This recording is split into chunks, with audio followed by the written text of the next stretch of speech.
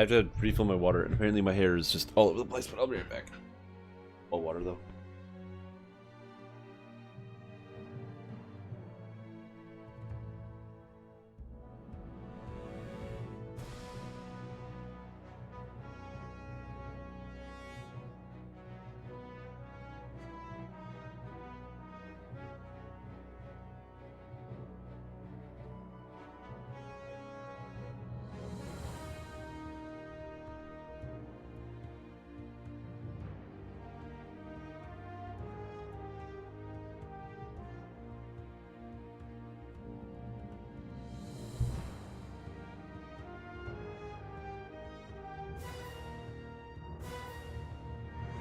Even on.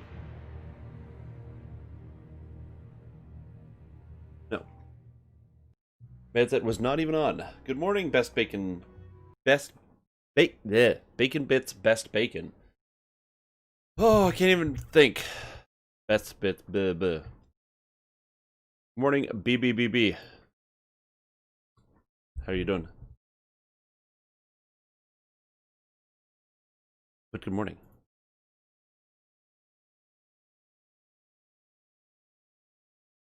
I think my audio is coming from the wrong source.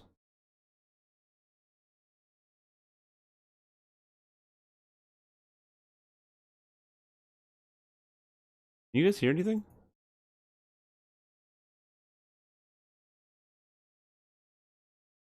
Sound playback. It's supposed to go to my speakers, but it's not.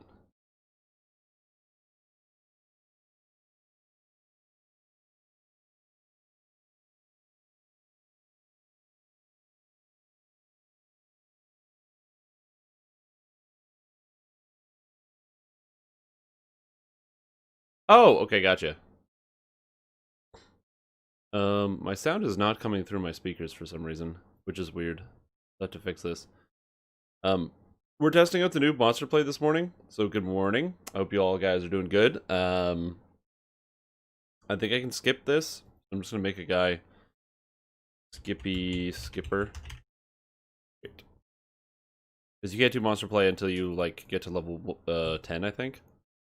So I'm just gonna skip through the opening and get through that. Hopefully I'll be able to set up the volume. If it doesn't work, I'll have to reset the client or do something else. But even if I set it to use my speakers, it is refusing to do so. Very weird. All right. Option. Audio.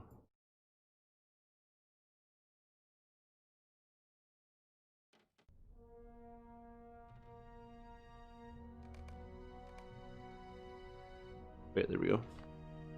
Where's the mustache? Oh, I didn't have time to set up the mustache on this character. You're so goofy today.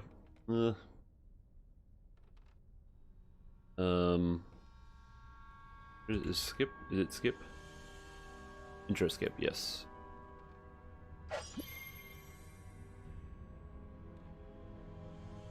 Veteran status, intro skip, yep.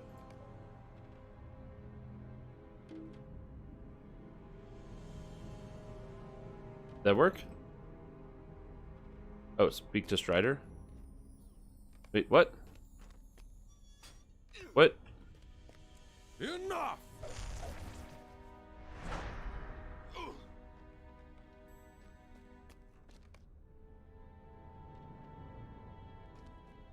Oh, skip introduction. There we go. Doesn't matter. I just want to skip the intro. Lotro back on? I don't know. I'm on the test server. Need to get to the Isengard Tavern. I just need to get my character level 10, and then I can do monster play. I wanted to test out the new monster play stuff. Game is like totally frozen. Is there a way to easily teleport there? Thorin? Map to Erdluin Thorn's Hall. Perfect. Ah, there we go. That's what I'm talking about. Talking about speed. What's the best way? Ravenloft and Feywild chests have a chance to drop 2 items from every end chest, so they're very good. And White Plume Mountain drops 1,000 item XP items. So, ransack White Plume Mountain for the week, and then move on to other stuff. Yeah. Go away. Yeah, so we're gonna be doing some monster play testing out. So if the game looks all goofy and you're like, What are you doing in particular? This is on the test server, so I actually got to change all the information at the top so you guys are aware. We are playing on the test server today, so this is not the real server.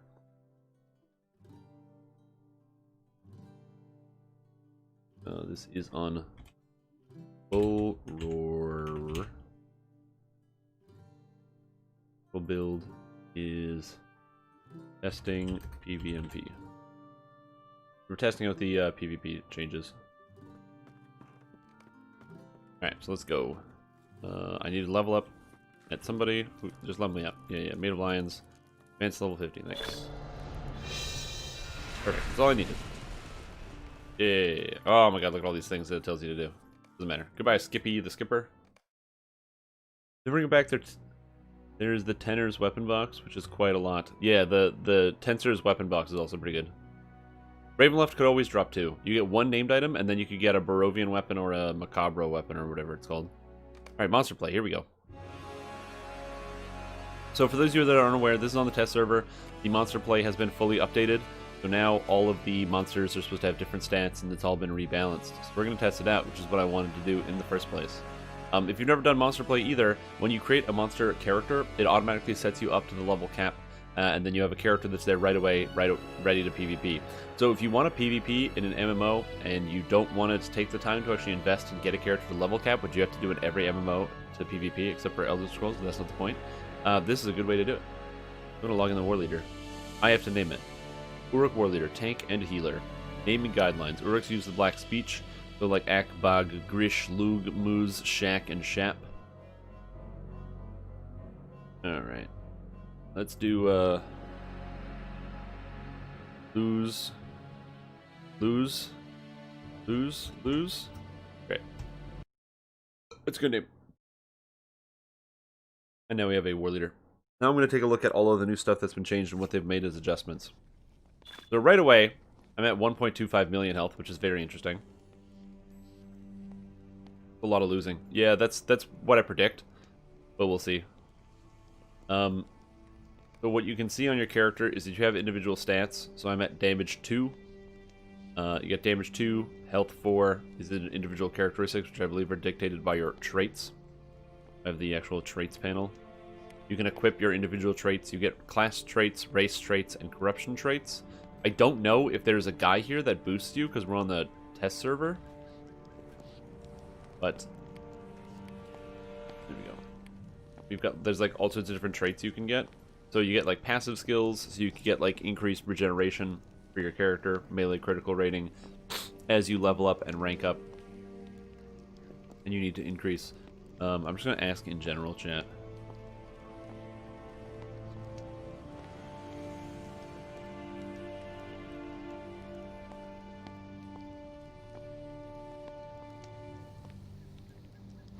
Audacity. Which gives you like crowd control resistance, all sorts of stuff. Battlefield promotion costs nothing. You just have to be at rank 1. At Grams. Okay, cool. So there's a guy here I can talk to that's going to give me the thing. I don't know who it is. I just want to figure out how to level up easily. Talk to this guy. Yeah, sure. Tutorial. Yada yada. Later, Marco. You have yourself a good evening. Alright, so somewhere here is going to be a guy who levels you up. Oh, Orion, Monster Play. Combinations and Monster Play rank up. Perfect. So the idea here is I just want to be able to test out what the actual Monster Play rank ups look like.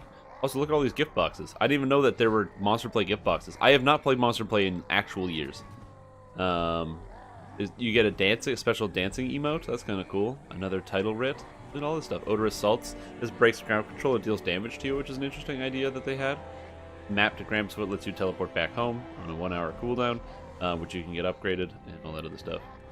So for Monster Play, I can get ranks up, so it gives me a bunch of infamy. So then this is going to rank me up. So then boom, we're going to rank up. When you rank up, it's effectively you're leveling up. Yeah, rank up. Leveling up grants me a lot of new skills. I guess what rank am I now? That automatically put me up to rank 3. So just by getting to rank 3, I got a whole bunch of new skills. I got an imposing presence. Inspires your allies with greater strength, mostly through fear. Cool thing about the Uruks and all these other things is that I've got like heal skills, but my skill is like crack the whip, where I heal somebody by cracking a whip. So I'm like, hey, get back to work, and I cast a spell, and it heals them, but it's because I'm being very aggressive. Or on your feet. You bellow a harsh command, enabling up to 5 nearby and defeated allies to rise, albeit at very low health. So, good stuff like that I like a lot. You single out an ally to support in the midst of battle, reduces incoming damage. Oh, I get Shield of the Dunedain? Oh, damn. That's kind of cool. I can just be like... Now they're bubbled and they take 90%, only 10% damage. It's pretty sweet. You can march, so you can move around, and there's a whole bunch of different skills. I don't know how much of these stats I actually need.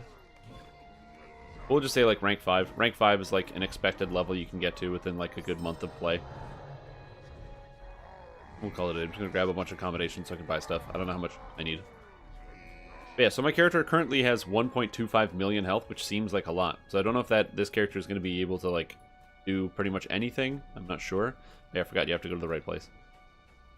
And I have a ton of skills that I don't know how to use at all.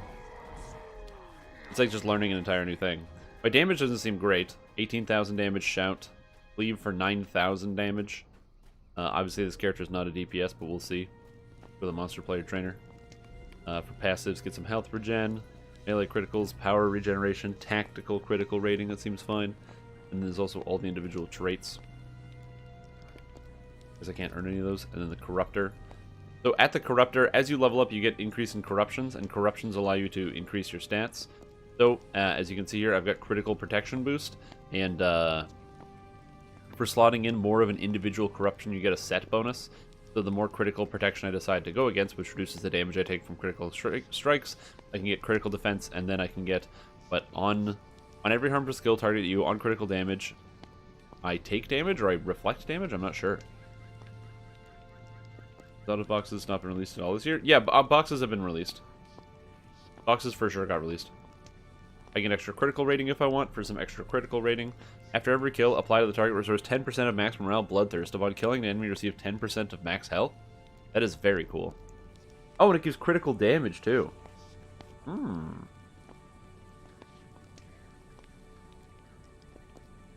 what do I have? So I have 11% crit. My finesse is very low, but I don't really need finesse to beat most monsters. And my stats are pretty much maxed out. Damage for health, which is increased damage but reduced health. Damage for mana. I don't really need the mana. And then you can get additional finesse, although there's no stat bonus. Health for damage, so if I want to reduce my damage, I can get even more health if I want. I believe you can take both and get some additional stats, which is nice. Health for power. Mastery boost. It gives you a whole bunch of mastery, and then 30% chance on next harmful skill will have no power cost, expires if out of combat for 9 seconds. Ooh, wow, a lot of these are like really good. Resistance boost, so you can resist enemies. Stealth detection boost, so you can detect monsters. Tactical mitigation, gives you mitigation and resistance at the same time. Very cool. I don't know exactly what of this is the most pertinent for what I'm trying to do. We'll try out some stuff. Get some mastery. Mastery is just going to increase the stats. Throw all this mastery in here. I believe I need to have mastery boost 6. And then by having all of that, now I have 800,000 mastery, bringing my damage up and my output up by hundreds of %, which is interesting. I don't know how that's supposed to work. So now let's confirm. And now all of a sudden, I'm hitting for way harder amounts of damage, and I'm healing for way more, which is pretty sweet. And then what? Like the different set bonuses. Like critical rating, which gives you a whole bunch of actual crit chance, because right now my crit is 11%. I decided to just slam all of this in here. Applied all the critical rating in. Then all of a sudden my character is up to 480,000 crit, so I'm capped at 30%. And then I get an extra 5% for the whole set bonus, which is pretty sweet. If I take one out, it just drops me down by a little bit. I'm not sure what the corruptions you're supposed to do are, but, I don't know, seems fine. And then you have your racial corruptions, so you can get, like, special abilities, increase critical rating, actual mitigations, leader of the orcs, increased outgoing damage, new breed, armor value, and health. Get a grip. You can inspire the forces of darkness in even greater feats, even as they near the brink of defeat.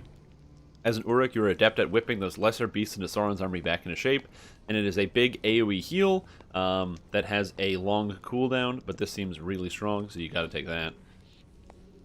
Racial Imposing Presence. This is a buff that gives people 10% health and mana. That's really good. Tireless Warrior gives you a bunch of regen. You probably need regen. How much mana regen do I have? 8,000, so you probably need some form of regen. That's important. I can take almost all of these. I just can't take all of them. 10% life seems good. And then probably grab, I don't know, extra offensive stance. Fine. I don't know what the cap is. 362? 361? Oh yeah, it's definitely not worth that. I think 362 seems to be the cap. Just take damage reduction. Sure, seems fine. And then you have your class abilities. The class abilities are focusing on like increasing individual stats based on your class. The reason why this race and class is different, you might think that all of the races are like pretty much the same, but they're not. You have 2 orc races, 2 Uruk races, a warg and a spider. Presumably, if they end up adding more spiders types or more warg types or more Uruks, they all share the same race traits. Also, hey Gypsy, how you doing? And then you can enhance individual skills. So I can get like Harsh Language, which increases my outgoing healing by 25%. That sounds pretty good. Shield Mastery improves block rating, increases Shield Bash critical chance, and Shield Bash damage. I have a skill called Shield Bash. I actually don't even know what my skills are, what they do. Black Speech. This the conviction and terror inherent in this speech weakens the heart of your enemy. Banner of Terrors. This is like a big cooldown. Purge. It's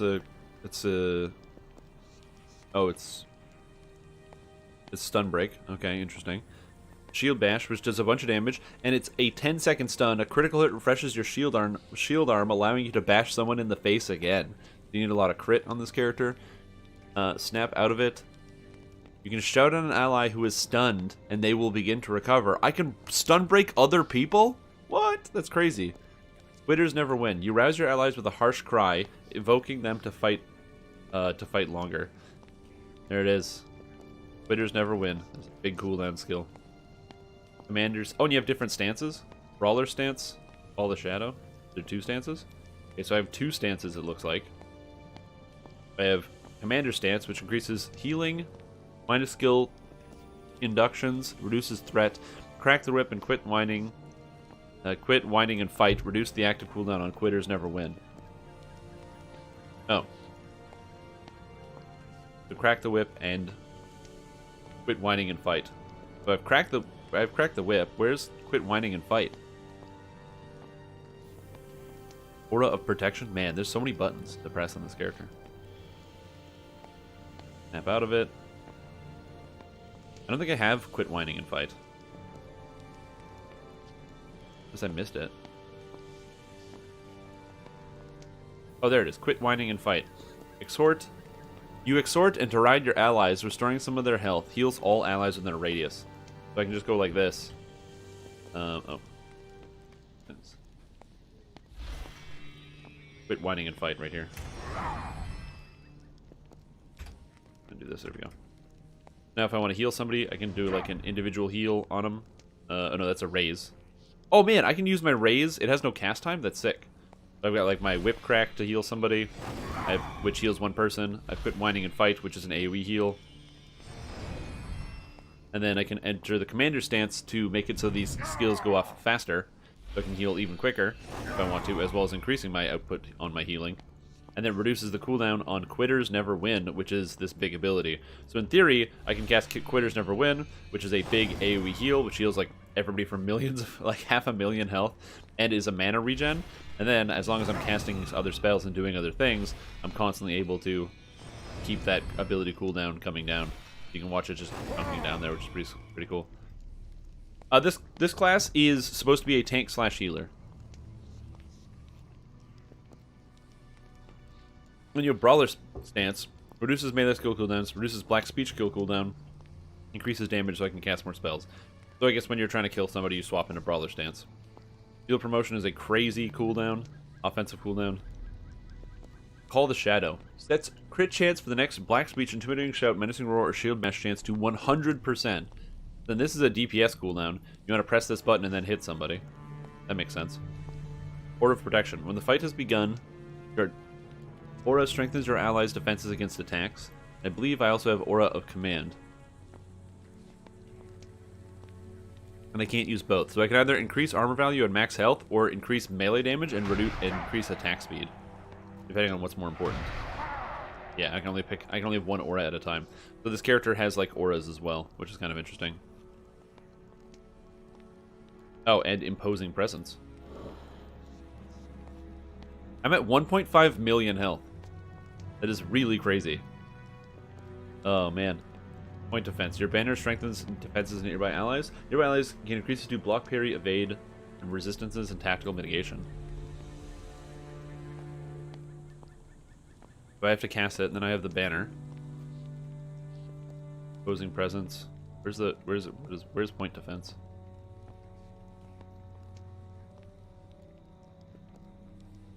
I don't see the effect here. Oh, there it is. Maybe, yeah, point defense. This is a lot of physical and tactical mitigations. This actually should, in theory, stack. So it should give me 63% damage reduction and 58% tactical damage reduction. It's not too bad. My character is not going to take a lot of damage from monsters.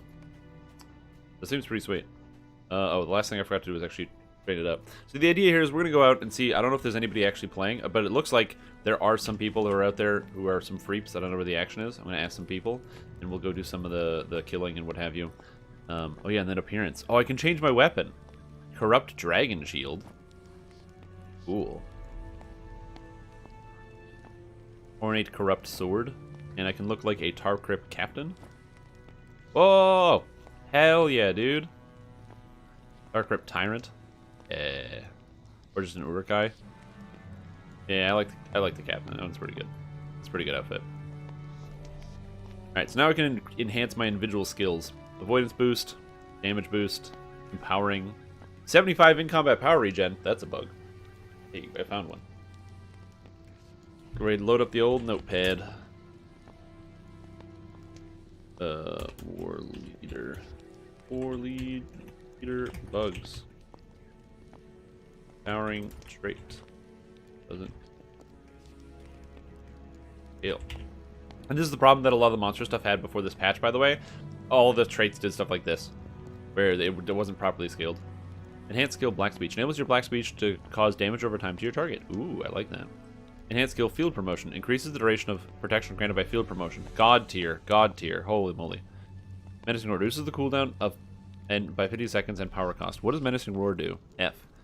A bunch of shadow damage. Oh, it's an AoE shadow damage attack that does a bunch of damage. Quest received. That seems pretty good on enemies when they're coming in. Also, welcome Toladin. You're having a good day.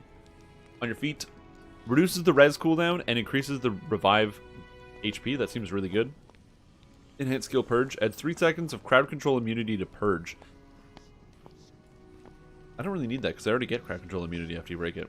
Quitters never win. Restores more power and reduces the cooldown by 2 minutes. My biggest cooldown coming down by 2 minutes. So it goes down to 1 minute cooldown on Quitters never win. So you can use it all the time. Holy moly, that's good. Snap out of it. Adds a heal over time. That just sounds good. I only have 2 more things. Lead the charge. Allows Banner of Terror and Banner of Horror to be used in combat and reduces the inductions of command post and point defense. Oh man, you actually have to choose. These are tough decisions. I don't know what I want. Particularly hitting with Black Speech, Intimidating Shout, or Menacing Roar calls your next heal to have no induction. Oh man. Increased Shield Bash, critical damage, critical chance. All of these things are so good. And then Harsh Language. Well, you gotta take the extra outgoing heals. That seems kind of good. I'm going to go with maybe Shield Mastery, because I feel like the Shield Bash could be kind of good. Now I have this character that has a whole bunch of additional outgoing healing. So I've got, like, Quit Whining and Fight, Crack the Whip for a whole bunch of health. So I can, like, Crack the Whip if I want on myself. And I believe it is... it applies a heal over time now. Oh, no, Snap out of it. Where's Snap out of it? Quit Whining and Fight. Oh, there it is. No, Snap out of it also applies a heal. Oh, this heal's pretty good. I don't know if it's good enough for this level though. 35k initially and 24 to 35 every 3 seconds. This is like a 150k heal. Honestly, it's not that bad. I'm not sure how good that actually would be. We'll probably change that out. Hey, Suffa, how you doing? Yeah, so this character is kind of like a combination. It's like a healing class and a tanking class, kind of at the same time. Yeah, so we'll swap that out. We got it so that when we crit on our damage spells, we can do something. Now we're going to go find some combat. I have no idea how to play this character because I haven't, really. That's going to be exciting. So now I can use Quitters Never Win for like a big AoE heal. And then after that, crit for like 800,000. Crack the whip. Now I'm healing for hundreds of thousands. And every time I use one of these heals, it reduces the cooldown on my Quitters Never Win by 10 seconds. Or it's supposed to be. Oh, because I'm not in the stance. That's why. Now I heal faster, even more, and this skill cools down really quick. I'm constantly able to belt out AoE heals. Alright, and then I just want to make sure I plan out my damage skills. Do I have an interrupt?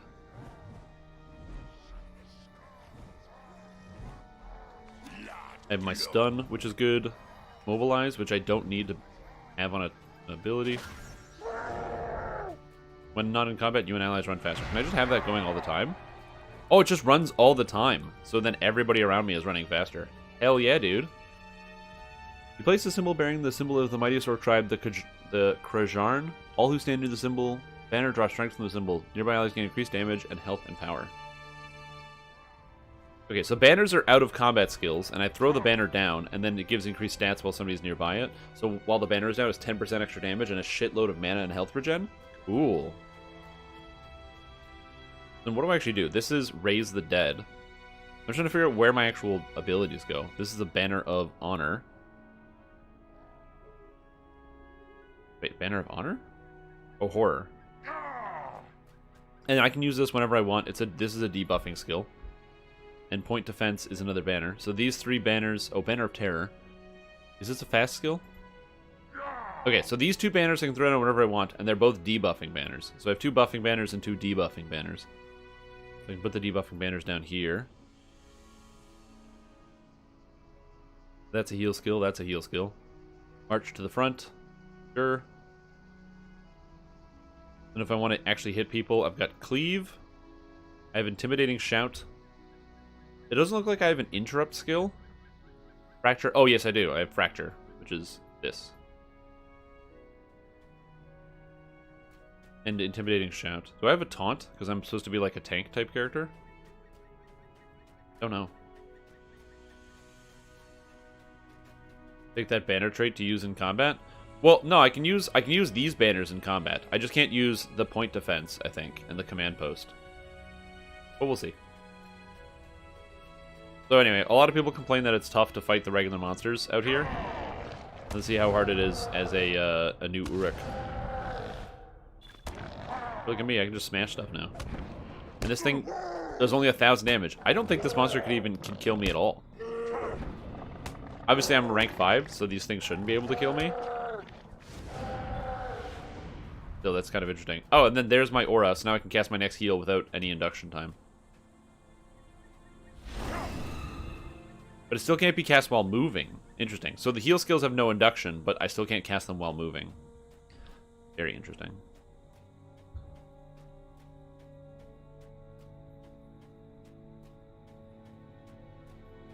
Taunts work for actual players. No, like for taunting like bosses and stuff, because this character is supposed to be like tanky, right?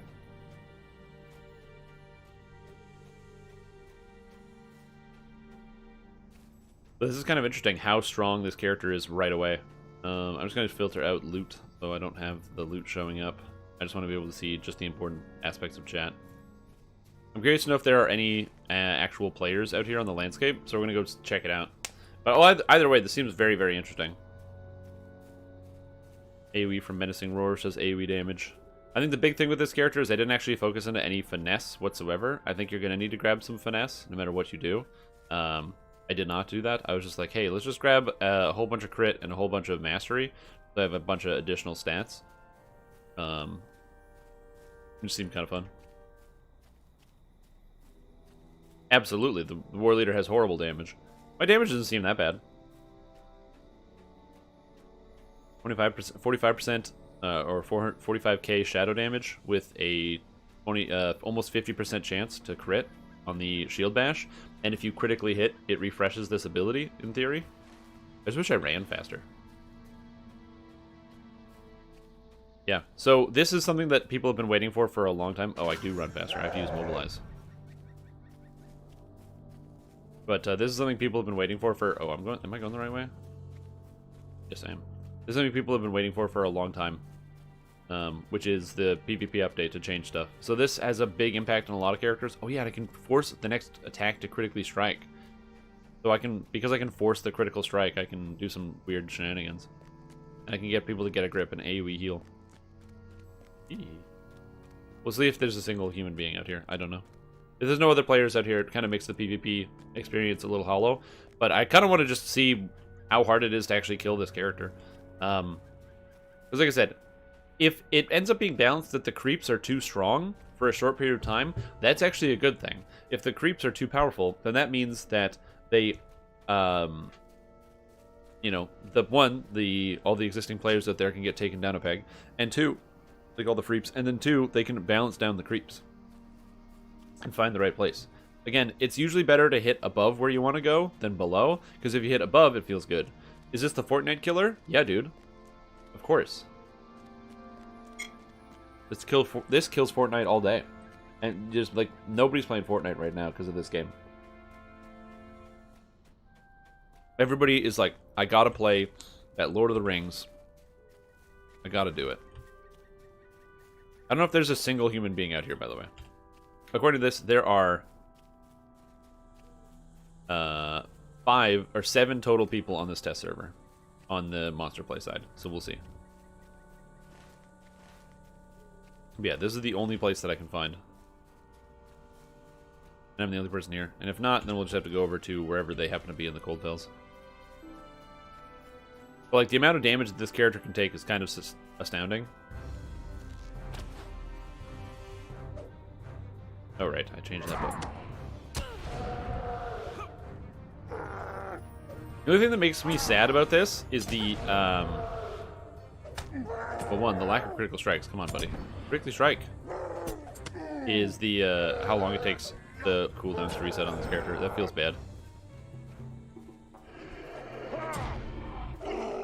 Although having a 10-second stun is complete madness. That resets itself if you critically strike.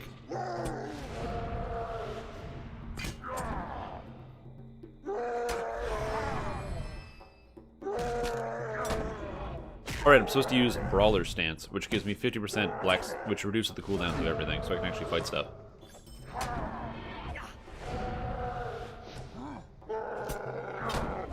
And actually fight my way into the camp. Look at me. I'm a tank, dude. Tanking stuff, I think.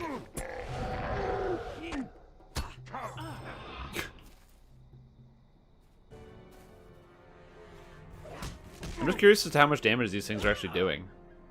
Look at this, I'm taking 3,000 damage.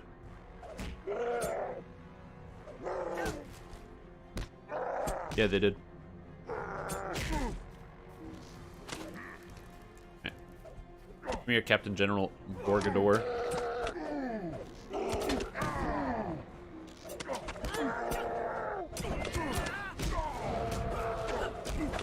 Oh no, they disarmed me, so I can still just scream at them. No induction time on my heal, eh? Sweet. What was this? We can resolve. Reduced incoming healing. That's rude. I may never kill this guy.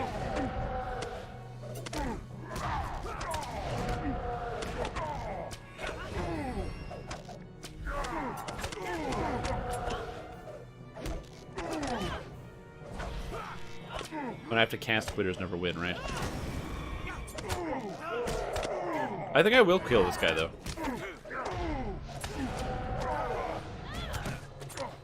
Oh no, the stun!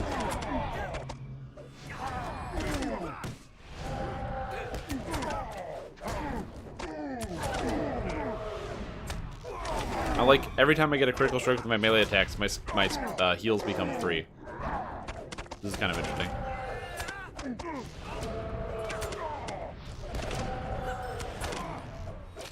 So I'm just AoEing down this entire camp. Am I just taking this keep by myself? I mean, I know it's lumber camp, so it's not really a whole keep. But this feels I don't know if war leaders were always able to do this. Maybe they were and maybe they weren't. I don't know. You know, this feels Feels not too bad, I gotta say.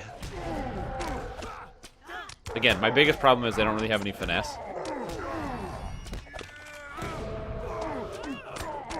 And the best part is I can just swap, I can just stance change if I need to get more health or something.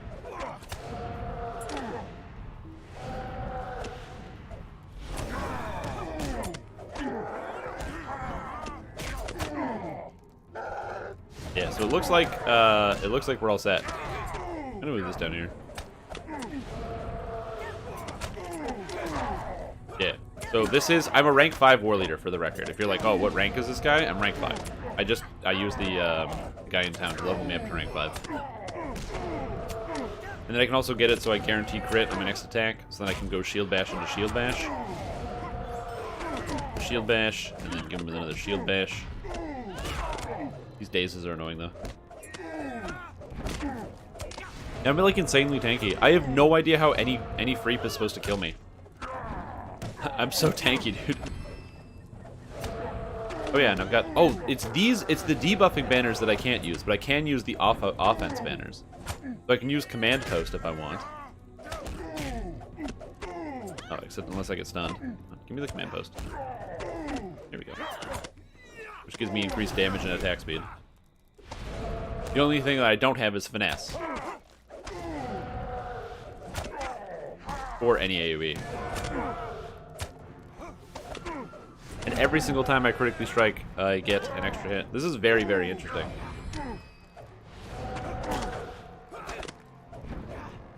Obviously, this is the last day, so there's no, I don't think there's any creeps out here. I'm curious as to how my characters would function if I could actually kill a creep, but I don't know if I even could kill a single creep. This seems crazy. However, every server has hundreds of people that can go out and do PvP, so I wouldn't be surprised if they did end up, you know, if there was a resurgence of people going out there and playing.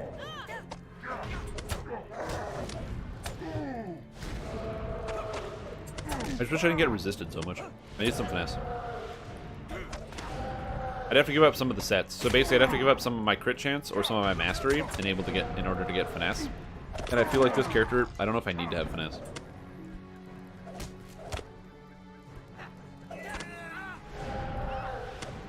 Get him out of here.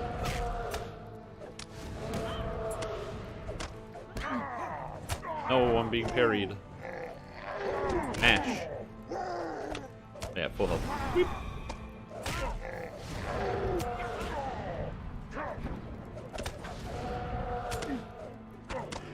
Guaranteed crit on this attack, so it resets itself. Got a crit, resets itself. Sweet, I did it. I just took this, I took Lumber Camp by myself as a rank 5 Uruk.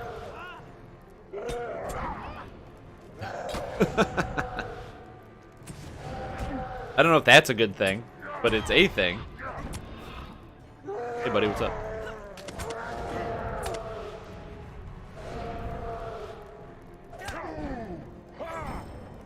There we go, I'm done. Fine now. Keep your heads about you, worms. The Grimwood Lumber Cap is ours for now. Alright, let's go see if there's a single freep out here at all. One finesse. Yeah, well, just having 71k is not enough.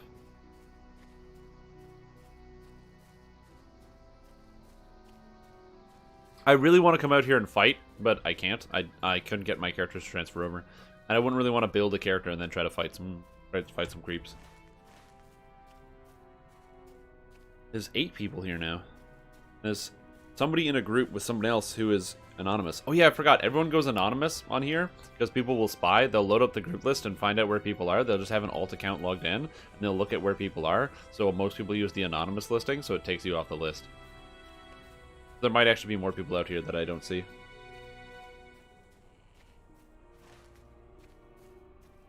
Yeah, I'm heading out here. Yeah. Right, I need move speed.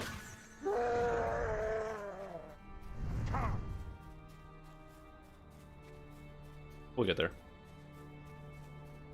Yeah, that's kind of interesting. I mean, in theory, I don't need to trait any finesse. It depends on what I'm doing. Like, if I'm out here playing around with this character, and I'm trying to, Like, solo, obviously, is probably a good idea for me to trade some finesse. But if I'm not soloing, if I'm playing in a group, as a war leader, I shouldn't have any finesse. Crit mastery all the way, man. Give me that healing.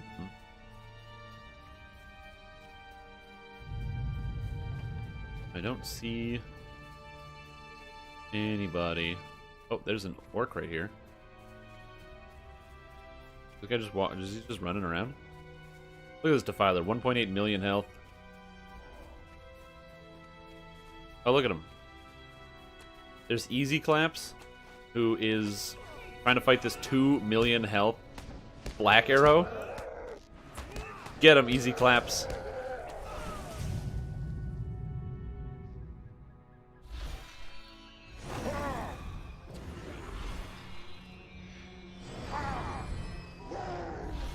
Still takes a while to heal, but you know, you do what you can. Gonna play a heal over time with Snap out of it.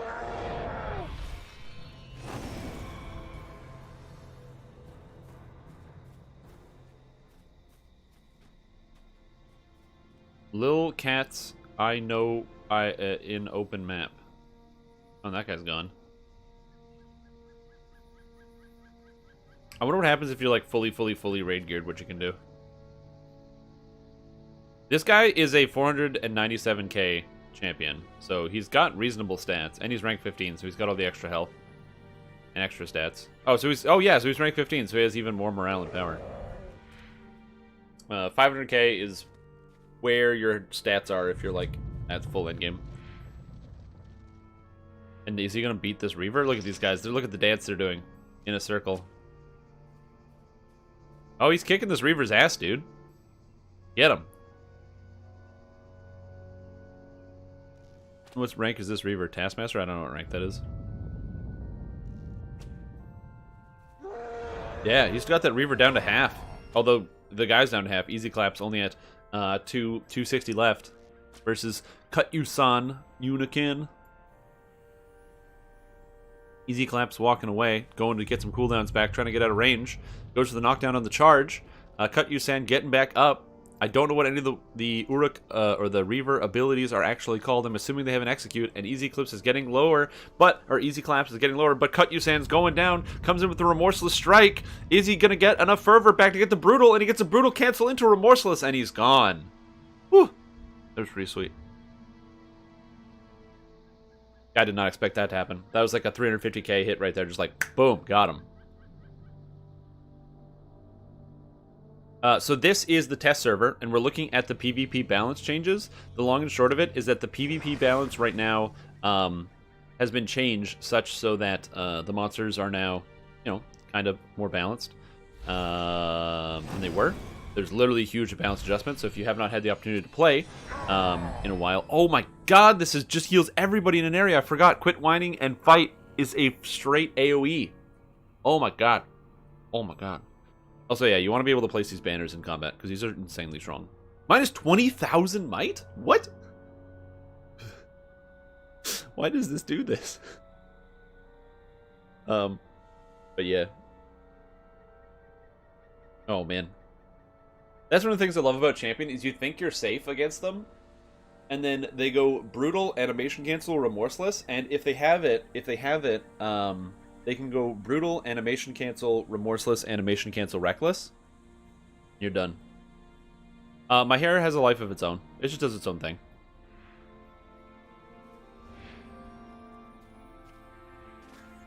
So yeah, it looks like there aren't a lot of freeps out here. I can't really get my character, it's my transfer's not working. But yeah, this is the big PvP balance change.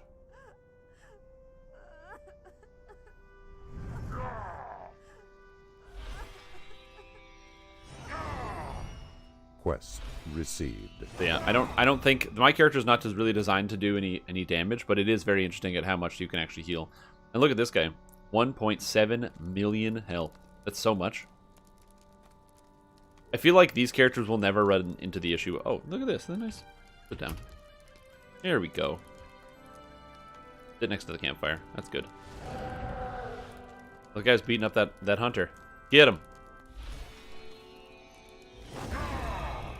I'm just watching. I'm enjoying the campfire. you know, PvP as it is. But yeah, literally 1.7 million health. Now, it's also important to note that against monsters with no mitigations, players demolish this. On my Runekeeper, I could probably just kill a 2 million health monster in less than 10 seconds.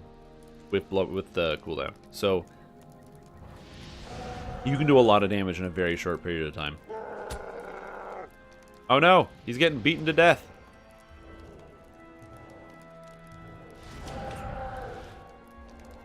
Yo, is this a Runekeeper with 500,000 life out here in the moors?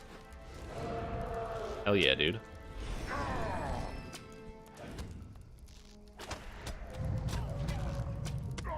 I have a question. Do the one-shot archers one-shot you even if you have like 1,000,000 health? Or do they just do a lot of damage? Also, it looks like Katu-san and Easy Claps are going at it again, although Katu-san is demolishing Easy Claps this time. So I think Easy Claps is going down. Oh, but he uses the sprint to get some range on him. But then in comes the slowing cleaver from Katu-san. Oh man, look at that. That fight going on over there. Yeah, obviously there's not enough people to fully test some of the PvP, unfortunately. But it looks like Easy Claps is coming back.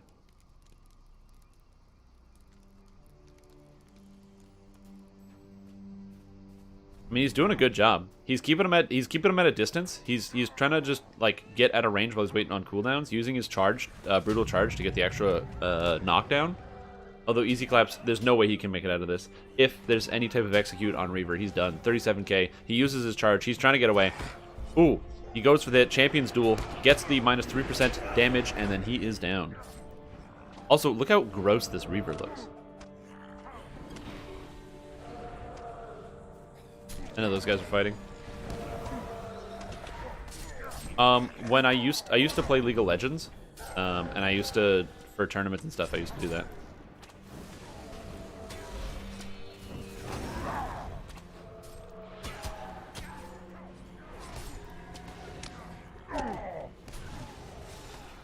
This Reaver is annihilating this Runekeeper. I just healed the Reaver once.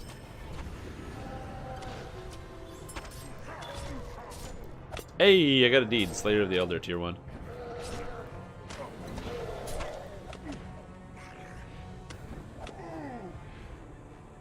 Is this guy also a Reaver? What is this guy? Yeah, this guy's a Reaver as well. This Reaver looks way better. Come on. Although I don't like these weapons. What's this guy doing? Like, I like the outfit, but what's with the weapons? The clown costume weapons going on over here. The problem is knowing all the abilities. I'm out of practice. But if PvP actually becomes like kind of balanced and people start doing it, I would definitely love to go out and try to PvP some people. That seems like it could be fun. But yeah, having 1,000,000 health, I don't know how this is going to be because, like I said, I was able to just go take a keep as a war leader, which seems like I shouldn't be able to do that. I don't know how I would be able to fight off some of these guys, but I don't really have a lot of skill or practice, and I can't, again, as I said, I can't transfer a character, so my character wouldn't have, like, appropriate items to be able to fight all of this stuff. Hey, there's someone else, a champion. You want to fight lose-lose? And lose, buddy? I'll kick your ass. I'll kick your ass. Get over here. You want to fight? I'm going to fight this guy. I'm going to lose. Get out of here.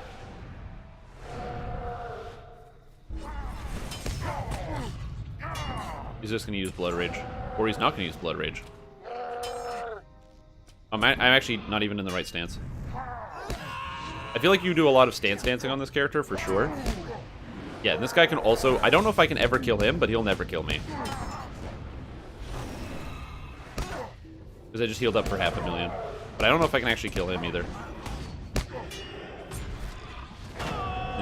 He just continues Blood Raged, so I can't CC him at all. Ooh, he might actually get me. Maybe? Oh, he's healing a lot too. Oh man, I'm not invincible. No, my powers. This guy's too fast for me, man. I'm not a good PvPer. Oh god, I'm being overwhelmed. And I used that cooldown too late. Oh, you can't use it on yourself. I don't know, you can't use field promotion on yourself? Oh, that makes sense. Man, I got wrecked.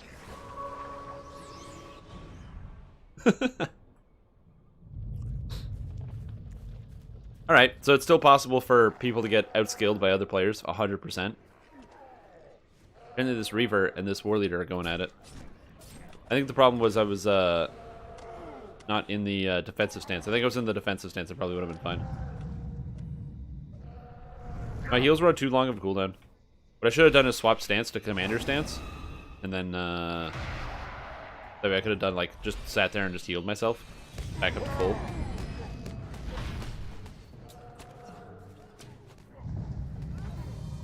Yeah, and this champion is he using sudden defense? Yo, is this guy a blue champion? What madness is this? No, he's got Champion's Duel. He's a red champion.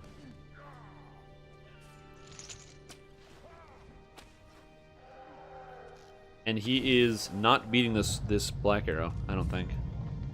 Oh, but he's healing a lot. I don't know how he's healing so much. He didn't change champions, I don't think. Oh, and down comes the trap from the Black Arrow. Champion stepped right in it. He's going down. Only 141k health left. Black Arrow's got that execute. I don't remember what it's called. Oh, but Champion is stunned. Black Arrow's lining up the shots and Champion is down. Damn. But, like, that just important to understand that some of these fights that you're seeing, like, this guy almost died, and this is pretty even. Considering this guy is a rank 15 creep. And you know who's a rank 15 creep? Nobody. There's like some people that are rank 15 creeps, but after this change, a lot of people are going to be either restarting or trying again. This guy probably wants somebody to heal him. All right, here you go. We can't heal you if you walk away, dummy.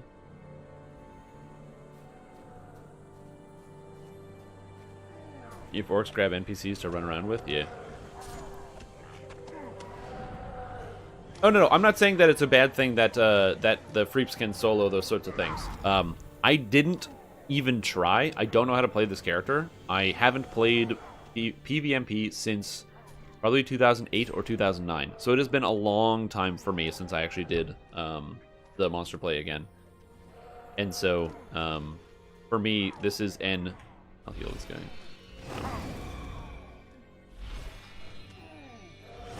Oh my god, that's just an AoE? Look at this AoE healing. I just healed for almost like 3 million. I feel like if you have like 1 or 2 war leaders, you can't kill a raid. Because these heals, I think they have maximum target limit? They don't have a max target limit? Yo, what the heck is this?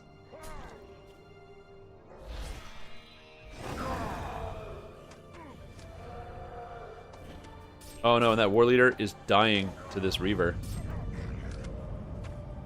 Oh, the Reaver beat the war leader after a drawn-out, like, 5-minute fight. So yeah, overall, my impression is that the strength of the creeps is going up a lot, and potentially in a place that might be a little overtuned. However, the difference here is that since it is potentially a little bit overtuned, this also means that the characters themselves, they will have the opportunity to adjust things. This is also a problem that the millions of health doesn't display properly. That's a bug. Millions of HP, it doesn't display properly. That's a bug. We can probably fix that. But like the fact that some of the players out here will actually be able to, you know. Also, you don't really care about block, parry, or evade, by the way, because the players have too much finesse. Players running around out here are going to have like 300k finesse. Well, a lot of players run around with 200, so my block still matters. But like when I play my Warden, I run around with like 320k finesse, because anything less and I miss some of my dots, and that's a big DPS loss. So I don't know about specifically, again, some of the stats here, and also some of which how they calculate. But I am very interested to see. It looks like the physical mastery caps and the crit caps are about the same, which is kind of neat. But I am very curious to see specifically how this plays out once it actually hits the live server and people actually play with it a little bit more. Again, I am of the personal opinion that if the player characters end up being... if the Freeps end up losing sometimes... Oh, that guy, he beat him again. Nice. If the Freeps end up losing, for a little bit, that's probably fine because one, Preeps have big egos, and players get their stats and they're going to try to min-max it like crazy. And two, it'll give people some opportunity to go out and play in the moors. The idea that you can make a character and be like relatively low level. Again, this character is only rank 5. Rank 5 is not even like a month of playing in the moors. It's probably playing like 2 nights a week for a month, and you're going to get rank 5 by just going out, doing some quests, and also getting into a couple fights, right? So the rank up system, where you're getting infamy from actually fighting other players, right here. So, like I said, 14,000 infamy. You get about 100 for a kill. It's really not that big of a deal. Oh no, Lukazag falls to the free peoples. Oh yeah, there's freeps out there that are clearing out all the keeps. Look at them. There's whole groups of them. Yeah, so as I said, I think that's and look, there's so many people out here that aren't even showing up on the list because they're all just like, nah, anonymous. I find funny.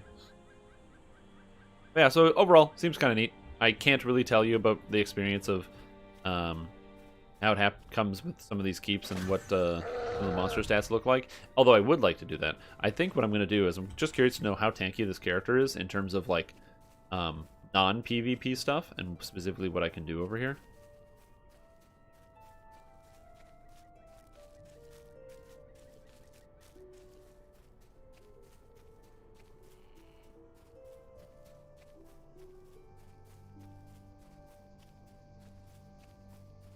So yeah, we're going to go test it out. I'm kind of curious to see what happens if I go into this keep and aggro the entire thing,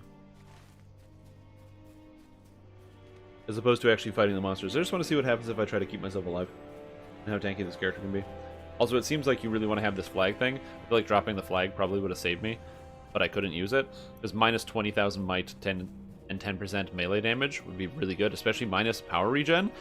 A lot of champions don't really run any power regen, and they'll usually run either 1 point into second wind for their power regen, or even, as I said, just literally nothing because they don't have any fate. See?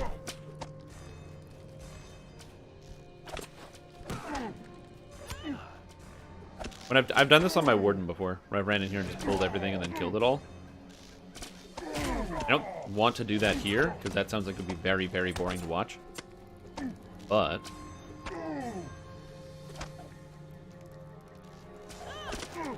oh, those guys de-aggro. That's really funny. Did they interrupt me? What?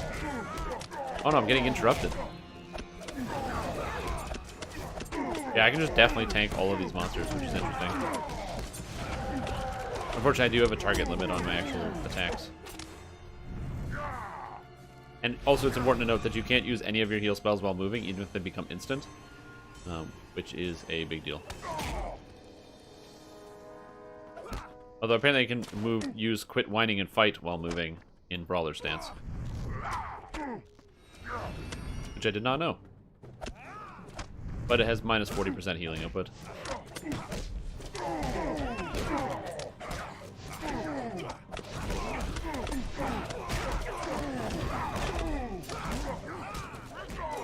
Yeah, I don't know.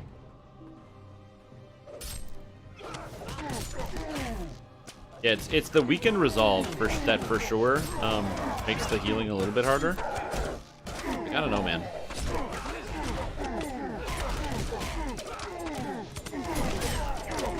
Maybe I can't heal myself.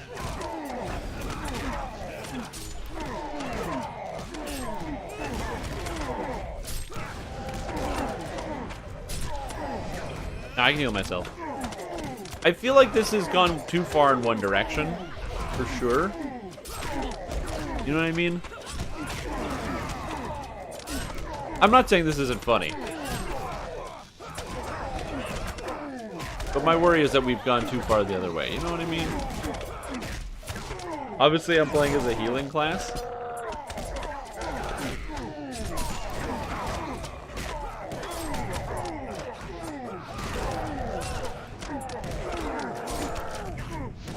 Stands back to this one. Do my big heal, that's free. Handstands. Hit everybody. Handstands. Yeah. Yeah, I feel like I said, I feel like we've gone the other way. Also, apparently I'm not in the right stance. Is there a limit on how many monsters can get out here? That's kind of interesting. Oh yeah, they don't even know where to go. Alright. Let's get out of here. This is a waste of time. I could definitely take that keep. I'm just not going to. Because I will eventually win, but eventually is a long time. And that is not a short time away. I don't think I have any forced in-combat move speed either. No, it doesn't look like it. And even dying would take a long time. Also, I never used Imposing Presence for the extra 10% morale. There we go. Alright, out of combat. Then we go to Gramsfoot. Oh, there it is. Crude map to Gramsfoot gives me the Gramsfoot skill.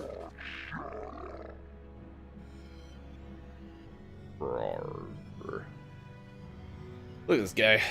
I do like that shield. Shield's very cool.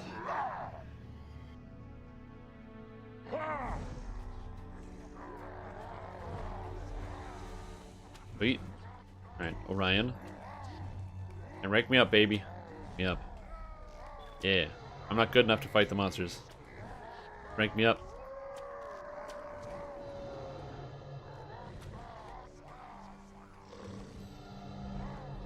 Then you rank up to rank 15. What do you get for each individual rank up? What do ranks provide for you? Do I get additional stats and things I can play with? Additional items? Or is that pretty much all done? I'm not sure. Because like my armor and my health and all that other stuff didn't really change. So I think everything's pretty much fine. I don't know what these little blocks indicate. I remember you used to have to buy your stat upgrades when you would rank up. You have to go to the guy and buy them. You go to the monster player trainer. Oh, and then you buy... Oh, there it is. So you get more health regeneration, more health regeneration, more health regeneration, more health regeneration, more crit, more mana regen, and more crit rating. Oh yeah, as well as Audacity. So this increases tactical damage. Oh, when fighting against free peoples and reduces damage taken. So every time I rank up Audacity, I have less crowd control duration and increased outgoing damage. And this is for each life, I think, or each rank gives you one tier of Audacity for an extra 15% increased damage. Oh, I'm out of combinations. I need to get some. Then a battlefield promotion. You grow stronger by rank. Oh, so this you come back to this guy. So every time you rank up, you get all these stats for free. So you get an extra 1% damage, health, mana, and outgoing healing. So if I rank this all the way up to 15, because I'm ranked 15, that's an extra 15% increased stats that I got. So now I'm at 1.7 million life. And an extra 15% extra healing on my skills. So now I'm healing for hundreds of billions of numbers. Numbers is crazy. And then you need to get the combinations to be able to apply all this stuff. I don't think I got any additional skills, any corruptions or anything. No, I don't think so. Then I still have Brutal Persuasion or Leader of the Orcs for additional stats if I wanted to go for it, although my character's pretty much at the cap. Enhanced skill Black Speech causes damage over time. Black Speech seems to be pretty good. I don't know what the damage over time is like. Damage over the time is not very high. Enhanced skill Snap Out of It adds a heal over time to Snap Out of It, which I think is actually pretty good. Not too bad if you're healing people. And then Lead the Charge, Banner of Horror, and Banner of Terror to be used in combat, which is really, really good, and be able to use those things. So they have less duration, but they also have less cooldown, so you can move them around all the time. Where exactly you would put those, I'm not sure. And of course, Enhanced Skill Purge, which gives a 3-second crowd control immunity to Purge, but something like that, I'm not sure how you would need that, so I probably wouldn't take it. Yeah, overall character seems like really strong. It's the only thing that makes me sad is you can't set up 2 separate panels. It'd be nice if you'd be able to change out of combat, maybe with like a 5-minute cooldown between the two. Because it'd be nice if I was soloing to have Enhanced Skill Black Speech, you know, the shield mastery and stuff, and then what if I'm going into a group, swap into the rest of the healing traits without having to come back to Grams. I think that would probably be the next big step for them to take. That would be something that would be very good. Yeah, I don't even know what I would get rid of. Because all of these skills are so good. And then all of a sudden, you can now use the banners twice as often, and they have half the cooldown. So I can go like this and just drop the banner down. Apparently the induction time of these is much lower. Oh, and now we can just use point defense and command post instantaneously. So all of these banners can be active all at the same time. Interesting. Oh, I can only use point defense or command post. I can't have them both. Give me the parry and all the defense ratings. So I can just drop that down. I'm assuming I can use that in combat as well. Give me the block and parry rating. Or the command post instead. Give me the extra damage. That's still pretty sweet though, the fact that that works like that. Now I thought that my there it is. I have apparently symbols of dedication from the anniversary event to get different appearances. I'm not sure how you get these. Advanced skill, get a grip, racial appearance. So wait, how did I get these? Travel skills, sigil of battle. I didn't really get any of these things. That's one thing I don't really understand is how to acquire all this stuff. I don't know if it's because of the test server, but I seem to get all of my actives like while I leveled. Like I just got them for free. So I don't know if that's not supposed to be like that. It might just be something on the test server. Yeah, and then there's also the finesse boost. There's no set for the finesse boost as well, which I think could be a bug because there's 6 different finesse boosts. And again, you don't really need that many. The only character classes you potentially need a finesse boost for is like a warden. And if somebody, like as a player character, and if somebody is playing a warden, just ignore them. Because you have so much extra healing on here, it probably doesn't matter.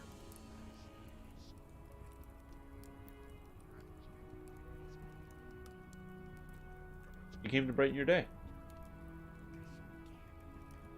You have your meeting. Did it go good? Yes. Okay, that's good to know. Perfect. Yeah, so I don't know what's going on here with some of these stats, and I don't know what's also good. It might be good to have critical protection because characters pretty much scale everything off of crit multi, so maybe that's good. I don't know. Maybe you want more damage, maybe you just want more health.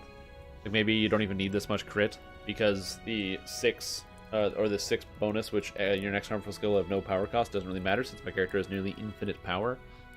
Same thing with the crit here. Do I really need this bloodthirsty effect? Upon killing an enemy, receive 10% of my max health? Maybe. I don't know. It sounds good, but I don't kill enemies very often. I'm probably just going to be outside of combat. So I probably don't even need this crit boost. I would do something like health for power, health for power, health for damage, and just be like, hey, look at me. I'm the 1 million health war leader. An extra 15% life. Call it a day. And now I've got 2.3 million health, and I'm very hard to kill. Do I have as much crit? I do not. But I still have like a 20% chance to critically strike on spells. And then you just heal everybody up. And then you throw out the Aura of Protection for an extra 5% health, because obviously you need 2.4 million. And then it's like, oh, what's that? A player's trying to kill me? Step into my Banner of Terror, and all of a sudden they receive minus 289,000 Tactical Mastery, minus 20,000 Might, and 10% damage, as well as no mana regen. Cool. Oh, and I can have both of them up at the same time. Look at that. Like, come get me. Come get me. And then I can just sit here and just heal myself and my allies. The only downside to this character, I think, did I take snap out of it? I didn't. Can I snap out of it on myself? Not use on self, no. Or field promotion. These are 2 skills you can't use on yourself. Field promotion is amazing. It basically makes one monster or player immune to death. Because it reduces their damage taken by 90% for 15 seconds. So I can just pick one person and do that, which seems pretty good. And then also getting guarantee on Call the Shadow. Shield Bash refreshes itself if it crits. So even if I don't have that much crit, I can use Call the Shadow and then Shield Bash somebody, which automatically causes it to instantly refresh, so I can Shield Bash 2 people. So it's a 10-second stun on one person and a 10-second stun on another. Again, pretty cool. A lot of different ideas here that are going on. This character seems like it could be really strong, and especially with 2.4 million health. Dude, this is so much health. And I just go, oh, I'm sorry, I healed for 174,000. Oh, I'm sorry, I just healed for 592,000. Oh, I'm sorry, I just healed myself for 508,000.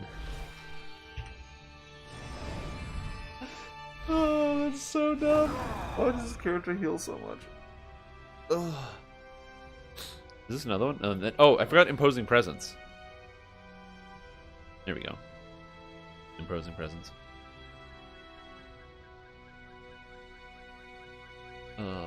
If you wanted a super min-max, you can also cast Imposing Presence on your friends, and then swap out Imposing Presence for something else because it'll last 30 minutes, hopefully, assuming nobody dies.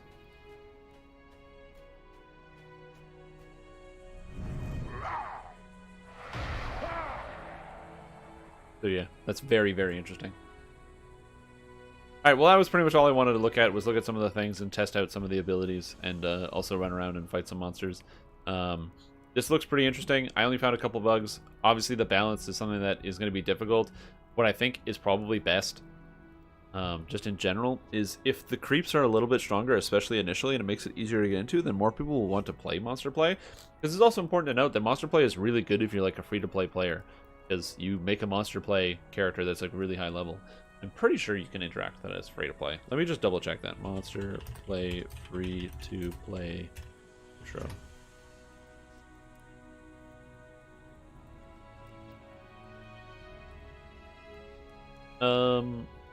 Free-to-play players get the Orc Reaver, and the other classes cost 800 points.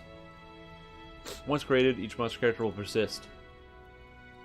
VIPs have access to the Etmoors. Free and premium players can purchase a temporary Etmoors stable pass. Oh, that's for as a free peoples. Players can trade free-to-play. Yeah, so if you're free-to-play, you can just play Monster Play. And do, like, all your PvP and stuff. You can just do that for free. Which is pretty dope. And then also there's apparently the Sundering of Osgiliath.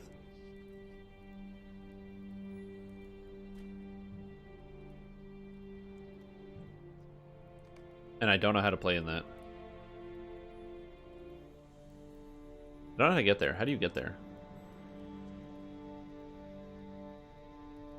Huge totem pole behind the middle of Grand Split. There's a banner you can click on that will teleport you. Oh, there it is. The Sundering of Osgiliath. Look at that. There we go. So I walk over here and I click on this. Then you now look at me. And now I'm doing PvP in Osgiliath.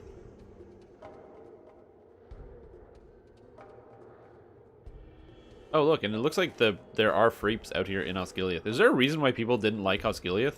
Is it no fun? What was the deal? Look at all these orcs. Received.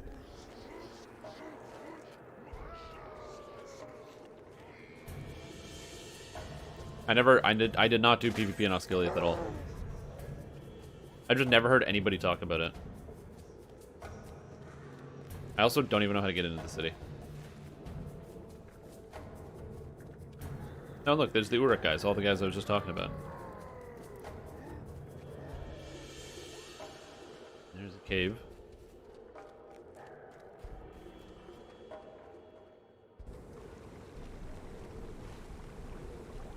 Oh, and that's how you get into the city. River Turtle. River Slug. Oh, this area is level 100. Oh, the area is level 100. That's an interesting decision. Why is that? Oh, apparently you can't go that way. Neat. Now I'm just exploring for the sake of exploring, which tells me I have exhausted all of the ideas that I originally had for this section of the live stream. But yeah. There's like, as far as I know, no monsters. I don't even know where to go in here. The game is like lagging out. The only time I ever came to Osgiliath was once. I came here for a quest that I had to do for my book quest. It also looks like there's nothing here. Maybe that's why people don't do it? Because there's literally nothing in this entire zone.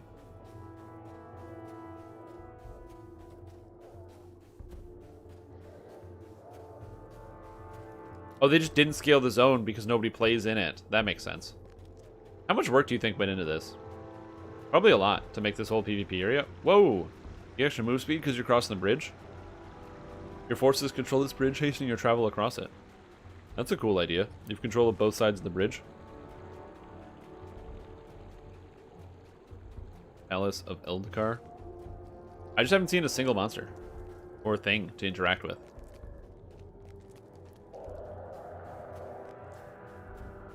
I mean, I personally have never come here, so I have no idea. I'm assuming those are one-shot archers. Wait, are they one-shot archers? What do you think?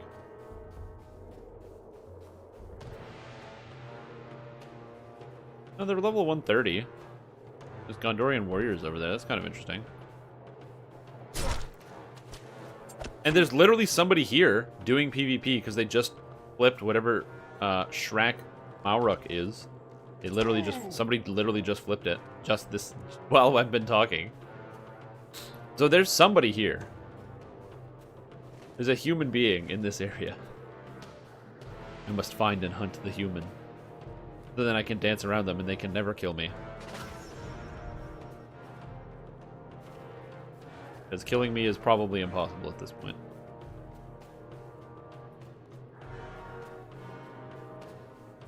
I don't know. I'm just exploring for the sake of exploring. I never came through this area. And having millions of health, having more health than the elite NPCs is very, very goofy. Oh, so it's like a whole camp. This is the palace of the Eldikar with the Athelian captains and everything else. These guys are level 130. Look at this. And there's Canderous and Edonus. And if you pull them, it looks like it pulls the whole camp, which is kind of interesting.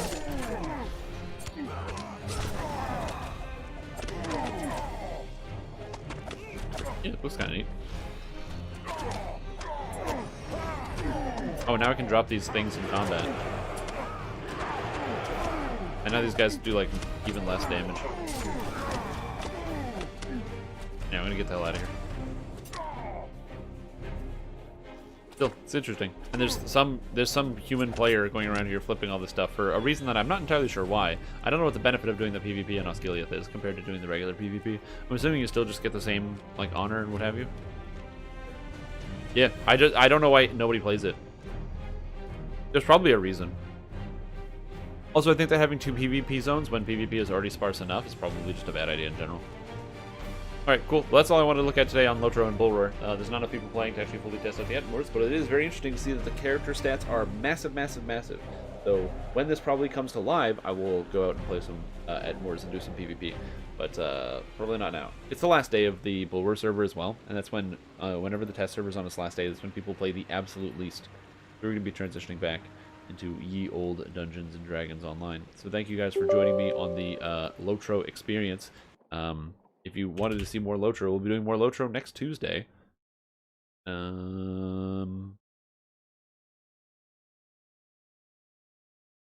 not now. If you're like, I'm a Lotro guy and I don't want to watch anything other than that, I'm so sorry. We are transitioning away.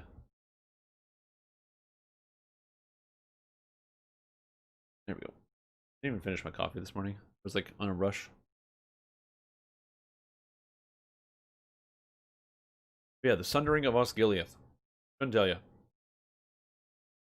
The Great Bridge, the Palace of Eldikar, Romendesiel Circle.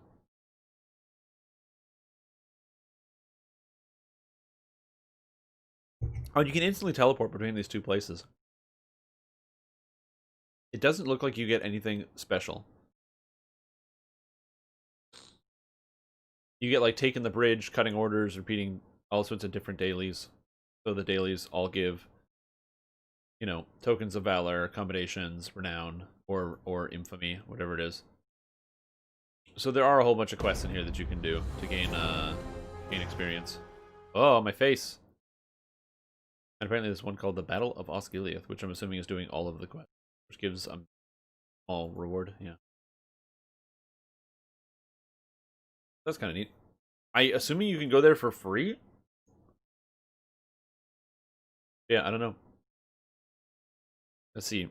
How come nobody does PvMP in Osgiliath? Why does nobody play PvMP in Osgiliath? I used to do a few daily quests on my background, occasionally run into some solo freeps. There are still several people who go there for quests, but it'll never be popular because it's too much PvEing, I'm guessing. The design of the map is bad, with straight obstructed path across the main bridge between the Freep and Creep base. For the brief duration when people played there, it was mostly terrible shuffling gameplay. On top of that, the map-wide buffs are lower than delving and tied to the bridges, again resulting in bad gameplay. I don't know.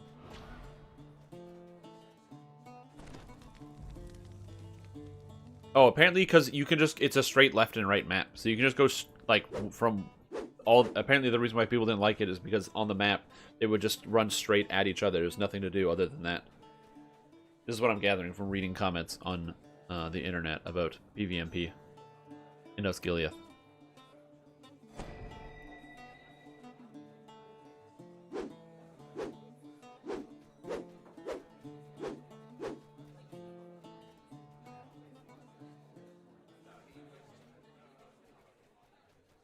Ah, there's a Lotro community thread called Lotro SSG hates Lotro PvMP and its PvPers. Well, eat your words, Mr. S Play, because they just updated it.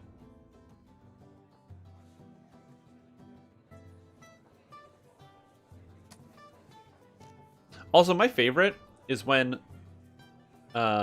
people get like banned on the forums, and then they link a post that says it doesn't even show me what I got banned for. I just got banned out of nowhere.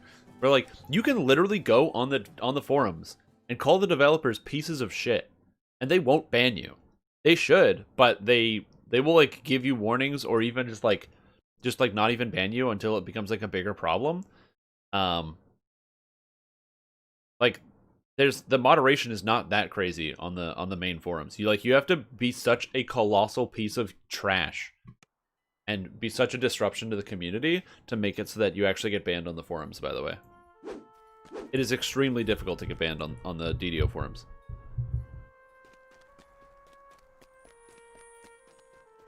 Like, how do people get banned? Or do people get banned for saying that they don't like the decisions, or that they think the developers are idiots? No, they don't. That's why people post that all the time. Do people get banned for doing stuff like, I don't know, harassing other users and commenting on every single one of somebody's threads with the same things? Yes. Do people get banned for doxing people on the servers because they're mad, or like on the main forums because they're mad about a gameplay change? Yes, people do get banned for that. It's so crazy, man. It's literally crazy. I don't know. I find the not just PvMP, but just in general, I always love it whenever somebody says, "Dude, I got banned for no reason. I shouldn't have gotten banned on this chat forum." And then, because that happened all the time in League of Legends, I always hated it. I hated it because it was a weird, stupid double standard where you had these people, where you had the people that created League of Legends preaching like tolerance and being like, yes, we must be, we're the company of tolerance and we give people second chances and blah blah blah. And then they would also just destroy people on like Reddit or on the forums and be like, yeah, you got banned because this is what you said, or you did another thing. And instead of like a proper appeals process, they would just like essentially just expose people for what they did, which is not the wrong thing to do. It felt weird when they were saying that they were this company of tolerance and then and stuff and redemption, and then they were not doing that. They were just burning bridges and making people feel bad because it made themselves feel better, which I think they should do. I think that they shouldn't have said we are the company of tolerance. They should say we are the company of no tolerance. If you act like a piece of shit, we will burn you for it, and then put you on the flag so everyone knows what happens when you act improperly. But anyway, there'd be like all these people who are like, I never typed anything bad in chat, and I was a good person, and I didn't do a single bad thing, and honestly, I'm basically a hero, and I can't believe I got banned. I might have said like one bad thing in game once, and then I got banned, and it's crazy. These guys are out of touch. And then in comes the, one of these community managers or something, and it's like, here is your ban record. You got banned because you said the N-word like 700 times over 30 games. That's why you got banned. And it's like, oh, this guy lied about being banned on the internet. Whoa. Like, yeah, of course. Of course somebody lied about being banned on the internet. Why would you tell people the truth and tell them why you actually got in trouble? So yeah, I find stuff like that really funny. Epic memories of kindness, insightful sheltering, quality sheltering, wisdom. I don't need this. I don't think I'm going to change any items up to the level cap, except for maybe this Pansophic Circlet. I might even still use the Pansophic Circlet just because of how good it is, or I might just use boots. We'll see. All right. Time to do some stuff. Let's see here. No. Okay. Oh, R1, Vaughn 5 and 6. I need to do this. Oh. This is why you join groups. Hi. I gotta go do the raid. Yeah, so I find that stuff, like, you know, kind of interesting. Because I, too, have gotten banned from League of Legends. I have. And in my situation, I got unbanned because I sent an email to customer support because they said, you got banned for, and I got reported for use of language. And I was like, oh, that's interesting. I haven't played this game in, like, 5 years. So how did I get banned? And then after I look at the report, there was actually nothing in the box. And when I sent an email to customer service, they were like, oh, yeah, there's nothing there. It's like, and then the person said that my account got banned because of fraudulent activity. So they banned my account in case it was fraudulent. And then that way I could recover my account and my information. So it was like a temporary ban.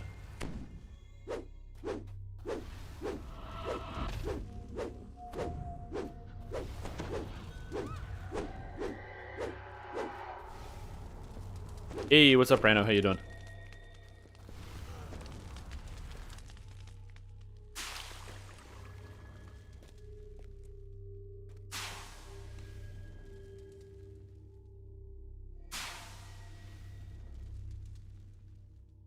Yeah, so I always just find that really funny. And I don't have an issue when people get, like, exposed and stuff for that. Congratulations, your transfer has been completed. Other details. Account data failed to copy. Character did not copy. Perfect. We have completed your transfer. Your character didn't get transferred.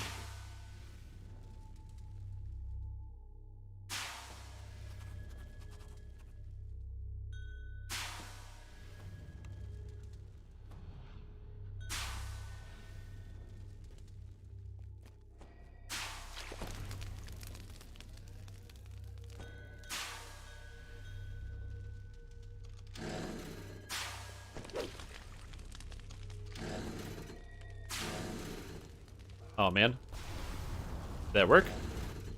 Apparently that worked. Yay! Apparently we're short manning this raid. So I'm late joining, so I'm missing out on 80% XP, so I'm only getting 188,000. Good times. I'll probably end up doing some Slayers and stuff today. This character's pretty fun to play, so. And also fairly easy. It was actually kind of crazy going down to, like, Reaper 1 or Elite difficulty and then just smashing everything without even thinking about it. The Sorcerer is very, very entertaining to play.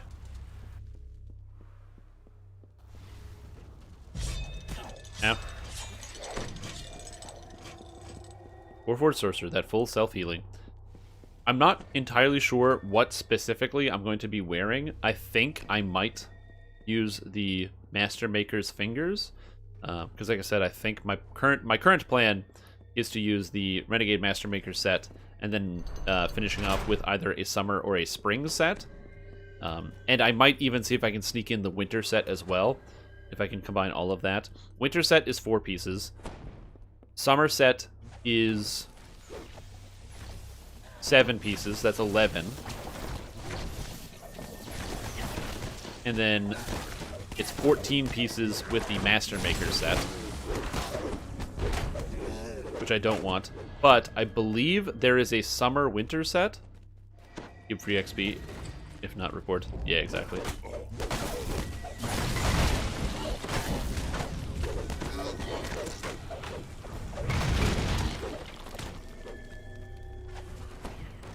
Want a Quartor 6?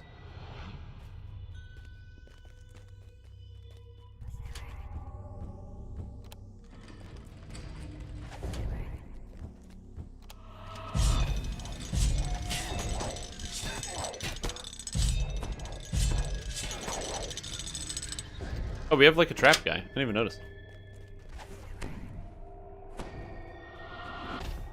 But yeah, that's something I need to consider. Oh, yeah. Oh, no, don't get knocked down, dude.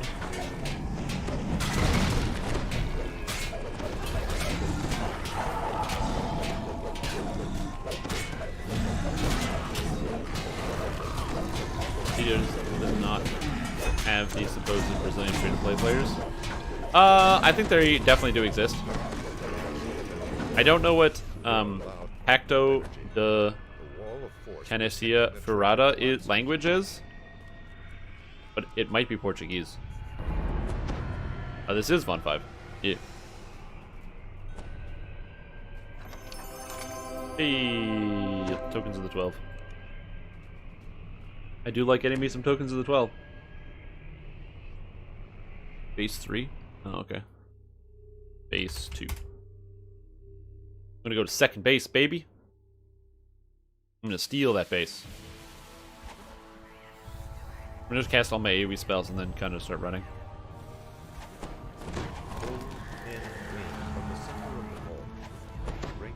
Call it a day. Is the end tanks and spanks? Well, we got 4 people in the group, so yeah, we're just gonna hit the boss. There really is no huge mechanic.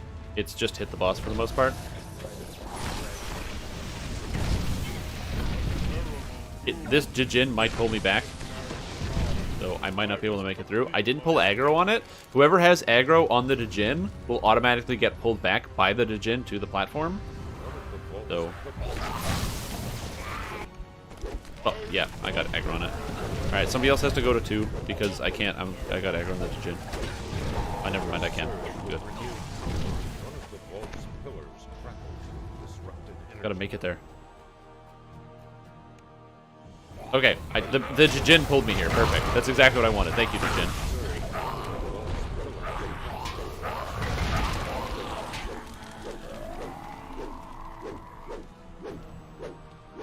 One of the pillars surge with renewed power. One of the last pillars. Bam, we got it.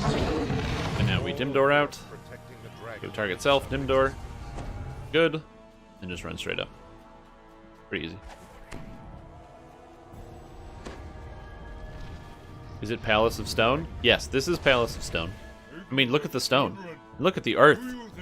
Love how this construct is in space. You're like, where do we put this thing? Also, look at that moon right there.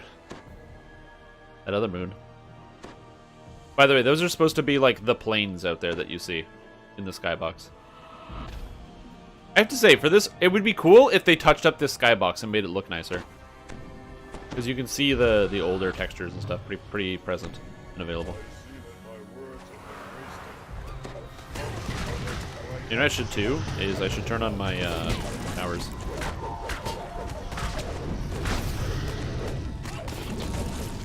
Did he take double damage from cold? I think no, he doesn't. He takes regular damage from cold. Cast spells. Thank you. Is that Faye the blue one? What Faye the blue one?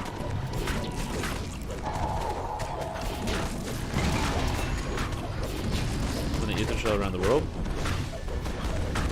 Yeah. It would just be nicer if they looked a little bit, or it would be cool if they looked a little bit nicer. Is the Fae supposed to be the blue one? The Feywild that we go to in DDO, it was talked about in the interview, is not part of Eberron. It is a non-Eberron Feywild. Thalanis, which is called the Feywild by people that exist on Eberron, they call Thalanis the Feywild, but that is not where we go in the expansion. Just to be fully clear. Yeah. So when you look up and you see these things, like that might be Thalanis, or Thalanis is big. So I think this is Thalanis here, and then that is Dolar over there, the big dark one. But it's called the Feywild, but the Feywild we're going to is not the same Feywild as Thalanis. Hey, I got a greater token of the 12 and a flawless red dragon scale. All right, and nothing. Yeah, and nothing. But I wanted an extra sword of shadows. Nice. If anybody has a shard, if anybody pulls the shard of the Sword of Shadows, I'd be very happy. Yeah. And that was a good 200 and some million XP, which is pretty sweet.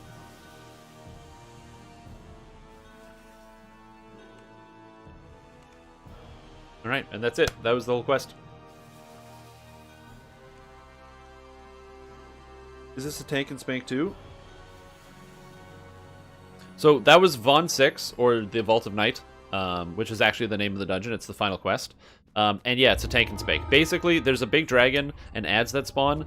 You need to have someone tanking the dragon, because if nobody is standing in front of the dragon, then the dragon will do an area of effect fire breath and burn everybody. So you need to make sure you're doing that. So that's important. Appropriately tanking it. Also, I never posted in the Discord that I was streaming, which is bad of me.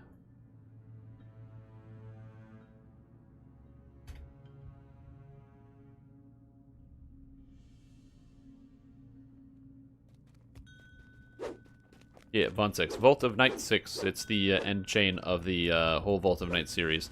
So from this guy down here, Merrick Malcanis. Ah, you show those House Kundaric, not to mention the Aurum and that ugly dragon. It's been a pleasure working with you. Now that we've conquered the Vault of Night, the Laughing Knives can retire with an unblemished record. Yay. Good job. I did it. Conquered the Vault of Night. Hey, it's Warhawked. There he goes. What's he doing today? Oh my god, I was trying to click on him and he's gone. Guy's too fast. Any other groups going on? Legendary Shroud difficulty, depending on group. Well, I can't do that quest.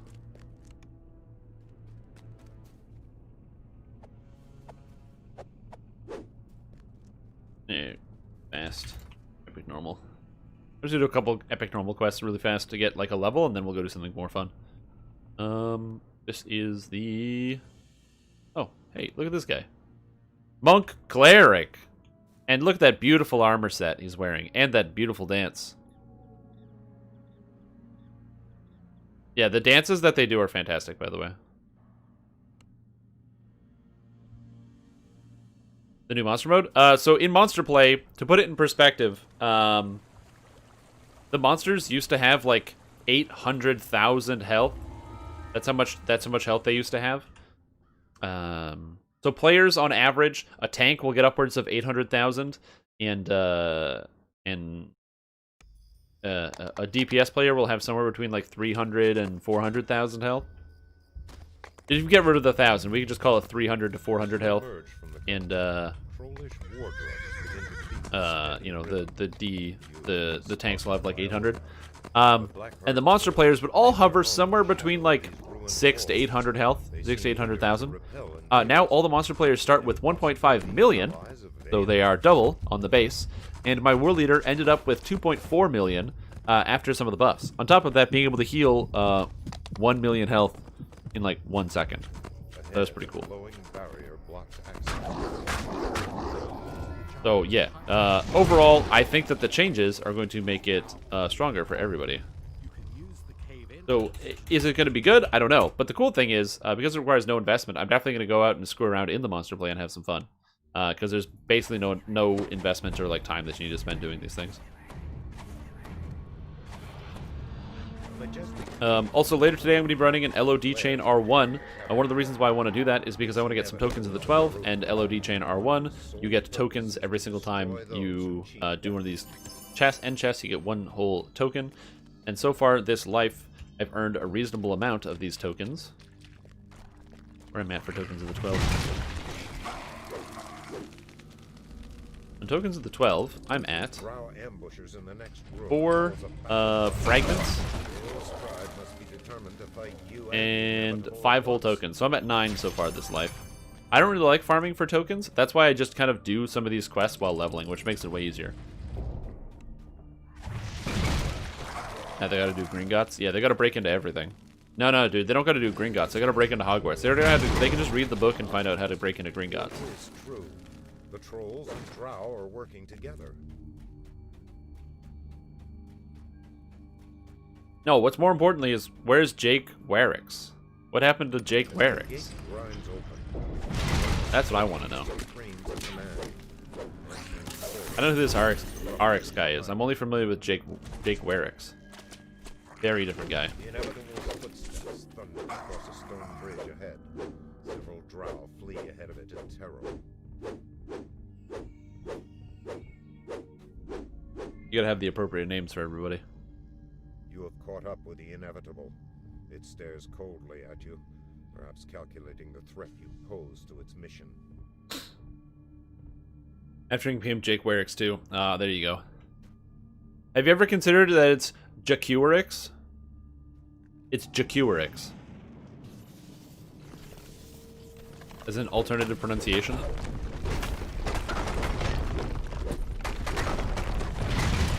Yeah, you gotta have open borders for these sorts of things, you know? Get out of here. Loride guys. Jake War 9? Oh, it could be Jake War 9. Jake War 9 2? Is it Hockey Oryx? Hockey Oryx? That's also a good question. It could be Hockey Oryx. Hi.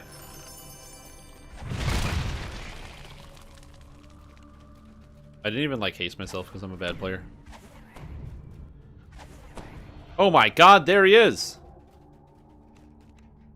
I do wonder how many characters you have. Did you guys know that there's, I think, a 47 character limit on your account? Once you get 47 characters, you can't. I can't do traps. That guy can't hear me because he has his voice turned off, but I still find it funny to respond. Yeah, but there is actually a limit. A scene of terrible slaughter. The inevitable has already passed. You see signs of ancient architecture in Question. the walls ahead. Thoughts and opinions. Must be living in the ruins of an old You guys are familiar probably with the... oh yeah, I only have 21, so I'm with you on that one. You guys are probably familiar with something called the Cure spell line. It features spells like Cure Light Wounds, Cure Mod Eret Wounds, Cure Seer Ios Wounds, and Cure Crit Eichel Wounds, as well as all of the important mass spells that go along with it. Now, you guys might have also heard about the Inflict Wounds line, and Damage. You have Repair, like this one, Repair Critical Damage. But what about Inflict Damage or Inflict Wounds? How do you guys feel about those spell lines? Do you have any thoughts or opinions? Do you like those spell lines but wish they were stronger? Do you not really understand the purpose of those spell lines? I'm curious. What's the reading in the room of some of those spell lines? How do you guys feel about those spell lines?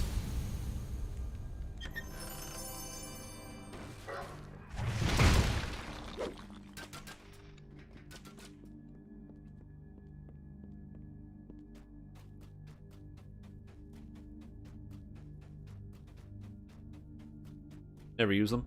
Yeah. Healing undead players? Less than enthused. You want me undead Wardenforged? Yeah.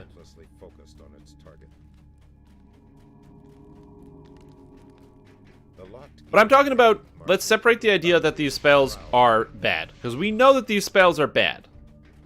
But like, how do you feel about the overall theming? The idea that clerics have an Inflict Wounds spell. And for those of you that are unenthused or excited, is that something that you think would be interesting to explore as an idea?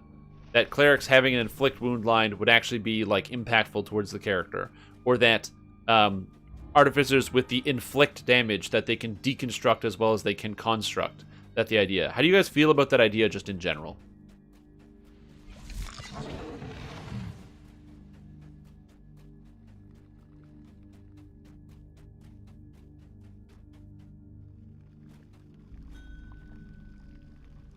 Because, like, so back in the day, during the game Asheron's Call 1, there was 4 different schools of magic. And the 2 schools of magic that allowed you to deal damage was War Magic and Life Magic. War Magic did damage, where you shot damage spells at monsters and killed them. And Life Magic didn't allow you to deal direct damage. However, you could cast drain spells, where you could drain a percentage of the target's health and heal you for that same percentage. So if you could drain 25% of a monster's current health and then heal for 25 and heal for the amount that you drained. It was a cool idea. Well, as time went on, they decided that it was problematic because you couldn't kill a monster with Drain. You'd have to drain them and then swap to some other type of magic or just melee them to kill the monsters. They decided as a concept to change it, so they added a new spell to the life magic tree called the Martyr spells. And the Martyr spells cost health, but then did damage. So you could inflict wounds on a monster, but the way that you did it is it cost you like 10% of your health to cast the spell, but then you dealt damage to the monster based on the amount of health that you drained from yourself. Which I thought was a very interesting idea. And personally, when the Dungeons & Dragons Online came out, and they had the inflict damage on Cleric, I thought that's a very cool idea. You know, obviously, inflict wound spells are a spell that's in pen and paper, but it's not very commonly used because there's a lot of limitations on the inflict spells. And I thought, wouldn't it be interesting if you could do something similar in DDO? You could make a character that used the inflict spells. And so I have tried. Twice, actually. I've tried to do that twice. I've made 2 different characters in the vain attempt of making a negative energy necromancer cleric, because I just think the idea is really fucking cool. Making a character that uses this like drain life effect, like an evil type of inflicting cleric. Instead of giving life, you're taking it away. I thought that was a cool idea. But obviously, as we all know, because we're playing this game right now, those spells are not good. So I really like them, and I do wish they were changed. What about you guys? How do you guys feel about it?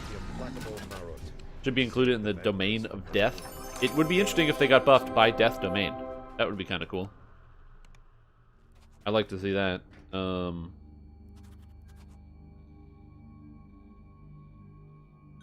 Vladimir Amundo? Yeah, exactly. I was a huge Vladimir fan. I love Vlad.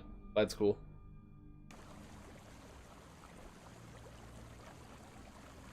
The problem is the spells are bad.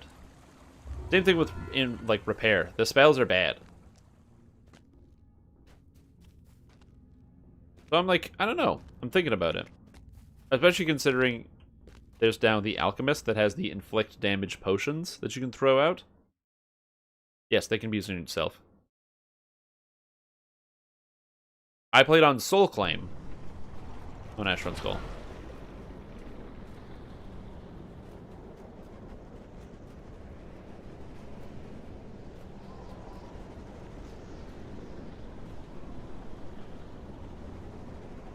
What's the issue with DDO wound spells? They do basically 0 damage. That's the issue. Cure spells are designed to heal players who have around 1,000 health. Monsters have like 15,000. If inflict spells do the same amount as cure spells, then you run into a problem of the amount of damage.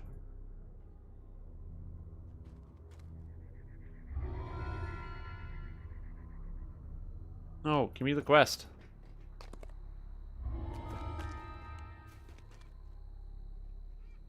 Enemies should be transferred to the player's 10th HP. That'd be an interesting idea. Everyone else thought it could have been me? No. I did not play on Thistledown. Yeah, so exactly, that's the main issue. Like, Fireball is not designed to heal players, which is why it does a lot of damage. So, for example, Fireball does 160 to 260 damage at max level as a base damage. Then they get scaled by all your spell powers.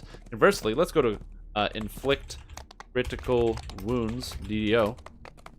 Inflict Critical Wounds. Inflict Critical Wounds at caster level 20 does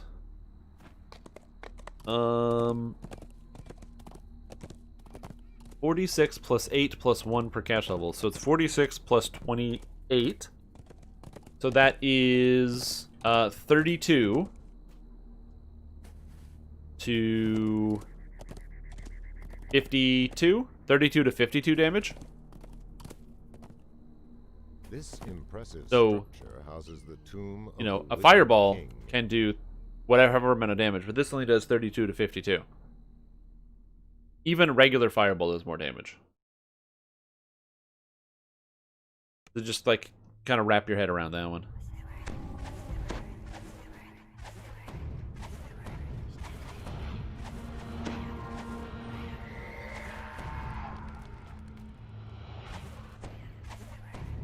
And also, Fireball is an AoE, and the other spell is a single target. Did you intend to redeem the DM device? And yes, it's the same with the repair equivalent. Or is that a mistake? I can't refund you the points if that was a mistake. But, I'm just double checking. The gnolls are no longer a threat. But yeah, it's the same with the repair equivalent and the inflict damage equivalent.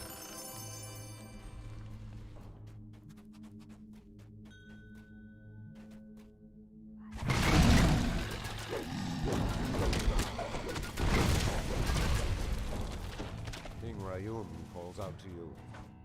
Welcome, traveler. You will learn to call this place home as I have. So again, I don't know what the answer is. I just know that it is an interesting idea. I like the idea of an inflict spell, like that you just purely take away someone's life force. And it is odd that only wizards get access to most of those stats. Okay. Well, you'll get more points by just watching. Yeah, it must have been a misclick, but that's okay. Like I said, you'll get more points. You'll get more sun flasks. That's something that happens over time. You just get more sun flasks. They just creep up on you. They just show up in your inventory. No big deal. No big deal. But yeah, later on we will be doing some Lords of Dust Chain. Probably be spending some time doing some probably some Slayers today. I'd like to get some Slayers done. Slayers are good. Donate some? That's okay. Well, if you need any Dungeon Master advice, you let me know, and I can give you the most Dungeon Mastery advice you can ever think of. But Strimtom, my players are having fun, and I don't like that. How do I take away their fun and preserve my own fun? Sun Flasks are an item in Dungeons & Dragons Online, and they're also the focus of the Sun Flask build that I did. They're a weapon that has a finite amount of resources to it, because you have to throw them individually. So unlike a bow with arrows, the bow is where the power comes from, so you just get regular arrows and you have a near infinite amount, or you conjure them. Sun Flasks cannot be conjured, and they can only be gotten from festivals and events. You cannot get them in regular gameplay. Which means, to create a build using them is a stupid and bad idea. And here we are. They call me stupid and bad idea. They called me stupid and bad idea in high school. Yes, they're just a channel point reward on Twitch, exactly. So on Twitch, every streamer can have a channel point thing that you can then change and customize. The channel points allow you to buy stuff and spend them on the website to do additional little things. So for example, there's different advice columns, weather prompts. You can highlight your message so it's easier to see, or if you want everyone to see it because it changes color and you're like, oh, and you take a look over. There's things to be purchased, and I have some more ideas coming in the future. There's an option to be able to read your first message, which is cool. You can have a build fully reviewed if you like. And I can go through the entire build and do it. What I might do is like collect up build reviews as well and just do them on a specific day. The reason for that is I have been playing this game a lot and had a good time for the past little while, but I'm starting to get this like hand pain almost because I'm not doing enough different types of exercise with my hands. It's only just like mouse work. So I might need to do that. Oh really? I can do that? Oh, interesting. Let me see.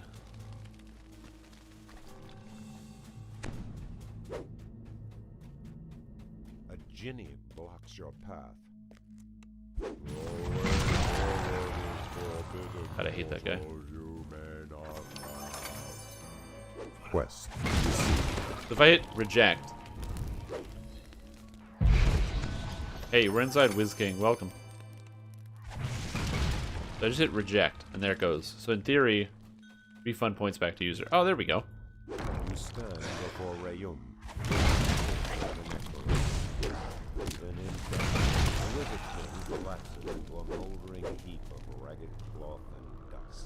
Oh, you guys can see the queue? Oh, that's interesting. Yeah, the problem with the queue is, let's do that. Let's complete this. Is that,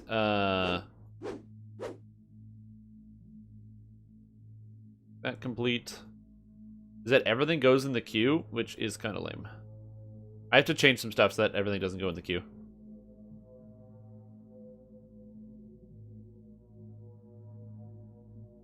Oh, did I do wizard? I did ram. Shit. The point of this was to get me tokens. Damn it. Okay, yeah.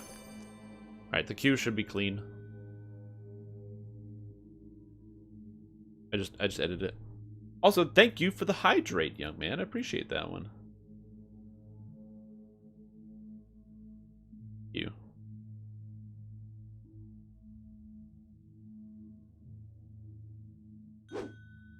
Hydration.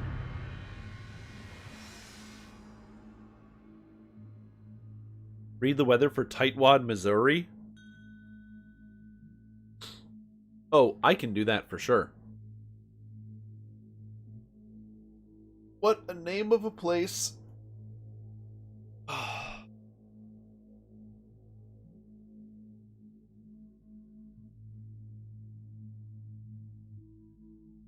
Alright, let's do it. Load up the place for Tightwad. I'm also going to change the rewards because... Edit.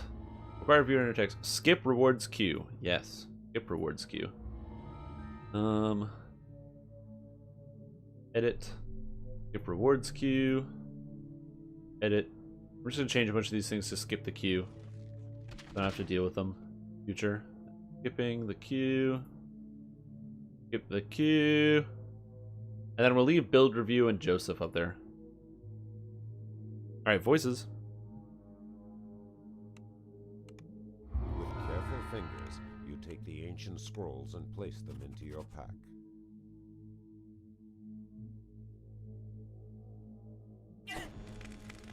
Oh, what? This guy got me from the middle of nowhere. Dang it.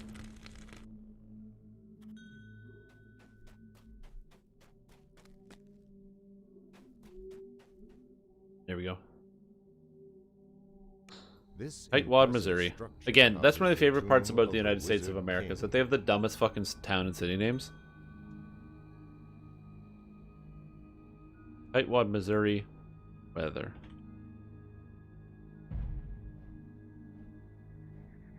Yeah, I can't go to this weather website. Oh, that one's even worse. WeatherUS.com. Perfect.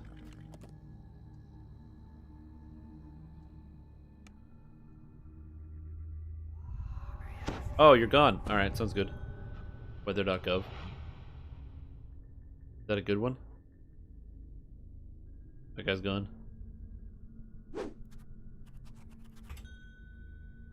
Alright, so I'm going to do the quick weather broadcast for Tightwad, Missouri. We interrupt this Dungeons & Dragons Online broadcast to bring you the weather. Hello everybody, and welcome to the weather for Tightwad, Missouri, the place where everybody is absolutely wound up and snapping at each other over the smallest thing. Today is going to be a nice and warm 14 degrees Canadian, so you don't really need to wear a jacket. Just get yourself a long sleeve shirt and you should feel comfortable being outside at any given moment or time. However, the temperature is going to dip cold tonight, going down to -3 degrees Canadian overnight. That's going to stay. I mean, I guess it's winter time, or it's getting close, so we're going to have a lot of cold temperatures coming in, keeping it nice and chilly over the evening with the extra bit of frost that we've got going on. Throughout the rest of the weekend, it looks like we're going to be getting a little bit of rain on Saturday, which is probably going to transition into Friday and Sunday, so keep that in mind. Although, hopefully, if the rain subsides, will be clear skies all throughout the rest of the next week, which means you should have no reason to get stressed, but I guess that's why you moved to Tightwad in the first place. Anyway, I've been Strimtom, your Missouri weather broadcaster, and I hope you have a wonderful rest of your day.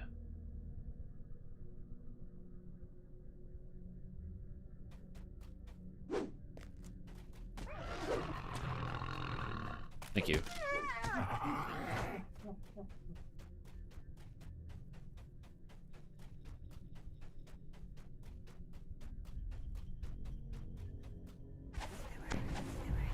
An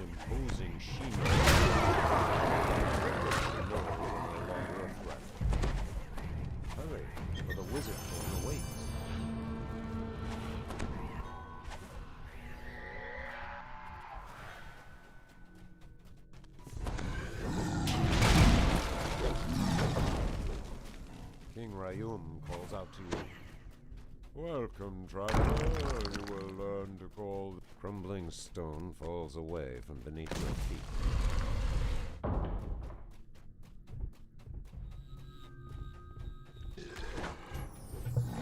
Apologize, my nose was getting irritated, so I had to fix that problem. But yeah, so I hope everyone's having a good day today. I'm doing pretty good. I'm feeling all right. You know what I mean?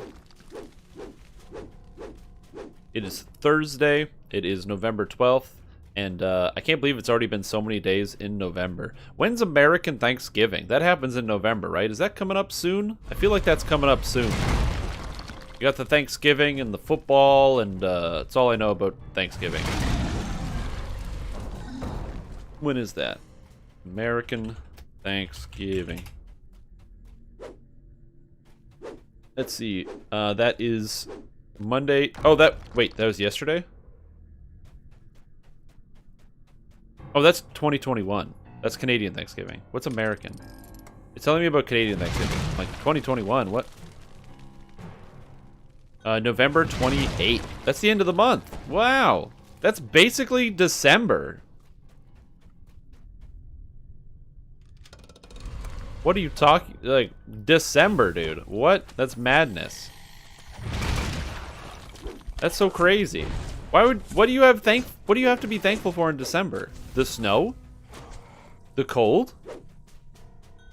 I am confused. You Americans, you confuse me. I always find it funny that when I watch the Super Bowl, I don't watch the Super Bowl, but when you see the Super Bowl, it always makes me laugh when you have these like football guys and they're out there and it's like literally snowing. And I'm like, why are they playing when it's literally snowing outside? Like, I get it, like it probably doesn't affect the athletes too much because they're running and jumping and kicking and screaming and whatever. And so they're exercising, they're keeping their bodies nice and warm. That's just crazy. Did they do Black Friday sales last year? I don't think they did Black Friday sales last year. I could be wrong, though.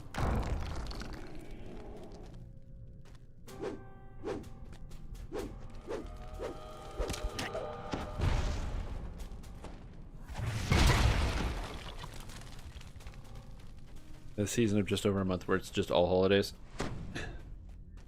Yep. Depending on your faith or denomination, you've got a bunch of holidays coming up in December. And then, yeah, then Thanksgiving.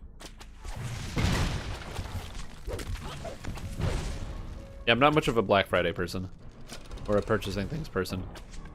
I do like holidays, though. Our entire house is already Christmas decorated. My roommate had the day off yesterday, and so she decided to decorate the majority of the house, which is great.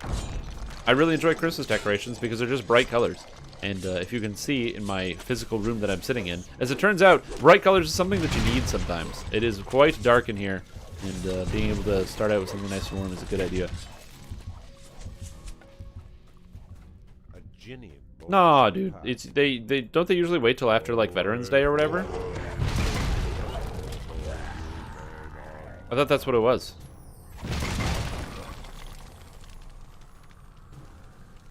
That is, I believe I said that. I think I said she decorated, so I think you're correct on that one there, friend.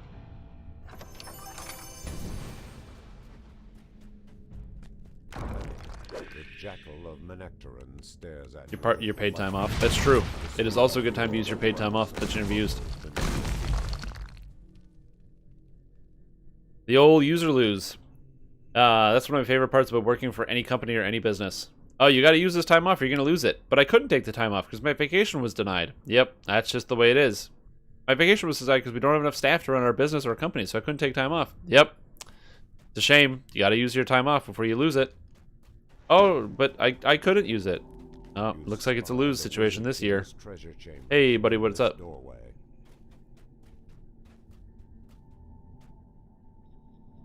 I didn't say she had spent the entire time off decorating a room. I said she spent some time off decorating a room.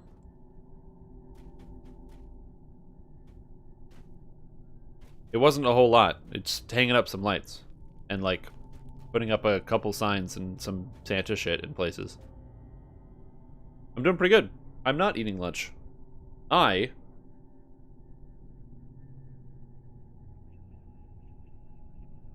I'm drinking water. That's it.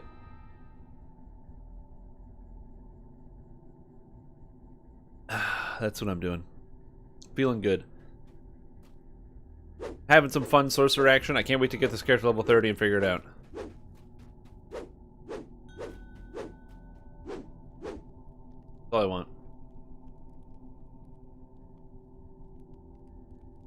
Taking because COVID, and I have a ton because you end up at the company forever.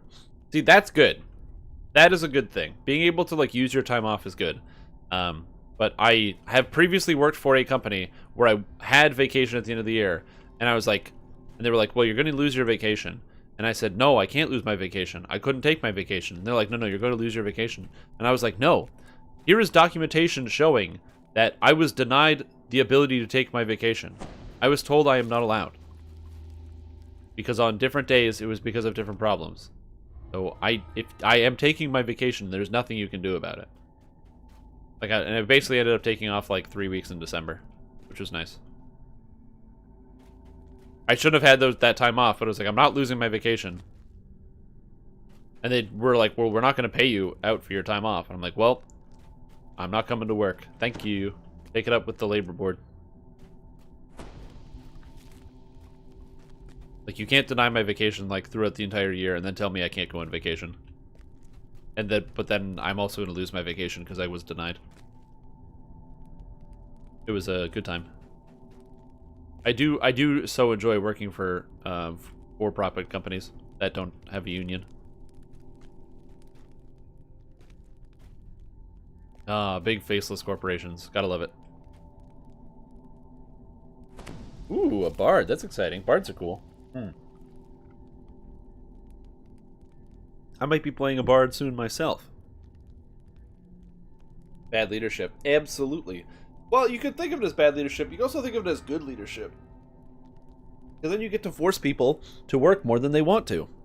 And that's good. Because then you get more work out of people. It's also bad because then they present it, and then they leave the company and go to other companies. But what are you going to do? Yeah, exactly. You think the labor laws are going to save you? Get out of here.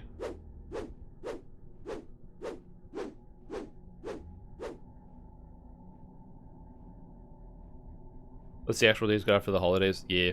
I do appreciate when companies are smart enough to realize that, like, people don't get a lot of work done in the last 5 days of the year. Obviously, depending on what your company is, it can be different. Like, I knew somebody who worked for, like, a copyright board, and their busiest time of the year for them was, like, the last 5 days of the year, because that's when everyone was trying to secure all of their copyrights in and get everything done before the end of the year that they should have done a month before.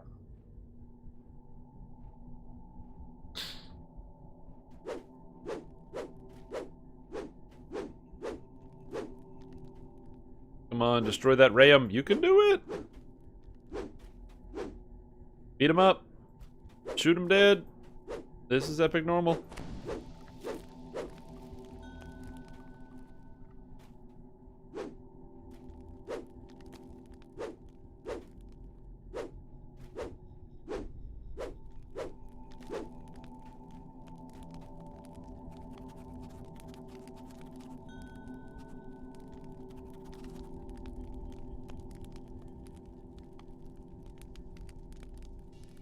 How good is level 1 color spray spell? Not very. Yeah, we'll detour and we'll go do it.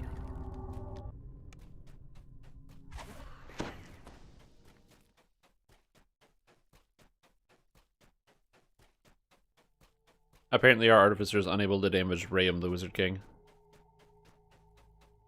What is the resistance? You need like a bludgeoning weapon, I think? Or like Bane damage? Even on normal, you should be able to just smash him out. This is tier 2? Doing it in the SLA. So Color Spray and Greater Color Spray are two different spells. Greater Color Spray has a higher DC and causes helplessness and lasts longer. Color Spray lasts a shorter period of time, doesn't cause helplessness, and has a lower DC because it's a level 1 spell. Because this is not Color Spray, this is Greater Color Spray. The Gnome ability has also been renamed to Greater Color Spray.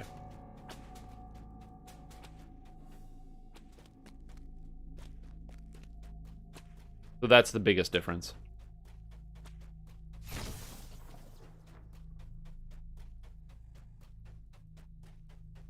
So it's useless. It's not useless. It's for sure not useless. It's mostly that it just doesn't do amp as much damage and doesn't scale as well. Yes, and it's also, yeah, it's got a higher spell DC as well. It's a good spell. Greater Color Spray is very good. Color Spray is useful while leveling, is how I'll put that.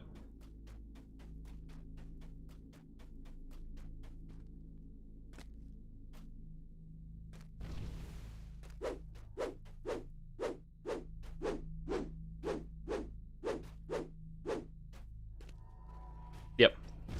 Alternatively, you can just use Color Spray if you don't even want to go into the tree either at all. So you can use it on a Bard, you can use it on a Sorcerer, you can use it on a Warlock. Color Spray is just good all over the place.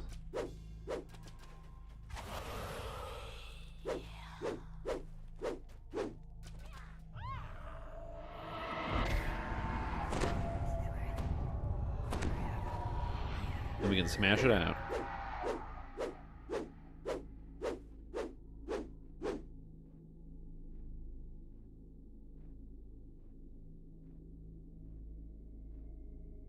I think the door unlocks when everyone dies, although I'm not certain.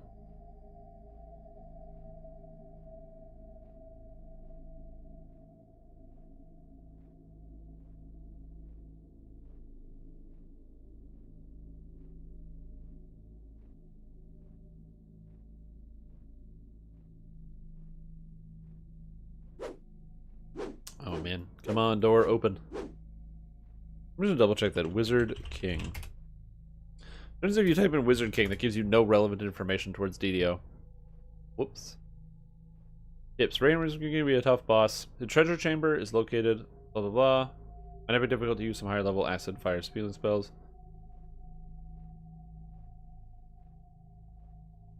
Does it tell you? It doesn't tell you how long it takes the door to open. Oh, there he is. He's unconscious now.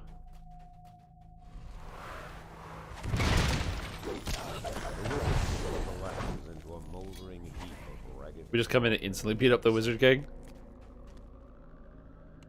With careful fingers, you take the ancient scrolls and place them into your pack.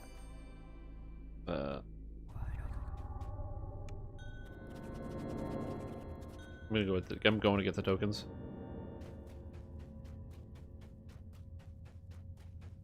Yeah, that already died.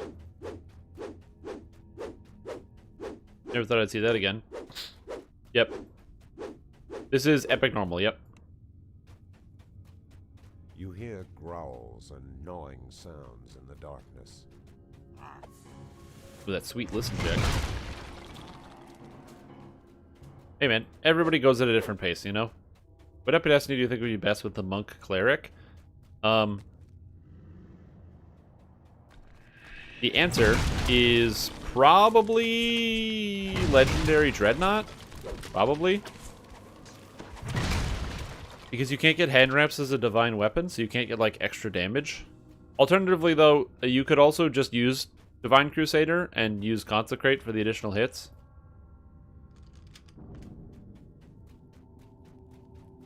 Uh-oh, that guy's going the wrong way. That's okay. Yeah, and Rayum has a lot of, like, immunities and resistances.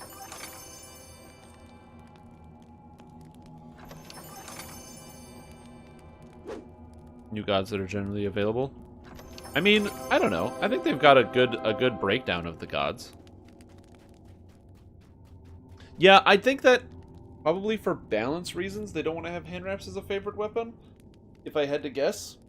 But at this point, I don't see that being like a major problem.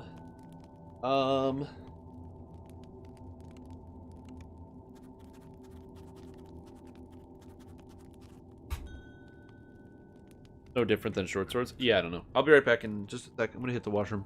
Because I have to do that. I'll be back in just a moment. If you enjoy the show, continue watching. We will be back after a quick ad break.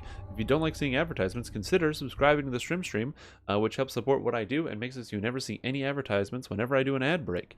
And if you happen to have your Twitch Prime account or Amazon Prime and you connect it to your Twitch, you get Twitch Prime, which you can subscribe to somebody for free. So you don't have to pay any more money than you already do, and you get to see no ads. How crazy is that? I'll be right back.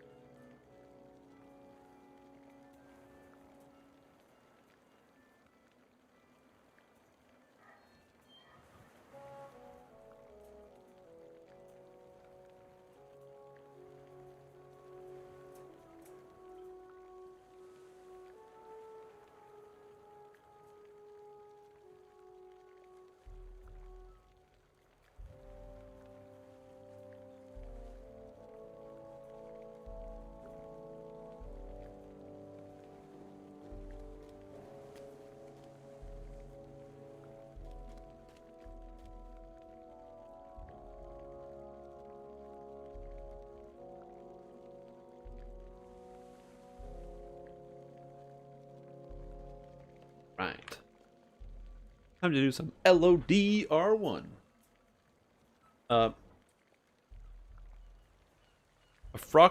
Afro X Idea, or Ide, I don't know how to pronounce your name.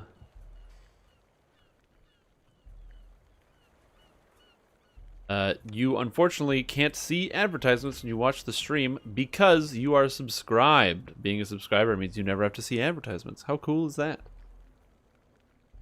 Now, you might be like me and actually not mind seeing advertisements because advertisements help you find products, but yeah.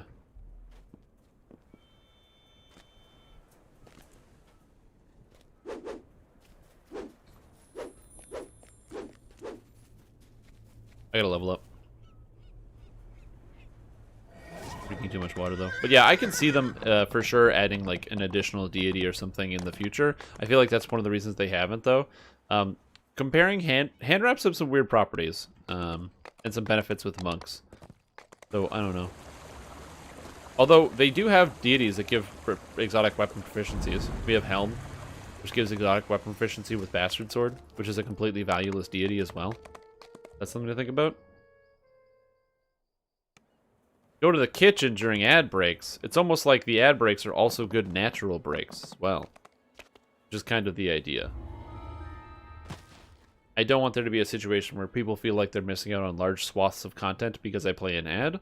But I also do want to encourage people to consider subscribing because it does can help the channel. And also, people that end up viewing the ads also supports the channel. So regardless of which way you slice it, I gotta pay my bills. So whether that happens because people watch the ads or pay not to, both of which are fine for me, it's gotta happen. An irritated scowl on his face.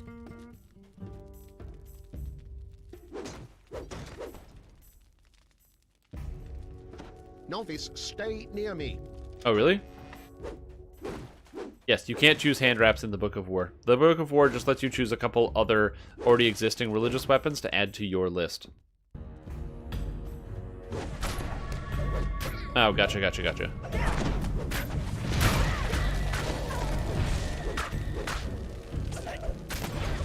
I get jokes. I'm funny.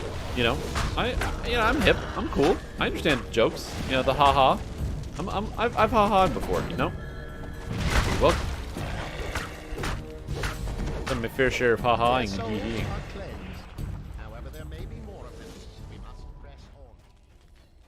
I don't think I took any damage in that fight. That was pretty sweet.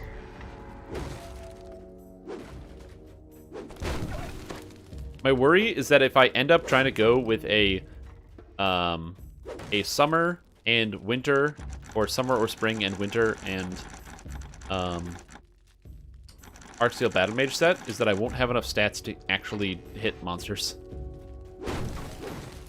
Because the stat bonuses, I won't have like the accuracy and other bonuses I need for my character.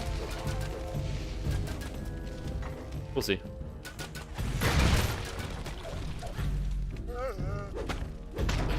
It's free XP.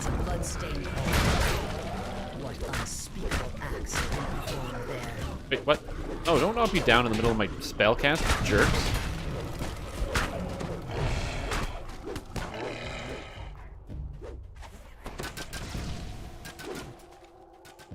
God, I love playing as a Warforged Sorcerer. Look at all the healing!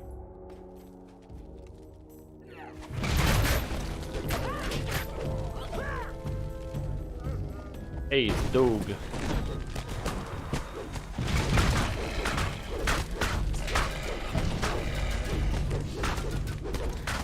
But yeah, I'm just not sure where the gear is gonna end up going. Don't be surprised if there's literally like a 2-hour gearing theory crafting session trying to figure out where I get all the stats and what are the most important stats as well. Also, I need to figure out what epic past life I'm gonna get with this character. I'm probably getting another arcane past life just because I'm in the Arcane Destiny. Find out maybe I should play a little bit in Fury of the Wild so I can get an extra primal past life. I don't know. Fuck! Why do I roll ones on my strength knockdown? And then I roll a 1 on my balance knockdown. That's funny. 1. Balance. Success! Yay! Yes, I'm currently in Fatesinger. It works the best for my character. Fatesinger gives me 85 universal spell power, which I need a lot of, so I'm over like 300 universal, which is sweet. And then it also grants me a huge amount of extra charisma and temporary melee damage for burst, which is what this character wants to use most often. I'm mostly a burst melee user. Yeah, and then also 60 melee power. So it kind of gives me a bunch of synergy with all of the different stats that I use, which is important. I'm trying to bump up all of the stats and keep them all high. I am also running Adamantine Body, yes. And I believe my base attack bonus is equal to my level, so I have a whole bunch of extra stats on that front. So my character is reasonably strong. I also think this was harder when we did it on Reaper 4 in Heroics than it is right now. Well, I don't have Arcane Spell Failure anyway because I'm an Eldritch Knight. Eldritch Knights reduce Arcane Spell Failure by 35%, so I don't actually care. But once I'm level 12, I have no Arcane Spell Failure. Voice drifts up from somewhere below. She speaks no one's name. It does mean I could use a Tower Shield if I wanted with this build, although I'm not proficient. I could take Master's Touch to become proficient with Tower Shields and swap out my character to become extremely tanky. An Eldritch Knight tank is an Eldritch Knight Fatesinger tank is an interesting concept, although a bad one. But, you know, what are you gonna do?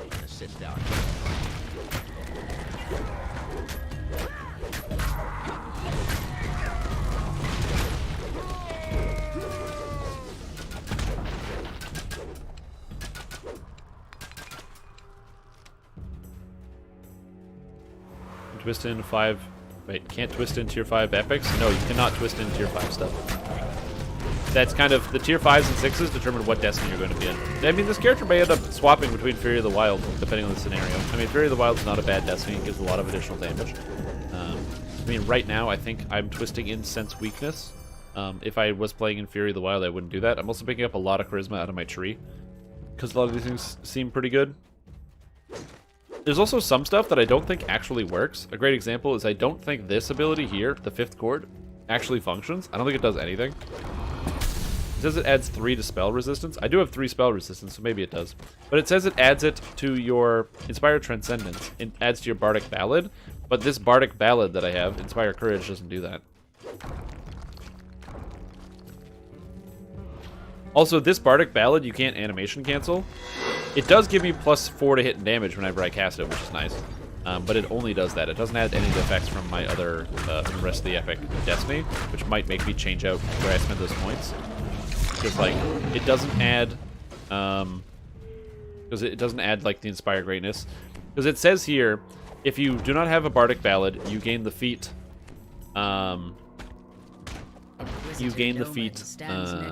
Inspire Courage. Abilities that enhance your Bard songs will also enhance that feat as if you were a Bard. Abilities that trigger off Inspire Courage will trigger when you use, or Bardic Inspiration will trigger when you use Inspire Courage. This is not true, it does not do this. So it does not give me the additional skill points here. It does not give me the additional PRR as well as the Repair Amp and Healing Amp, and it does not give me this. The silver flame is powerless to stop it. So pray, shall we So I don't know why. continue? Now, yourselves, my children. Give to the glory of our You can do that for the bard, the bardic inspiration, but it doesn't seem to work for the ballad. I've tried for the ballad, and it just doesn't function. Stand aside. Let my minions kill this filth.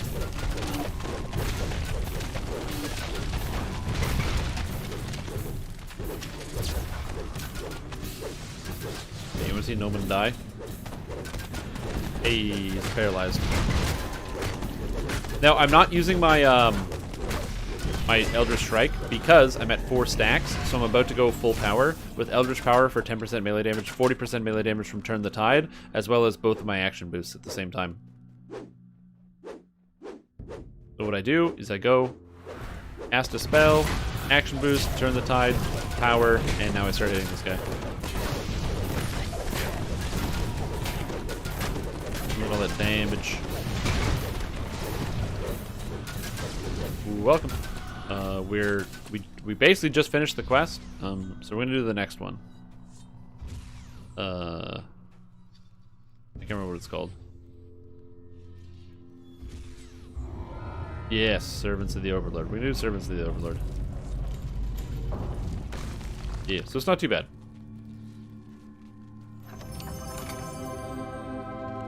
But others only got them if you balloted them? Yeah. No, you have to ballad yourself to get the bus. So, like, for example, I'm outside. My healing amp is 88, my repair amp. Right? And then if I want to get the increased repair amp, I have to use Inspire Courage. Hey, welcome. We're going to Servant. Yeah, we've just finished, so we're heading over to Servants.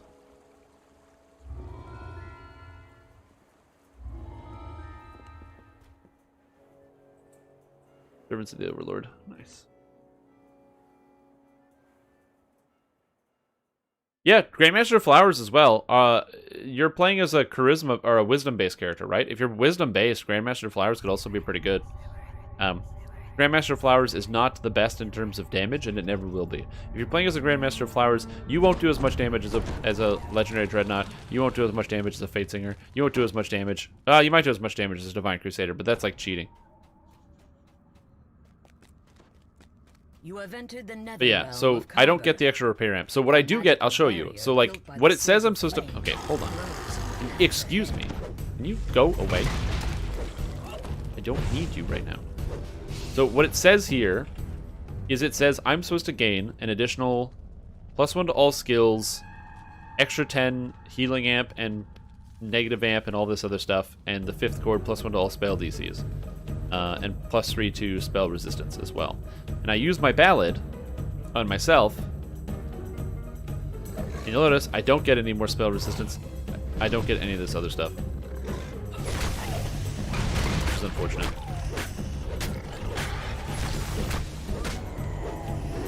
This person down.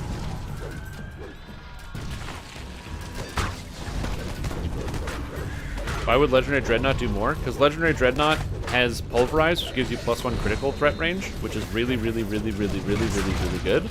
It also gives you more power from your action boosts. It also gives you like a million stats. Everything about it is better. It works on bards for sure. Yes, on bards, this whole thing works. It just doesn't apply to the ballad like it says it does. But yeah, +1 critical threat range, +5 to hit and damage from advancing blows, all of the extra action boosts, as well as increased tactics DCs for all your stuns. Yeah, it's very good.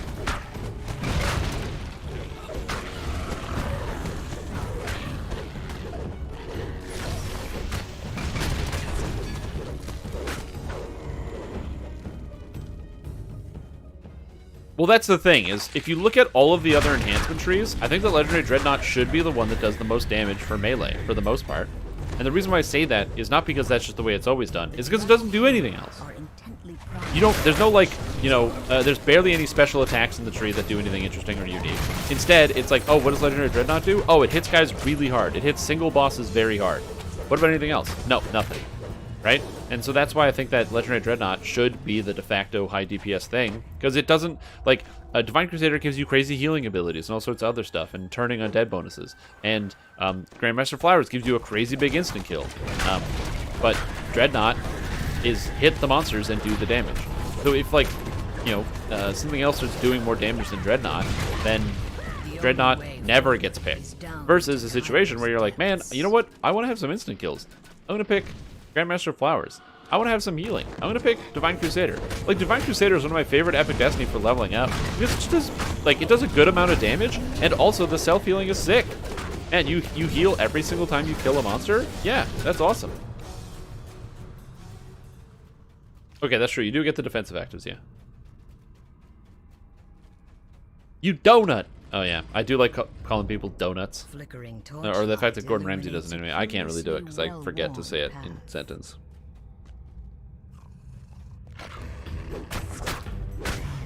Nobody is sleeping on it. Everybody for the past, as far as I know, for the past like 3 months, which is why they nerfed it, has been using Confront Any Foe. Confront Any Foe is insane.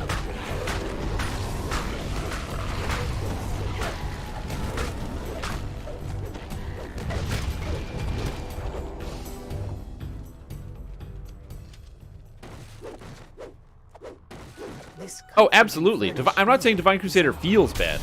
I'm saying that if I take most characters and I play them in Divine Crusader or in Dreadnought, you're probably going to get more damage at a Dreadnought. And it will be fast, too.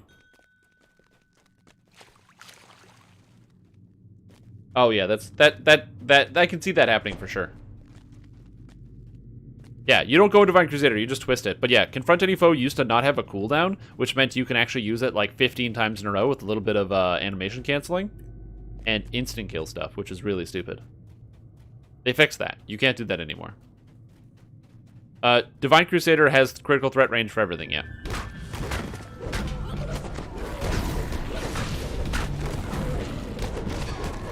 %. You have to understand, getting prowess up more often is really, really good. But yeah, Confront Any Foe adds, it's, what, 10W, I think? No, plus 3W and 10d10 extra light damage. This gives with 300% melee power. The light damage isn't what matters. It matters that it's a frontal AoE, and you can spam it. It had no cooldown, so you could just press it as fast as possible, and your character would just keep using it. You just ran it a turn. So you just get to a boss, and then a bunch of people go, and then all of a sudden, the boss just disappears in hell. Now it has a 2-second cooldown, so you can't do that. It's still very, very good.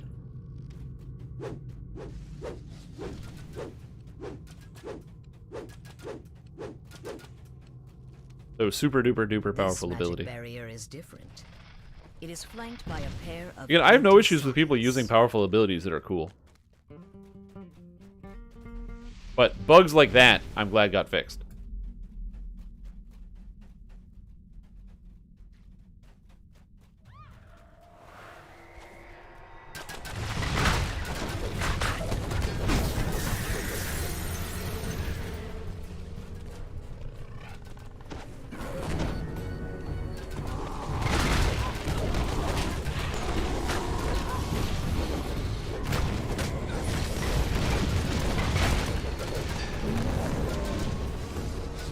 You're crafting a war priest? I made a war priest. Have you seen my YouTube video? It's very cool. It's not really a war priest. It's a Fey Dark Illusionist, but it's close enough. The heat grows more oppressive as the path drops deep. A longsword cleric war priest. Ooh. Single weapon fighting. Ooh, that's spicy.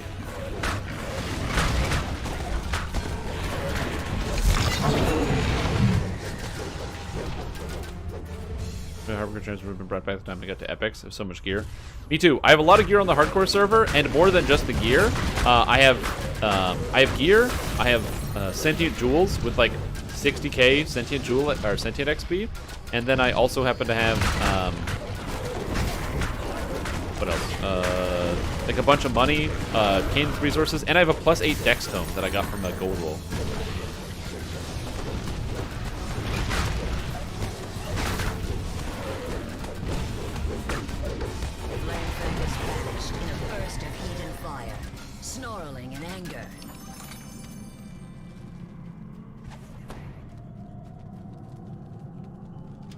Also, I really love having extend on everything. They just have extend up all the time. It's just great.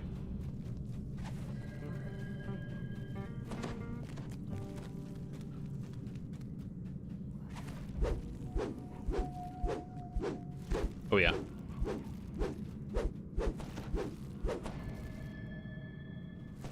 It's just so convenient. So I get +2 to all DCs, which is nice, and the free extend. So my DCs are currently 67 in Reaper mode without the proper gear. This character DCs are going to get probably to about 110 on evocation only, with everything else falling quite a bit further behind. And the reason for this is I don't care too much about the additional DCs. For me personally, on all my other spells, this character is not going to crowd control things with Color Spray, and I think I'm going to take Burst of Glacial Wrath, although I haven't decided.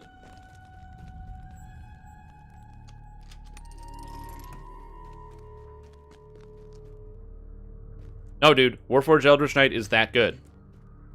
Obviously, I literally get 700 health from my Reaper points, so yes, your mileage may vary, but a lot of this stuff is just me hitting, like, it's just coming from the trees. Like, this cold damage just comes from the tree. This is my Universal, 350. That's all from the tree. That 350 Universal is all straight from the tree. The extra spell power on top of that from stuff like, you know, Spellcraft and what have you comes from other places. But it's like I get over 100 spell power from Fate Singer, and I get like over 100 from Eldritch Knight, because you get 10 spell power per core. And then I also get, you know, a whole bunch of stats. You get spell power every time you hit monsters. You get spell power every time you use Arcane Siphon.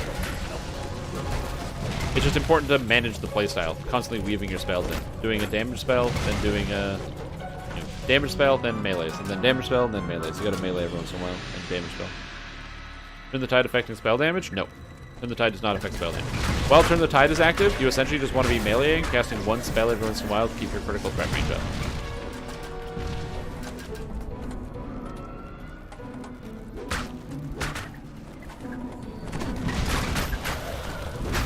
Oh, I can also intimidate these guys if I want.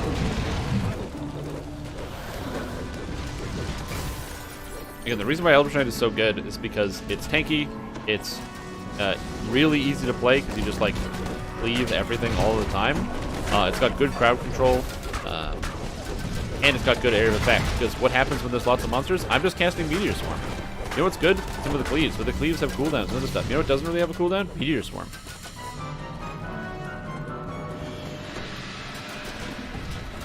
Exactly. When you get to the higher Reaper mode, you still do that in the groups, but then once I get to the bosses, I have sick boss DPS as well, which is nice.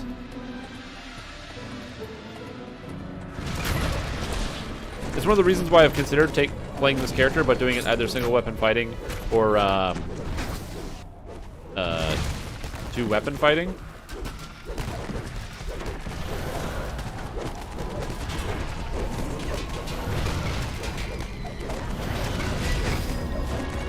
Aura of good. Give me that 3% weapon damage. Where's the lady? Beat her to death.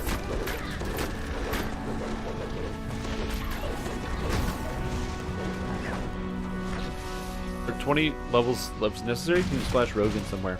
So if you don't get the 20 levels of Sorcerer, you lose that one level, you lose 10% weapon damage, 5 spell, or like, so you lose 1 spell sword die on your attack. Your spell sword die are now D12s instead of or D10s instead of D12s. So what that means is, if you use your spell sword dice, we're just gonna keep going and do the whole chain.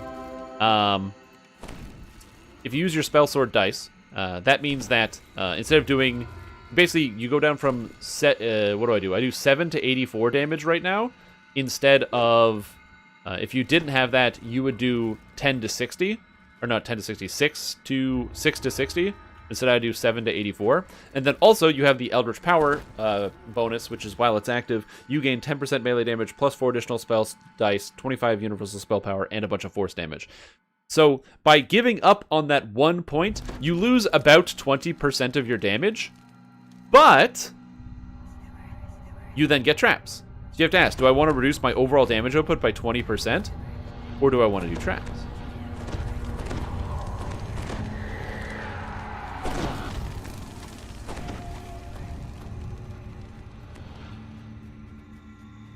And Wizard versus Sorcerer Sorcerer does more damage because you cast spells twice as fast as Sorcerer does. Sorry, it's Wizard does. So Sorcerer does more damage because you cast spells twice as fast as Wizard, which is good. The faster you cast spells, obviously, the more damage you're going to be dealing.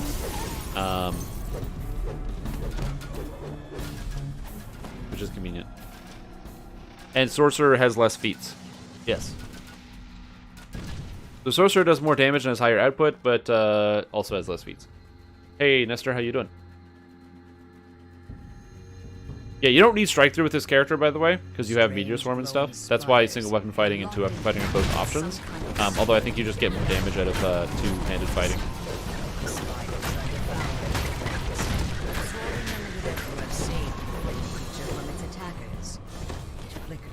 The Spinner of Shadow struggles against her weakening bond. Oh, nice. That's awesome. Yeah, I installed my third screen this week earlier, which is why I'm so dark, because I can't plug in that lamp anymore. Unable to move. I still don't know what to do about that one. Shadows has broken free. At last I am free from that disgusting Yeah, I'm just gonna message my brother right now. Finally done my biddings, vassals. I see that you have brought me the dragon shards that she needs. Let's see. Though I Find also my see that you brother. have allowed some pests to He follow changed his you picture on inside. Discord. Now I can't find him anymore. There we go. Demon Overlord Hey, glares down at you're you with an contempt. electrician. The stink of Eberron is on you mortals. I will turn my attention to your world in An due electrician. time. But for now, it pleases me to let you live. On a scale of 1 to electrical fire, how bad of an idea is it to plug power strip into a surge protector? Help us release the other demon overlords. Perfect. I will do no such thing. Yeah, you can. You can use Bastard's Order to open the racks. No need for the other overlords. And in fact, if you decide to do that and you take the two-handed fighting feats, you can also get higher base damage as well.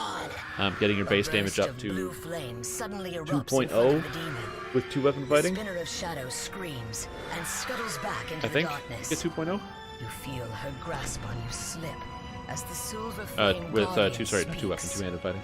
Hold, demon. All right, later, boss. Not escaped yet. Some of the flame still burns here. The silver flame Yeah. guardian. I don't know what amp draw means. We have I'm a guy who lives in the house. Destroy her spiders. We have consumed the Like, I understand the concept. It depends on how much current your system is using. But like, I don't know what the limitations are She will be imprisoned once more. and how easy it is to figure that out. Quickly now. She returns. What's your favorite existential dead? And on a related note, will you help me hide these bodies? I don't know what an existential dead is. I've heard of dread, but I don't know dead. And on a related note, will you help me hide these bodies? I don't know how to hide bodies that well. I've only done it a few times. So really, I think it's better to ask somebody who's more experienced. Burrowed underground. Yet I can feel the Oh, spinner's live! Oh! hurt her. Drive them up. Okay, we're good. Come here, you.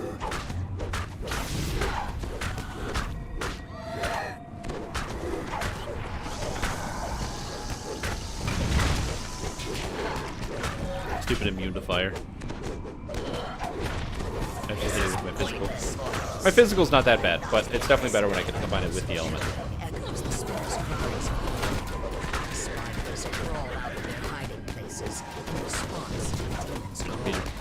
Fine.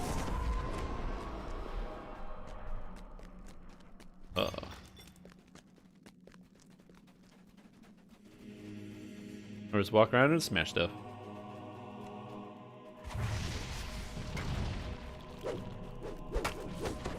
Once more. Absolutely, you always gotta be back at it, man. Monday, Tuesday, Wednesday, Thursday, Friday, Saturday, Sunday. That's when we stream. Protect my children. Yes, I took Quicken and that's it. My feats so far on this character have been two-handed fighting. Yeah, I took two-handed fighting, improved two-handed fighting, greater two-handed fighting, adamantine plating. I'm going to take precision. I took Quicken. I think I took spell focus evocation. And I might have taken completionist. I did take completionist. And I think I took spell focus evocation. Yes, I did. I took spell focus evocation, so I'd be able to twist in evocation specialist for an extra +3 DCs. A thing so I can have more plugs.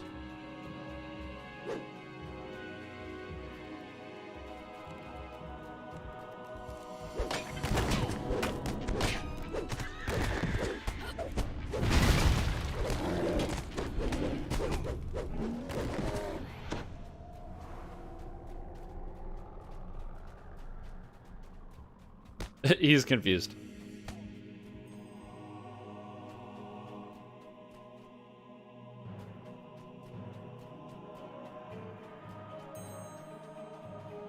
How many plugs am I currently using?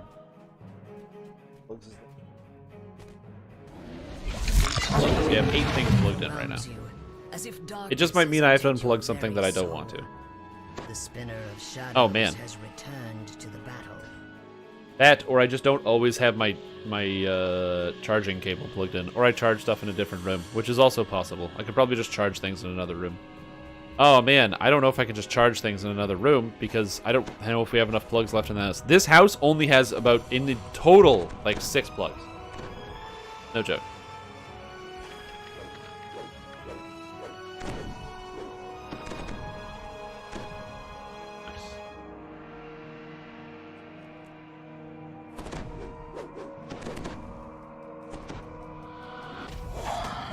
Say you're likely to try for a circuit break before I cause a fire? Perfect. That's all I wanted to hear. Yeah, there's only like 4 plugs in this entire house. So the thought of like, oh, we'll just plug in something somewhere else is not as easy as it sounds. Charge your phone with USB from my computer. Yeah, but it charges like real slow when I USB it from the computer. That's my problem that I have with that. I don't like it when it charges slow. I like it when it charges The spinner of shadows decides to change tactics. Arise, my spiders. Did I hear that Rupert Grint has a kid? I did not hear that Rupert Grint has a kid. I don't think I've heard any Rupert Grint news at all. As far as I know, he was in a series of very successful movies, and then he was in that one music video by that guy who has the same hair color as Rupert Grint. And then that's it. And then he fell off the face of, and I thought he fell off the planet. And disappeared into obscurity. I could be wrong. Jesus Christ! Oh my god! And then as I'm shit-talking Rupert Grint, Rorenstall just drops 20 subs into the channel! What an incredible and nice young man.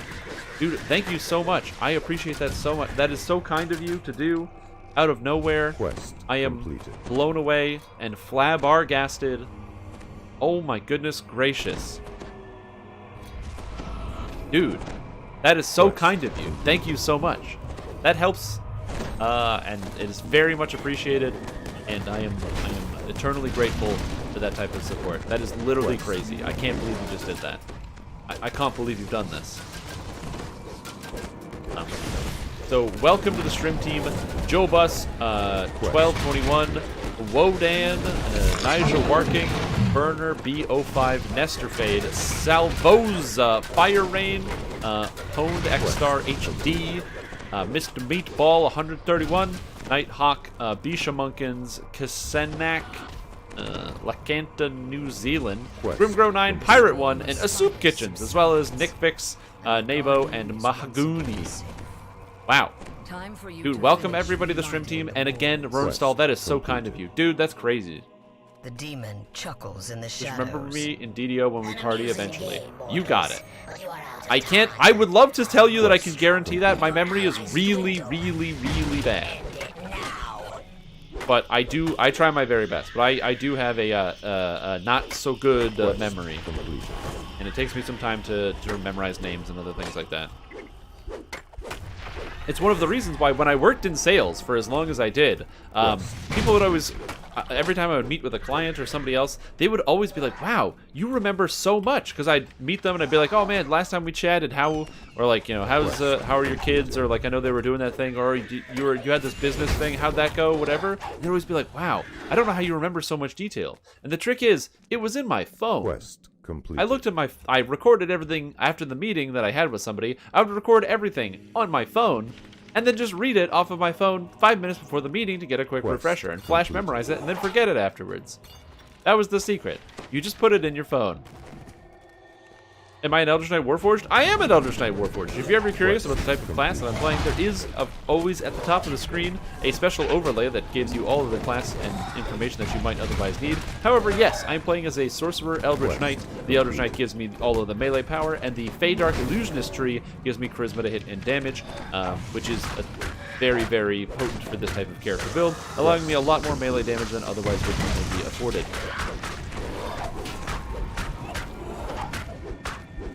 No, I'd like to think I'm good at what I do.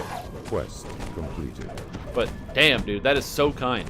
Holy macaroni! Thank you so much. I hope you're doing good, man. I hope you're having a good day and you've enjoyed the stream so far today, and also, obviously in the future. I mean, it makes sense that you have enjoyed it. You wouldn't do that if you didn't. That would be really weird.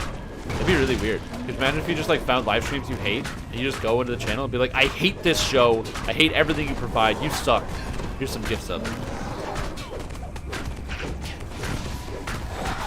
I don't know why. I just think that is so funny. You're like, I hate you. Here's some subs.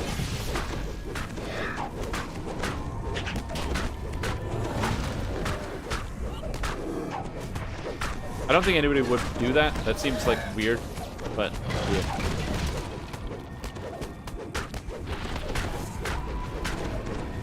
How many crystals do I have right now? Oh, I have 8. I can do 2 more. How much melee power is in the Eldritch Knight tree? Eldritch Knight, I believe, gives 20? I want to say 20. Brilliant light fills the cavern. I have time to look at this now. I believe it's 20, because I get 20 melee power from Night Striker Not defeat. here, which gives me 20 melee power, plus 2 evocation DCs, and plus 2 conjuration DCs. I get plus 1 threat range from Force's Edge. I get plus 3 to damage from Knight's Transformation and 1 critical multiplier. Or the improved Knight's Transformation. And then Knight's Transformation gives me plus 5 to hit and base attack bonus equal to my character level. My character's base attack bonus is 15 at level 30, so this gives me plus 20 to hit, which is pretty good. Can we get a high train going? Oh my gosh, and then a Gu with the 20 bits! Bro, thanks for the bits. I hope you're having a good time. And yeah, maybe we can get a high train. I don't know what dictates when the train appears or disappears, because I've had it sometimes where somebody gets like 1 sub and then the train is just right here and it's ready to go and take everybody along with the station, and then sometimes it doesn't. So I don't know exactly how that works on Twitch. But outside of that, we also pick up an extra plus 5 to hit and damage from Force Point by casting spells in combat. So this character picks up a total of plus 25 to hit and plus 8 to damage out of this tree alone, which is very, very good. And then I'm also using the Warforged tree to get an extra 15 melee power and 25 universal spell power. So from my tree, I get 60 universal spell power, plus 20 from Force's Point is 80, plus 30 from Knight's Transformation, and also, how we doing? Just kicked it out 5 more subs! Dude, what is this? This is insane! And he gets out 5 more subs to the stream. I am over stimulated with brain stimulation. Welcome, Romthrax100, Shatarg, Browsing Monkey, Jacker BT Power, and Foggy Lorne. Welcome to the stream team. Appreciate the support. Man, that's crazy, dude. Boys to the master. Wow, that is so kind of you, man. Insane. I'm overwhelmed. I'm not properly whelmed. I feel overwhelmed. Very kind. Thank you so much. Into the rift. I'm gonna do into the rift because why not? We're already here. Damn, dude. As long as you don't plug in a heater or kettle to anything power usage at the end of an extension cable, almost anything is fine. Please is probably 3. Your monitor is 0.5 inch, and the light is like 1. You can chain multiple extension cables and never put anything with a fan or heater element at the end of the cable.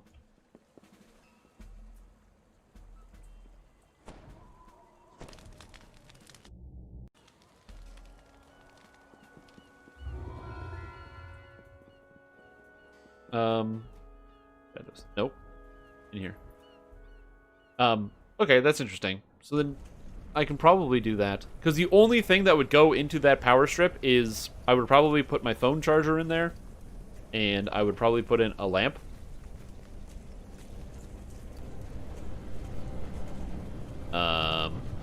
Shit, I didn't get the quest. Oh man, I'm bad at this. I mean, I'm good at this. Watch StreamTom for the highest quality DDO content you've never seen before. Change power switch to other multiple speaker amps and monitors off of it. Okay, interesting. Oh, I have to talk to Elminster before I can hand it. I gotta hand it to Elminster. I forgot to do it in heroics. I'll be right there.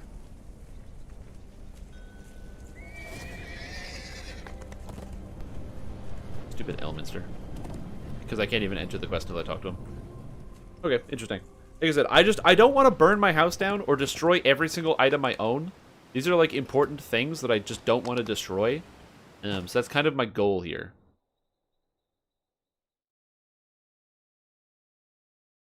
So right now, my current goal is just have my house function and be able to plug some stuff in. Then I just need an extra power strip. I don't know if I have a regular power strip. Just like one of them basic strips. Depending on the phone type. My phone type. I don't even know where my phone is. This is the problem with the pandemic, because I don't even care where my phone is, because I just never use it. I feel like I'm like, not that I shouldn't have a phone, but I never leave my house. I'm always on my computer, so people just message me on Discord because it's easier and faster to get in contact with me. The only time I use my phone is when I pick it up because I'm being called by somebody that is a robot voice that's like, the Canadian Revenue Agency has found that there is a discrepancy within your actual file, and so you must contact the Canadian Revenue Agency or else the Royal Canadian Mounted Police will be dispatched to your home. So it is important that you follow up with this number 55123518 and call them now, and then give them all your private information so they can steal all of your data and steal your credit card information and what have you. You know, it's like threatening message on the phone, and you're like, oh no, I have to call this number, and after you call the Canadian Revenue Service, it somehow like gets contacted or contacts you to some place in India, and you're like, whoa, that seems weird.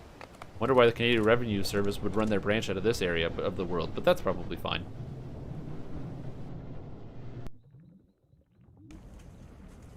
Seems legit.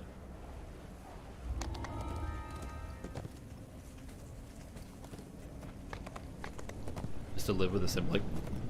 Yeah. Trust me. Well, you have to understand, if I lived with my brother, I would literally be able to just like, you know, I'd easily be able to have all my electrical problems sorted out, because I'd just be like, hey, you're an electrician, can I do this? And he'd be like, no, and unplug things before the house burns down. It's me to come here because Lolth let this rift, her sister, the magic shard. He's a smart guy. Your world. Unlike me, I'm just self-destructive. Vast and tangled scheme of Lolth's. Closer to kinda my similar. home, Lolth now wages war on the kingdom of Cormier in a little village named Evening Star. This rift and that war are bound together in her plan. And so are you, I suspect. Hark, Elminster must be like I so sense that screwed she's up by found seeing a God robot again. in front of him. He must look at me and be like, I must leave while I can. Find thy way to Evening yeah, I Star. gotta go. I will meet you there. Tis a Could you imagine dangerous seeing like journey, this but robot step through the portal and you're like, You huh, seem to be accustomed all right. to dangerous journeys. Can you go kill Lolth, please? Elminster departs. The demon web sprawls out before you. Somewhere in this chaotic maze lies the path to the place Elminster called Evening Star. Aw. Aw, The thanks. house preaches ahead makes some I'm strange glad you had fun with it. Smile. Somebody in party just sent me a message and said that they just realized who I am and that they played my Assassin Rogue and it was like the best build ever. That's very satisfying. With one person, keyboard and mouse. Yep. That would definitely be that'd be something that could be brought back.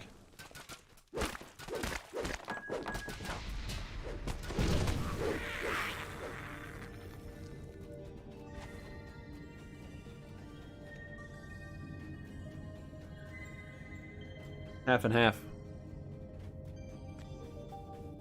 The problem is you need somebody who plays DDO. Like, I have another person in my house. Whoa, look at all the beams of light coming off my wings here. I have somebody else who's in this house, but my roommate doesn't know anything about DDO. So that wouldn't really work. Prison in Khyber. Did it both times. Nice! Look at that. I'm glad. Look at me. I'm providing a thing to the community. And then people are like, whoa, look at this thing I played, and it's fun. That makes me happy. I'm happy to hear that you guys enjoy that build. I also enjoy that build. That's why I still have one. Oh, I couldn't get them all. Whack, whack, whack, whack. Great templates to work from. Well, there's more being added. Not too sure about that one. Don't do it. I wrote that build before Reaper mode was a thing, where I wanted to challenge myself to play the game. Terrible build idea. I've had people comment and be like, is this build viable? No, of course it's not viable. Use the spells. Use all the good spells in the game. This is before the Reaper mode, before the spell pass. Oh man, could you imagine trying to dick around with like force missiles and do like Reaper 5? Are you kidding? Not like Shirati, like just straight like, oh man.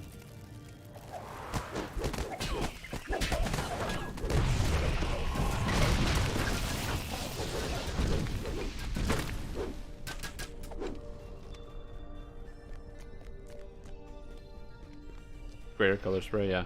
Are there any other good spells? Yeah, greater color spray and meteor swarm, that's it. That's all you should be casting. If you're casting any other spells, you're doing it wrong, and you need to reassess. JK, you can cast whatever spells you want.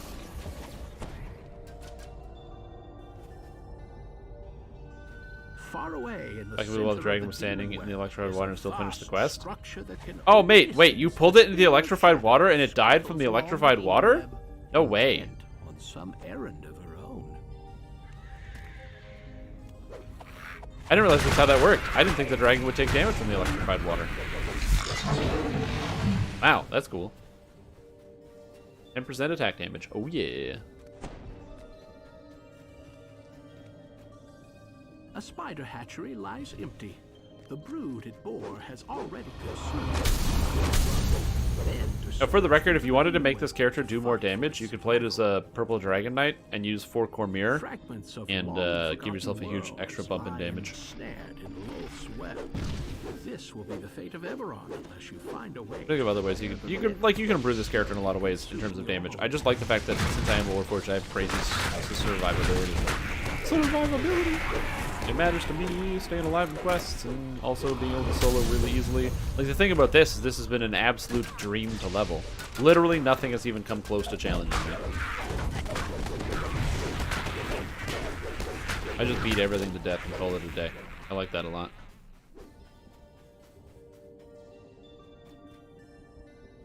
Also, for those of you that have been wondering, I did update the Shrimtom's build repository and stop being a bad content creator.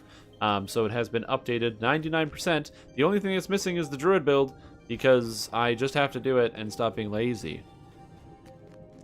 But the favorite soul is on there, the Cleric, and the actual physical build is on there, everything else. You never stop. Yeah, thank you. I appreciate it. I never stop. Can't stop, won't stop. On a distant shard of the demon web, Loth greets the spitter of shadows. It is time, my sister. The dragon shards are in place. But yeah. So let us This last video was like ritual. really good. A lot of people liked I it, which promise makes you me feel good. power I'm beyond happy about it. imagining. Now join me, sister. Let go of your physical form and join me. Become greater than you ever were. Sure thing. Become one with Loth.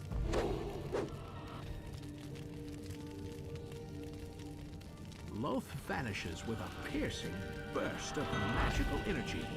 For an instant, you stand transfixed. FDI Bard, Spellslinger Trappers, your next project. Then a sudden FDI. onslaught of the FDI. Spider Queen's servants snaps Fey you Dark out of the Illusionist? situation. Yeah, there we go. I'm learning these new acronyms. All you kids and your new acronyms that change up all the time. Hard to keep on top of it all, but there I am, Shrimtom. Number 1. Keeping on top of all of it. I am clubbing this guy to death. Feels good.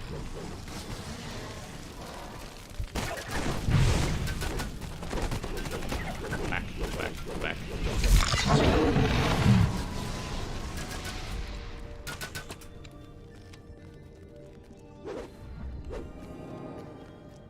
Yeah, I don't plan on... What's my next build that I want to do? I'm probably going to do that build that I gave to CMCU. The, the Barbarian, Cleric, Tiefling, Scoundrel build. I'm probably going to play that at some point as well as my last Tiefling, Scoundrel life. Because that could be fun. Why did I shrine? I don't need to shrine. Why did I do that? I have no idea why I just shrined there. I didn't need to do it all. My mana was perfectly fine. I don't know why I did that. I think I just saw everyone else doing it. My brain was like, oh yeah, shrine. This is good. This is a good time. Good time to shrine. Take a load off. Relax. You know, kick back. Vast cavern of stone deep below the surface. If you are to find Elminster, received. you must first make So welcome, Nestor, to the stream. I hope you're having a fantastic day. If you're not, I don't know what to tell you. It's Thursday, you know. I think cool outside again, so yeah. Have you tried out the new Flame Blade? No, I want to play the new Flame Blade. I currently want to do a Flame Blade Druid build. The idea is to be a Tiefling Druid and use the Scorch to prevent monsters from being immune. And then, once you get to level 17, just use Fire Elemental form and be a actual Flame Blade attack Druid type character.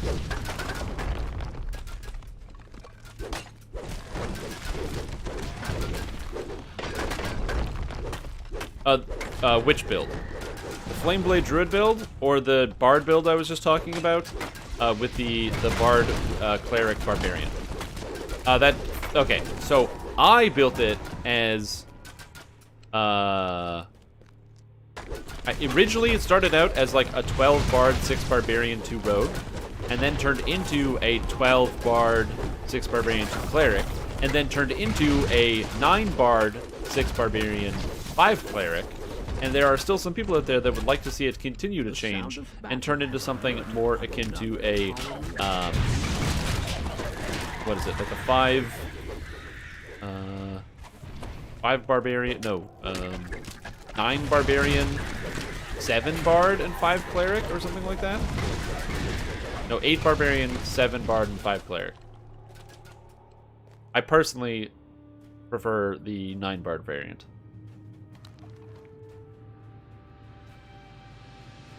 Actually, I really like 12 Bard, if I'm being honest.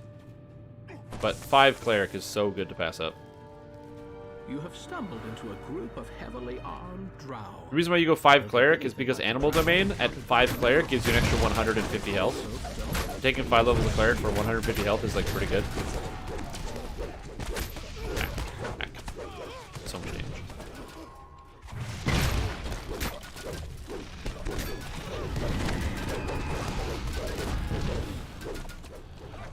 Wait, what?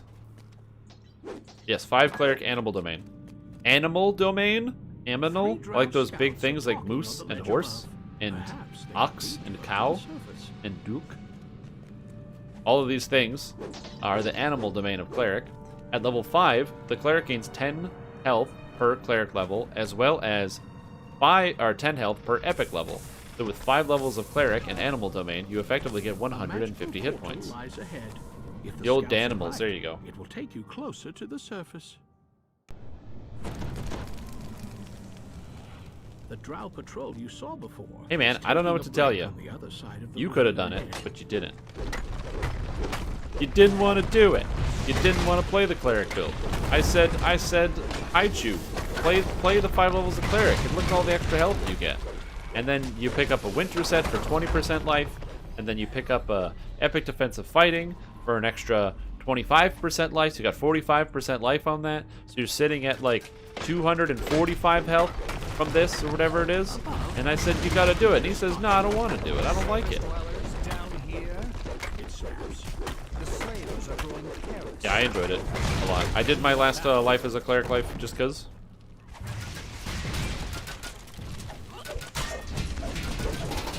I'm not too stressed about getting racial completionist.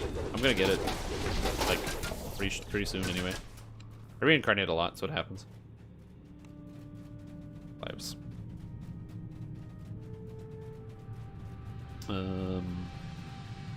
Racials? I think this is Warforged 3. Yeah, this is gonna be Warforged 3. And then I have Half Orc. Yep, and so I have Warforged, 1 Warforged, 2 Half Orc, and 3 Shifter lives. I am 6 past lives away from racial completion.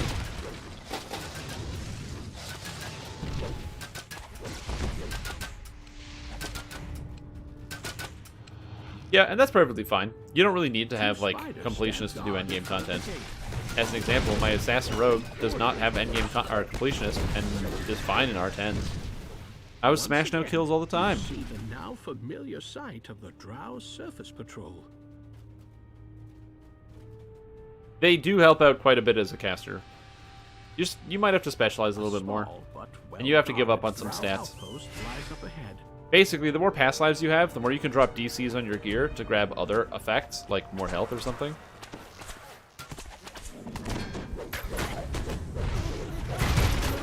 These Drow fought with military precision unheard of. I love it. These Drow fought with military precision, as that guy literally instantly dies. Which I find very entertaining. Its portal and learn what lies beyond. This. Oh, I don't want the Charm of Evil Chaos. That's useless. A fresh breeze blows down from the leader of the Drow turns to confront you. More fodder for the slave. Or fodder for the slave pits. Nah, dude. I'm not fodder for the slave pits. I'd be a hella good slave on this character. I'm a robot. I don't even get tired.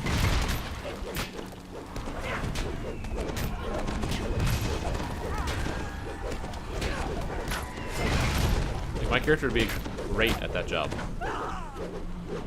A voice from inside the cage calls to you. Over here. The Hey, villagers Warforged. in the cage anxiously shifter. point to a large Voice lever the near Master, the everybody. door. Put on your Voice the Master. You want 5% XP, you gotta put that Voice the Thank Master the on. gods, I'd almost given up hope. But where did you come from?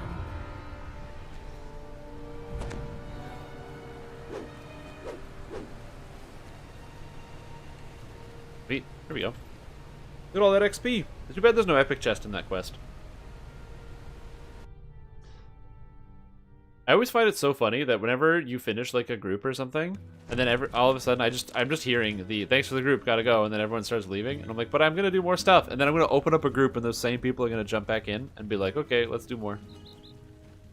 The Divine Purpose wings are badass. Yeah. I want those wings so bad. I would pay so much money for actual angel wings I could use on a character. Or like the demon wings. I was gonna say devil. Or devon. Increase from... No, they're the same attack speed. They're both enhancement.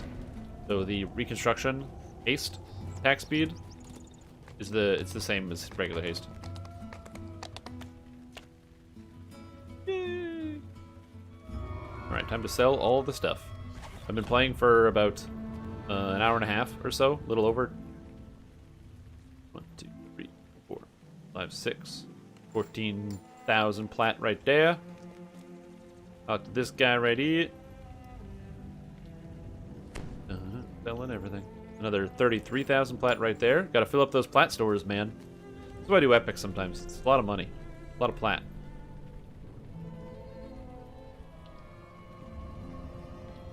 I haven't done in a while? Evening Star challenges. Evening Star challenges are probably pretty good, eh?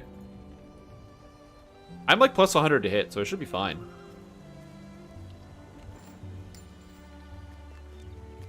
Yeah, give me the demon wings.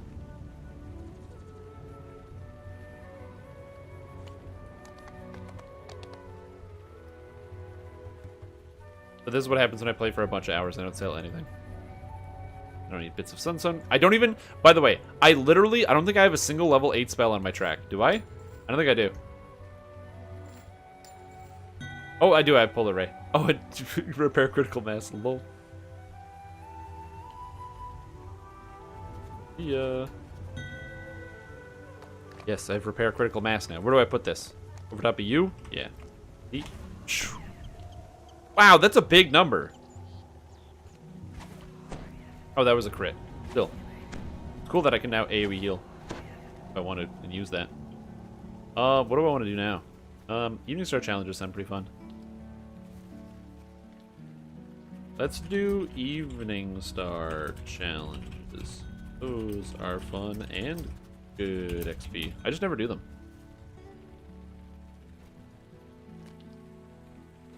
People are like, okay, so you're not gonna quest. Yeah, exactly. I find that very funny. Reaper 2, second Evening Star chain. I can't join this group. And I can't join this group because I don't have. I can't get in battle for Evening Star. This makes me sad. There's a Sharn Saga Part 1 KT. I should just join that KT. Yeah.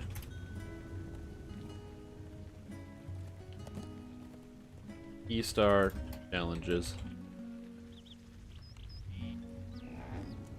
Oh, where's Azure Skies? Azure Skies is in here. Azure Skies. There it is. Azure Skies. Hey, we heal the robots. Exactly. Any better than the single target versions? Yes, they are. They have a higher caster level. So the mass version can go up to max caster level 40, versus repair critical, which has maximum caster level of 20. Granted, I cast this at... What caster level do I cast? It doesn't tell me the caster level that I cast it at. You're affected by... You're touched by grandeur. Oh, touched by grandeur. Yes. Come on, raid, when you coming out? I don't know when the new raid's coming out. It will. Gonna give it a minute for people to join. Alright, I'm gonna give it a minute to join. I'm gonna quickly jump up and grab something real quick that I need. So since I'm coming up to grab something, I'm gonna play an ad. I'll be right back. Enjoy your ad, or sub if you don't want to see an ad. And that's all we got. But I'll be back in just a minute. Because I'm going to let a couple people join in. I can easily solo all these, but I just want to see if anybody wants to join, you know? If anyone wants to join, you know? Quest. Oh, I have...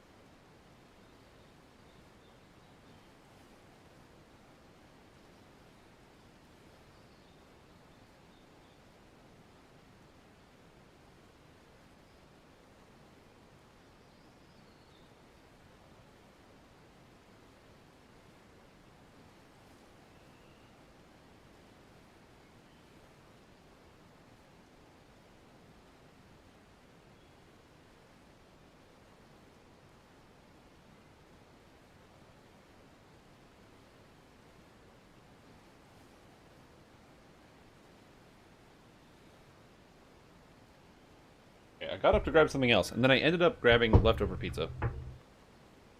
Which is good. PS5 ad? Nice. Okay. Now we're gonna go.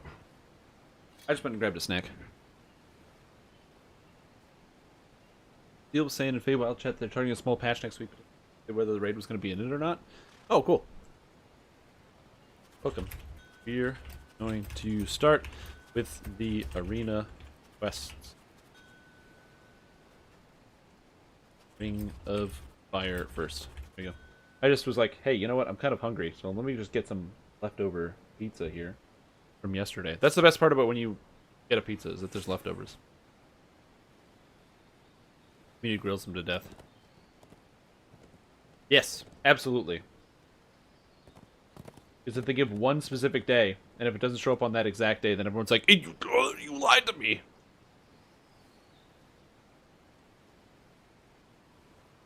And it's like, nah, man, production schedule.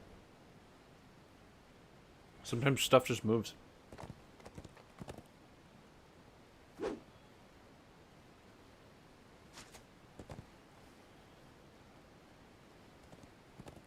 Although I will say, to be fair,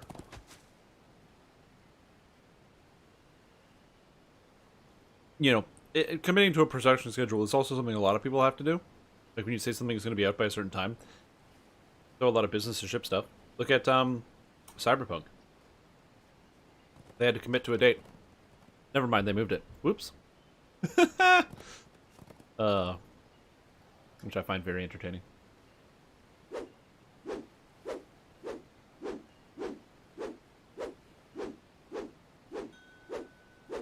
Yep.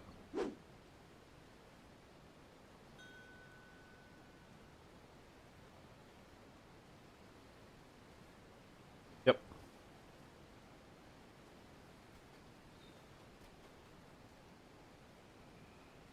The problem is, by also not hard committing to a date, you get people frustrated. Like, if you hard commit to a date,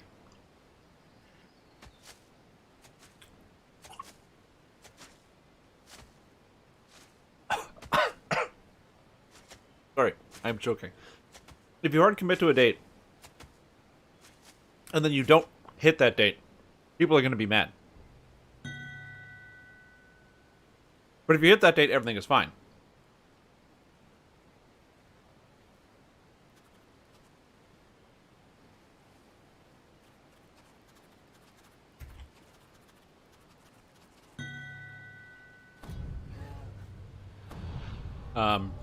So people will absolutely be mad. All right, let's step in, everybody. If you don't if you don't hit it on that time. But if you never commit to a date, then you're gonna make people mad all of the time.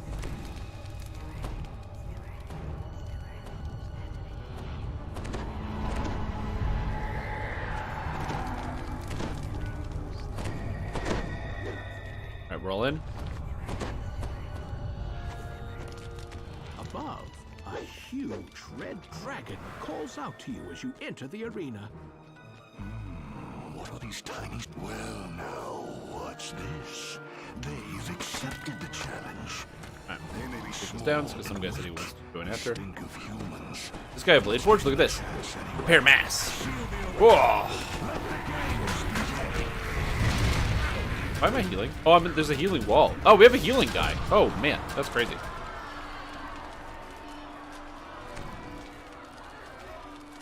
The raid and a new Feywild adventure pack will be early 2021. Well, there you go. There's your answer. Wait a calendar year.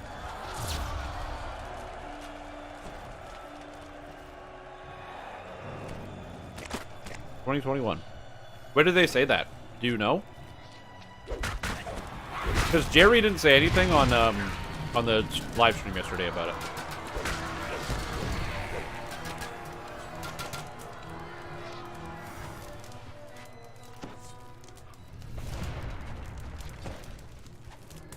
Also, again, something I think is important.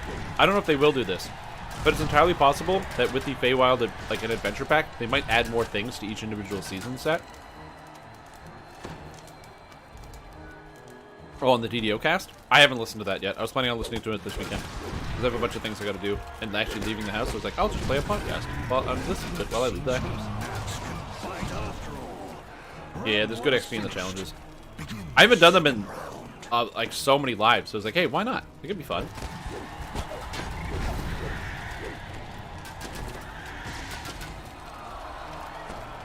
Hardcore at the same time. Oh yeah. Well, that's why I gotta have my characters raid ready before then. So there's no farming I need to do to get the raids down. Oh my god, the damage I'm doing is crazy right now.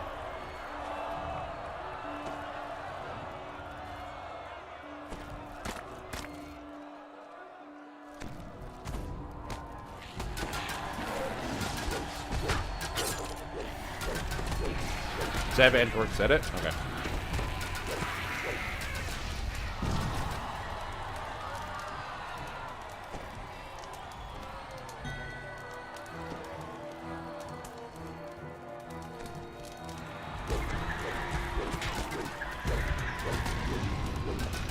Did the new DDO cast have the devs?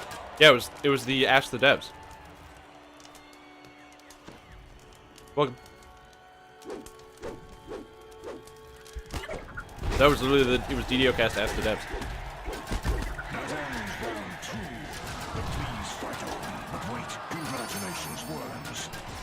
Yeah, so I gotta watch it. Now, let's see if you're ready to take on. Did anyone else listen to the DDO cast and can verify it?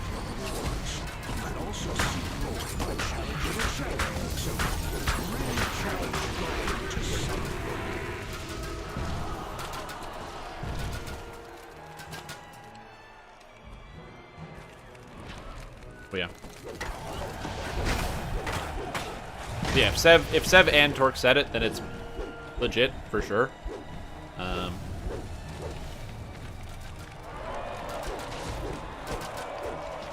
Because I have also heard that information that the raid wasn't coming out till next year.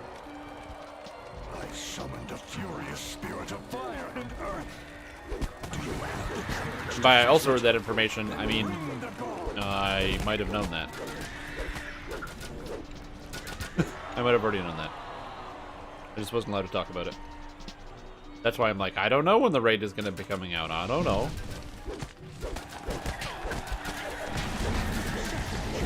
It was something that came up when I was doing the... I asked them when that sort of content was dropping. And the answer that I got was, oh yeah, it's going to be coming out pretty soon. And I was like, oh, that's pretty cool. And then they were like, no. We got to revise this. And I was like, oh, okay, cool, sounds good. So then I just kind of cut all of it. But I didn't know what to keep in and what to keep out. So I just avoided the question entirely. That's how that happened. Yeah, it's not that far away. When you say next year, it sounds like a long time, but it's like not that bad.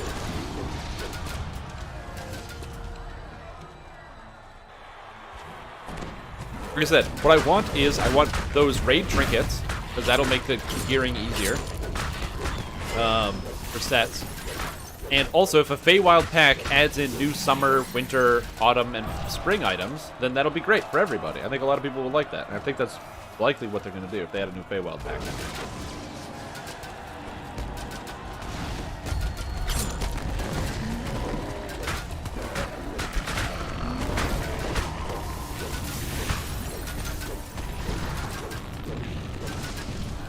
Because there's exactly enough items to build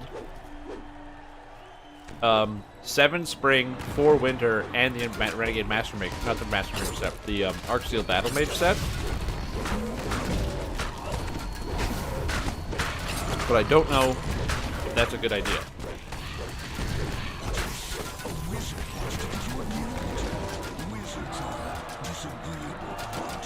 With the multiple threads and runes? What do you mean multiple threads and runes? You accepted the wizard's riddle. He presents you with 4 gifts. What do you mean by that? Oh, the real chest is over there. Oh, yeah, the one with extra things? Yeah, I don't think that's a bad idea. I think it's a great idea. Giving players optionals and raids to get extra stuff, I think that's awesome. It's so much better.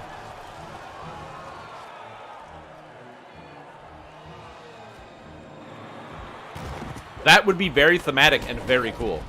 I don't think that they'll do that. Because that they only release usually 3 packs a year, and that would be 4 packs a year, so that'd be an uptick on the production schedule. But that would be very interesting. Quad damage! Yeah! Who's Bonza? How do I say that? Bonza. Yeah, did you not notice? Yeah, we get an update every 4 months. Like a big update, usually every 4 months on average. The thing is, update 47 and 48 came very close together.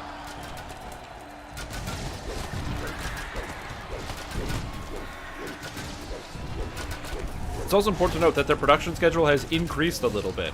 But it has been, since Ravenloft, it's been 3 packs a year, basically.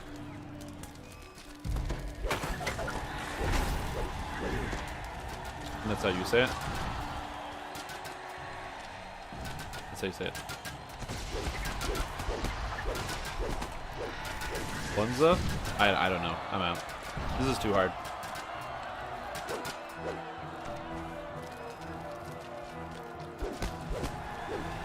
We're running out of time, man! Just say an Australian accent. Well, that just sounds like a failure to communicate on mine. That's from where I'm standing.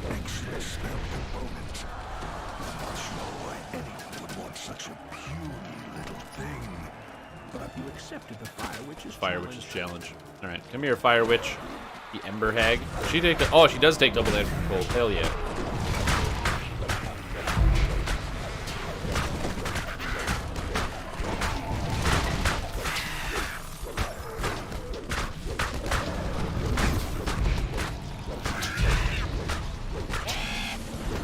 I need more single target damage. Why am I using a level 20 weapon?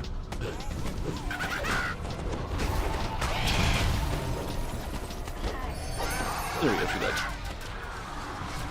And now we can fight the big bad dragon. I think the dragon takes double damage from cold, but I'm honestly not sure.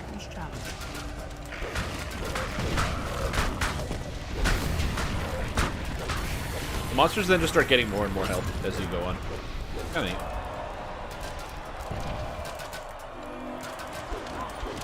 Beavers. Did I buy spell components yet? Nope. I don't have hearts and hands. Rip. We have 5 minutes to kill this dragon. And then after that, 5 minutes is up, and then we're done, basically.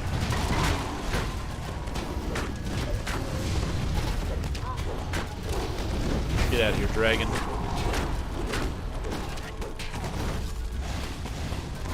Bon. Za, trying to rhyme with Zumba. Bonza.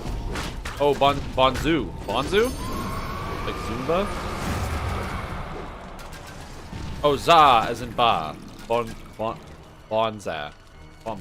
Bonza? I'm out. Oh god, you guys are too complicated. Your language is too good.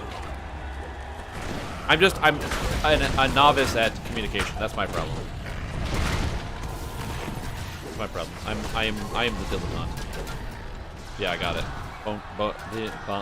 Like Bonza from Bon Jovi, so Bon, and Za has to rhyme with Zumba. Ah, Zumba, so Bonza. I still don't know where that phrase is supposed to come from. Where do you get the new heroic augments? You get them from the Feywild. The Fables of the Feywild drop them. I don't know if it's specific quests that drop them, or if they can drop it anywhere in the Feywild. I don't know. Couldn't tell you. Means great. Nice. Hey guys, I learned something. It only took me way longer than everybody else in chat. Also, come here, buddy. Come here. Oh, come here. Buddy, come here. Here. Repair mass.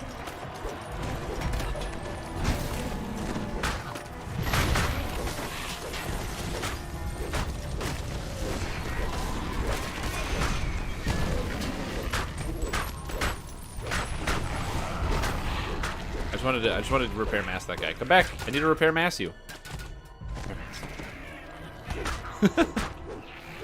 I get so excited by repair mass. Look at the cooldown on this thing though. Just like boom, just spam it out. Again, another thing I like about Elder Strand is I just save so much mana by just meleeing stuff.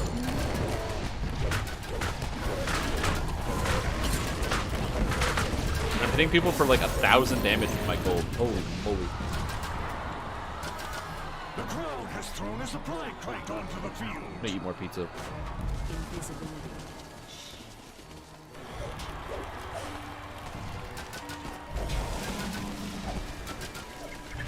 Because we're basically done at this point.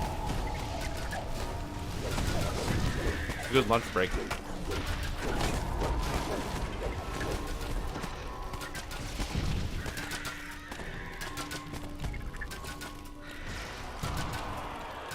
He's Paladin 8, Ranger 6, Monk 6. He's a Monkcher.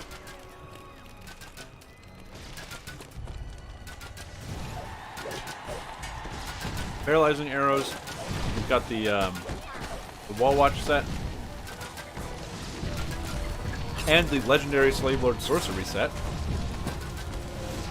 Whoa, what? He's got Slave Lord Sorcery for +2 artifact bonus to DCs, I guess?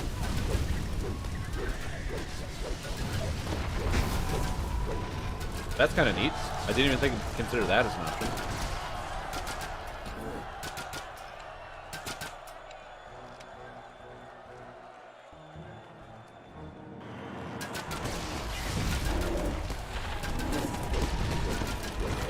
What 3 Slave Lords items are you using?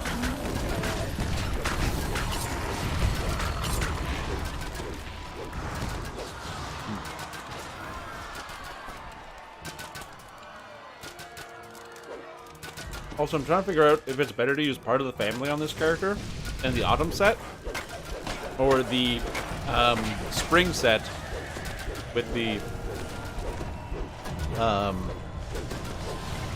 Arcsteel Battle Mage. That I can't figure out.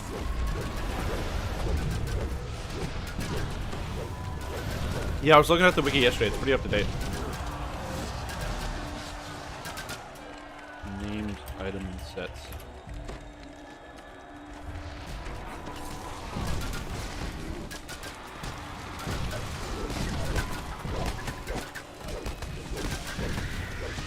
I worry about the autumn set. So it's 20% mana, universal spell power. It's only 5 crit chance artifact instead of 10, which is what you get from the Arcsteel Battle Mage set.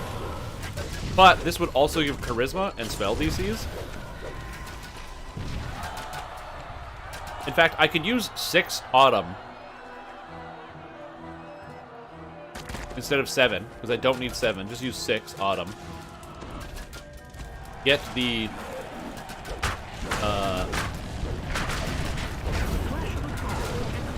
yeah, use 6 autumn or winter. Is there an autumn winter piece? Do I have to use the strap of autumn leaves as a belt? Just kind of unfortunate, but at least it gives MRR. Next.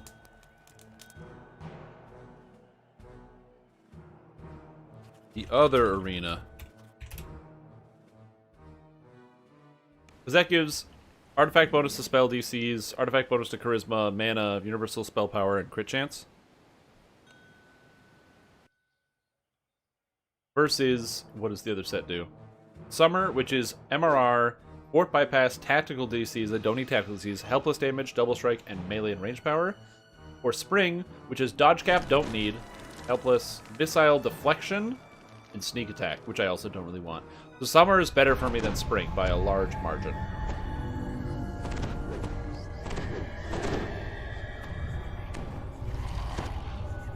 And I can easily get Summer Winter, because there's the Summer Winter set. But if I was doing Summer Winter, I'd really want to get that melee range power. The problem is you can't use Magmatic Grasp, you'd have to use Prince's Gauntlet, which is Con 22, which is pretty good. No, you can't use the Prince's Gauntlet, because then you can't use the Master Maker's Fingers. No! I'm so sad. But you never know.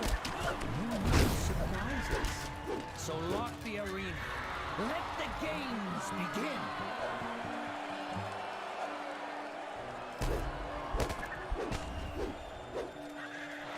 Oh no. So if I wanted to use either the summer or the spring set, I would have to give up on the winter set if I wanted to use the Master Maker set.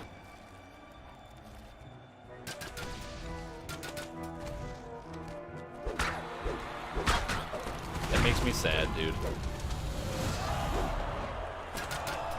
I can have Summer and Master Maker, or I can have Autumn, Winter, and part of the family.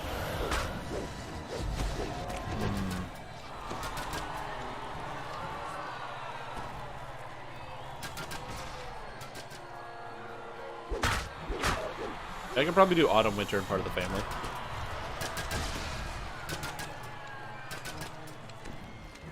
I don't know what you wear out of the Autumn, Winter, and part of the family. You have to use the Strap of Autumn Leaves for this build to make this whole thing function. Strap of Autumn Leaves, the Deep Snow Boots. So much for the war. Now let's start the real games.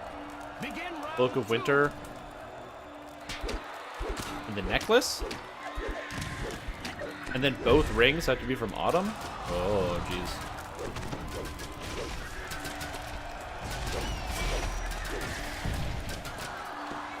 Feels sad, bad man.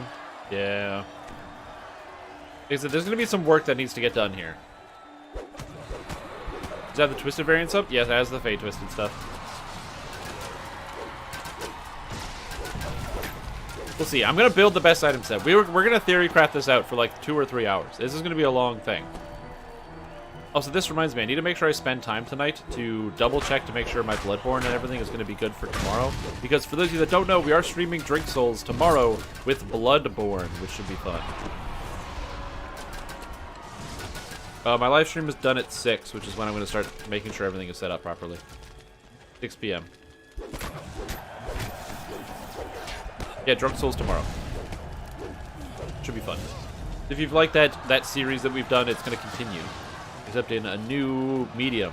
The PlayStation 4, an ancient relic of the past. Like, lol, being a melee. Eh. Round 2 is complete. Our challengers may proceed to the qualifying round. Challenger. The Blade Master takes the field. This arena after all. Look at the damage that I'm doing now. Melee. Stop. Every hit with this weapon is over 1,000 damage easily, and then when I crit, it's like a lot higher. I meant when today doing the gear set? Oh, I don't know. I'm probably going to do the gear set tomorrow during the day. I'm streaming basically all day tomorrow, and so we'll probably do the gear set in the morning. I don't think I'm going to stop and do the gear set today, because I don't, all of the items aren't loaded on here, although the ones that I don't want to use stuff like the bottled sunlight or something. It's mostly just try to get a good handle on it, but probably tomorrow. For raids on Saturday? No, this character's not going to be ready for raids on Saturday. There's no time.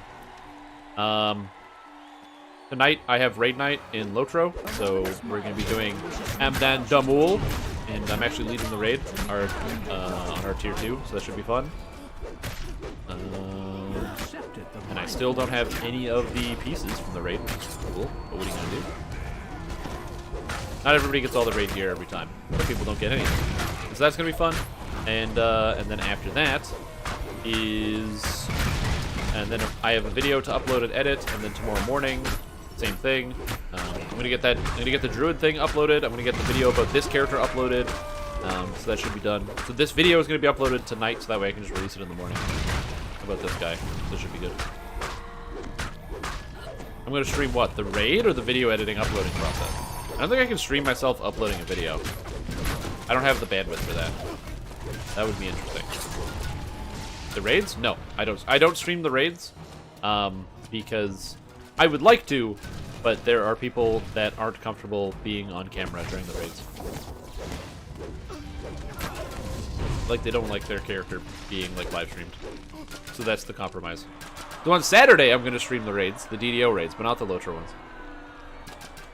I do raids during the week though. On Tuesday, almost every single Tuesday I do some form of raiding. Because during the day, somebody will send me a message and be like, hey, can you come do whatever on this raid? I'm like, yeah.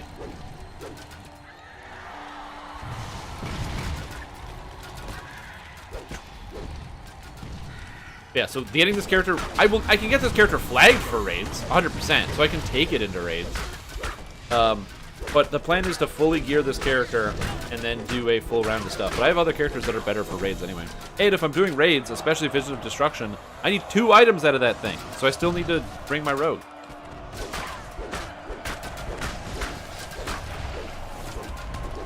Yep. For whoever is raid ready.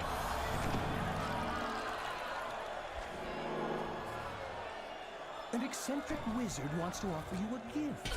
Though I should warn you that he is known for his strange sense of humor. Ring the gong if you'd like to see what it has in store. You accepted the wizard's riddle. So this is 4 gifts. Oh, I'm bleeding. I thought that was a slope. I see you found a real chest. Ooh, steaks. That sounds good. They'll likely be defending the corners of the window. That's nice.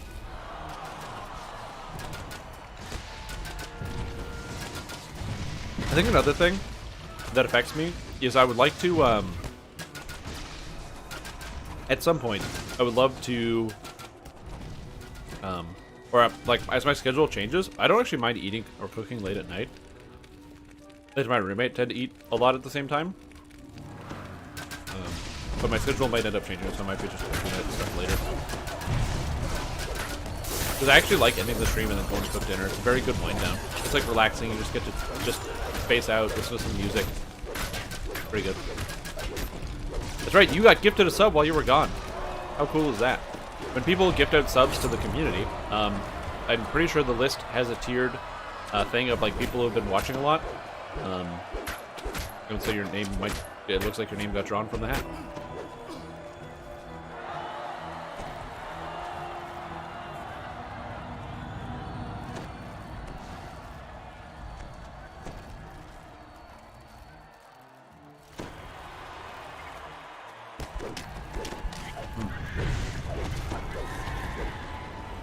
I'm just polishing off some food, so dinner, Quest lunch. completed.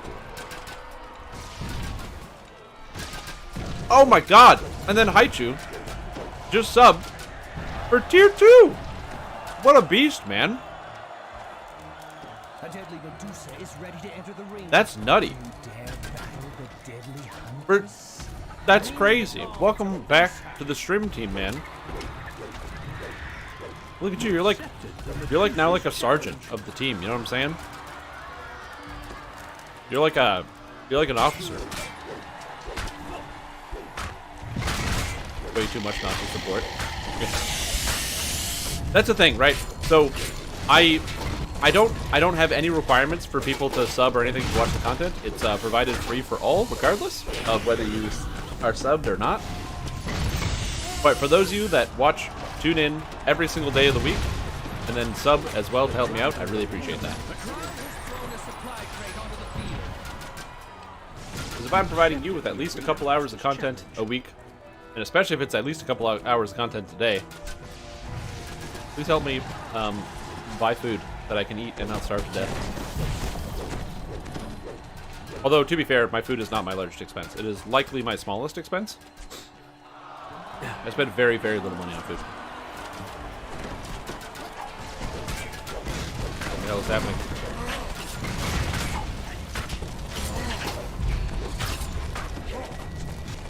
Wait, question about what? What's your question? But it's about why ring swap? No, it's because there's a default slot. It's not that ring swap, it's that there's a default spot. Your right ring slot in your inventory is the default ring spot. So if you equip a ring, it'll always swap to the right one.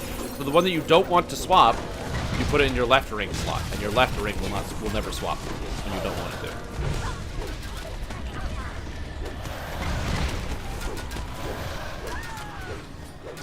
How you do that?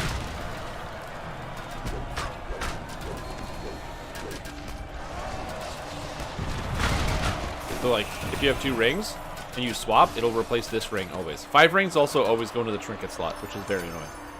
They default to the trinket.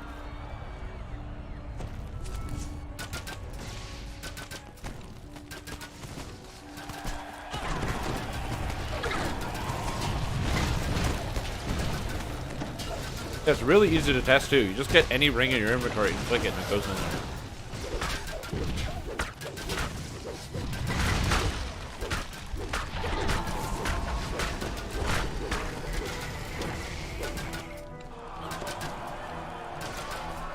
But I don't know why you haven't learned it.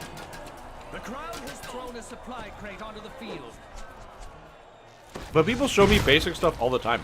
Like, just stuff that, if you just don't think about it, you don't see it. You know what I mean? Or somebody like, oh, there's like a keybind that does this, and you're like, what? It just blows your mind.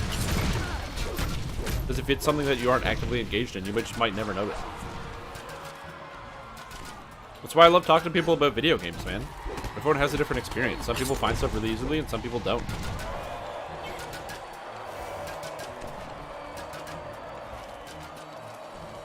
Like, I talked to a couple of friends of mine that bought Baldur's Gate 3, and we talked about our experiences. And they told me about, like, they found monsters that I didn't, and they went to places that I didn't, or they had a different scenario and encounter with, like, a certain NPC.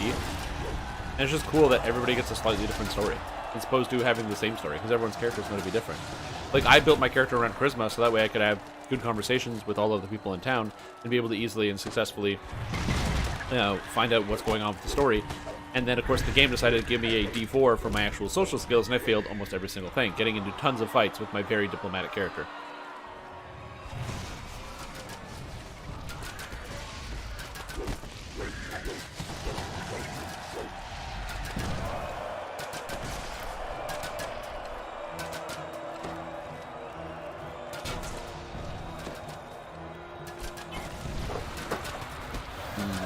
Flavor.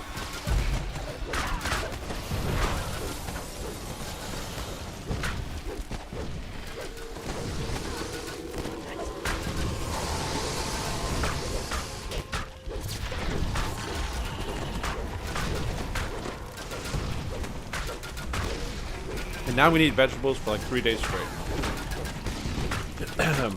And nothing else. Had some pizza yesterday, had some leftover pizza today, and we're all on vegetables. Thrown a supply crate onto the field. I kind of wish there was actually a crowd up there that was animated. Just in the distance for those people standing there cheering. The weather in Narnia? That's a good question. I don't know. Alright, I got you. We have a minute then.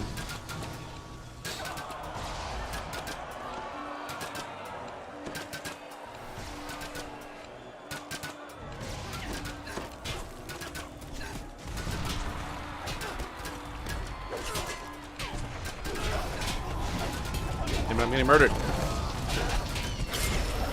Sphere of dancing, dude.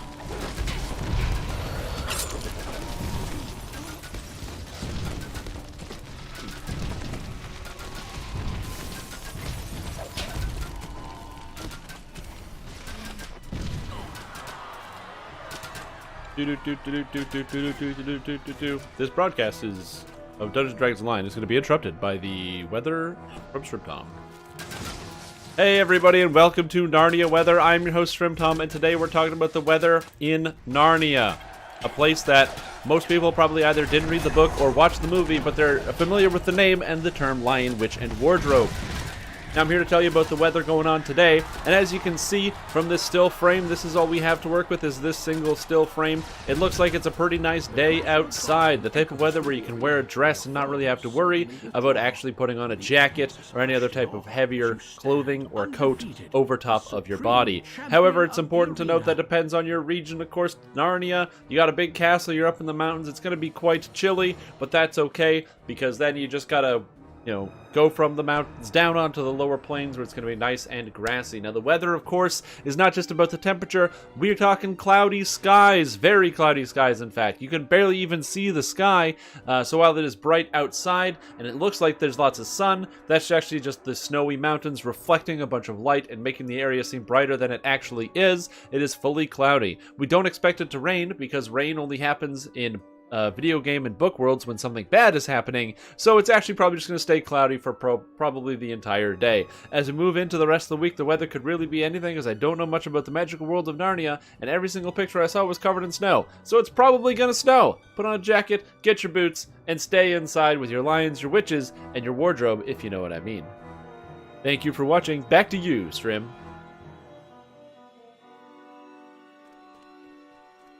Is your weather? Is that what you wanted? Oh, a Cormyrean scimitar of parrying. Ooh. I'm gonna do the I don't know what they're called, with the sunset one and the sunrise one.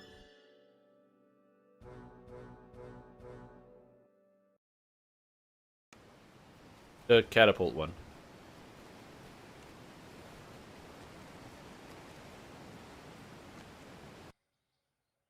There you go. There's your weather. I don't know much about Narnia. I remember I wanted to read the books because I was like 9 and I was like, I like fantasy stuff. And I think I got bored with it. Like I never got very deep into the book.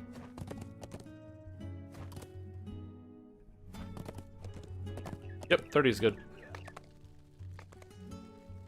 Get more charisma. Yeah, either one is fine. We'll just do the other one after.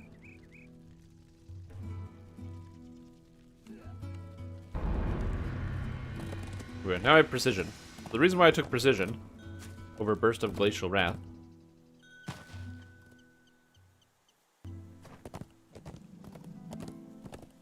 Hello. We are going to the sunset. Oh. Where does this go? Okay, well, I'm going to cover up those things.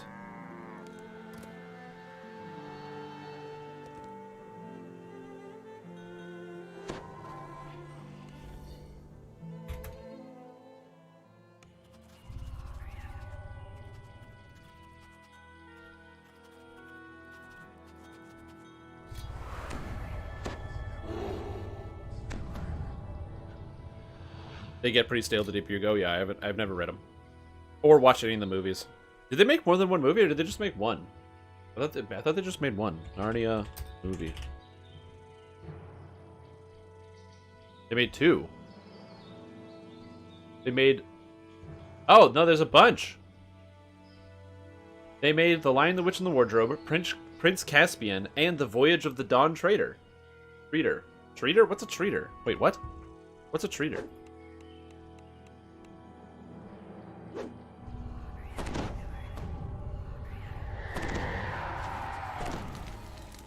Yeah, Lion, the Witch, and the Wardrobe came out in 2005, Prince Caspian came out in 2008, and The Voyage of the Dawn Treader in 2010. He waves you over, anxious to speak with you. Let's see. C.S. Lewis never sold the film rights of the series during his lifetime, as he was skeptical of any cinematic adaptation could render the more fantastical elements of the characters and story realistically.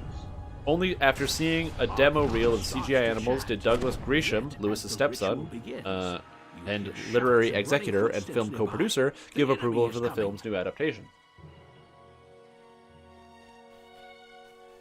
So basically, C.S. Lewis wanted to carry it to his grave and never have it made into a movie, and then someone in his family said, hey, wait a minute, how much money are you going to pay for this? Oh, that's a lot of money. Yeah, you guys can make a movie. It's all good. Sounds good. Wait, is that one dump truck of money? You think I'm gonna buy, or I'm gonna let you make this movie for a dump truck of money? Oh, there's 2 dump trucks of money. One of the knights is under attack. 3 dump trucks of, oh yeah, of course, 3 dump trucks of money. You make the movie, it's all good. Hell yeah, dude.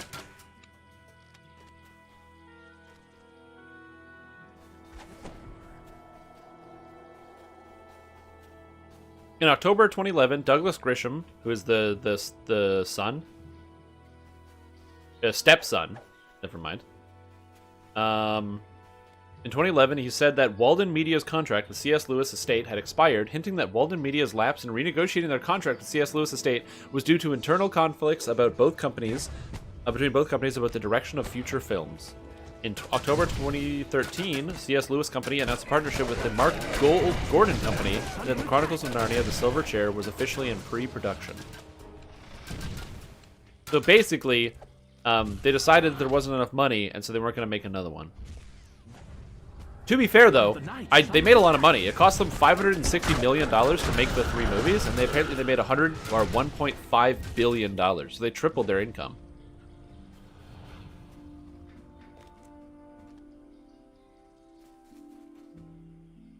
Yeah, Archmage needs some love. But who knows, maybe it'll get some love.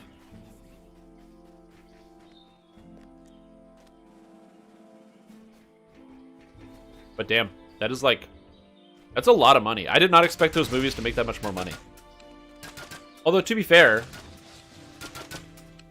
I don't see... I'm like looking through the actors list, and I don't see a single actor I recognize other than Liam Neeson. Liam Neeson was in this? What did he play?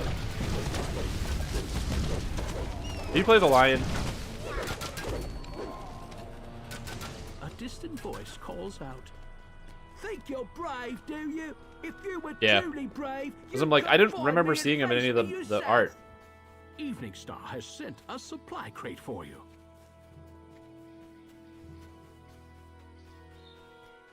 They're forgettable films that also made $1.5 billion. Ah, fantasy movies. Every time I see something like this, like a fantasy film that I didn't see, I know apparently a lot of people saw it. I don't know how much it made in different places internationally. It's also important to recognize that this was also English only. This was only released... Oh, apparently this was only released in the UK and the United States, and it made $1.5 billion. Wow. Yeah, just like Transformers. It always just makes me think of that movie that came out, I think it was last year? Mortal Engines? More of them are coming. That one's so funny. Under attack. Mortal Engines.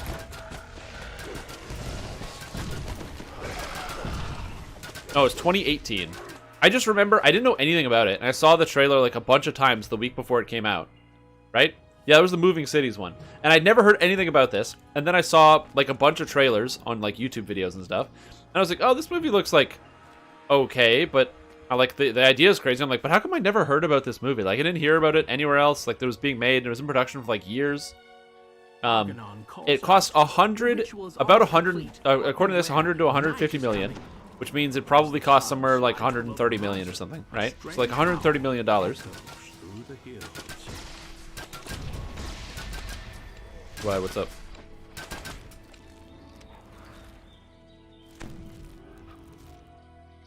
Yes, I'll get the ballista parts. Yeah, and then it only made 8.3 million. So this movie hemorrhaged money. One of the knights is under attack. Does that include the cost of marketing? I don't know. I don't know if that includes the cost of marketing. All I know is it cost them like 125 million to make, and it didn't make that much money. Apparently it bombed, and it was complete garbage. I watched like a review of the movie, because I'm not going to go watch it. And apparently it was just very boring, and the characters weren't interesting. You'd think a movie about giant moving ships would be really cool. Or giant moving cities. But apparently it has a 26% film approval rating by critics on Rotten Tomatoes. With an average rating of 4.91. Metacritic score is 44 out of 100, indicating mixed or average reviews.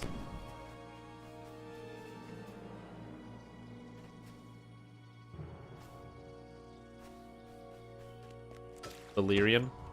Splendid, you've repaired one of the ballistas, says Argadon. Quick, use it to attack oncoming enemies. If only you could use the ballistas to attack oncoming enemies. I'm coming.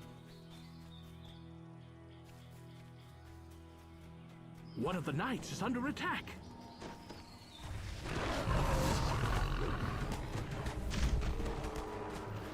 Yeah, that's kind of interesting, though.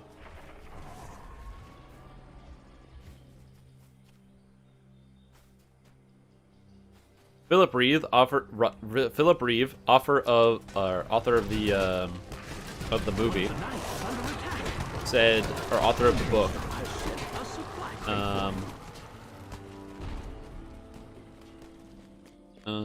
Did anyone pick any up by accident?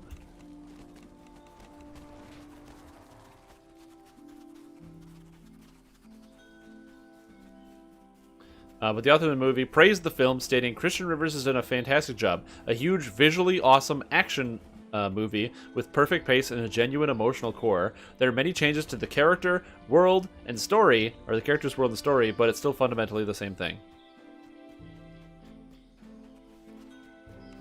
The ritual is finished, Argonon says. Yet it will be a few minutes before the spell ward reaches its full power.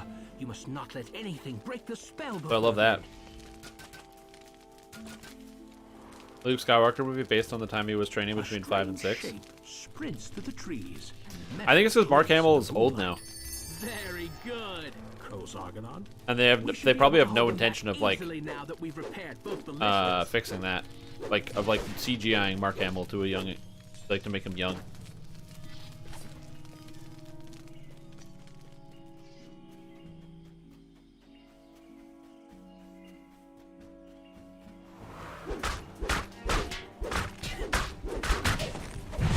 See, it's funny that you say that because everybody tells me that they hated it.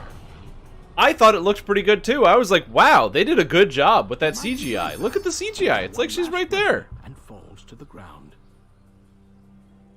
But I got told by all the people I went to see it, they're like, that CGI was so bad. It was the worst CGI ever. It was so gross. You could see the pixels or something. I was like, hey, they didn't do a bad job in Rogue One with the CGI. Like, I knew it was CGI because I'm a grown-up and I know that the actress couldn't be in the movie, and also that it's like 30 years later. But still, I was just surprised by how many people that I knew that were like, "Oh, it was really, really bad." I thought they did a great job. Like they had a lot of there's a lot of nerds that worked together to make that thing look really good, and they did a good job.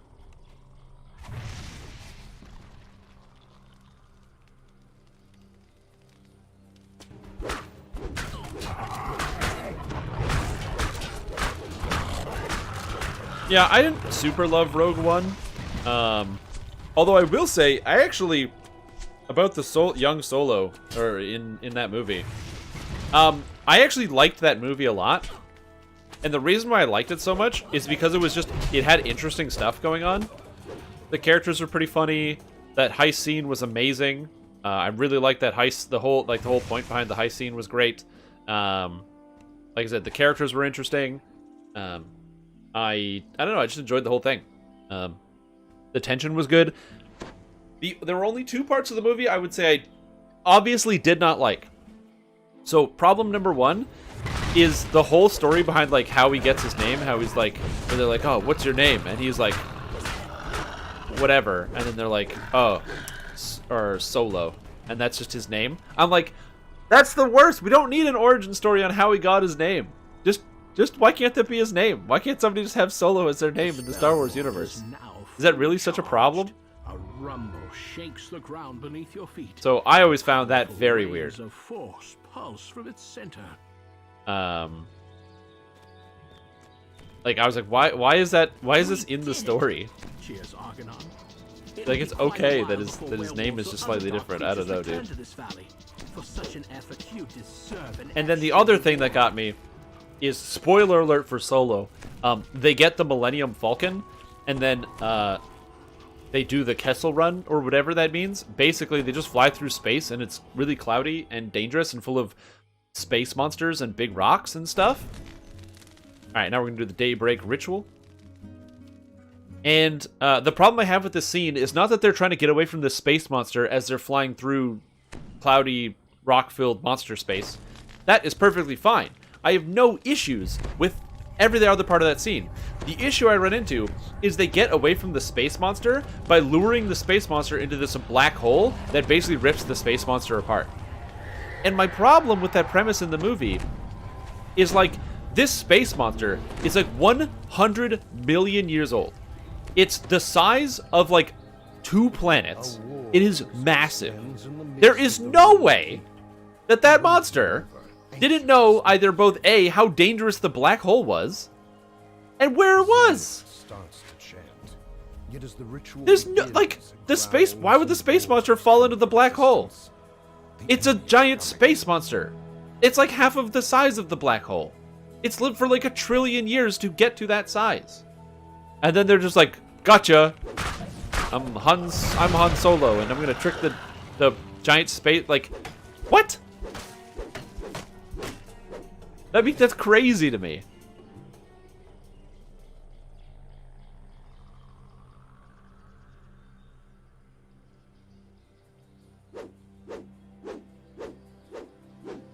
Made a Star Wars version of Apollo 13. Like I said, I enjoyed the rest of the movie because it was interesting. The characters were interesting. They were funny. I cared about what was happening in the story. And like I said, that heist scene is so good. When they're on the train, that's such a good scene in the movie. Highly recommend.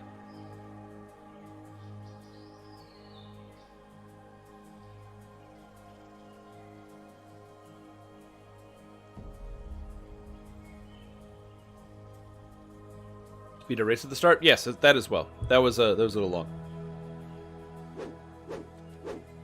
Like I said, most of the things I disliked about the movie. Important note: I'm not a movie critic.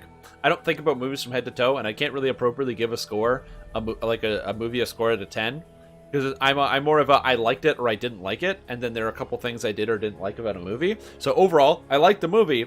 The two things I didn't like about it was that they had to explain Han Solo's name for some reason, and then that scene with the giant space monster. Because I'm in the theater, and it broke my immersion to be like, that just happened.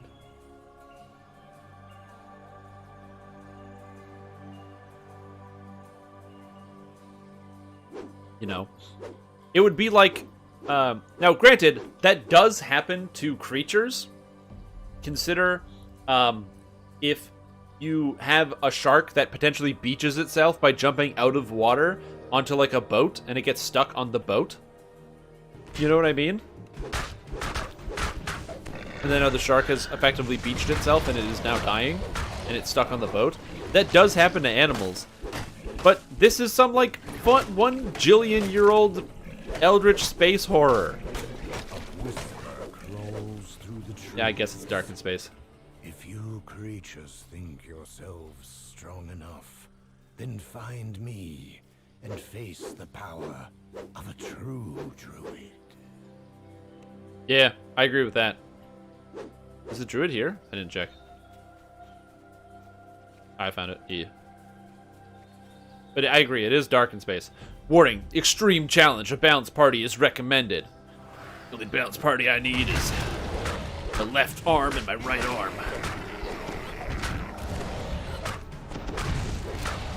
I don't like the stupid bear knocks me away.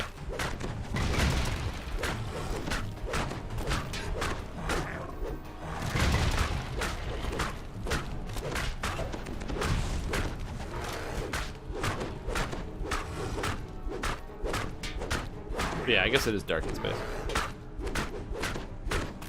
Yeah, I don't know. I'm also somebody who didn't hate the last Star Wars movie. I know a lot of people that really hated that movie. I did not hate that movie. Some people did. I enjoyed it quite a bit. Evening Star has sent us one of the knights is under attack. Yeah, a lot of people lost their minds. And I understand that, like, some people's concerns about, like, oh, they stepped over the lore, or, like, they basically threw away what they had in the second movie. And yeah, they did. They literally took a lot of the story themes that they had been building up through the movies and straight up threw it away. Absolutely, they did that. Which a lot of people are upset about. But that's just, they made the movie, and they didn't, you know, Abrams came through and just changed a lot of stuff that was set up by the guy named Ryan, who spelled his name wrong. And, yeah, so it was definitely interesting. That was, like, kind of the decision that ended up getting made. But, like, man, some people got upset because of, like, some of the force powers in the movie, and they were like, oh my god, what? They did, like, a force healing thing, and they never had that in other movies. I'm like, who cares? I can force heal in the Old Republic.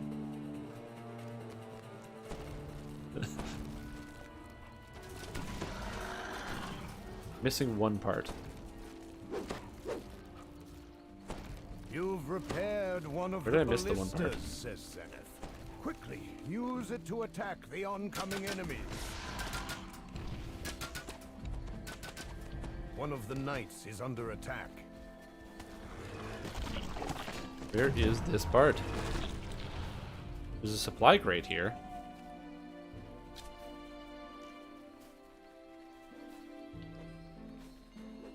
Well, yeah, that too. I don't think anyone expected that.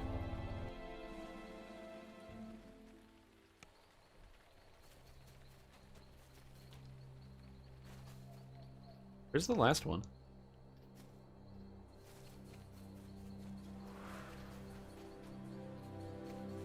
Animating pictures of stochastic motion textures? I don't know what that means. I'm too dumb.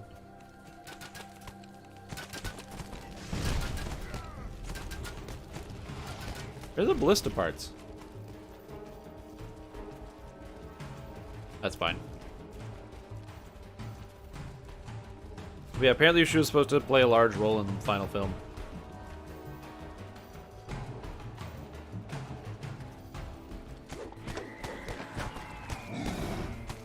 Yeah, I can believe that. It's expensive to animate dead people.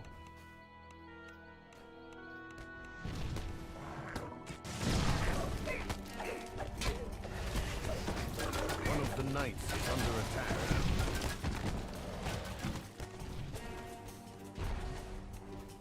I'm missing a ballista part, and I don't know where. One of the knights is under attack. I'm sure they would have done it as inexpensively as possible, but also it needed to look really good. Complete, Zenith says.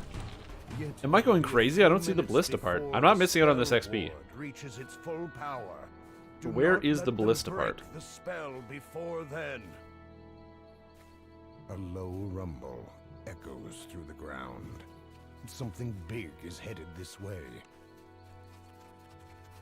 They're attacking the spell ward, cries Zenith.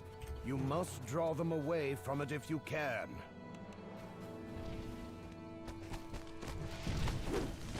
One of the knights is under attack. I think I can't repair the ballista because I don't have the extra parts. One of the knights is under attack.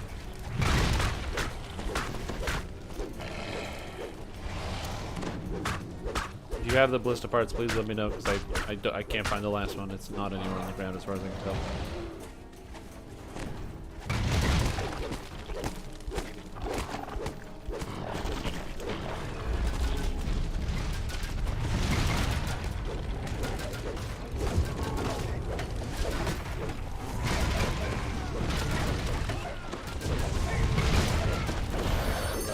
Okay. The mighty woodrow falls.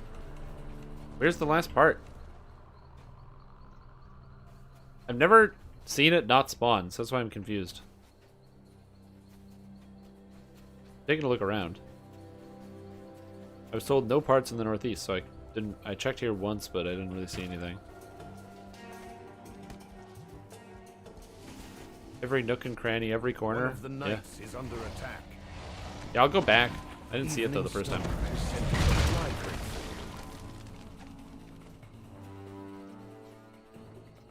Yeah, looks like it's not here. I swear I've looked everywhere.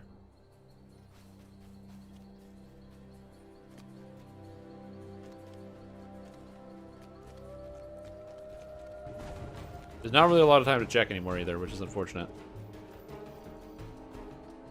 But all I've done is run back and forth looking for parts, and I don't see them.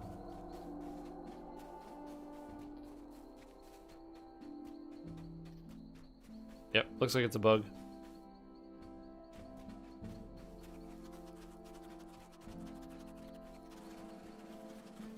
One of the knights is under attack.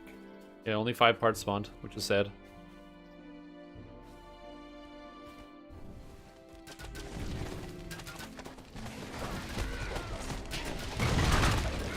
Oh well, what are you gonna do?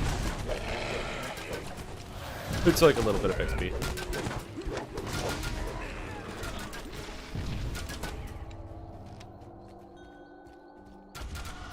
The spell ward is now fully charged. A rumble shakes the ground beneath your wanted the feet. XP. Powerful waves of force pulse from its center. All right.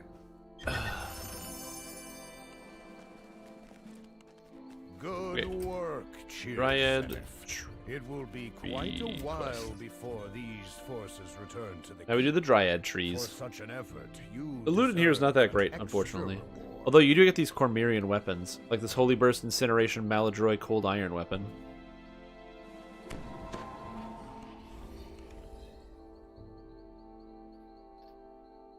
Is there a way to get Charisma to hit and damage on a Warforged Eldritch Knight by getting it from the Feydark tree? Yeah, the only way is yes. The only way to get Charisma to damage at all, other than Favorite Soul, is the Feydark Illusionist tree. Because Eldritch Knight gives you Charisma to hit, exactly.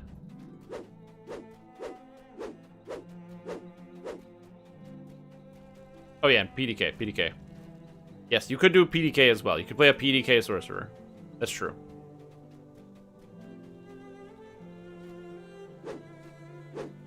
Yeah, PDK with the Eldritch Knight, yeah. And if you multi-class Bard, yeah. But if you multi-class Bard, you give up a lot.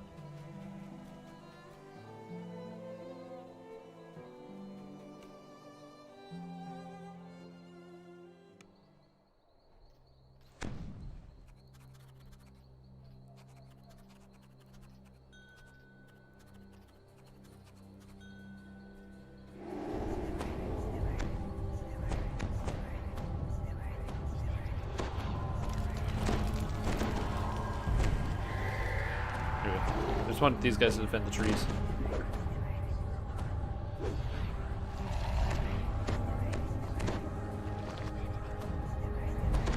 Wait a second, I buffed everybody? Why did I buff everybody? Oh my god, my buff actually affects everybody. Gonna wait for people to split up.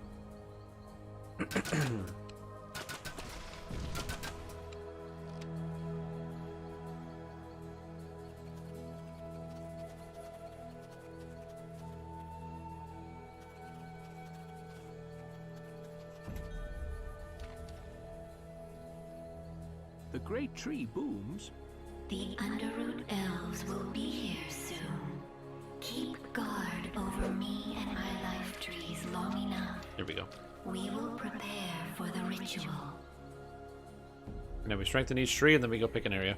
That's it. I just don't like it when some people will fight really close to the trees, and then the trees will take shitloads of damage and die because the monster's AoE, and they also aggro onto the trees.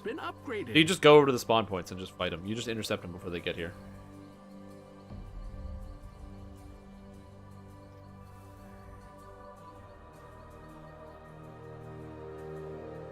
The Eastern Life Tree has been upgraded. Is that if people... Oh, this tree has already been strengthened? Okay. So then we Wait, did we strengthen both trees at the same time with the same amount? Cool. I'm gonna go to the path. Love upgrading energy of trees. Yeah, me too. Charisma-based Paladin. Charisma Paladin is amazing, by the way.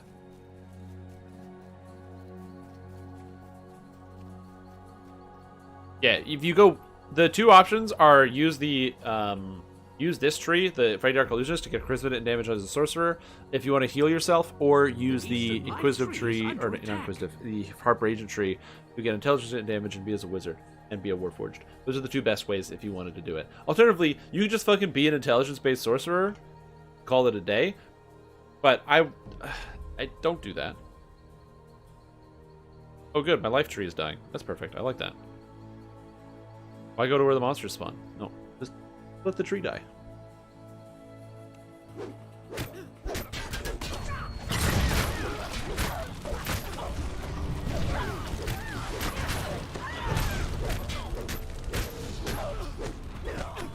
An unnatural chill. An undead arch-necromancer has arrived in the grove. The trees spawn at the monsters spawn at the edges of the paths, so if you're standing near the middle, you're not really going to do anything. You're going to go to the end of one of the paths.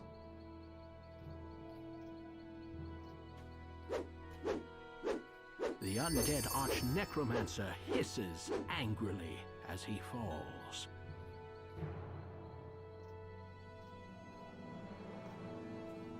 Oh, I didn't realize Krenith wasn't in here. He didn't say he went AFK. I thought he was inside.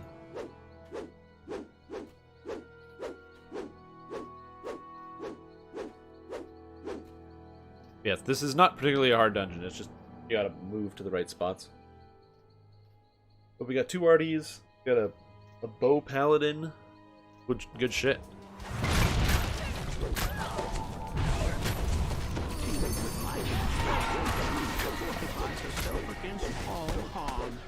This grove is safe, but with more energy, the ritual will spread further.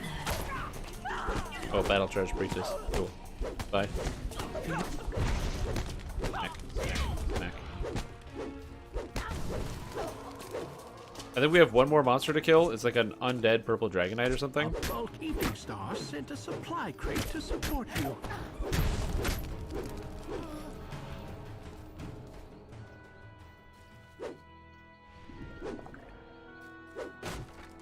Life aura. Life aura? I like how it says life aura, and I have no idea what that means. I don't think life aura does anything. The great tree calls out. I can protect more of these woods, but more energy is needed to drive these vermin from my entire domain. Ah, the old great tree. If you've never done these challenges before, they're pretty easy and they're reasonably good XP as well, which makes them very good.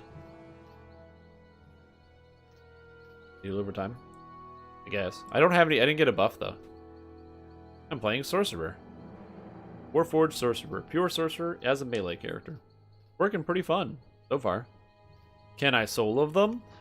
You can solo most of them, although this one can be quite difficult. Energy to destroy all these woods enemies. The raised Dragon Knight. Because you have to defend these 3 different paths. The challenges are pretty easy to do if you have one other person with you. Or 2, ideally for especially the Dryad quest, because you have to defend lots of areas, like 2 other people, so a total of 3. But you can, especially the arena quest, you can solo for sure. Hey. Powerful force ripples through the earth beneath your feet, spreading outwards. Far and wide, the cries of dying drow can be heard. You have done these woods a great service, little one. And the XP is really good. So in 5 minutes, we just got 60k. Sapling to the tallest oak. I thank you.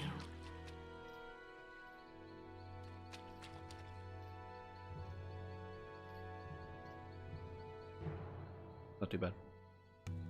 And like I said, the XP is reasonably good. I like that. You also get the challenge rewards, which you use to craft weapons. It's important to note that the Cormyrean weapons are very useful for giving yourself access to easy sentient weapons.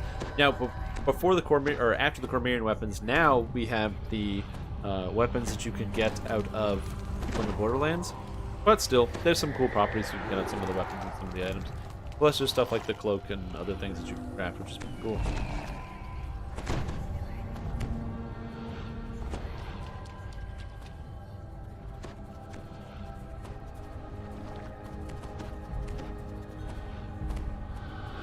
Yeah, same plan, split up on spawns.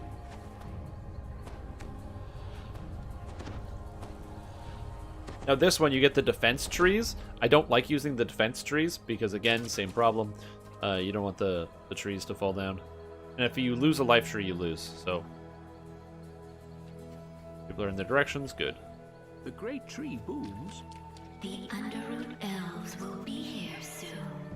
Keep guard over Underroot me Elves. and my life trees. Those long evil enough. Underroot Elves. We will prepare for the ritual. Just go wherever, it doesn't matter. I think everything's pretty covered. The central dryad is being attacked. Yeah, you can let the dryads die. They will die very easily, too.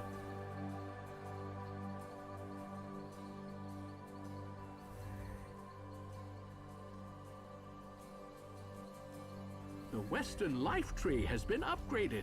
Okay, now we have over here.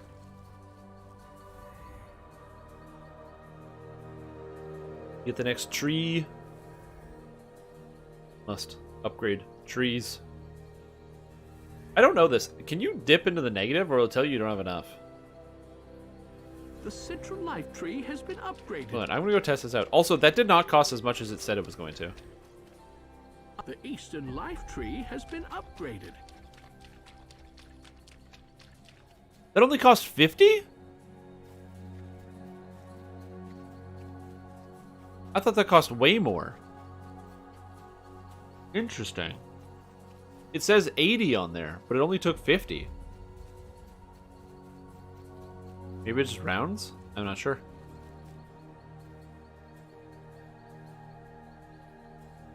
I didn't even know that was like a thing. The cost would be off. Interesting. Yeah, it's kind of like the Kanoth challenges, except it's easier in a lot of ways, which is nice. There's not as much like thinking that goes on. You just kind of stand somewhere and wait for the monsters to end up dying.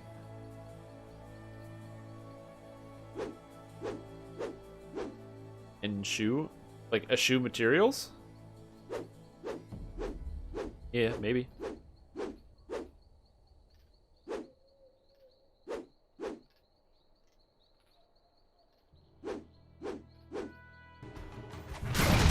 Hey, look at these monsters getting murdered. Get them. It's also fun to just fight stuff.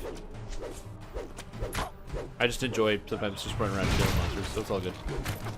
There's like not a lot of thinking that goes on with the challenges, so it's pretty good.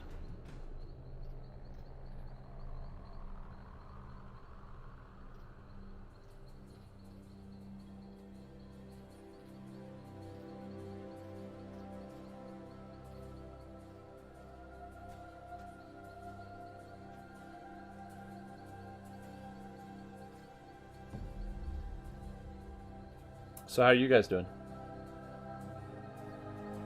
Anybody got any fun November weekend plans? Anything they want to do that's so exciting? Just kidding, I know nobody has plans. We're all staying inside and doing nothing all weekend. I'm playing DDO. What are you guys doing? What? You're playing DDO too? Wow, no way. Or potentially another new game. When does that Cyberpunk game come out? When did they delay it? Cyberpunk. When does that come out? I have to Google release date, apparently. November 19th. That's like next week. Is that next Friday? That's next Thursday. Damn. This is a meme. Wait, this game actually comes out? What?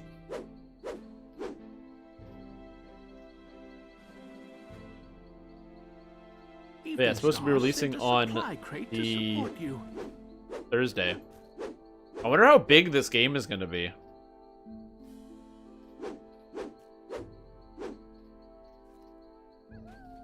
Because, like, I don't know, man. I feel like this game is going to be, like, not like big as in how impactful is it going to be. Because, you know, people are going to play it and talk about it. But I'm wondering how fucking big on your computer is it going to be? Like, these games are big, right? That's what I'm curious about.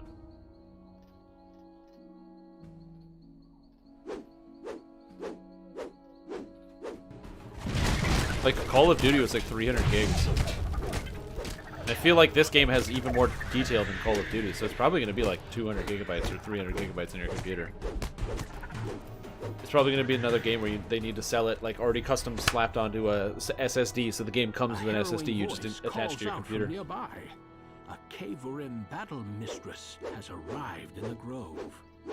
The Caverim Why is it so hyped? I don't know. Hisses angrily as she falls. Literally, I don't know. People are just excited. They think it's going to be really cool.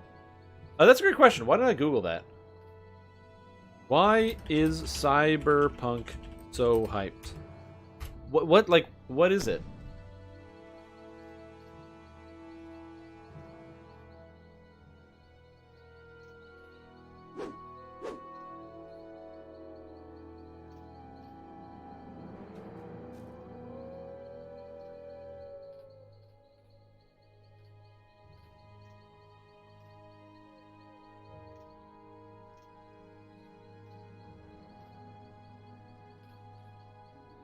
I can't find any good information for you.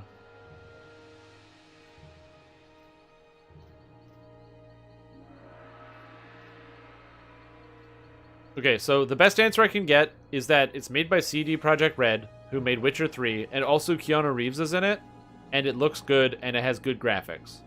That's what I understand. Dude, I'm never hyped about anything. I'm such like a not a negative Nancy, but I'm like a Teeming with life energy, the great generic tree fortifies herself Gerald against all harm. I don't know. This grove is safe. I'm just not really hyped. Pretty mellow, you know? I'm a mellow Melvin. Established as it's just the world as it is as established as D&D. Oh, is it? I've never heard of this franchise. Is the Cyberpunk franchise like a thing?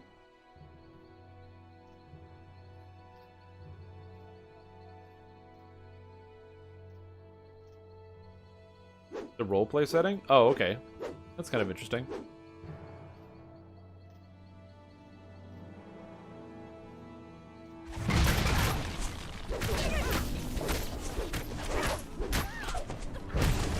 Oh, so it's like a D&D setting almost. Sweet, seems kind of neat. A logical Larry. Yeah, I could go with logical Larry. It sounds good to me. Yeah, but I can't imagine that that's why people are excited because of a D&D setting. You know what I mean? Like, I'm gonna bet that 80 to 90% of the people that are buying this game did not know about the previous installment. I think it's probably, if I had to guess, just it's a big product made by CD Projekt Red. The people get excited about it, which is also not a bad thing. That's a great thing. People should get excited about video games, and the idea that people will, you know, just be so excited because a company made a good product that they want to buy more products from that company is a good sign. You remember like how, you know, you used to, back in the day, Blizzard used to have all of the best games ever made? Bro, Blizzard made Warcraft 3 and Diablo 2. And StarCraft. Can they make any bad games?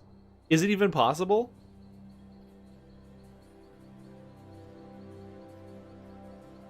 Or at least can they make any games that don't live up to the hype?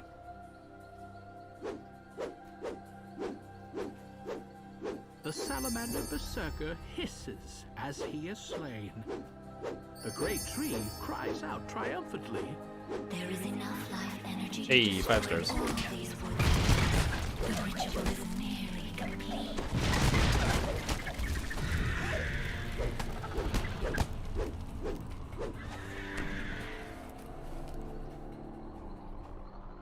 Hype for Overwatch 2. Oh yeah, I forgot they're doing that. When does that come out?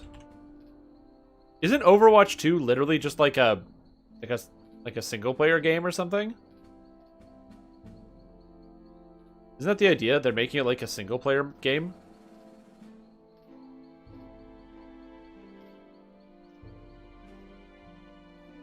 Yeah, that's what I thought. That's what I thought. So wait, does that mean they're going to stop doing Overwatch 1? It's a sequel. Overwatch 2 is a big expansion that focuses primarily on PvE. So do you have to buy it? Oh, it's an expansion to the game. Okay. Because I'm trying to figure that out, because that's the thing that confused me. I'm not against them making, like, a PvE game. But, like, if you own, like, if you buy Overwatch 2 and you didn't buy Overwatch 1, does that mean you can't do, like, regular Overwatch PvP? Is it going to be two different games, basically? Like, that's what I was trying to figure out. Like, if it's like, oh, it's like 20 bucks, that's not a big deal. But if buying Overwatch 2 doesn't get you Overwatch 1, so then you can't play multiplayer unless you buy the first one, I feel like that's... Then a lot of people are going to, like, not want to even buy Overwatch 2 because then they won't get the multiplayer experience. Lopez. I thank you. Nice jobs. Too early to tell? Yeah. I agree with that. It's probably too early to tell. To be fair, I haven't played Overwatch in a long time. I played a bunch of Overwatch when the game first came out because I thought it was really fun. Oh, it's going to come included with the OG. Oh, so it's if you already have Overwatch, you can't play Overwatch 2, but if you have Overwatch 2, you can then play multiplayer with your friends in Overwatch 1. Solo or party run? I'm not sure. I think Overwatch 2 is probably going to be like a co-op mode. I wouldn't be surprised if it was co-op. Eh. Challenges. DDO? Yeah, you can play DDO with other players, usually. You can play with other people, I find, most of the time. It depends on if you're able to get, like, groups and stuff. But, yeah. I'm just not sure exactly what I want to do right now. Am I soloing? No, I have 6 people in my group. They're, like, over here on the side of the screen. We just finished some quests. So no, I'm not currently playing solo. I don't know what to do next. I don't know what to do next. Kinda want to do Orchard Slayers. I kinda want to do Orchard Slayers. No, I'm not going to do Feywild Quest. I can't really do anything in Feywild Quest. My character's only level 24, and I'm wearing a lot of heroic, like, level 10 gear. Do I ever miss G-Land? No. And one of the reasons why is I didn't have, like, a lot of strong friends on Galanda, or, like, people that I played with every single day. I had people that I would play with and jump into groups and stuff, but I didn't really have any, like, super hard friends, so, or, like, you know, fast friends that I was, like, super attached to the hip about, or anything like that. Same with, like, the guild that I was in. I wasn't crazy attached to the guild or anything else like that. I kind of just played the game on Galanda because I played the game on Galanda more than anything else.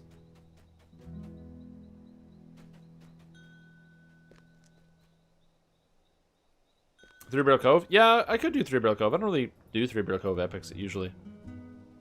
I'm gonna get a Slayer potion, a major, and go do some Slayers. Do I have a excellent XP elixir? No, a greater? Yeah, I'm gonna use a greater. Here we go. That'll give me extra XP for the Slayers.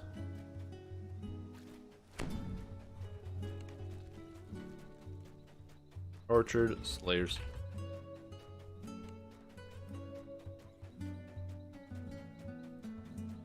Which pack am I playing? Well, I'm about to go do some Orchard Slayers in the Orchard of the Macabre. Right now, I'm just running around in circles in Evening Star because I don't remember where I'm trying to go to right now. This group is filling up so fast.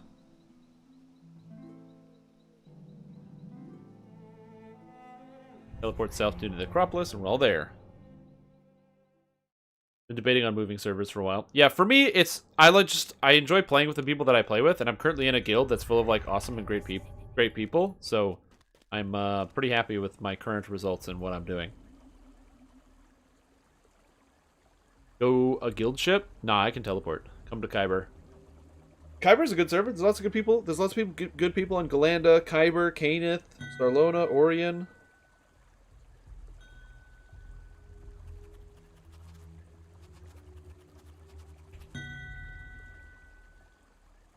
We're doing Slayers. So, funny story, but Azure Skies is not actually a quest in the game, and you can't do it. Like, you can't do Azure Skies. It doesn't exist. It's nowhere in the game files. It's only in here. Would you be able to share where those sick UI skins are again? Absolutely. The bot, if you type in !UI in YouTube chat, the bot should pick that up, and then it will post it. So, ! and then UI, and it should pick it up.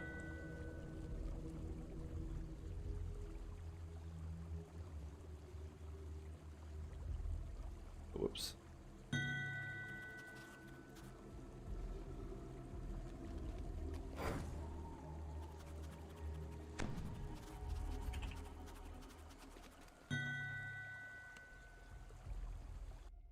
So that should be able to get there. If you're having issues with that, Tom, let me know and I will post them for you. But they should load up there. Lutheran's keeping you here? Then get them all to transfer. Be like, everybody, transfer. Now. We must go to the other server. Nope. Whoops. I did not want to take off that ring. Alright, let's go.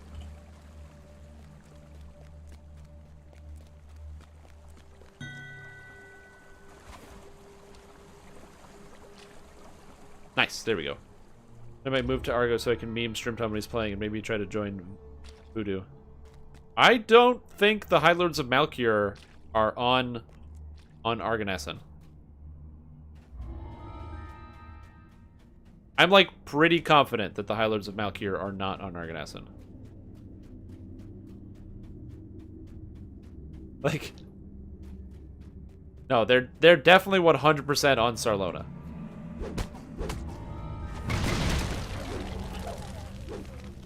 Yeah, if you wanted to join the High Lords of Malkier, you definitely don't want to go to Argonassen.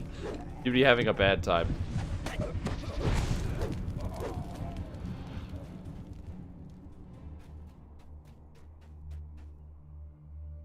Yeah, transferring hardcore characters to other servers is a good idea.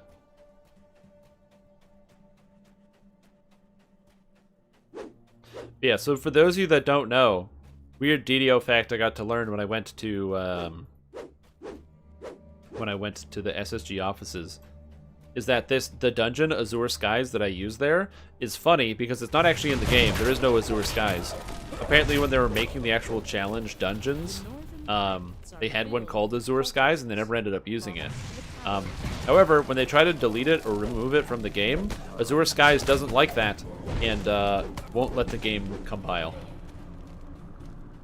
So as a result, they physically can't remove Azure Skies from the game, and they don't know why.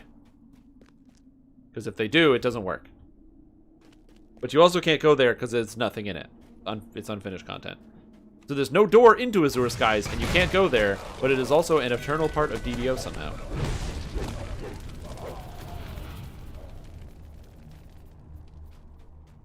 I'm sure they will, but it's very funny. So, somewhere in DDO, there is actually a room. There is actually a physical room somewhere in the game. And in that room, the players can't get access to it, but in that room that the players can't access is a doorway that leads to the Azure Skies. You know that every soul goes to Dolar when they die. There they are Probably a sting condemned operation. to walk its barren gray wastes until they fade. Is it not a crime How can that you the have gods a world permit without such a Azure place Skies? to Great question. exist? Oh, the Magma Rift. Oh man, I hate that one. Slaughtered mother, that I would stop this crime forever. I swore Get that frozen. when reawakened, I would bring Dolar under my control. I'm very confident that you can't get into it. Because I know where it is. It's in a special room that you need to teleport to that there's no door to. It's like Polybius. Well, okay. The thing is, though, Azure Skies actually does exist as a file. Polybius was, like, potentially just fabricated on, like, 4chan. Ever release challenges again? I hope so. I love challenges. Challenges are awesome. Like, seriously, I think challenges are great.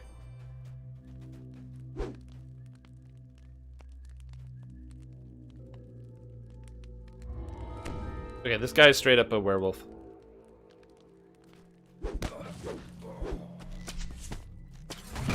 See? That's how you tell. Boys. Guy's a werewolf.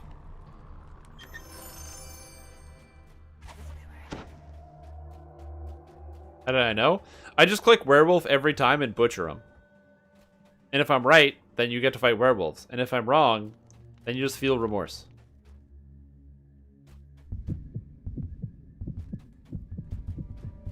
That's how I do it. Yeah, look, the guy could be a werewolf, and since if at any point he possibly could be a werewolf, better not take chances, and let's get him. Let's find out if this boy is in fact a werewolf. The guy's not a werewolf, then he dies, which is sad, but then he goes to heaven. Or if he was a bad person, he goes to hell. So what are you gonna do? Look, it's not my fault that he goes to hell. It should have been a better person. Sorry. They smell like silver flame. That'd be amazing. So hey buddy, haven't seen you in a while. How you doing? What's up?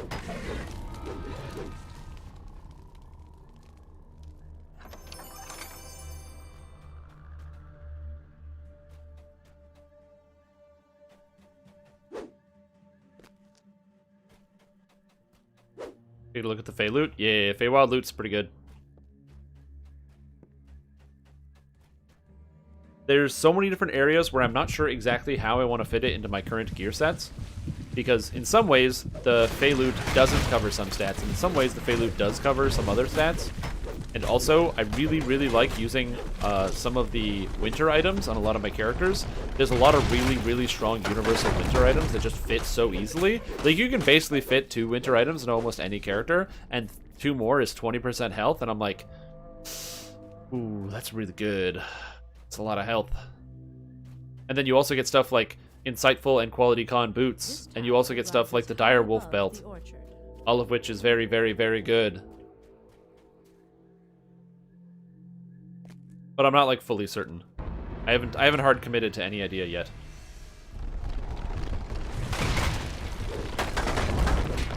This character, I don't know what I'm gonna do. Stop that. Stop. Holy moly.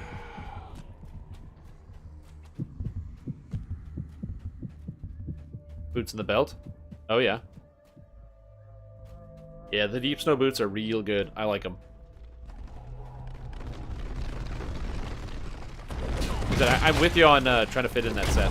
This character, I don't know. The reason why I say I don't know is because I spend so much time, specifically with this character, working on making sure I have the spell power as well. I don't need any particular spell power. Any general is fine, which makes me worried. I don't know what items can give me potency that also fit within my character. I would love to have something general, but we'll see. I don't think that's going to be possible with the way my character is lining up right now. Just like a general potency item. For example, the not the Spectre boots. The Sunken Slippers are a good one. Another example that's reasonably good is like the Can't Offer Circlet, but if you use the Circlet, then I can't use the Arcsteel Battle Mage set, and it's like, ugh.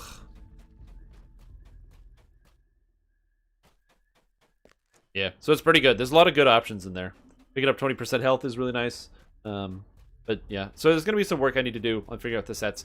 What I'm likely going to end up doing is Arcsteel Battle Mage plus the Summer set, and just giving up on picking up the Winter set for this character, mostly because my character is going to get around 2,500 health anyway, and 2,500 is enough. Yeah, I'd like 20% more, but 2,500 is enough for content.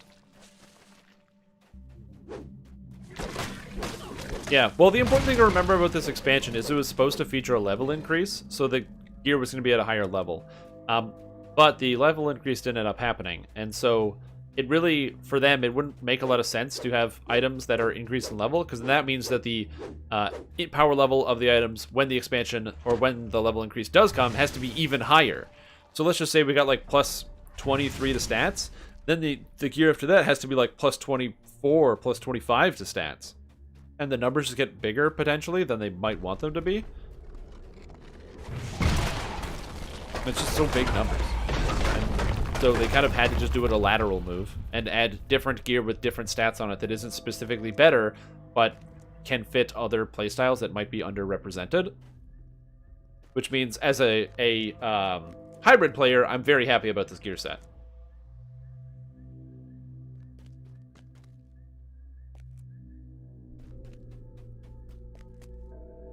Oh, for sure. I would like the stats to get higher, but we've had all the, like, it doesn't make sense that we have a bunch of gear that's all level 29, and some of the level 29 gear just has better numbers than the other level 29 gear. Like, that doesn't make the most sense, if that, yeah. Possibly.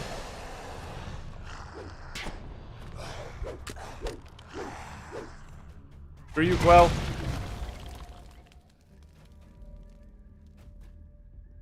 Yeah, and like I said, as a hybrid player, I'm very excited about a lot of this gear set. Because it means that I'm going to be able to make characters that are using pretty much all of the items, which is awesome. So like I said, I'm excited to experiment with some of the sets. I don't know exactly if I can fit in the Autumn set, though. I think Autumn part of the family might be the way I go, but we'll see. It's either going to be Autumn part of the family or Master Maker set with... Oh, an Ice Elemental. Hello. What's up, buddy? Yeah, it's either going to be part of the family plus Autumn set, or the other way around. The Arc Steel Battle Mage set plus the summer. Or spring. Although this summer is better for me. Problematically, I don't really use tactics DCs for anything because I can't. I don't have like a trance, so my DCs are never going to be high enough. But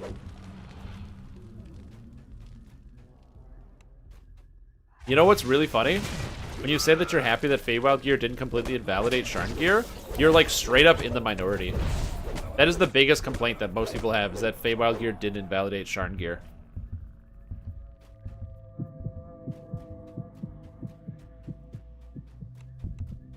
There's so many people, if you look anywhere, and this is why I say, I talk about like having comments or feedback that is, you know, you think about it a little bit and you take some time to figure out what it is you do and don't like about certain things. So much of the feedback is just, the gear is trash. And then people ask why, and they're like, because the gear is trash. Because I didn't replace all of my gear from the last expansion with the new expansion. I'm only using like 1 or 2 pieces. And it's like, yeah, people still use Ravenloft gear for a long time into Sharn.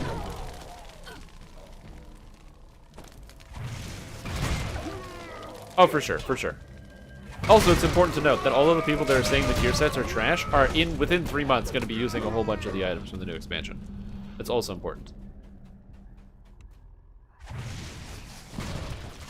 I mean, I know you were playing Smite because I saw your tweets every once in a while about some stuff, but I don't know what else you're doing.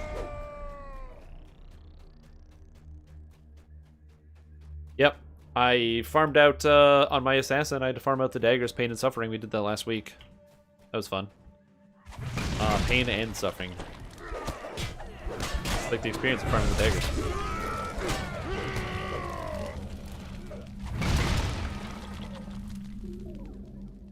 Yeah, I was thinking like, man, I could go play some League of Legends. And I realized I don't hate myself that much, so I didn't do that.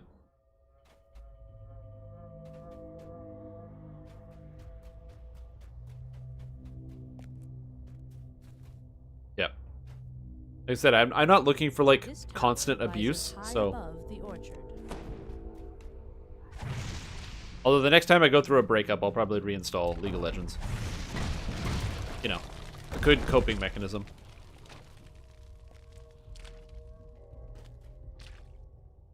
The only reason why I would play League of Legends over something like Smite is just it's the devil you know. I'm just familiar with it. The games are different, but they're not that different enough that I can think to myself I'll have a certainly better experience playing one or the other. Exactly. Just play the game that you like to play. I think it's why like Fortnite is going to outlast a lot of different things, because it's the devil you know. Like a lot of these other MMOs, like, or not MMOs, but I'm pretty sure like Apex Legends is going to shut down before Fortnite shuts down. You know what I mean? Because there's just so many people that are familiar with the product.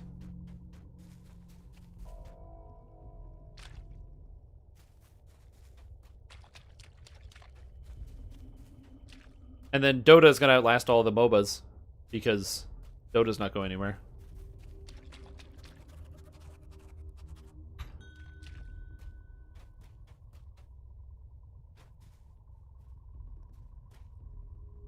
League is? I don't know, man. Here's the thing. I don't think that League isn't going to go places. I think that Riot Games might transition maybe away from League. The reason why is because Valve is never... Like, Valve's never going away. They're like a mainstay of the gaming industry. So they can always manage Dota. Especially through their own personal distribution platform.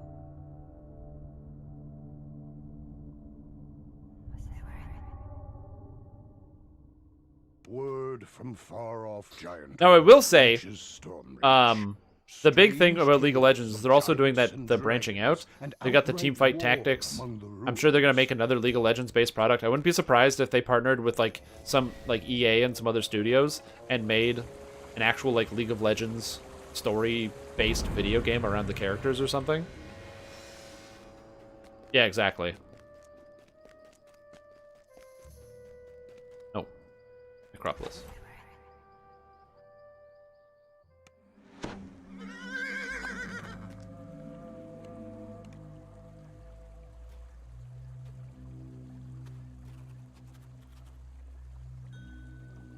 Already announced? Oh, really? That's kind of cool. Yeah, and Valorant. I haven't played Valorant. I literally don't know what it is. My understanding is that Valorant is basically just like Overwatch, but 3 years later.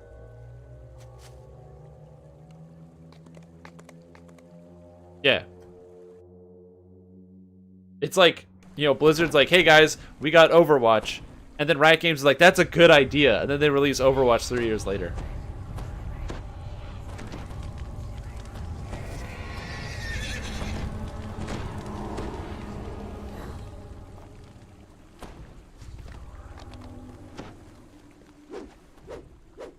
It's more CSGO? Okay, that makes sense. Like I said, I haven't played any Valorant or pretty much watched any gameplay whatsoever. I don't really care.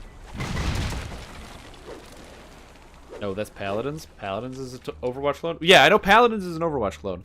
I'm not saying that. I'm just saying, like, the way that I read the advertisements for Valorant, they advertise how they have heroes with special powers, and one can turn invisible, and one can do this. And I'm like, oh, okay, cool. So it's Overwatch. Like, I know it's not directly exactly a carbon copy of Overwatch. But, like, you know, oh, a game with cool and quirky heroes, and you have to do a thing. It's like, oh, yeah. Yeah, then it's also, like, why not just take all the best ideas? That's just a good Riot Games business strategy.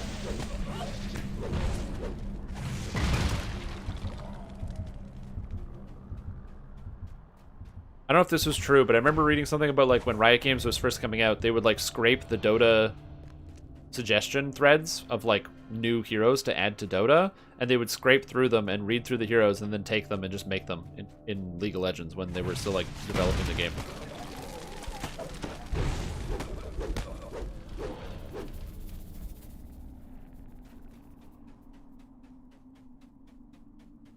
So, I don't know if that's true.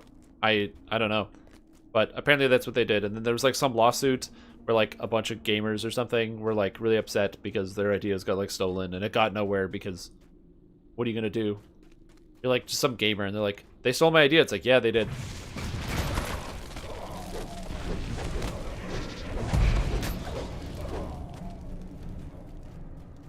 Yeah, exactly. Literally. It's just baby rage. Promised the power of death. So yeah, so I don't know. I haven't played it, but I'm sure it's probably fine. I haven't really played any, like, of those instance video games, you know what I mean? Like, the games where they've got, where you've got, like, you know, the rounds or matches or whatever. I haven't been playing anything like that. I was playing, a little bit of Destiny 2 a while ago, just because it was a game I had installed on my computer. And usually I play games installed.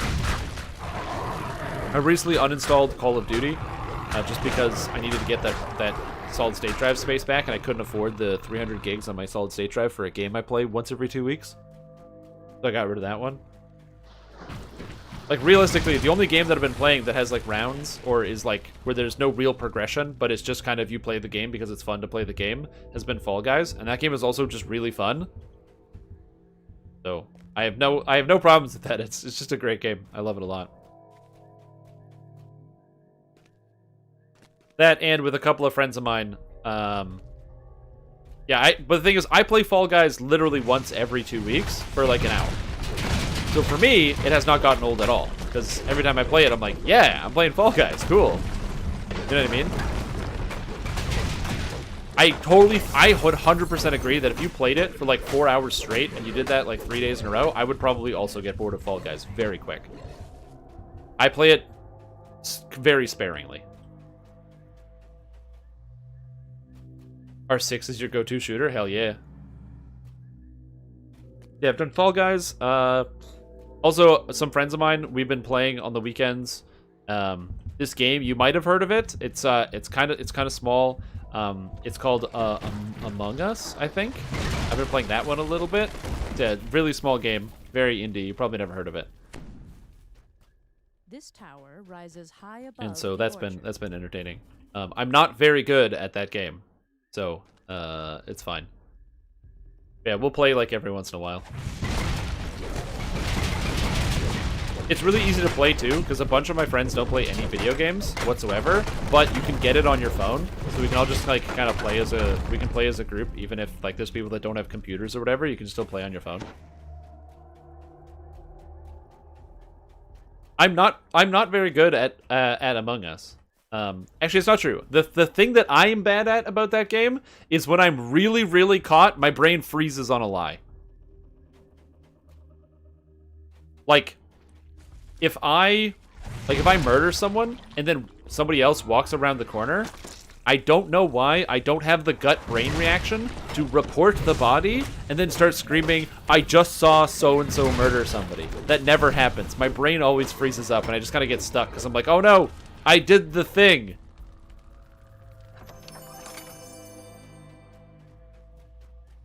I would like to gatekeep gaming. Absolutely.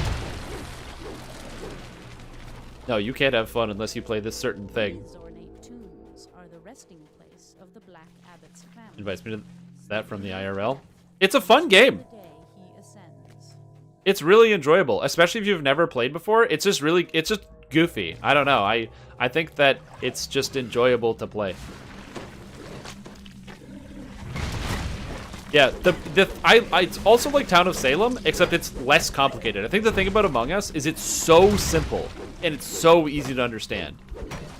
All you have to do is walk around and play basic flash games that toddlers can understand, and there's no mind gaming, and nothing like that, and then you just hope that you win.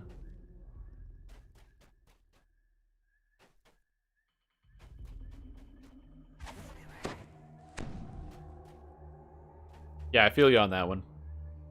Canadian instinct. Must lie, but can't. I'm sorry. Yeah, I'm trying to think. Do I have any other games? And then obviously there's like them stupid horror games. I've still been playing. Oh wow, that's kind of cool. I'm still playing Darkwood. That game's really fun. It is spooky. Fuck man, that game is spooky. The worst is when you're like inside somewhere and you just hear noises, and then you're like underground and you're like walking in the water and you hear the water steps, and then you hear like shit coming up behind you and you're like, oh god, I don't want to turn around. Especially when you're low on ammo. Yes, I will probably at some point get conned into playing Phasmophobia again. But I just want to point out, I can sleep with the lights off now, and I'm very happy about that. Yeah, we played it on Halloween, and then I had to sleep with the lights on for a week. Not a joke. I straight up did not turn my lights out and had to sleep with the lights on in my bedroom because I couldn't sleep because I was too nervous.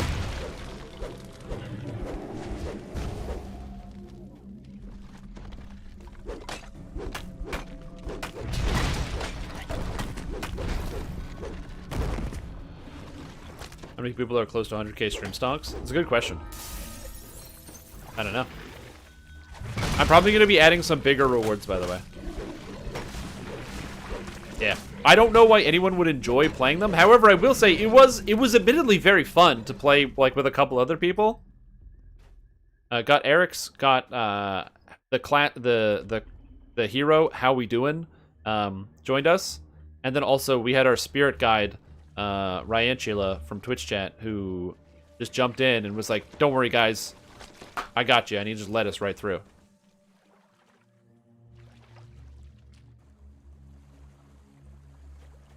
And the best was that he kind of knew what to do most of the time, but sometimes either he was faking that he didn't know what to do, or he just straight up, sometimes I'd ask him a question, he'd be like, I don't know, and we like get kind of confused, which is kind of cool. I should play marbles for the stream. Is that a video game? A massive tree has fallen here, forming a convenient. Or do you want me to get some marbles? Bridge. Like in real life. Isn't there like that YouTube channel where they have the marble races?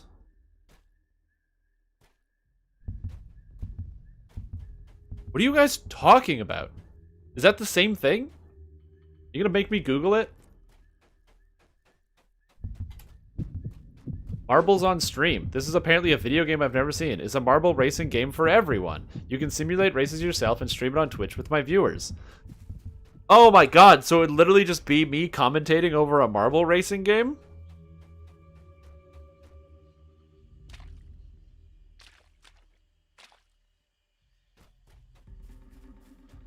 Where chat can participate in a marble race? Oh, interesting.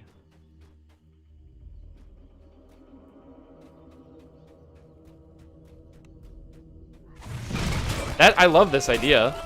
Well, as you guys, for those of you that tuned in earlier today, we were going on the, I was checking out the new PvP changes in the Lord of the Rings Online, because they recently did an entire full revamp to basically the PvP and all of the mechanics behind like the numbers and everything else. And so in the game, I saw some people fighting, so I was commentating on the fight and what was going on, and someone's like, "Oh man, you know, you sound like you do broadcasting. You've done it before." And I have. I used to commentate League of Legends tournaments and stuff. And so I'm like, "Oh man." Actually, there was a point in my life where early when the LCS was just starting, they had Riot Games was like taking on applications for broadcasters, and I submitted my application. I never heard back, but I had like some tournament footage and stuff where I was commentating over it. So that was funny. Anyway, my life could have been different if that had been different, but it wasn't. Interesting. I didn't even know this was a thing. Marbles on stream. Huh.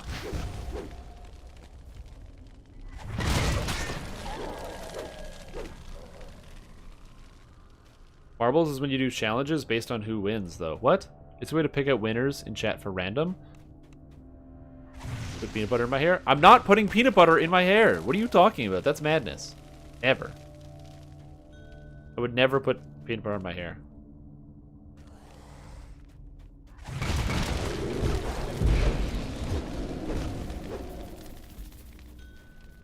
Oh. You have to do the condition of the person, so if they say put peanut butter in your hair, it's a good way to pick out winners in chat. Oh, I see. Yeah, but the problem is you guys are a bunch of assholes, and what would happen is I would say, like, okay, guys, let's do it. Whoever does the thing. And then every single person in the marble racing game puts delete your account.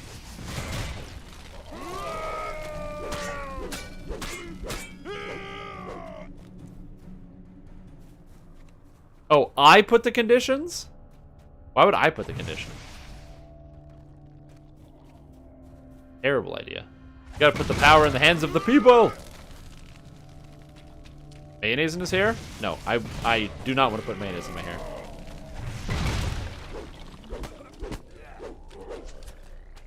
This is confusing. Yeah, probably. Nah, it's okay. I'm sure I can. I get the basic premise behind the marble idea.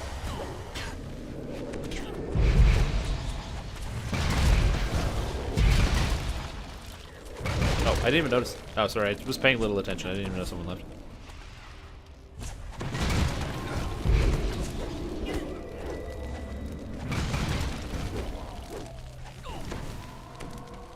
Look at simply playing marbles. All right. I'll just go watch the. I'll watch the friggin' clip.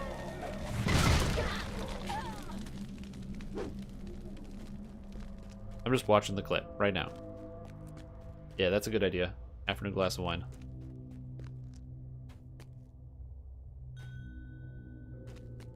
This once magnificent Temple of Vol was ravaged by the Black Abbot's forces.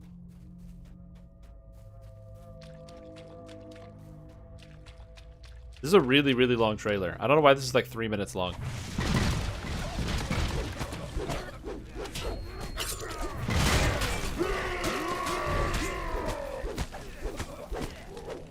I also wanted to point out it's only been 30 minutes and I'm at 6,300.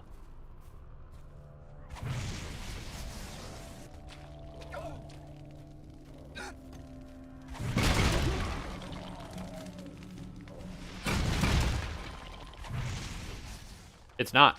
This is Marbles on stream. Marbles on stream. That's what we're playing right now. I kind of want to do a reset because we're getting pretty sparse, but I don't want to do a reset because we'll go down to 3-person total. I don't want to do.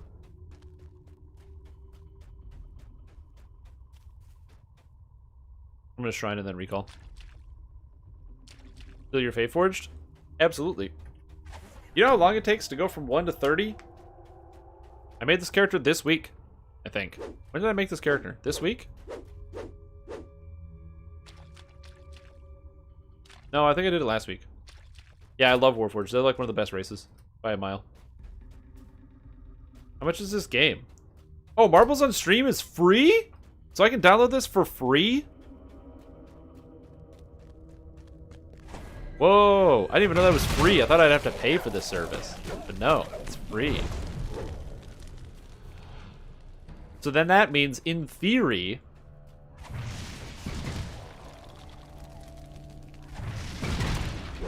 I can get this loaded. And then next time I go AFK, I can literally play Marbles on stream. Powered by microtransactions. Oh, okay, that makes sense. Who buys the microtransactions?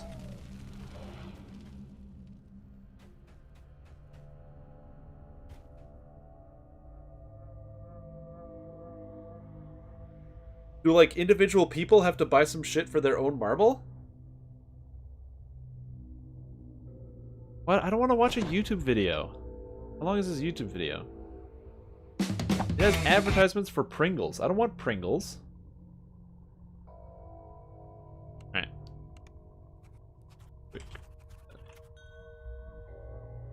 You had linked me a 24-minute Simply Flips video?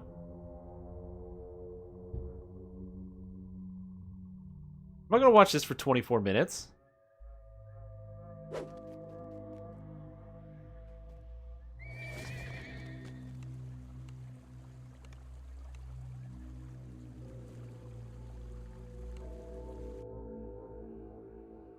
The first 5 minutes or 7.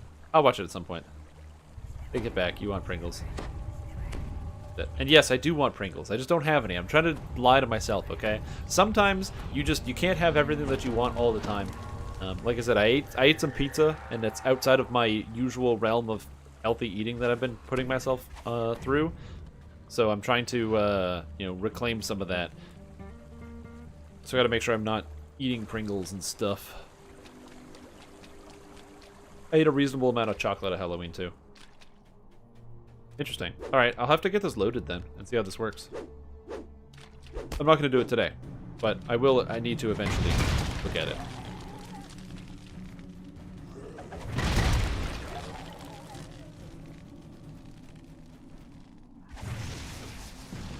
Marble skins, map parts for your own course. Oh, you can build your own course. Oh, interesting.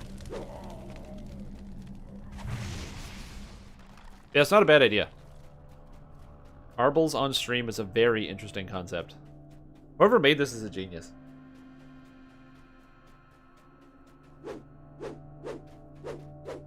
Well, yeah, I wouldn't do it, like, all the time. It would be like, hey, guys, I'm gonna take a break for, like, 20 minutes. I'll be right back. Play with yourself.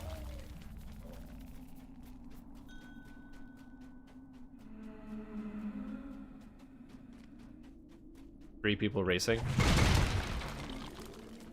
Marbles 24-hour stream. And just do commentating, just do broadcasting.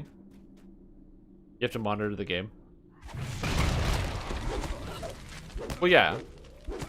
It would be mostly in a situation where, like, if I have to physically walk away from the thing.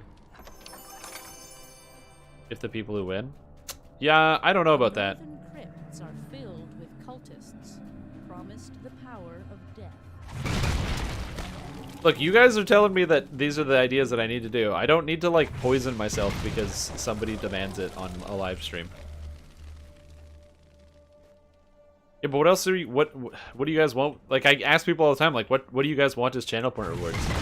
So the channel point rewards that we have there is the best I can come up with. Golf with your friends, words with your friends, those are great games as well. I haven't done that. But it's also important that I'm, like you can't delete account. Oh, damn it. The rubber banding. This side of the orchard hasn't loaded yet. But yeah, it's also important to know I'm not really a variety streamer. I kind of just stream the same thing. I stream DDO almost every day. And then if I'm not streaming DDO, it's because I'm streaming Lord of the Rings or possibly Drink Souls. I do also like to stream something different just on the weekend, just because I take some time to play one or two other different video games. And I'm like, hey, why don't I just share that experience? Because there's nothing wrong with that. And also, my favorite is when I'm playing something that's different. So, like, I loaded up Solasta over the weekend, and somebody jumps in and like, oh, wow, this game is cool. And they follow me, and then they get so bamboozled when I never stream that again. Or saying a funny phrase. Hey, yaga ho. Does that count? I'm so wacky. Pick your next build as a top tier reward. Yeah, the problem with that is that, one, people can make really, really bad builds in this game. And two, that literally dictates, it's not like pick a build like, oh, you're going to do something funny. It's pick a build doesn't dictate the entire next 7 to 8 days of stream content for the stream. I do want to do another Mu 2 stream. Because, so my brother and I played through Conquer the Stars. We did one game. And I'm not impressed, gonna be honest. Did a whole Conquer the Stars game. And it's not the best, you know? My issue that I have with it, and the primary issue, is not just like I'm blinded by nostalgia, which I am. But the most important thing is that it's more about it being, it's not that it's not better, it's that it doesn't really add anything, and I think that's my problem. It makes things more convoluted, and doesn't really add any new features that I think would be interesting or good. Like, it's all the same weapons, it's the same technology, it's the same building process. Thank you for loading, please. And so I'm just not really fully impressed by Conquer the Stars. I think that it's not that it's a bad game.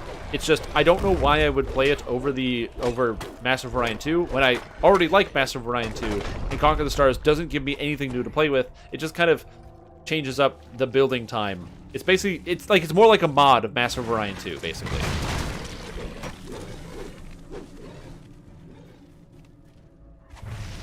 Yeah. So, like I said, it felt more like a mod of Master of Orion 2 than an actual game, and I kind of lost some interest.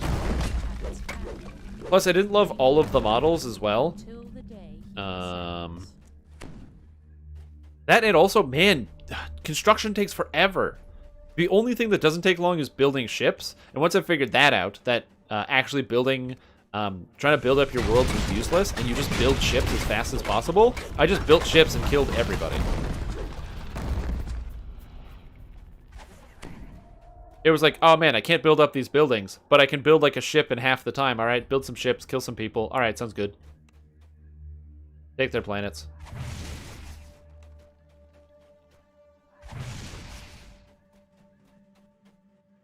Yeah. So I am, the Master of Orion 2 stream, I'm going to be doing that again. The problem is, I've been doing them with my brother, which has been a great time. It's been good fun. But that guy has been just unavailable. It's like he has like a job or something, and he's busy. And it's like, oh my god, dude. You go to work, you like do renovations on your house because you're trying to like invest in your own future in the house that you own, so that way you can sell it someday at a profit.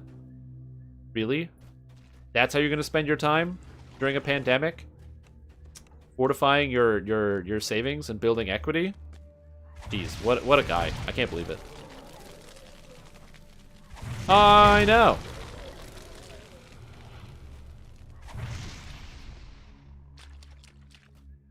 Because I make the joke and be like, how could he not want to play Master of Orion 2? But that's probably all he wants to do. If I sent him a message and be like, yo, do you want to play Master of Orion 2? He'd probably cancel his plans and come home right away.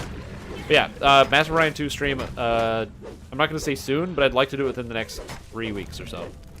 Oh, another whole game. Because it's fun. It's very fun. Welcome. The old 4X games. But yeah, so a GIMP my build or create a builds function is something that, if it was less intensive, I would consider it. But the problem is, it informs like pretty much an entire week of streaming content becomes this one build.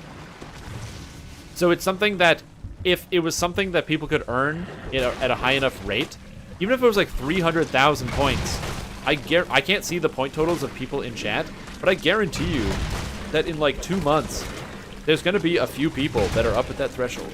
And then they're going to tell me what builds to play for an entire month, which might be not very fun content.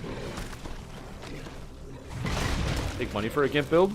In theory, yes. There is actually technically a tier on my Patreon where you pick a build.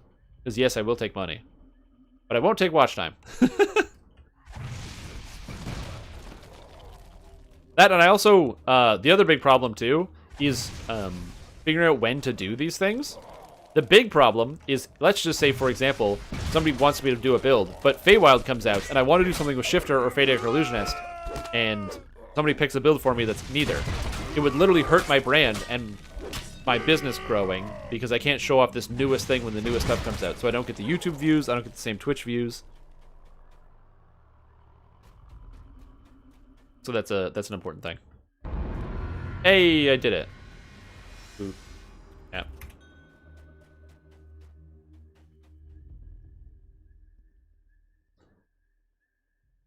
Yeah, exactly. Yeah, I just hit 100 people. I just punched them right in the face. Just, boom, hit them. Hit that 100 people. Yeah, we're getting there. We're getting better. That's the goal. First 100 people, and then 1 million. All I have to do is get 1 million concurrent viewers by, like, next Friday, and I'll be good. Thank you. Yeah, I'm just trying to get 1 million subscribers by tomorrow. Thanks. I'd love to see that. Go 110? That's true. 110 million. We're not going to 100. Going to 110. Yeah, that's true. I can even convince some people to try playing this game because they'll look it up on Twitch and they'll be like, wait, there's hundreds of people watching this?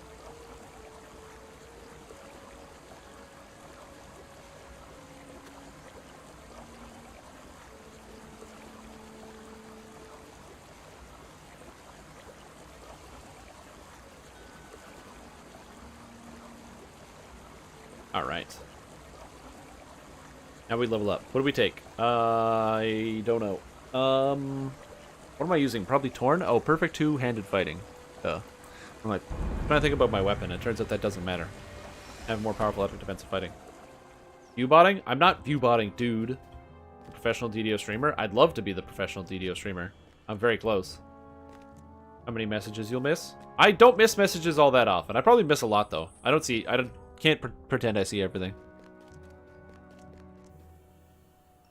Because people have lots of viewers streaming all sorts of stupid crap, you know? There's people that stream, obviously they're like professionals, but there's people that stream like, you know, a bunch of old video games and they get viewers.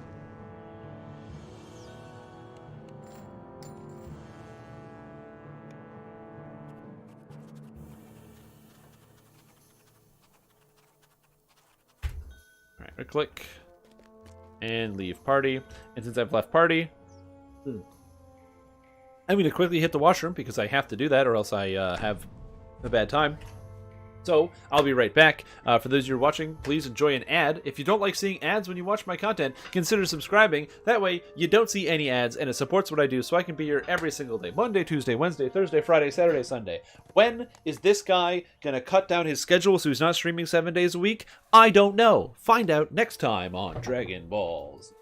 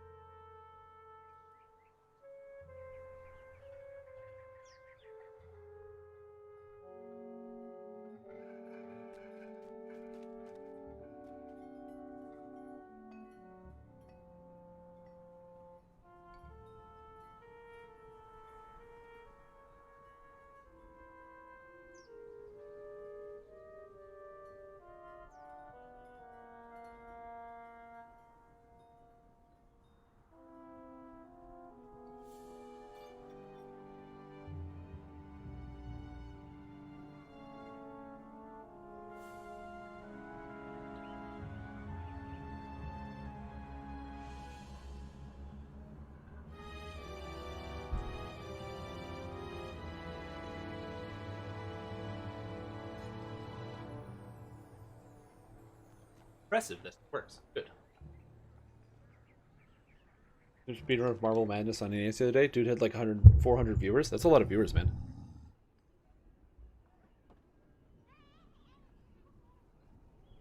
Look, I got my DDO Cast T-shirt. Look at that. Yeah, front and center. Oh, Oh, there we go. Now I'm centered. Now we're back.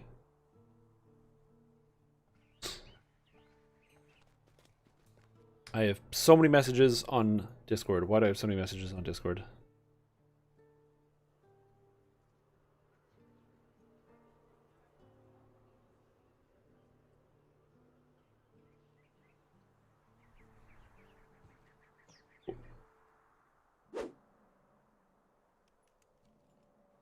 Am I using a standing desk? I am using a standing desk. The benefit of using a standing desk is that I can do lots of things. The most important thing about owning a standing desk, and this is something that not a lot of people will tell you, but it is actually one of the key and core components about owning a standing desk. Not only can I be more expressive, I can have more crazy body movements. I can do all sorts of stuff that I can't do while I'm sitting down, because what if I want to talk about the live stream and pace around the room and sound like I'm at a distance or I'm some type of crazy person? I can't do that if I'm sitting down. But the most important thing that every person who owns a standing desk knows is I can talk about the fact that I have a standing desk. And I'm going to tell you about it all the time. People that own standing desks are like vegans. Do you have a standing desk? Oh, you got to get a standing desk. It's so good. You know what? I have a standing desk at home, and this standing desk is amazing.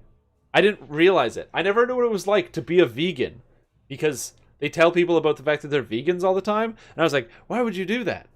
Why would you do that? And then I got a standing desk, and I swear to God, it comes up in conversations so much because I tell people about it. Am I wearing pants? Hell yes. Oh no, my leg can't go high enough. Hell yes, I'm wearing pants. Can't get my leg high enough because I'm not very flexible. But I was trying to show off my jeaned legs with jeans on them. Oh yeah, I have pretty small monitors, so. Do a handstand? I cannot do a handstand. I could probably learn. My roommate is an instructional gymnast. Druids are 1, 3 to 4. Giant hold, R1 giant hold walk-ups fast. Oh, that sounds good. I can do that.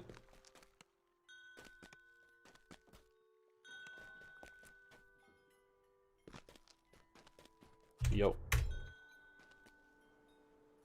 Do a barrel roll. 1 min gear level 26. Yeah, sounds good. Oh, speaking of gear level 26, daily dice rolls are on. Silver roll. I got a 6. Gold roll. I got a 9. Nice. Oh yeah.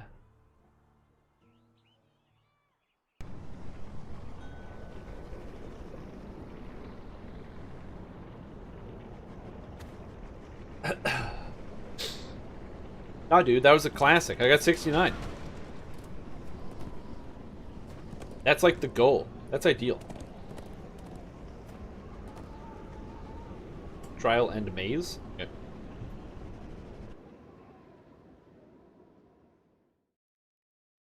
And they were doing trial and we're doing maze.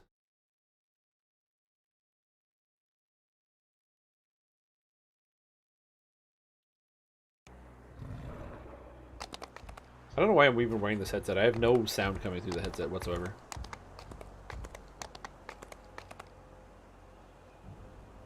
Usually I listen to music during the day, and I listen to it in my headset, so you guys can't hear it.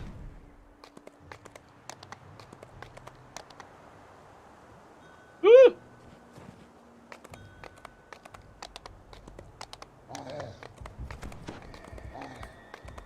I'm under attack.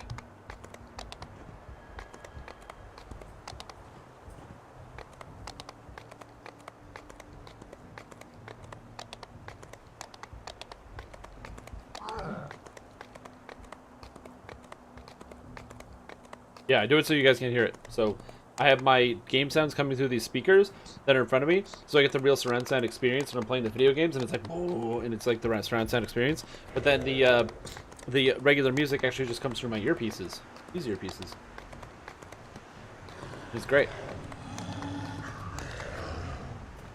And then that way I can listen to music all day. With no consequences. The terror of our history when I look He said trial and upon this maze. battlefield. Giants have done great evil. I feel So I'm it gonna in do my trial. gut. Wait, this is a long quest? I didn't know that. Fear we will do evil again. Because I don't know, I used to if listen to we music are all the not time, like every day. stopped. And when the whole DMCA thing with Twitch started happening, I couldn't listen to music pretty much at all when I live streamed, and when I went back to full-time streaming, and I was streaming every single day for like a bunch of hours, became problematic because then I just stopped listening to music entirely. And I was like, I should probably drop like my Spotify subscription or something to save some cash, because if I'm not really listening to music ever, it's not super relevant, you know what I mean? And then I realized, wait a minute, there's got to be a better way to do this, because I like listening to music, and I don't really want to stop listening to music. And I found an answer to do this. This door hasn't been used in quite some time. It is long, dude. Look how long it is. The raid used to be stupid hard. Oh, yeah.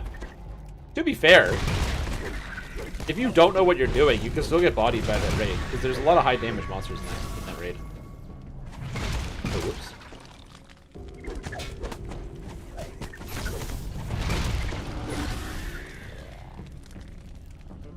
Like, I feel like there's a good chance for people to get murdered. Yeah, there's a big thing that put up by Twitch yesterday where they talked about like what their plans were, and basically a bunch of people are upset over the fact that. So, I saw a lot of varying opinions on Twitter, and there's one that I don't really agree with, which is an opinion I saw, unfortunately, who I think changed his mind afterwards after talking to some people on Twitter about it, but I can't remember. I don't remember exactly who it was, but there's somebody that I saw, and their opinion was basically, oh, well, you should never have been listening to this music in the first place, because if you should know better than to do that if you upload content online. Which is not entirely, like, the worst idea. Like, yeah, you shouldn't have been listening to music during your copyrighted music during your streams, because you don't own the songs, so of course it can get taken down by whatever company. However, that, one, first, applies to streaming just in general. I don't own fucking Dungeons & Dragons Online, but I'm allowed to stream it, or at least it doesn't get taken down by the people that own the game, because they recognize that it's good advertisement for them, and it's good, it shows whatever, and, you know, there's a mutual relationship between the streamer and the content creator and also the game people. But then, on top of that, very importantly, there is also, what do you do if you're playing a video game that has fucking copyrighted music in it? Then what do you do? I'm playing Grand Theft Auto. Oops, I got in the car, and a song played on the radio that's a real song. Whoops. I guess I'm gonna get banned on Twitch for playing this game, because I played Grand Theft Auto. My bad. Right? That's very stupid. And it's a problem because I don't think Grand Theft Auto is the only example of a game that has copyrighted music in it. Yeah, but not every game has that option. And yeah, you can mute the music. You can mute music, but you can't just mute DMCA music. That's a newer concept. Any game made before 2013 doesn't have that idea even there. They didn't get streaming at the time, or they didn't think it was going to be a problem.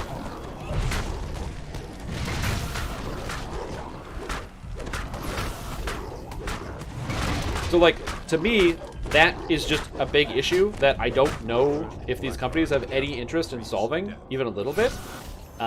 Now, when you see Twitch talk about it, Twitch basically, their opinion is like, you know, they want to work with a company to make a licensing agreement, but the way the licensing companies have basically done it is they want to take a percentage of your revenue, and then that way you can stream licensed music. But one, they don't want that to affect every single streamer, because there's lots of streamers that don't stream licensed content. And then also, I'm just trying to imagine that like a third of the money that I would make would go to some music company because I advertised their fucking song. Because I listened to Taylor Swift, and then people were like, oh yeah, I should go buy that new album. I have to pay for it. Which just seems crazy. I find advertising and stuff is like nutty, you know?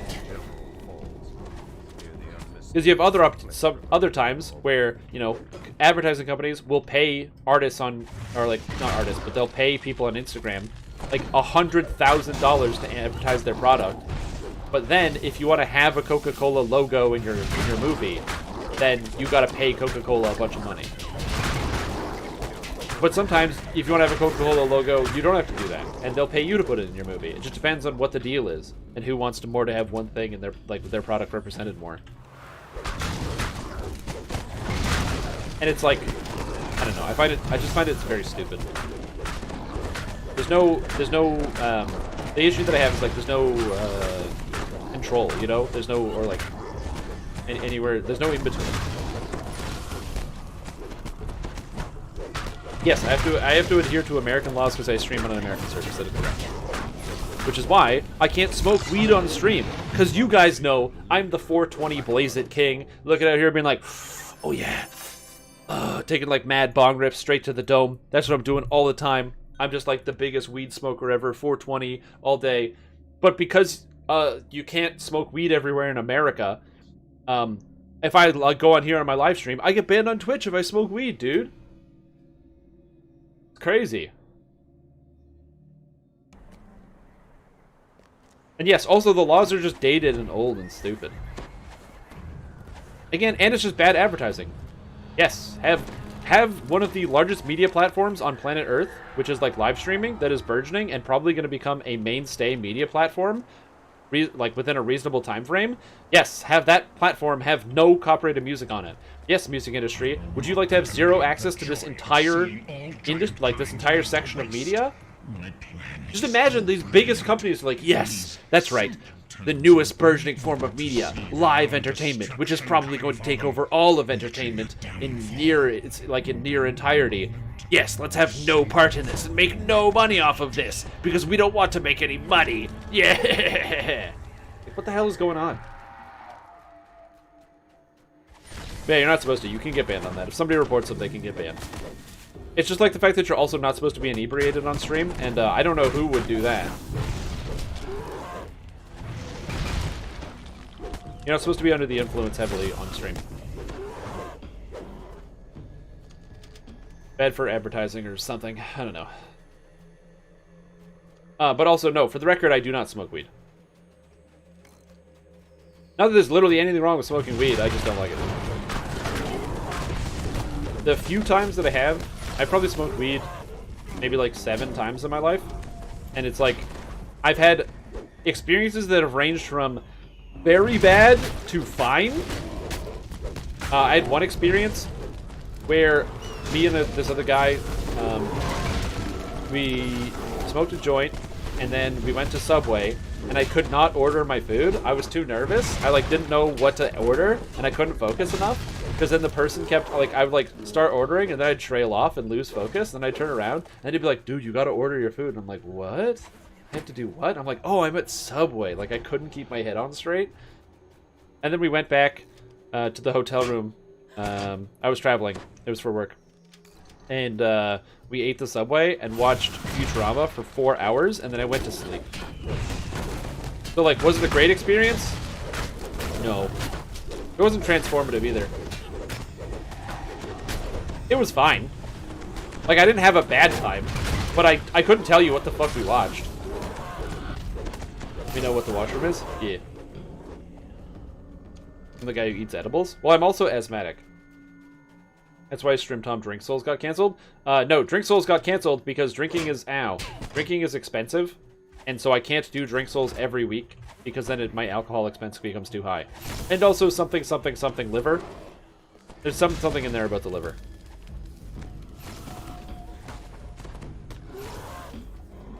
Almost daily, at least a little bit. I think there's a little bit between the question of addiction is whether you can stop yourself from doing it, whether that is possible for you to do. If you are in control of yourself in moderation, you should be fine.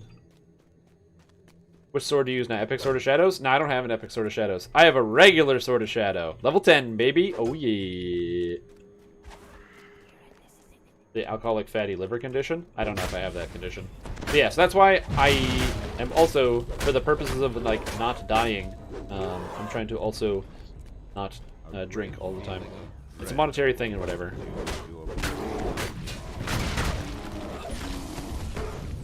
Now, important to note, I am basically at zero risk. I am not going out and getting very, very drunk every weekend. I am drinking probably like twice a month, and also during those times, I am not drinking myself unconscious. I'm just getting pretty intoxicated, and then but I'm also doing this with a good amount of food and water and processing, and I wake up, usually I get a big hangover, but I have been properly managing myself with water and breaks, and I haven't gotten hangovers either. Oh yeah, absolutely, you gotta. The weapon is still good at 26? Oh yeah.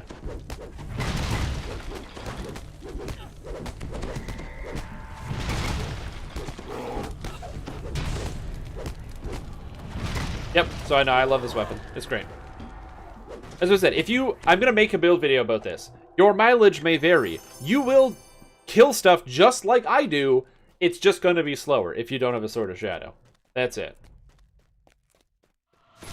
Yeah, but the other 10% of the weapons in the game is like, Morning Lord's Greatsword is better than this. Because it's level 29. But if it's not 29, it's not better than this.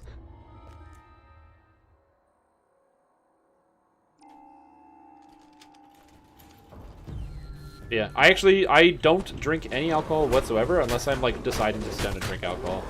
I was very nervous about potentially using alcohol or substances as, like, a coping mechanism for dealing with my problems in my life. So I made sure that if I'm in a bad mood in any capacity, or slightly unhappy, or perturbed, or if there's anything that's not going great, if I'm not in a good mood, I don't drink or take any type of substance whatsoever. I avoid it entirely.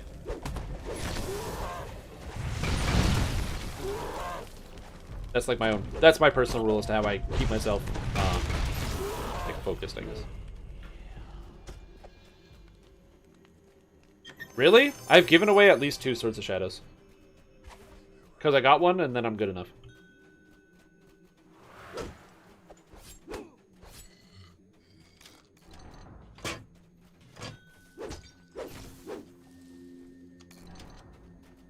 You have finally found your way through the labyrinth.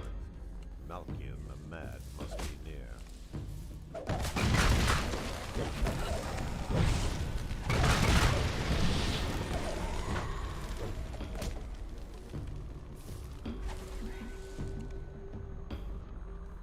Never better than Sword of Shadows is Tale of Sulaimanes. All level 29 weapons are better. Hit to SOS? Oh man, really? That's terrible. I'm sorry to hear that. They definitely should have given you a tip.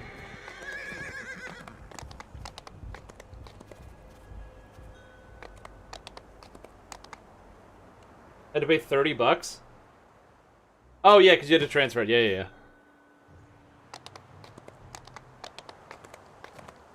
Not drinking 2 years ago.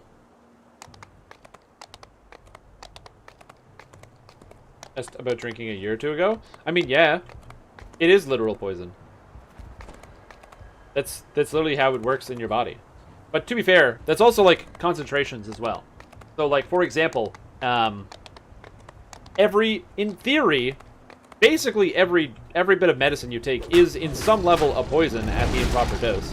And that's why concentration is key. Something I learned when I took pharmacology in university. Concentration is key. So, depending on your dose, something may be a curative or something may be a poison. If you take one pill of aspirin, it'll probably get rid of your headache and some of your muscle pain or whatever it is. If you take 1 bottle of aspirin, it will likely cause you stomach indigestion, and as well as a major headache, and hurt you a lot. If you take 2 bottles of aspirin, you might die, because that's like 200 pills. It's also extremely difficult to eat that many. Very difficult to eat that many pills. The orc you spoke to outside told you if you hurry, you may reach the leader. So it's all about concentration. And so alcohol doesn't really provide you with... The thing about alcohol is you can kind of, sort of think about it in terms of being mildly performance enhancing, because it has many different interesting effects on your body, one of which is lowering your inhibition towards different things. So for example, if you have difficulty managing different levels of conversation, by drinking some alcohol, it can make you a more open and easy to talk to person and comfortable in different situations. This can be seen as both a positive thing or a negative thing. But again, then it's also due to concentrations. Because if you drink too much alcohol, that is bad for you, and you can injure yourself. But the cool thing about alcohol is it also disables you before you can do that. what happens to a lot of people is they'll get to the point, especially if you're like with friends and hanging out, you'll be like drinking too many beers, and then before you can drink enough beers to really injure yourself, your body will say, I'm sorry, you can't drink anymore. In fact, you have to do the opposite of drinking. Head to the toilet immediately. At which point you realize you're on the carpet in front of the toilet, and you're still throwing up. So that's always cool. And then you take a nap. And then you wake up the next day thinking, I'm never going to do this again. And then you do it again. Like, there's lots of situations in which alcohol is going to be a very good thing. A great example is if I go to spend time with like a group of people I'm not super familiar with. Example, you're dating someone, and they invite you to go to a party or social function involving a group of their friends, and you're not familiar with all of their friends. Having a glass of wine or a beer or two can help you just limber up so that if you're nervous about talking to people you're not super familiar with, because talking to strangers is admittedly hard, you might suddenly think to yourself, you know, you don't even think about it, you just start talking and having a more easy and relaxed conversation. You're not going to divulge special secrets about your life or go into weird details about stuff. You'll just be comfortable when somebody says, hi, how are you? You go, I'm pretty good. You know, my name is Strimtom. What's your name? Oh, I'm so-and-so. Oh, cool. How do you know my, partner? Oh, we met in school. Oh, okay, cool. You went to the same school. That's neat, blah, blah, blah. And then you just kind of go from there. And Joseph is a special cosmetic pet that you can buy. He's only on Arganessen, and you get him from the gold rolls. And the reason why I say he's only on Arganessen is because I have one on Arganessen. But you get him from gold rolls. He's right here, Joseph the mini scorpion, or mini scarecrow. And there he is. You can get him. Gold rolls only, very rare pet. And I got a second one. So I figured I'd give it away. So if you're on Argo, you can buy it. A lot of people don't care about the cosmetic pets, but if you want one, it's not an easy get. It's very hard to come by. I could probably sell this easily for 1,000 shards. But I'm going to give it away to somebody who wants it.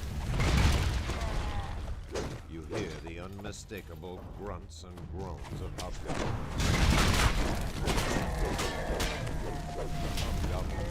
So yeah. So I'm infinitely, I'm not disagreeing with my words from the past. It is effectively a poison. I would say that, because that's what it does, it inhibits brain function, which then allows you to do different things. I will say it also makes your pain senses duller, which is awesome if you want to do something like, eat a bunch of hot sauce. Like a buddy of mine, we got some hot sauce and had some really, really spicy food, and we were drinking at the same time, which made it slightly easier to handle. Not entirely, because then we ended up using too much hot sauce on our food, which then made stuff extra hot, which at the end of the day I think probably contributed to the negative experience. But overall it was a really positive experience that I'm very fond of.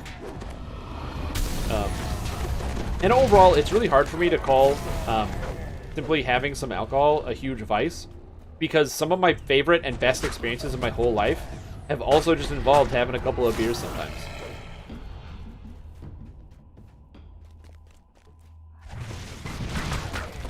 And so like that experience where my buddy and I just, we had no real worries about how much hot sauce we were eating because we'd had quite a few beers.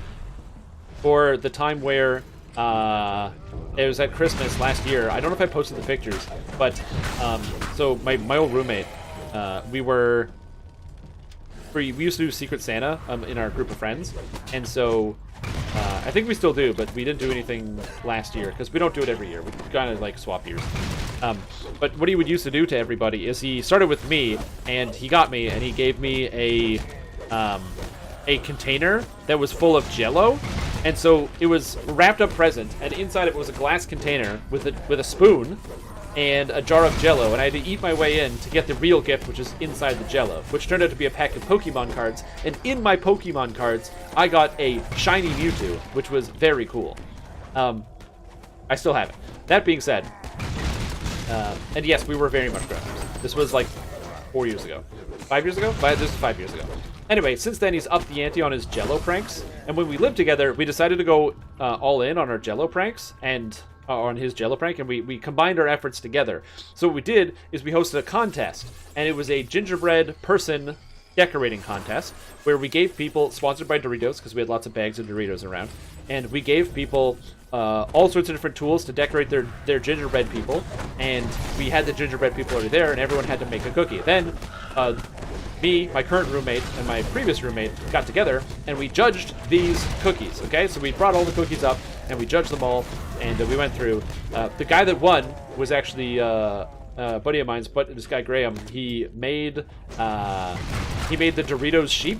So what he did is he broke off the legs of the person, and then moved the legs, and then glued it back together with some icing to make a sheep, and then he used the Doritos. He crumpled them up to make like a fluffy layer on top of the sheep. And so, you know, since the event was sponsored by Doritos and it was a good use of Doritos, we gave it to him. So then all of a sudden it's like he's like, cool. So what's the prize? So then we start the music playing, and then he's like, what the heck's going on? And we clear everybody out of the kitchen, and we'd all had like a few drinks at this point. And then what nobody expected was that we then pull out the, like this plastic and lay plastic all over the floor. He's confused. He doesn't know what's going on. And then we go into the other room, and it took the two of us to carry this because we made a 60-liter container of Jell-O, which, by the way, is a logistical nightmare. Don't try to make 60 liters of Jell-O. Oh my god, it was so complicated. We fucked up so much. Anyway, 60-liter tub of Jell-O. But it was wrapped, and he didn't know what it was. So we jumped this wrapped, huge container on the ground, and it takes two of us to carry because it weighs like 150 pounds. And we drag it into the center of the room, and then before he can unwrap it, we go and we give him a spoon. And he's like, what the fuck? And he opens it up, and then boom, there's this huge container of Jell-O. Now, to be fair, inside the Jell-O, we had a nice bottle of scotch. There was a Google Home. I think we also had a gift card or something to somewhere inside. So it was easily, like, the Jell-O itself was like $100. The gift was like at least $150. So it was a cool prize. However, he starts eating his way through it. To make this thing actually solidify, what we had to do is we had to put it outside because it was like -20 in Canada. But it's so much Jell-O, the temperature is like the standing temperature of water to actually solidify. It was too warm, and if it didn't fit in the fridge because it's a huge container. Like, you can't get this in a fridge, and we didn't have a deep freeze, so we had to use the great outdoors to cool our thing. And then we brought it in when it was partially, like, we had to like bring it in and bring it out, bring it in and bring it out to keep the temperature from freezing, but then it wouldn't get cold in the center because of the distribution of the mass. It was such a nightmare.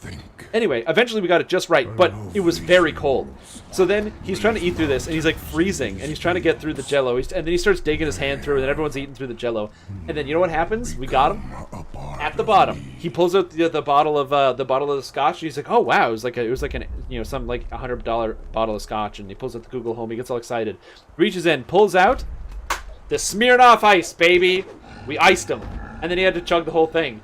Because he couldn't see it because the Jell-O was too dark and thick, and he couldn't see it at the bottom. And so immediately he had to pop the top and then just chug the Smirnoff right in the middle of the room. Everyone's cheering. It's one of my favorite memories, and it wouldn't have happened without alcohol. Because we came up with this idea while we were drinking. We're like, this would be great.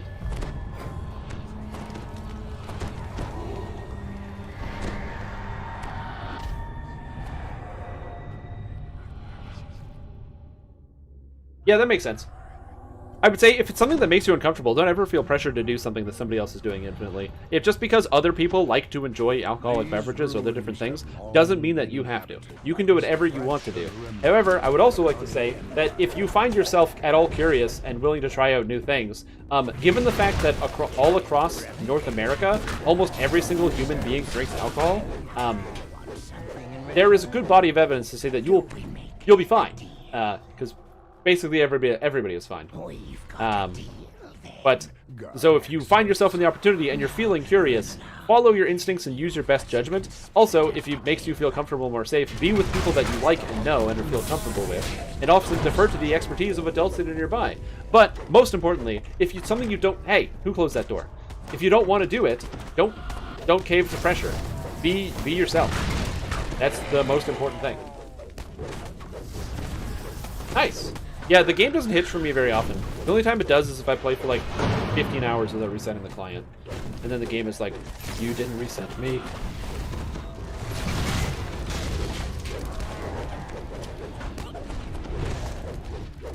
Yeah, so I hope you enjoyed that story. That was a good time. I really enjoyed that. Thought it was a RAM issue, to be honest. Oh yeah, maybe you had a RAM issue. I don't know if that's a lot of RAM, enough RAM. Just download some more RAM, dude. Yeah, exactly. Where does that meme come from? To download more RAM.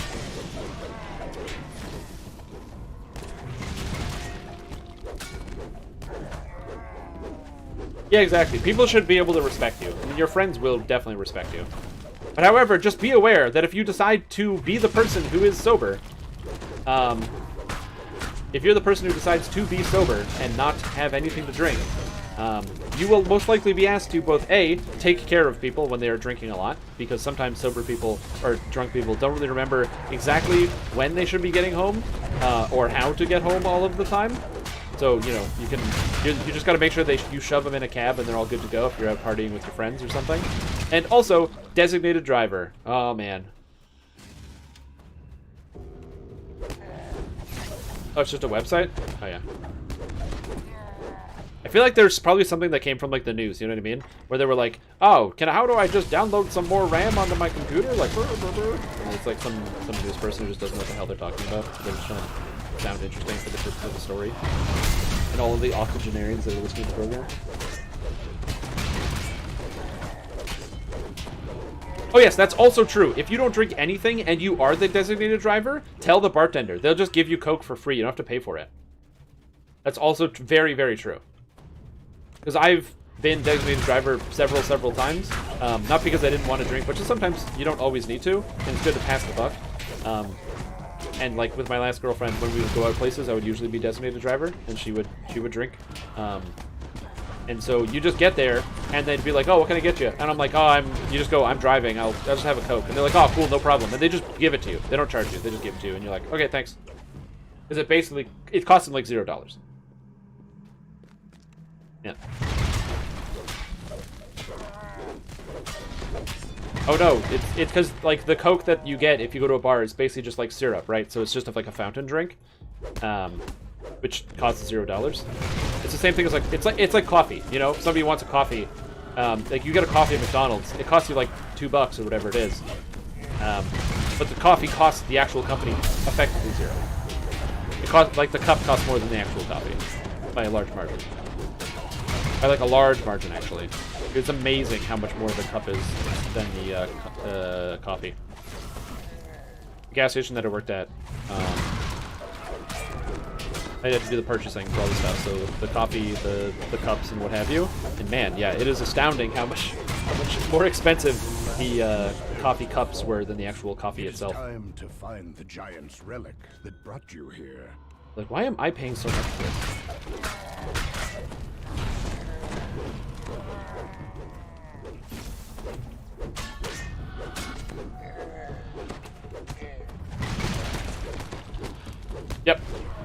Yep. But the thing is, it's not like, you know, it goes without saying, like, oh, but if they cost so little, why do they charge so much? It's because it's meant to cover other costs that can keep other things low. They can charge low for the alcohol because they're making more money on these regular drinks. And they also have to pay for things that are unseen, like rent and labor. Rent and labor costs are the bulk of your business costs if you run any type of restaurant or serving business, like food or drink business. The majority of your cost is rent and labor, but you don't pay for rent and labor, you pay for food, so it has to come in there somewhere.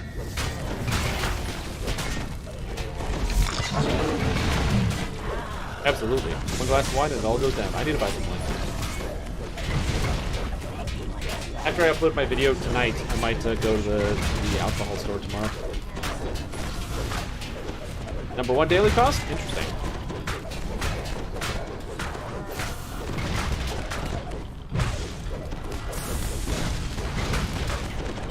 I guess it also depends on the type of business that you're in as well.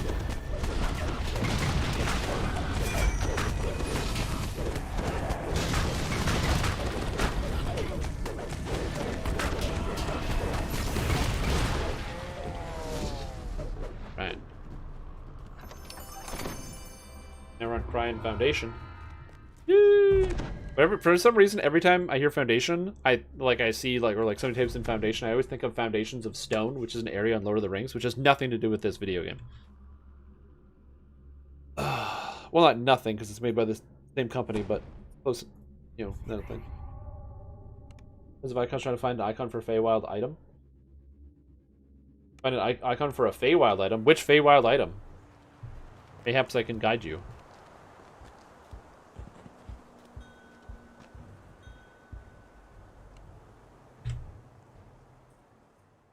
I saw somebody post in the Discord, Spooky Noodle, those, like, Fables of the Feywild icons. They look pretty good.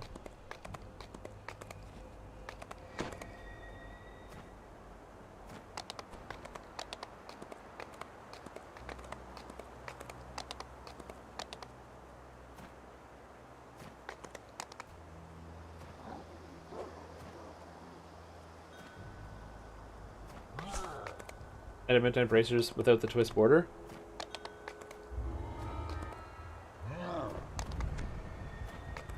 Wait, adamantine bracers have the twist border though. They're twisted. Also, it is twist. Twist. It's how most people say it anyway. Twist. Just add extra S's and T's. It's all the same thing.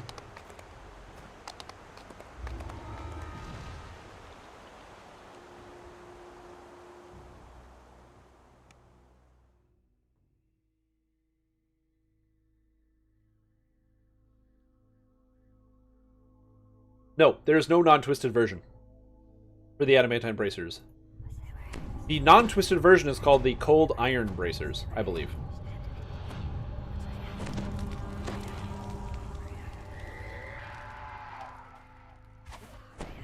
The Fey twisted versions are different items.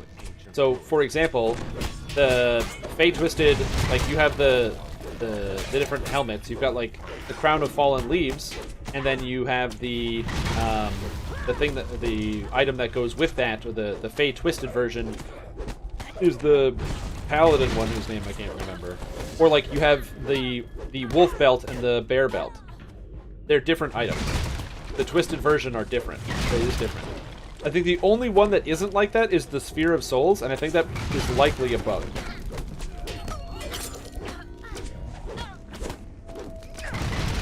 Yeah, the only one that is different is the Sphere of Souls.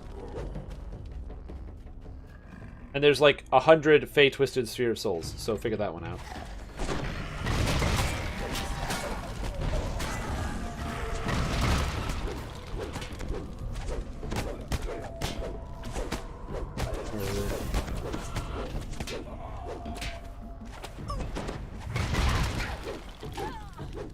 So finding some of this stuff can be a little time consuming.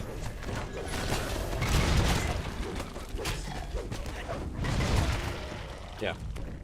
I don't know how many copies are there, but I've seen a lot.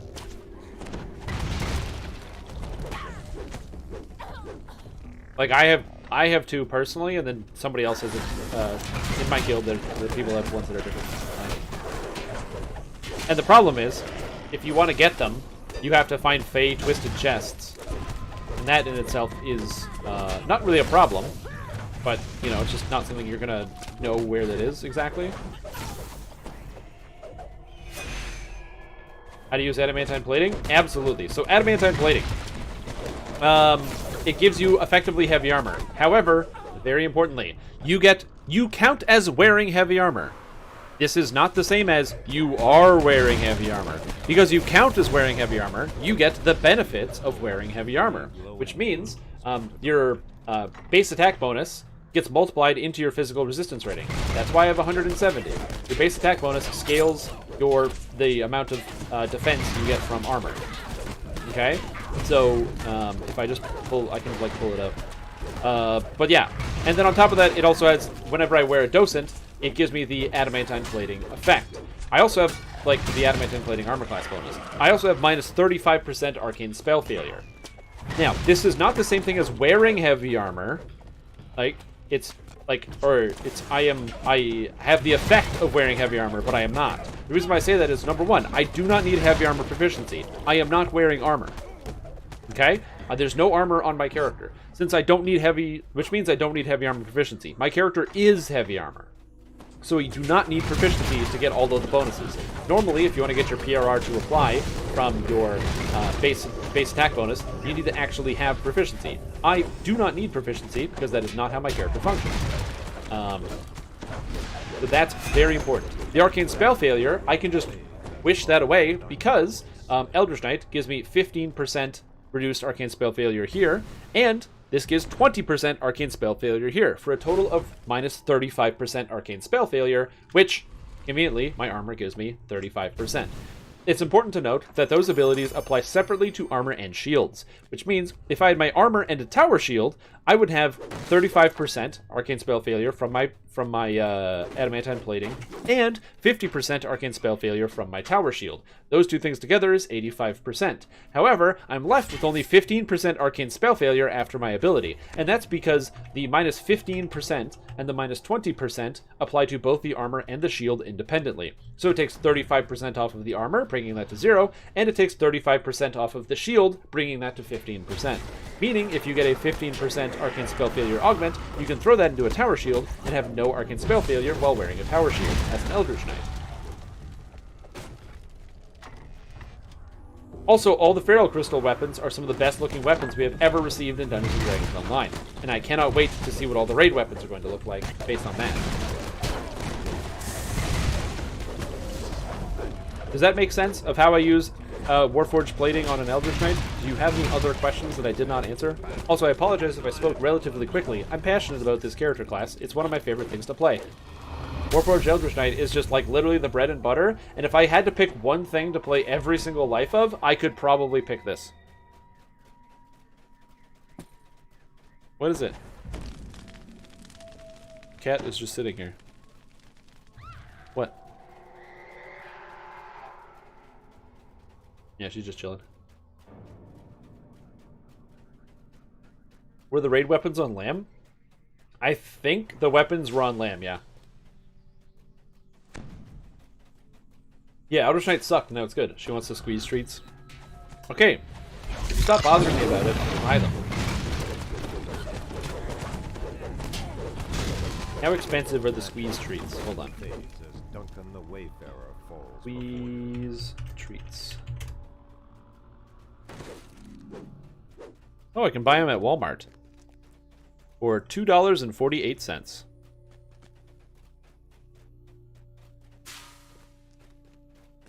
I don't know where Walmart is. But I can buy them at PetSmart. I don't know where PetSmart is. Huh. I'm just trying to think of what's the closest place to me. Because I'm in downtown, so there's lots of Walmarts, but I have to drive for like 15 minutes to get to one. I don't want to drive for 15 minutes to get to one.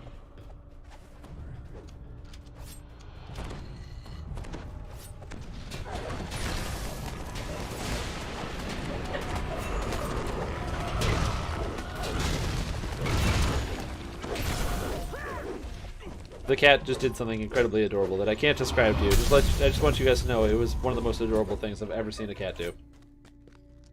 Oh, moly moly. Probably a delivery service for that? Yeah, I could probably just buy them on Amazon. I have Amazon Prime. Except I would have to buy them in huge packs for 40 bucks. Yeah, right. I'm not gonna do that.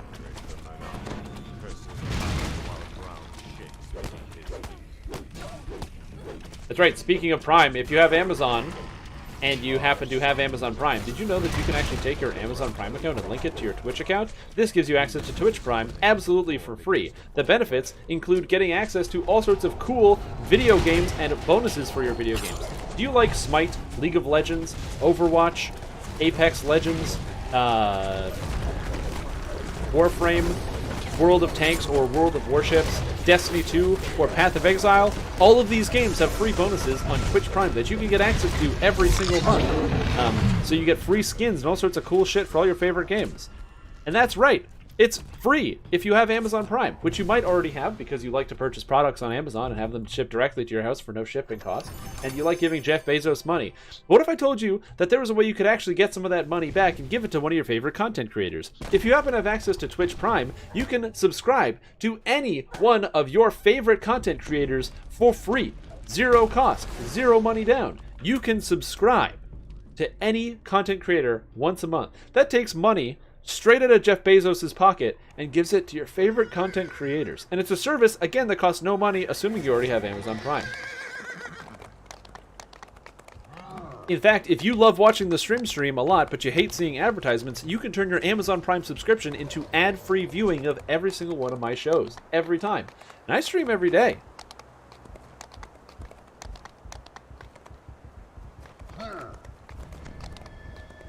Abs right now?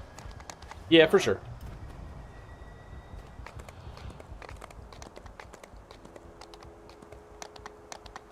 Oh, bump for your question. Yeah, nicely explained. That's pretty cool. What level do I take adamantine plating? I did miss that because I was talking about the squeeze streaks and I missed that. Also, I will not get upset if you type in something twice. If I ever miss something that you say, feel free to just straight type it a second time. I will not get upset. The only time, because I'm not like a politician or something, so there might be a situation where you're watching the DDO stream and like the weekly Wednesday lunchtime live stream, and if Jerry doesn't read your question, or he says I'm not answering that question, don't type it again, because the moderators in chat might just time you out, because if they said no, they're not going to answer it, they're not going to answer it. I am just a jerk-off who's bad at his job, so I will for sure answer that question now. I take adamantine plating usually at one of two levels. I like to take it either at 6 or 12. And this life, I took it at 6 because I didn't really have anything else to take, and also because I wanted to be able to take improved two-handed fighting at 12. By taking it at 6, you have to go into Warforged, and you have to take the 15% armor cost reduction, or inscribed body, and then at 12, once I get access to the minus 20%, I then unspec that and put the point in there. Or you just take it at 12 and you don't have to deal with it. On Wizard, you can be much more flexible with when you take it because you have so many feats all over the place. But on Sorcerer, you only get 7, so you gotta think really heavily about where each individual feat is going.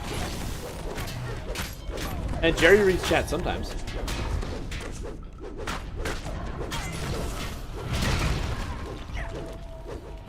Now that we've been watching the weekly Wednesday lunchtime live streams, about half of the live streams, I get a question. I get, not a question, not about half. I get a comment either read or seen when I type in chat.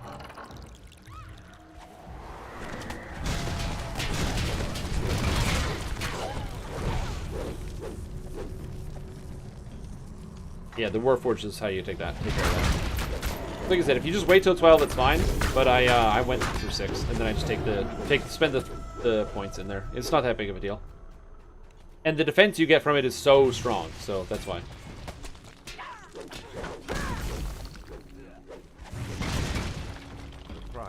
Rip that guy. Wait, you're in class? But isn't it like digital, like online learning?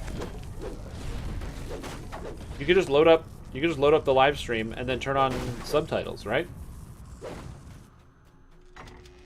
Put it on a second monitor. Unless you have the, your note-taking device on your monitor, and then you have your class on your second monitor. Then which one you put it on the third monitor? Or you write stuff down. You have to go to actual factual school. Oh yeah, right. You guys live in the States. Forgot where the schools are open. They're not doing digital learning all across the States. Good luck with that, by the way. Wait, if you actually have to go to actual factual physical school, how do they, if you don't mind me asking, how do you keep yourself safe from the coronavirus, which is literally everywhere? In greater numbers than it's ever been seen before. Much like the Sand People. Wait, is it the Sand People? Who was supposed to come back and in greater numbers? I think it was the Sand People. I don't remember that line from Star Wars. We wear masks and don't distance. Perfect. Perfect. That's exactly what I was wondering.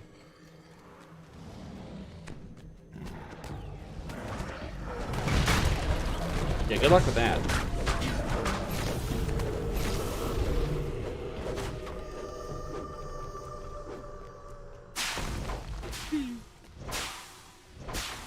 Like, I'm very lucky that I don't have to leave my house. The voice grows louder and more intense. Now you know why we keep breaking infection records. Hey, I've heard this book once, and I said this once, and I say it again. America's got to be number one, baby. America's got to be number one. India was catching up, and then they were like, no, none of that.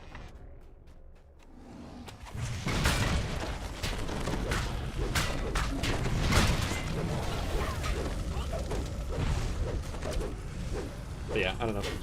I find it, like, totally perplexing. It is very perplexing. It's something that, like, I just kind of forgot about the fact that I've been living in my basement, in this basement for the past, like, 6 months, and it kind of hit me earlier this week that it's been 6 months of staying in this house, and I spent 22 wondrous hours a week in these 4 walls! That wall! That wall! Oh, this wall! And this wall back here! Look at it! That's a good wall right there! Look at this wall! Ah, I look at this wall every day. 22 hours. Been 22 hours with these damn walls. So I haven't left my house at all. And that's not going away anytime soon, because the friggin' coronavirus isn't going away. What about the ceiling? No, okay, I can tap the ceiling. 1, because I like bothering my neighbors, because I hate them.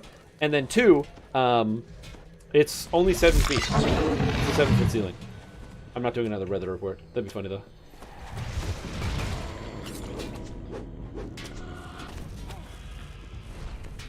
Yeah, I hope so. What happens when the coronavirus knows you've been hiding there and charges in? Oh, shit. I failed my stealth check. And the coronavirus is outside making, like, mad perception checks. Drink alcohol because alcohol kills viruses? Oh, man. So here's the thing. I don't know this. I think alcohol can go bad, right? I think it can. Like, because, like, beer and wine can go bad, but those are full of sugar. I think beer and wine can go bad. Can beer and wine go bad?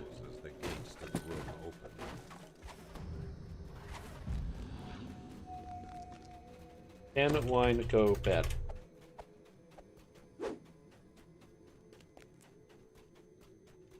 Horrific echoes.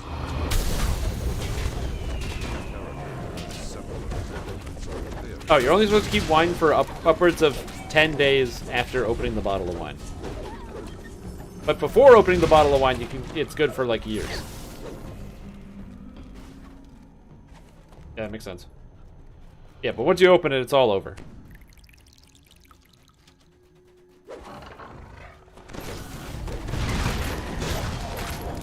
Yeah, it says once open.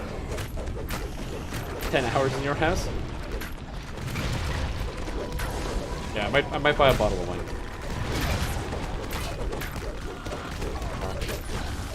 For the old drink souls. A bottle of wine. Because I was buying some A&W root beer. Because you gotta get that A&W. But they were sold out of A&W root beer at the store, so I had to get the President's Choice root beer. President's Choice is a local brand of the largest company in Canada in terms of grocery, which is the Loblaws Corporation. They own the President's Choice brand. And they also own the Loblaws grocery store chain, which is the largest grocery store chain in Canada. And I gotta say, you know what? The President's Choice Cola, it's not bad. President's Choice potato chips, pretty good. President's Choice Decadent Cookies, fucking so good. President's Choice Root Beer?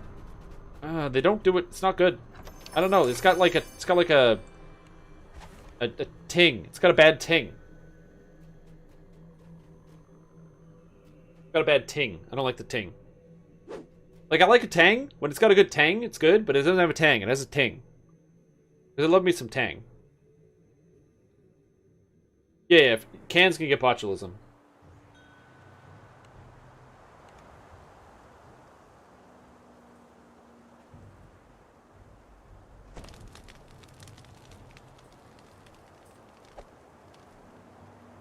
Barks is the best root beer. I don't know the last time I had Barks root beer. I don't know if you can buy it in stores. In Canada.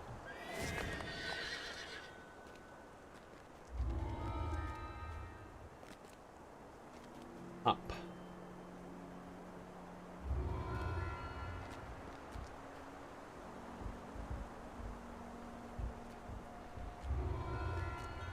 Special brand tap. Like it's going to style. I remember having Parks as a kid, but I remember seeing it in stores. Losing your sense of smell or taste. Yeah, exactly. That's funny. Parks root beer. I had that when I was younger. Can I buy it in Canada?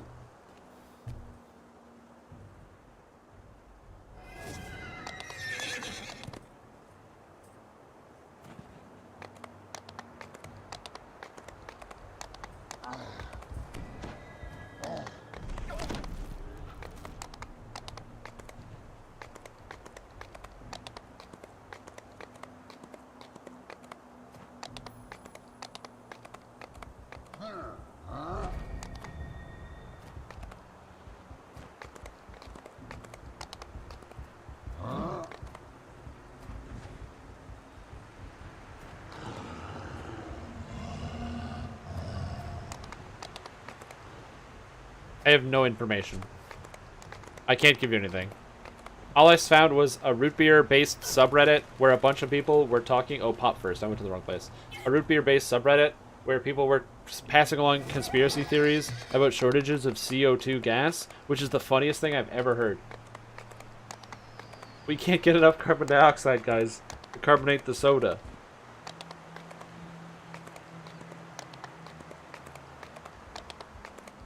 Yeah, I know it's a Coca-Cola product. I haven't seen it on the shelves in retail stores in a long time. But I just find that really funny.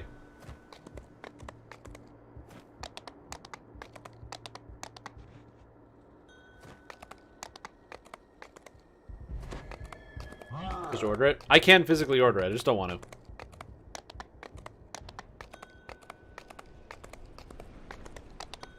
It's not at the stores that are near me. I used to get drink Barks all the time. Barks root beer, A&W root beer, and what else? Oh yeah, then you got Jones sodas. They got their root beer. That one's pretty good.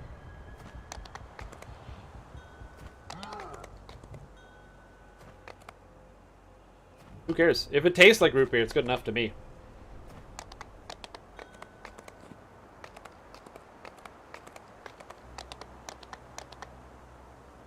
Like, to me, I don't care about having, like, the pure essence of the product. If it's good enough, it's good enough. Like, when I think about, like, a great example is some people, there's, like, the meat debate and the imitation meats. There's some people who are very against the imitation meats and they don't want to have it. There's other people who are, like, you know, they don't want to eat meat, but they'll eat the imitation meats and blah, blah, blah. Look, if I go and I get the Impossible meat or the Beyond meat or whatever, and I literally can't tell the difference, I literally don't care. If I have a product that looks like root beer and it smells like root beer and it tastes like root beer, but it's not root beer, I don't care. I am an efficient person. I want the efficiency. I want a product, and if I get a product, I'll be very happy.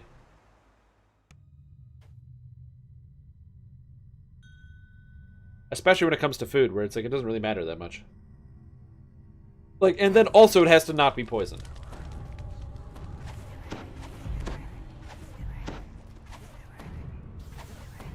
Oh, does it? I don't know. I've never cooked it. I've only had it at a couple... There's like a couple places that have served it. And I fed it to somebody that hated the idea behind it. They were like, I would never eat that stuff. I only eat meat and blah, blah, blah, blah, blah.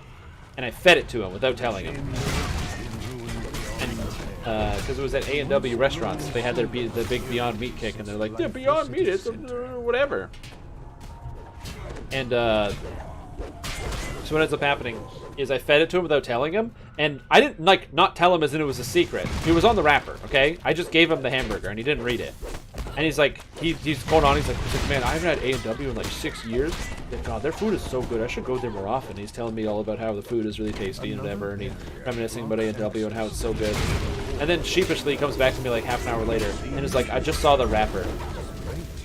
And I'm like, yeah. He's like, it was the Beyond Meat. I'm like, it was the Beyond Meat. Weinhard? I don't think I have Weinhard in this place. I've never heard of that. A chamber marked by the symbol of Lemania. The Weinhard? Covered in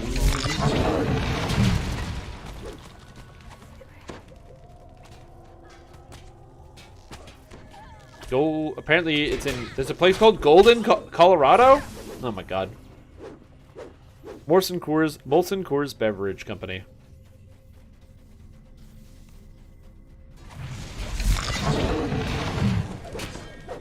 Oh no, this is beer. They're the same as. Yeah, it's the same thing. Henry Weinhard's root beer is $3.45. Henry Weinhard's root beer is substantial traditional root beer with a hint of honey, vanilla, and sassafras. Ah, the old sassafras. You just read products that come inside of a root beer container, and it sounds like you're from like 100 years ago. Hey, I succeeded on one. The great door opens. Yes, yes, to they can. reveal the doors to the control room fly shut. A bone-chilling Yeah, if I'm hard to hear, I try to keep the audio balanced, and I'm checking the audio all the time and look at it. But sometimes it just gets loud.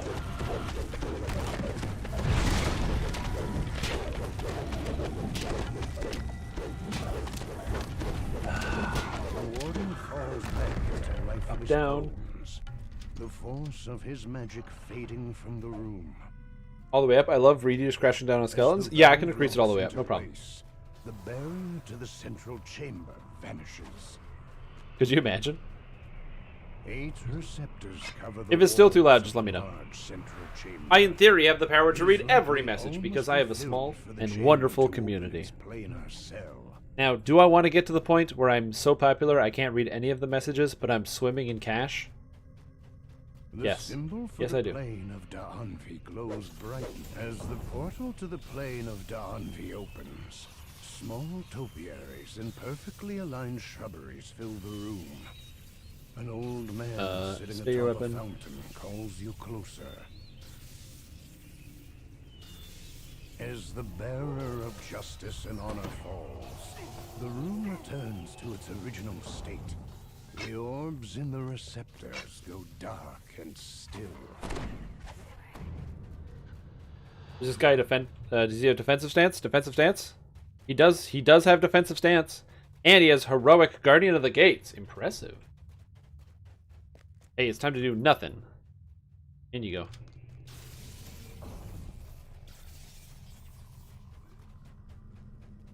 Have to turn slow mode on. You know you made it. There you go.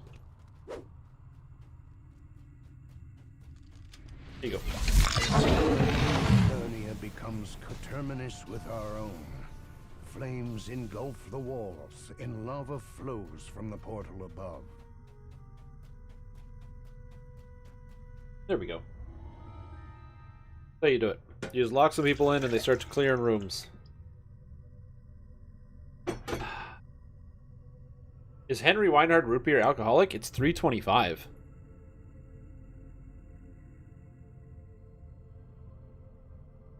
What a question. But is it alcoholic? Well, it's $3.25. So if it is alcoholic, it's that's definitely going to kill you. Portal connecting the maternal plane to the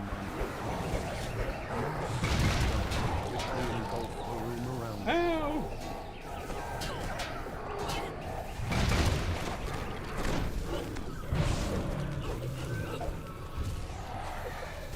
I hate this. The Jin. Stop. Guardian of the Gates good to make a tankish cleric that uses intimidate. Yeah, it's really tanky. Like, yes, 100% it's good in terms that it makes you tanky. I personally don't think of it as being like depends on what you're playing. I think a lot, but yeah, if you want to be tanky, then yes, it's good.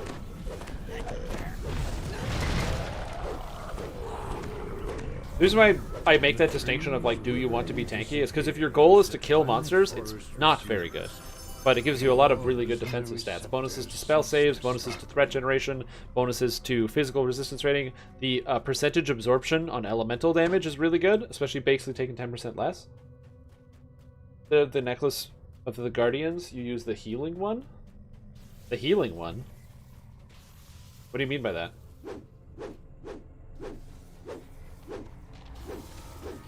Wait, are you saying you use the set, but you don't use the set? Because the set's 3 pieces. If you don't have 3 pieces, you don't have the set.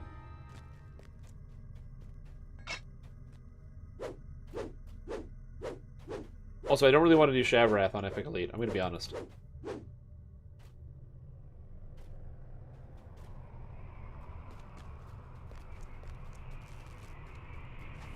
Guy knows how to Zerg.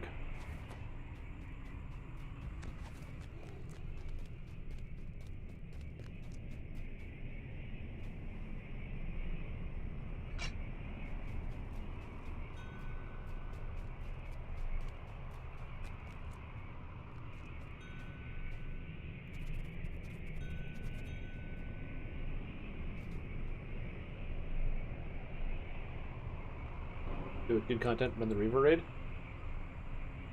I would love to. I'm not organizing this group. What? The final orb lights What is its it? receptor. The switch locks into place. A magical voice comes from above. The chamber will seal on the count of 10.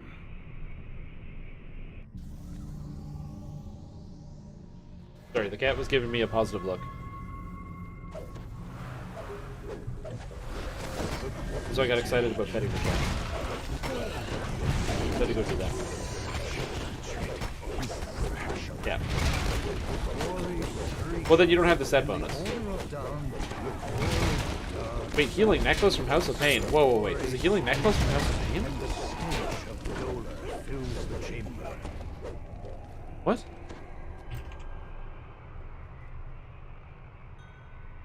Am I forgetting Sharn items entirely?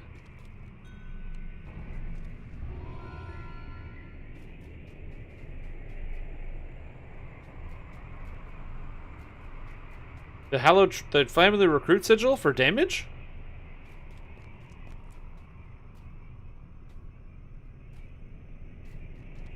I'm missing out. I don't know if there's a healing necklace in Sharn.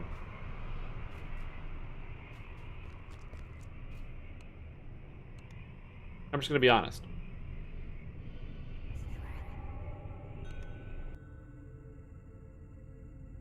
I like Prison of the Plains a lot because it's a lot of little individual quests, and it also involves the plains, which is kind of cool. I should also level up.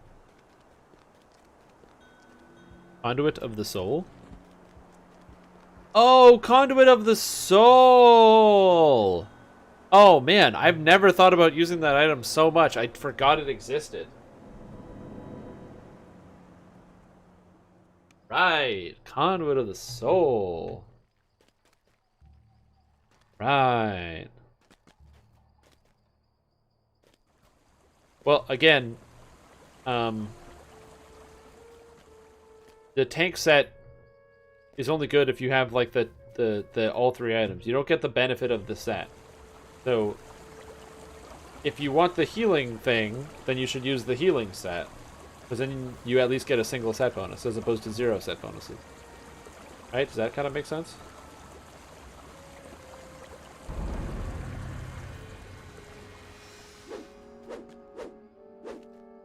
I'm off base with that one. I could be off base with that one. Okay, I can get 27 points spent in the tree, and this is 25. I can reset my Reaper tree at some point. I don't know when I'm going to do that, but I probably will. Count me in, Sidoni. I do like the fact that since I started leveling in epics, I've gotten, I think, 100 favor and nothing else. Which is very funny.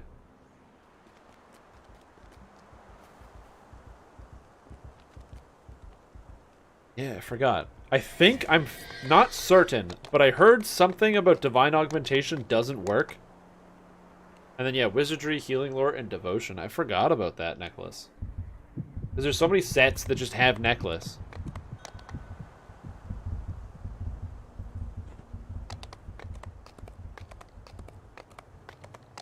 Yeah, because my thought is you use the Flame Cleansed Fury set, maybe, with that necklace. Although you don't really need the Healing Lore, but it could be good. And then you get the Hallowed Trail, Radiance, Radiance Lore, Evocation Focus, Quality Spell Pen. You get the Bracers, which are Devotion, Devotion Lore, Quality Sheltering, and I think it's got the Turning on it too. And then the Chess Piece, which is just the Chess Piece.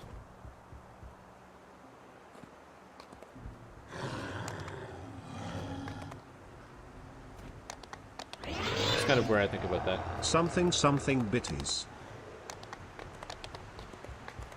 Oh man, thank you for the hundreds of bits, man. I appreciate that. That's super kind. Thank you. I feel warm and fuzzy on the outside. Might be a rash, but thank you. I appreciate that.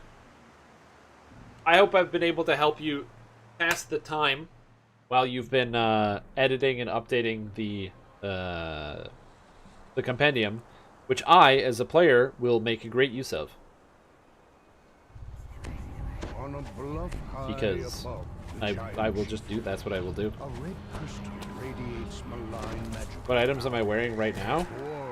Looks down. I have a DDO Cast shirt on. I have a pair of jeans. I'm also wearing some Crocs because they're comfy and I like wearing them. And a maddened giant seer comes charging out. Good shoe. For inside. Don't wear it outside, but wear it inside. Currently I'm wearing the Sword of Shadow because it's a level 10 sword that's really powerful. I'm wearing a 5 rings with Constitution 5, Resistance 4, Quality Constitution 1, and Slave Lord's Might. Actually, I don't need any of these stats anymore. I think I've replaced all of them.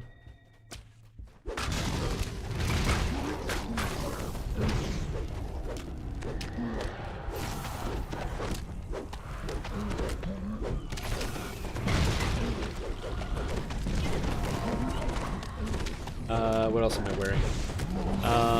I'm also wearing my King of Crafted Staunch Braces of Fortification, which is Sheltering 24, Fortification 110, and Resistance 8. This just shows up a lot of the stats that I didn't have. I have the level 6 Crystalline Cacophony. Crystalline Cacophony is Resonance and Sonic Lore on a Docent. It's level 6. But it's also got Sheltering 10 and Insightful Sheltering 5, and it's got Mythic 4 on it. Plus, it's one of the coolest looking Docents in the game, looking like this. With this like metal, like molten magma core thing, and it looks pretty sick. It's one of the best looking Docents in the game. It just doesn't work with my cosmetic outfit. My goggles are Kenneth Crafted Accuracy 4, Concentration 5. Are you inspired by my items yet? Comes a dull sound of footsteps. Level 3, level 6. This crafted item's not too bad.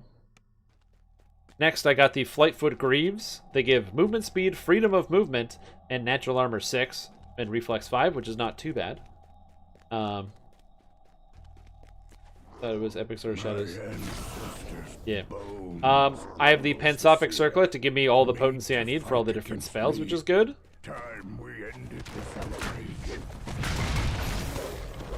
What else do I have here? Thing's dead. I'm gonna go to the second seer, I guess. And then, what else do I have? I've got this, the chains. This is a Slave Lord's item. It's got Charisma, Quality Charisma, Accuracy, and Spell Focus Mastery 2. It's level 8 chains. I crafted myself a trinket. So crafted trinket. This is Spell Focus Mastery 3, Mana, and Insightful Physical Sheltering 11.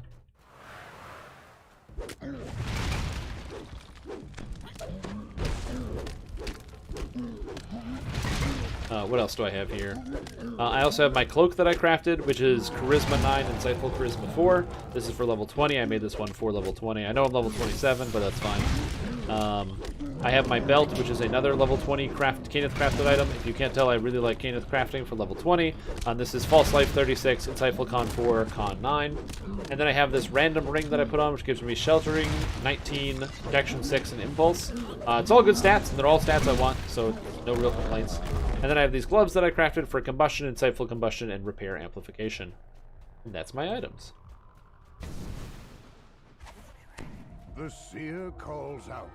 Keep them Use the 5% XP augment somewhere? Yeah, on my trinket. I usually use it on my symbol of the Slave Lords at the bottom of the screen here. And so this one gives... It's got the Master's Gift in it, Sapphire of Heavy Fortification, True Seeing, Insightful Constitution, and Dusk.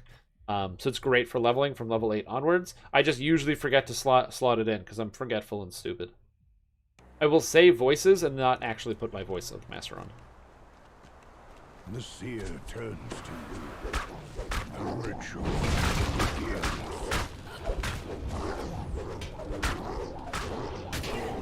Oh, no! How do I get out of this mess?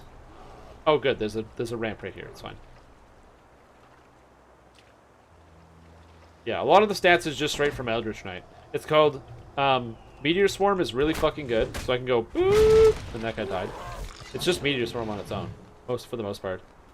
Almost done. Yeah. The seer screams.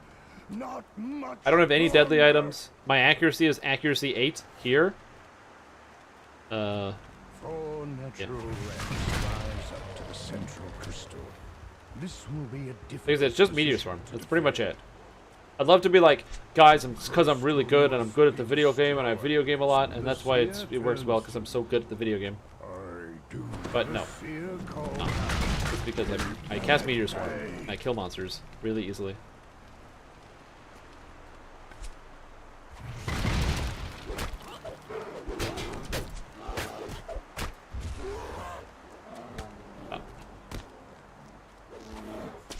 Oh, right, they are immune because they are crazy monsters. They're infected. Madness, mad stone. Plague.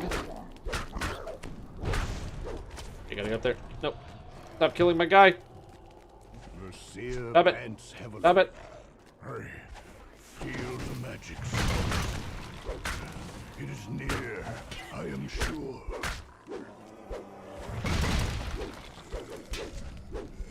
It's just harder to keep track of all this stuff because I'm like, monsters respawn, which is annoying. As long as they keep their aggro, it's fine because then they'll just come up here. Keep them at bay. But it's when they eventually eclipse and they come up. That's where it becomes a problem. Not much longer.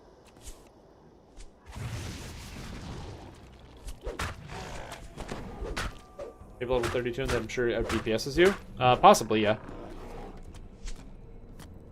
It's also important to note that I do have 75 Reaper points carrying the team right now, giving me 800 additional health.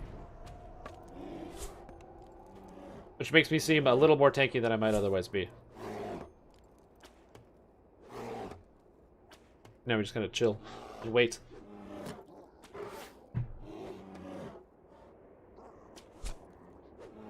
I'm just trying to do the giant dance. Okay, back to what I was doing.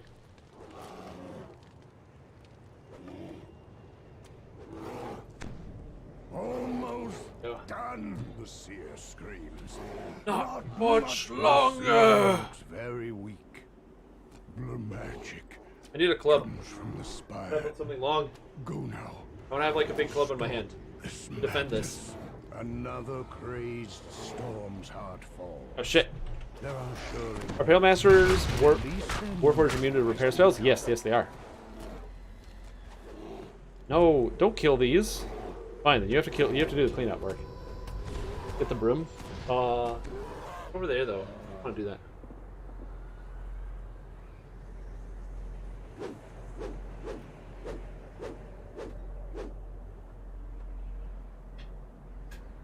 Yeah, Pale Master Warforged are immune to repair spells. Means if they want to be repaired, you have to do some other stuff.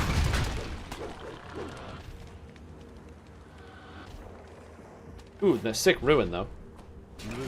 Get him, buddy. in time, says Horror. I gotta The go. gate to the spire's gone down, and a horde of madmen. That's why I don't recommend playing The only good thing about playing as a Warforged Pale Master is that they look sick.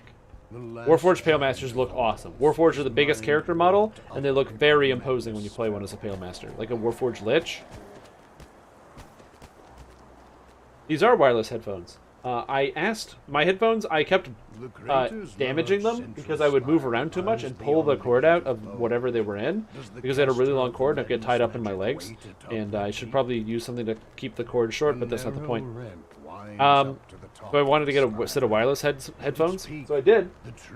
I have these ones, and these, I'll send you a link if you want to buy them, because I was given a link. They're pretty good.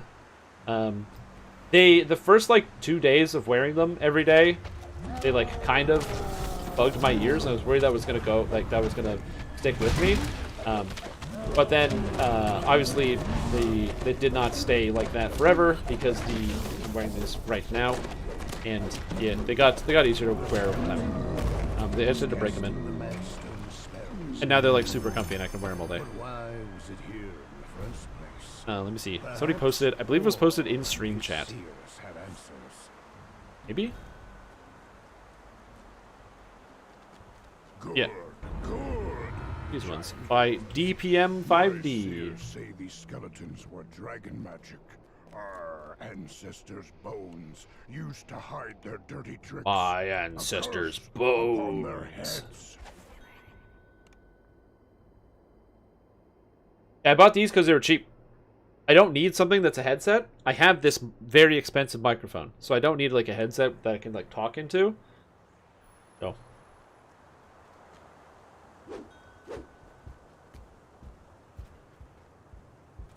That's why we're kind of here at this point.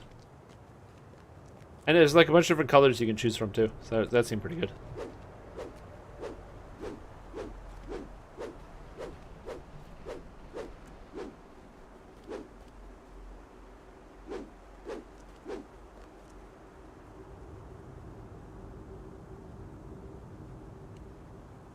So yeah, I am not really an expert on like what headset is good and what feels good and to work with.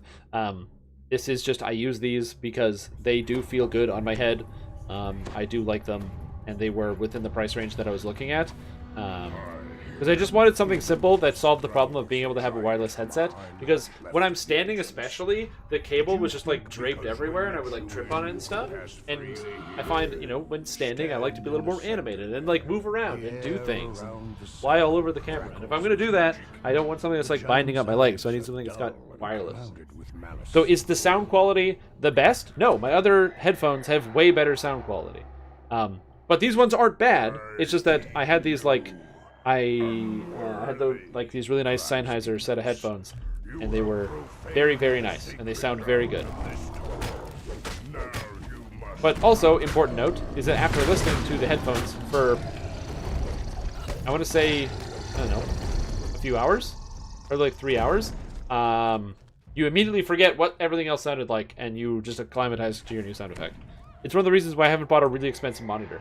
Because I'm like, if I buy a really expensive monitor, I'm going to be like, wow, it's amazing. And then I'm going to have a hard time looking at my other less expensive monitors. Or if all my monitors are the same cheap piece of crap, then I never have to worry about it.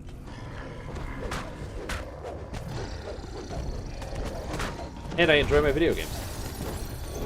Oh no, my video game's not in 4K! But it's fine, I don't care, I don't need it in 4K. Also, this also has the crazy funny problem of people having the inability to use their nice expensive monitors with games like DDO, which doesn't have UI scaling. So you have 4K and you're like, where is everything? I can't see it! And you have to get up close because all the UI elements are so small. Well, guess what, suckers? I'm using a monitor from 2012.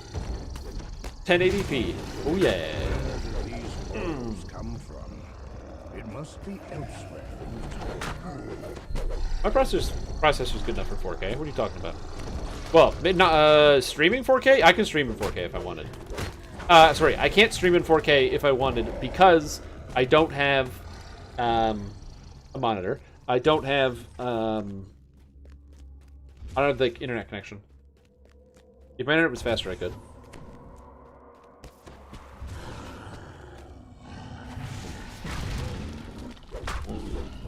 I could stream in 4K, I just don't wanna. I could, but I just don't want to, that's all. But I could, I just don't want to. But I could, but I just don't want to.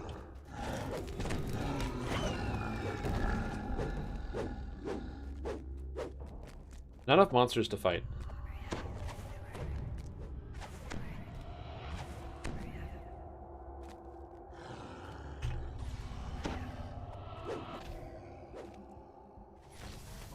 With no more giants left behind the portals, the guards rush through the door to do you. I believe what I want, man. That's usually how things happen. You just gotta believe it. I don't need somebody to tell me facts, to be spitting knowledge. I have faith. I actually don't have faith in most things. I'm usually a pretty faithless person. I kind of go... that's not true. I have faith in some things. I definitely do. Once I get the kernel of truth that something is that feels good or trustworthy, then I start to go deeper into it. I'm like, okay, this feels good.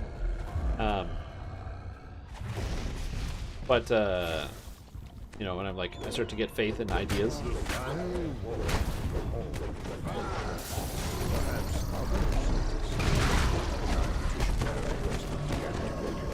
Like, I'll give you an example. I have faith in the Dungeons & Dragons Online design team because the Feywild expansion, fucking awesome. And I'm so happy about it, and I can't wait for more of the content to come out. I have faith that the content is going to live up to that quality of content.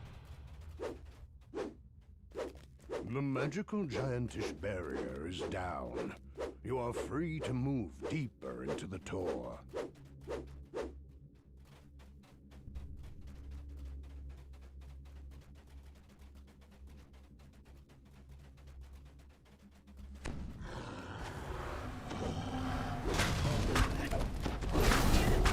Where has the wall gone? It will be scurried into the rubble behind the wall. Yeah, I don't know. I think, I don't really have too keen of an idea of wanting to stream in, like, a higher quality. It doesn't really matter to me, for the most part. I stream in a good enough quality, as it is. I stream in 1080p. And, as I mentioned before, I don't really have the ability to stream in something different because my internet is limited. They said they were going to be putting in fiber optic cable in my neighborhood. Well, still waiting. I'm still waiting. I think one of the reasons why I like this character a lot as well is because currently the experience that I'm having, I basically treat Reaper 1 on epics as if it's like heroic elite. Like, this doesn't feel that hard. This feels like mostly fine. Yeah, dude. Dungeons & Dragons Online. Who has an 8K monitor? The path forward. I don't think I even know anybody who has an 8K monitor. I know a few friends of mine have 4K monitors. I know people with 4K monitors. I still remember a couple years ago when a buddy of mine got a 4K monitor, and he went on YouTube and pulled up a 4K video, and we just watched like a 4K video, and we're like, whoa. With maddened eyes, it's so crisp. The resolution is so high. You do not have to come here to die. The glowing statue breaks. Yeah, I'll wait for the 64K. Master snarls. I can cast it just as well with one. I'm kind of curious what the next evolution of like media viewing is going to be. But like with anything else, it's probably going to be a gradual shift and not an immediate shift. Because media viewing on mobile was huge. Virtual reality has figured out that it's niche and is not going to become mainstream. So I'm curious as to what the next thing is going to be. Like 4K. Whoa, 99K? Holy shit. That's a lot of K. That's too much money. Whoa, my god. Ever give advice about being more defensive? I was left for food after you did. Oh, so basically, the problem is, that's literally the game balance. That's just the way it works. Like, you're right. Epic hard is too easy, but epic elite is too hard. And that's just straight up is how it is.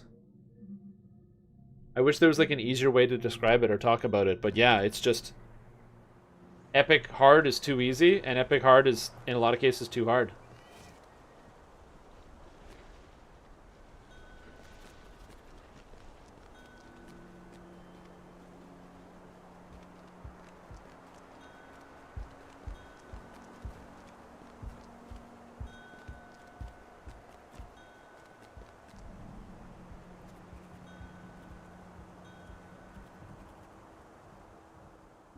There it is.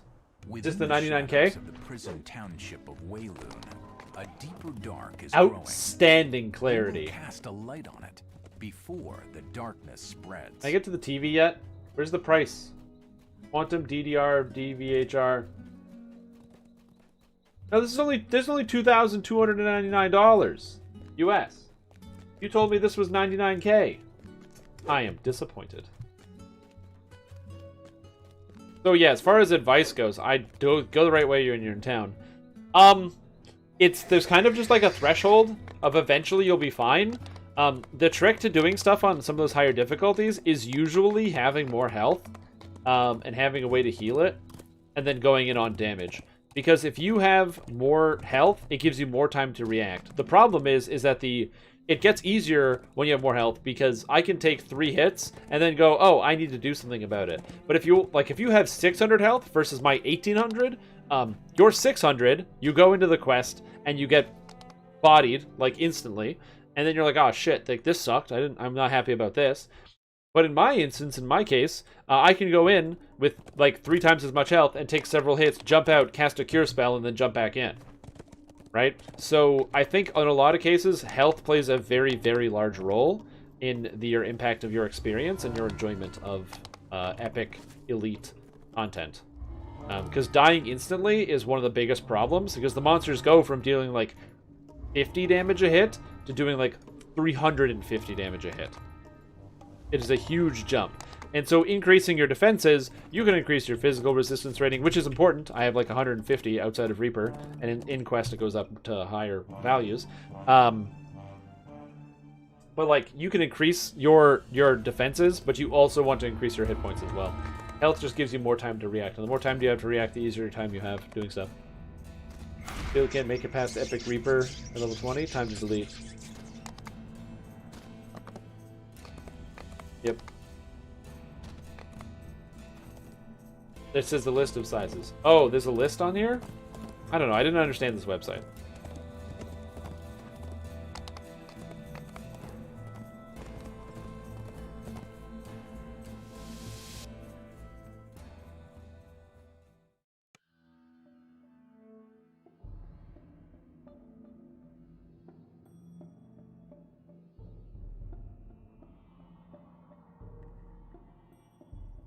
The Elder thanks you for protecting the camp.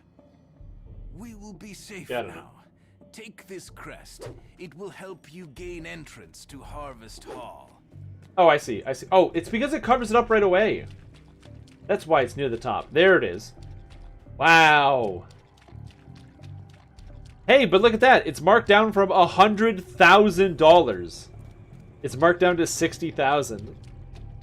Price includes $50,000 of instant savings. Oh my god, $50,000 of savings. How is that number even on this website? Oh my god, I'm trying to imagine a situation in which somebody is actually out there and they purchase a $100,000 TV, and then the following week it goes up on special. And they're like, oh, it's on sale? That can't be that big of a deal. And it's off 50 grand. What madness.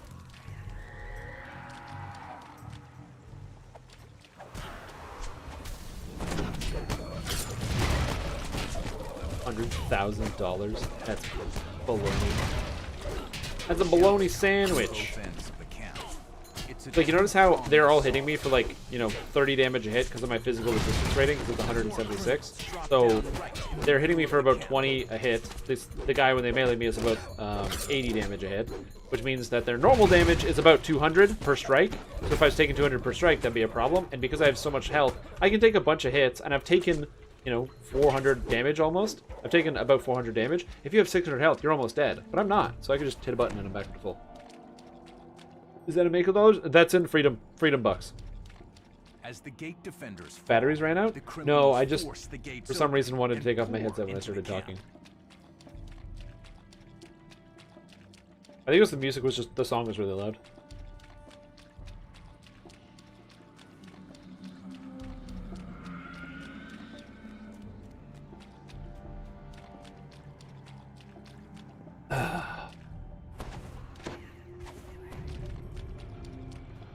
Damn, dude. I just still can't believe they're gonna sell a TV on their website for $100,000. Like, you could just, that's just the price. As the gate defenders, I'm sure you can buy a less expensive boat. the gates open and pour into the camp.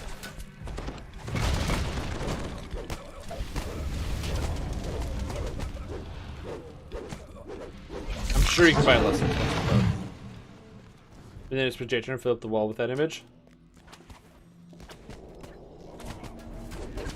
That's true. They're probably not going to sell any of those things. That is something that I think a lot of people get caught on. It was like with the whole the full Fire Festival thing, where people are like, it's these fucking idiots who bought $250,000 tickets, even though the average selling price for a ticket was around $500, and which is why they didn't have any money. And it's like, but it's so easy to just be like, oh, they sold tickets $250,000. Man, they sold a bunch of $250,000 tickets. How did they run out of money? And it's because, well, they just didn't know. They didn't sell it. This guy Warforged? No, he's a shifter. What about this guy? No, there no. What about this guy? No. What about this guy? No. What about this guy? No. I just want to repair people. Just use a coupon? Yeah, exactly. 100 grand? I'm sorry. Coupon.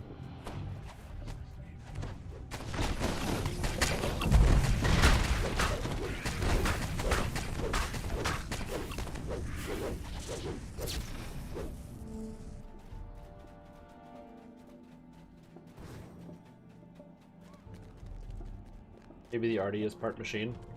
I don't know about that. This Artie? Where's this Artie? Not here. A commanding voice calls out. Harvest Hall. Find out. Artie? Missed. Oh, and I have my buff now. Hello. Wow. Yeah, Elder Strike's also really, really strong, so I recommend it a lot. This build is very fun. I'm definitely going to tell everybody to play it. Yeah, it's good. I don't know how you play this without as many racial points. Like, I'm not sure where exactly you spend the points on the tree.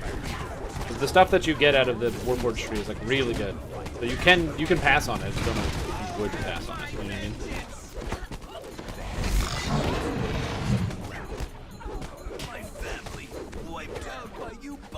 Okay, moment of truth. Yes, I can repair them. Ha-ha! You've routed the criminals and ended their scheme to destroy the Wayloon natives. Ha-ha! You're right. The gnome is a robot. Motions you over, eager to speak with you. You are welcome to use Harvest Hall as a place to rest. So I can easily keep this gnome alive. From now on. They're gonna be like back to full life.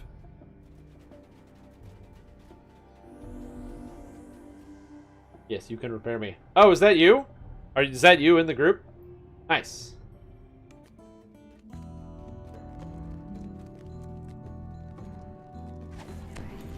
Yeah, but then I min-maxed it. I reset all my points and I redid it. Why am I buffing?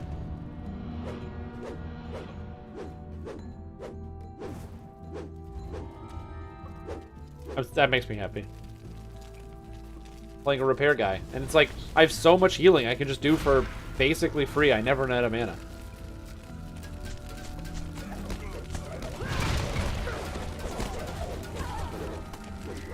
And I have all my bonus slayers. Bonus slayers. Oh, yeah, free XP. Extra 9k? 20k XP just walking here.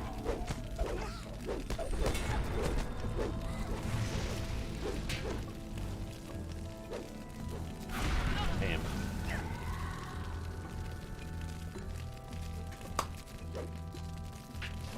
Happy.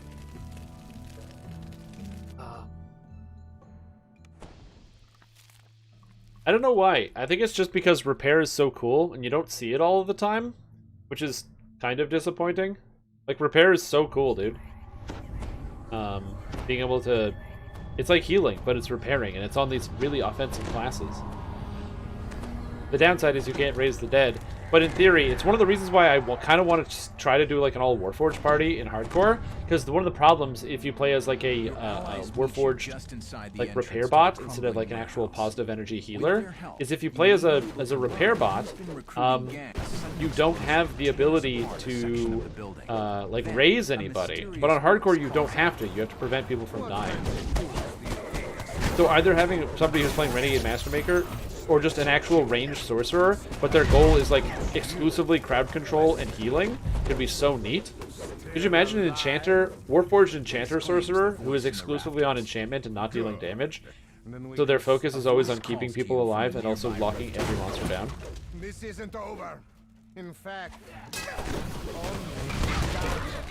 It'd be cool. It'd be cool as hell, dude. For Hardcore League next time. Says the voice. If you waste my time, your friends won't come back. Their life, yours. So get moving. Oh, Rams. They fight each other, and only the strongest survives. Then I get my pick of the liquor. Taunts the mysterious.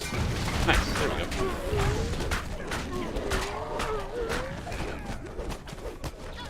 Yeah, so I don't know. I like the idea of playing like small Warforged party at some point, and I feel like Hardcore is a good place to do it because you don't need to worry about the other stuff. Most of the Warforged are going to be immune to negative levels, so then you just have to worry about stat damage, and it's basically just carrying around some restoration scrolls and some less restoration abilities. A desperate man calls. A sudden blast blocks your path. And then of course everybody can take improved fortifications so that nobody has to worry about actually taking critical strikes either. Because you don't have to worry about actually getting healed by magical effects. That could be a very fun static group. Yes, each core, I believe, past the first one, grants 2 double strike, and you also get 10 health per core as well. So you're really tanky. You get 60. I'm getting 65 health from the Elder Sanctuary. A woman screams from inside a burning building. Yeah, so right now with no double strike items equipped, I'm at what? 19% double strike.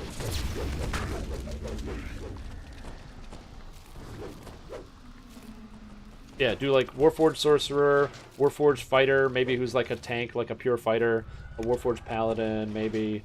You gotta have a Warforged Rogue or Artificer, somebody who can do some form of traps.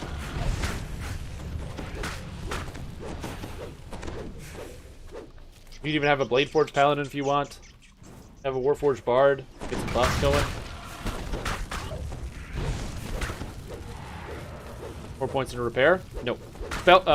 Sorcerer gets like 30% more spell points, and also casts at double speed, and also has shorter cooldowns on heals. As the level unlocks, there's no way that having like an extra 40 spell power, maybe 40 spell power, is gonna matter.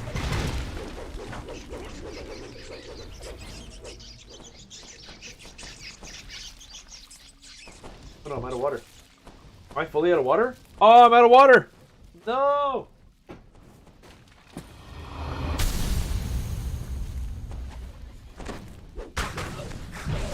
a gate unlocks in the distance as more lizard folk attack.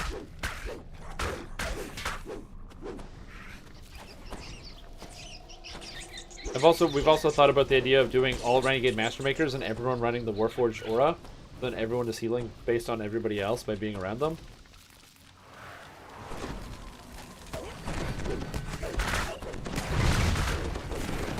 A lot of good ideas. No, the hydrate. Fine, I'm gonna get some more water. I'll be back. The voice taunts you from somewhere quite close. Do you understand at last? The prisoners, the magistrates, they're all our puppets, and so are you. We decide what happens here. Waylon belongs to Shan.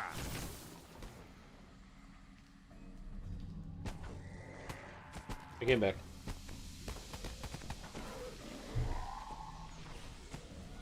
Had to go to the kitchen, get some water.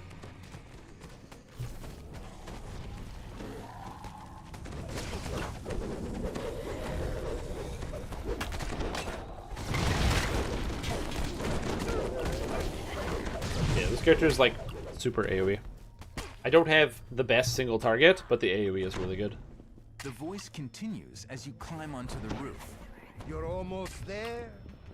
Shan brought you to me, so you can play your part in her plan.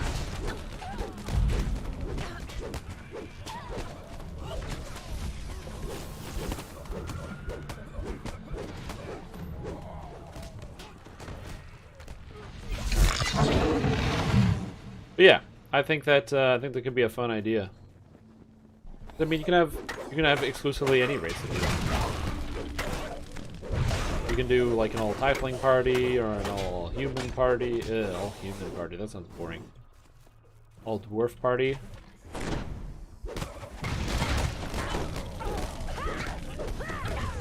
I do recall there being an all Warforged kid or a couple of all Warforged guilds like back in the day when the game first released. I don't think there's any like that now. I can only think of one. But as far as I know, there's a few all Warforged guilds still out there. You can now see that the voice ladders and the priest's minions swarm up, ready for battle. Knock the ladders down to help even the odds.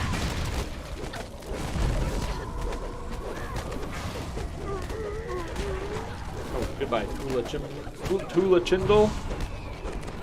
I'm still using Sword of Shadows? Yeah. What else? What other weapon am I supposed to use?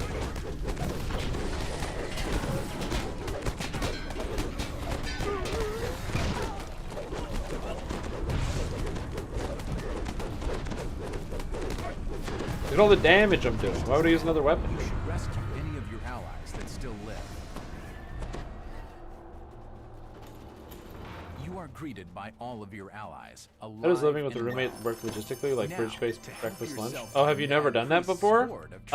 So the important thing is communication. You just have to talk to the other person and figure out what works best for you and that other person. So like, as an easy example, with like my roommate, we have a current agreement where basically we have a food delivery service that delivers like the meal to the house, and then not like a meal, but like a bunch of food, and then we cook it like your Blue Apron or one of them services. There's a Canadian one called Good Food. And so we use that and we split it. So then some nights of the week she will cook the food, and other nights of the week I will cook the food. And the rule is if you cook, then the other person does all the dishes, and if the other person cooks, then you do all the dishes or whatever, right? So that makes sense. So that way you don't have to worry about one person doing like all of the work all the time, because we just split it up. And that way we both get to have this delicious and tasty food all the time, which is nice. Outside of that, we personally, like, we're good friends. We've known each other for like 14 years. You know, we're friends, so we're very trusting and we work well together. But with my previous roommate, he worked for me. He was an employee of mine previously. We weren't particularly friends, so not that we weren't friends, but it wasn't the same type of relationship. Like, we didn't like hang out all the time and stuff. We hung out sometimes when we lived together, but yeah. So we kind of talked it over. We didn't really eat together ever because our work schedules were very different. So we kind of split meals. Sometimes on the weekends, I'd be like, you know, be sitting there and I'd be like, yo, I'm gonna go to McDonald's. You want something? And he'd be like, yeah, man. Or like we'd go out to a place and do something, like, you know, go get and grab food or something. But we never really ate or shared our food for the most part. The only exception was coffee, where, you know, we just both bought coffee and made coffee all the time. And then I usually bought all of the milk. But we pretty much ate exclusively separate food and separate things in the fridge. Although I had a bunch of hot sauces, and I was like, yo, if you want to eat some of my hot sauces, you can eat some of the hot sauce. That was chill. I don't care. I didn't care about that.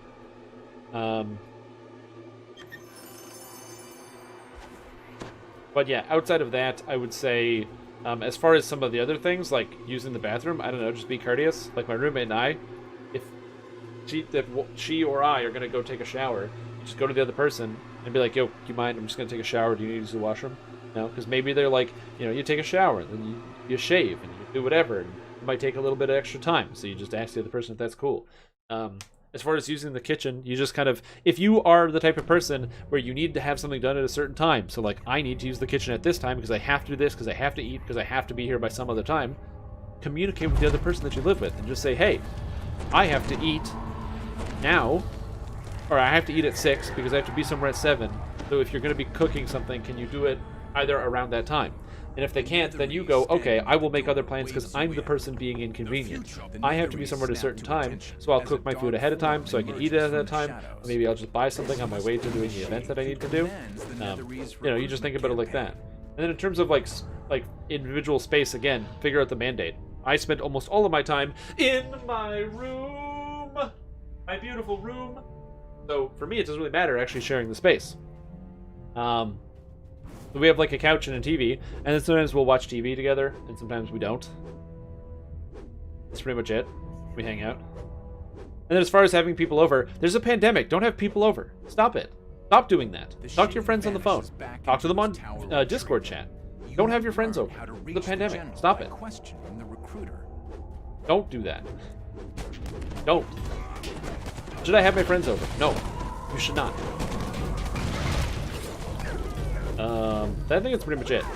The question was, how am I doing so much fire damage? It's because I am an Eldritch Knight. Eldritch Knights deal additional fire damage, or whatever element they choose, on hit, that scales off of their spell power. So, every time I hit a monster, I do an additional 7 d12s of fire damage that scales with my fire spell power. How much fire spell power do I have? That is 517.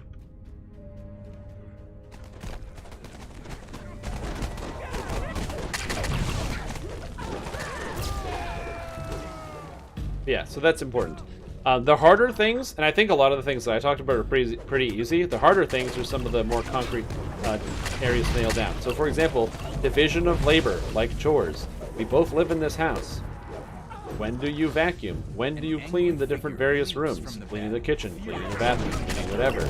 These things can be communicated about, and don't need to be stuck in stone. I think it's what gets a lot of people, is they go, well, it's your job to do one thing, but obviously sometimes it's okay to, like, do somebody else's job or have somebody do yours, especially when it can be convenient. As an example, let's say you go on a trip for a week because you have a business trip, but it was your weekend to vacuum the house. Well, that person could either wait for it to come, the other roommate could wait for you to come back for you to do it, or just fucking vacuum the house. It's not a big deal. It doesn't take that much time. It's only if you sweat the little things does it become a problem. You have to be okay with, like, people are going to make mistakes, or things are not going to go perfectly in an exact order. If you are okay with that, then you will likely be fine having any type of roommate. Also, it's important to note that some people are complete and utter jerks. Some people are horrible. Some people are horrible, horrible roommates. They don't care about you, they don't care about your personal space, and they do things that they should not do. You know, they'll have their loud friends over in the middle of the night playing music and spreading coronavirus to each other.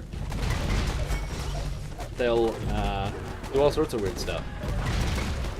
They'll eat your food without telling you. That's the worst one. I hate when people eat my food without telling me. You can eat my food as long as you tell me. If you say, hey, Shrimp Tom, I ate all of your Oreo cookies. I'm sorry. I really wanted Oreos, and I saw you had some, and I just kind of ate all your cookies. I don't want someone to eat my cookies. I want to eat my cookies. But if you tell me, then I know that. And I can go, oh, I get that. I've gotten hungry too and wanted to eat cookies without having some. So don't sweat it. Thanks for letting me know. I'll get some cookies. Or, you know, if you are going to buy me some cookies, buy me some new cookies. That would be perfectly fine. But the worst is when I go to the kitchen and I want to have some Oreo cookies because I think that they're there and I bought them and they're mine and they're not there, and I have to ask somebody, hey, did you eat them? And they go, oh yeah, I did eat them. Because now I'm disappointed. In the moment, I am now disappointed. I wanted those cookies. I wanted them now, and I can't have them now. If I don't want them right now, and I find out I don't have them, then I go, oh, I can plan for the future. But, none. Now, this is important because I don't do this. I don't eat other people's food without asking them. I don't know if I've ever done that. I don't think I've ever done that. I will always ask people if I can have their food, if it's there. I will ask someone for sure. But I don't think I've ever done it without asking somebody.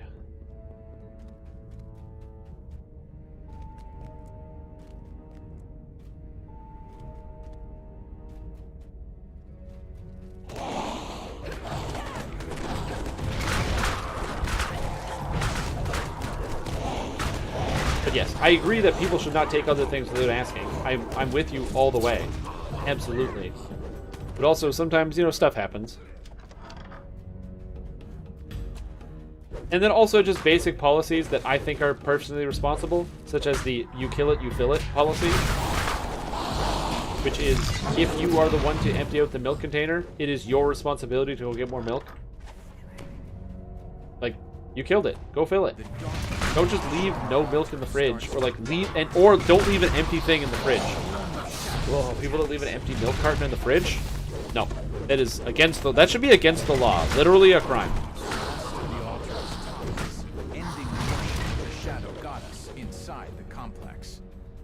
That's a crime.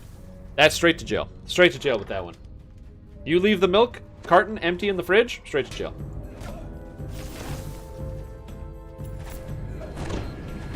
But like I said, I'm kind of like, I'm a very easygoing person. I don't count coins or anything like that. So like of the roommates that I've had in past experience, I've never been like, well, I bought the milk 11 times and you only bought the milk 10 times, so you should buy the milk next time.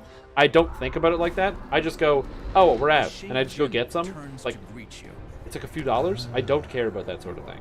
That's not a big deal. It's only if it's a chronic thing. I am the only person buying milk. I am the only person buying bread. I am the only person buying any of these things. Right? Then that would become a problem. But that so far has never been a problem. I've only lived with, for the most part, sane, rational people. Hundreds of leagues away, plants are in motion to. Where are the armed guards to take the protesters away? I don't understand what you're talking about. And Milkman? No, we don't have Milkman here.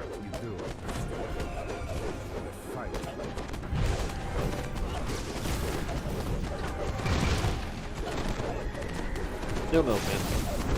The shade breaks off his attack. Worm time.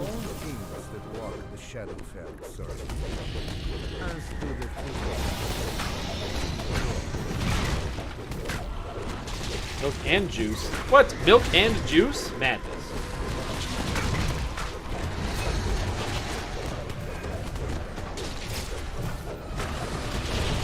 Power!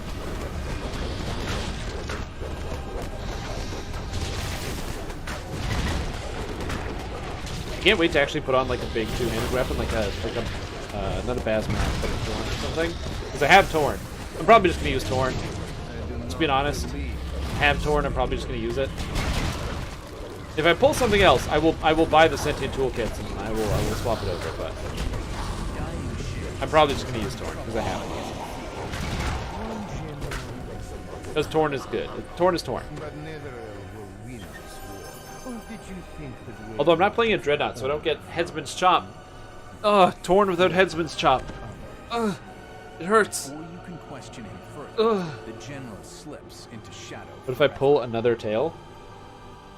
Yeah, because I'm gonna pull another tail. Also, there's no... I can't transfer it. Well, I can run the raid on this character, I guess, yeah. Okay, by the way, the first time I run the raid on this character, there's going to be an extra Heart of Sulamares and an extra Bracer. Just so you know. Fact. One absolute critical fact.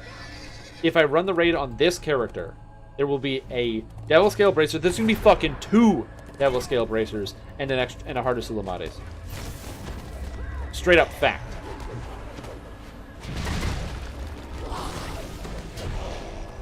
Hey everybody, what's up? It's me, Shrimptop, and I killed you all.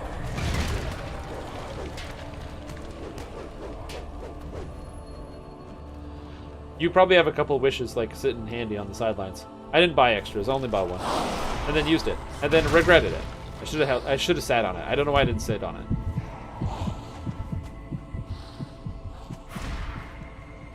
I am trying to kill all of the monsters, by the way.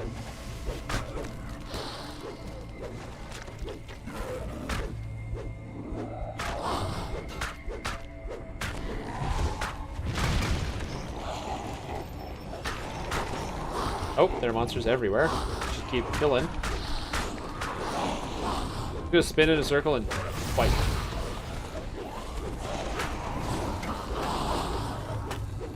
Ah, that way you can ransack on multiple characters and transfer items. I see.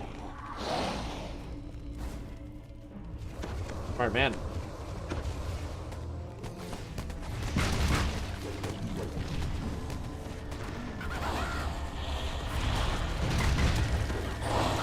I mean, I gotta say, getting 400 or 500 Wayloon Slayers on my way over to quests in here is not expected. But not bad. Extra 54k XP just walking to the next quest? Hell yeah, dude. But yeah, so as far as I know, like, I don't really have any super solid advice for, like, roommates, but yeah.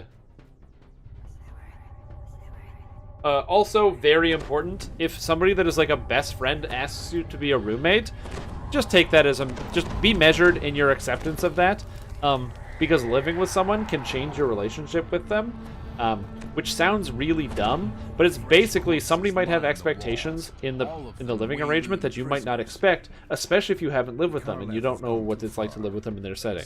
As an example, one of my best friends and I moved in together. It was our first time moving out of our parents' houses. We were, I think it was just after my 20th birthday, and we moved into a place together, and he came from a big family, and they all hung out every night, and they all spent time together, they had dinner together, and they chatted together every night. I didn't do that. I never chatted with my parents when I got home. I was almost never home. I was in school. I was working most of the time. I never chatted with anybody. So that's what I did. When I got home, I would just make some dinner and go to my room. And we would chat sometimes. You know, we'd hang out. We'd have some dinner or whatever. But it would probably be like 2 days out of the week and not 7. And this was a very, very big change for him. And he couldn't deal and didn't really understand that well. And it changed our relationship so much to the point where we haven't talked in like 8 years. So I would but hold on, but not for lack of trying, but just like I said, take it as a measured response. Think about it. If a friend asks you and says, "Hey, would you like to live, together?" It's not that it's a bad thing. Just make sure you talk about it a lot and consider things. That's why usually if somebody is like, "Hey, do you want to live together?" I'll be like, "Okay, what is your craziest and worst qualities?" Because I'm gonna find out about them immediately upon living with this person. No secrets. What are the things you have to do? Do you have any habits that you can't break? Is there anything that you really appreciate?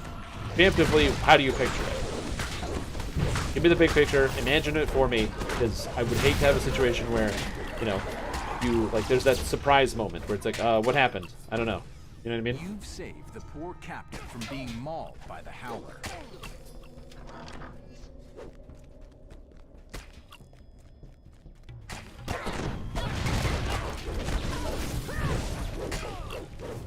Sure, you were right. Yeah, exactly.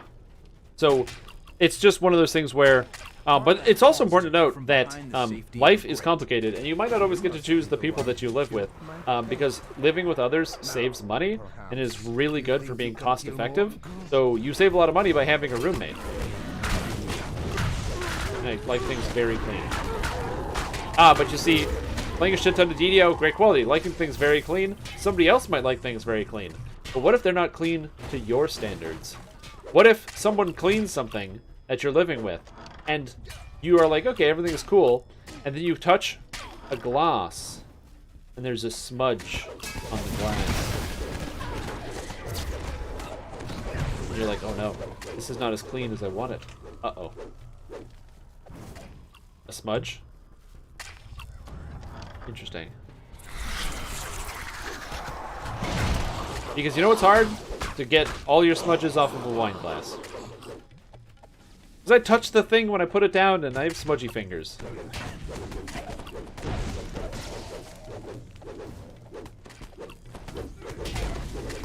Oh, but not a finger smudge. Oh, okay, gotcha. There was like legit 10 cops out there? Oh shit. What did you do? Are you going to jail? You saw one of the Is there like a coronavirus party going on in your neighborhood? I hope not. Why do there's dirt here when it's not clean? Because there's dirt on the floor. You guys always get on my case about the fact that I'm like, oh, the floor has dirt on it. Where does the dirt come from? Why is there dirt on your floor? You said you don't go outside. How is there dirt? Look, man, I'm not a friggin' doctor. I'm not going to tell you everything that's going on. I don't know. Want to be chatting on Twitch? Why not? Sounds like a good story. The finger smudge would be fine, I'm sure. Yeah, exactly. Hold on, Cox. Don't talk to Stream Tom. Oh, you're gonna take me to jail? Oh, can I just go back inside real quick and, let everybody know? Like, what? Yeah, I was watching a live stream, and I was chatting in the live stream chat, and I just want to let them know, so in case they didn't get confused as to where I was, they would know that I was watching the live stream chat, and everything would be cool. Also, look at this chain action. This guy's been chaining for so long. I want to do that. I want to do that. No.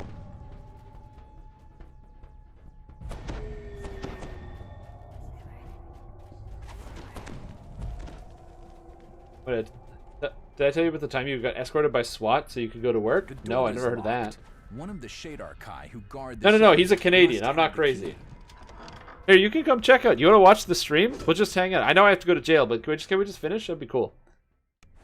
And then maybe later we'll do that. Karleth stands before another prisoner trapped in a cage. You Oh, were Karleth. my favorite, says the Shadar Kai. I can't bear to think of what will happen to you. My despair will be... Hey man, Canadians are cool. I think. On average. Karleth moves to attack. His face. There's the Karleth chain now. Karleth lashes out with his spiked chain, tripping a lever. He's killing the Is prisoner. this guy intimidating it? Because there's no way he's doing more damage than me. He might be doing more damage, but I feel like he intimidated it. Because Karleth should have been coming in.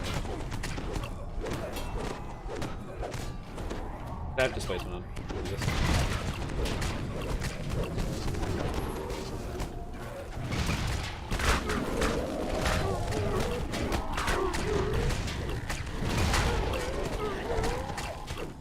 I got all my power charges up. I feel powerful. No. My damage.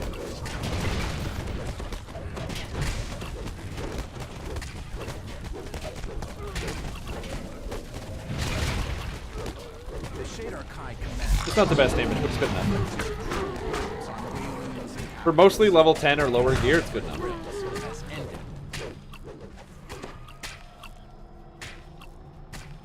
Healing.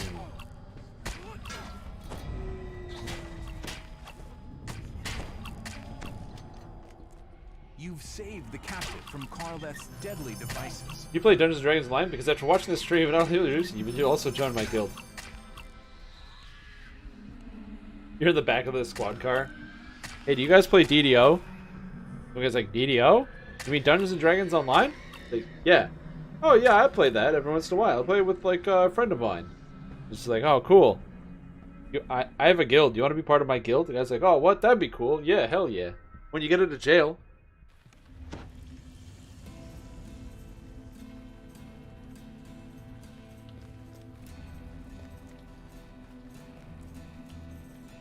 Leveling before grabbing mirror sounds great.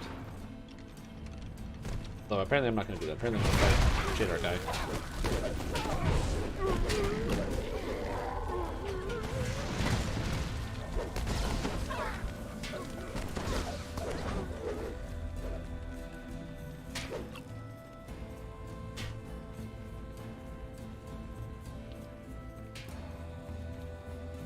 Interesting, that's cool.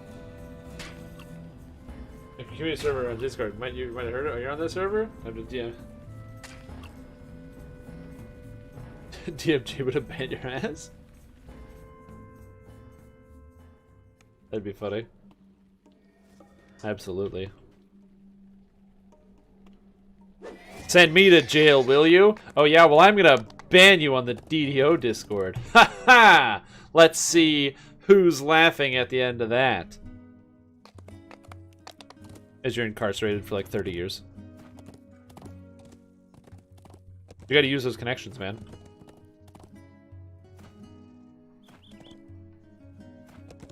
Took me to jail on Thursday. Which that would go over great. He did what? Sent me to jail. Unacceptable. Unacceptable. Next epic level? You bet. Charisma? You bet. Hellball? No. Is Reggie taking Hellball in 2020? God damn. I know Jerry. That's true. I mean, you do know Jerry.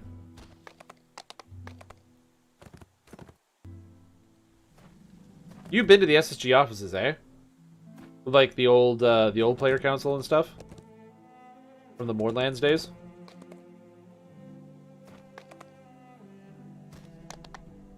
I'm pretty sure they did something like that back in the day. Steve. Damn Steve and his pumpkin spice latte. I gotta get one this year. I didn't get one last anniversary because I didn't really play a lot of the anniversary. Oh no, this guy's not animated! Look at him, he's just sliding. No! What madness! Look how depressed this guy is. He's just like, has this always been here? This is amazing. I don't know why this is so funny.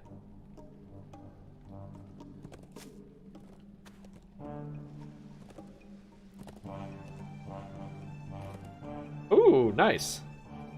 Wait a minute, he was on the PC?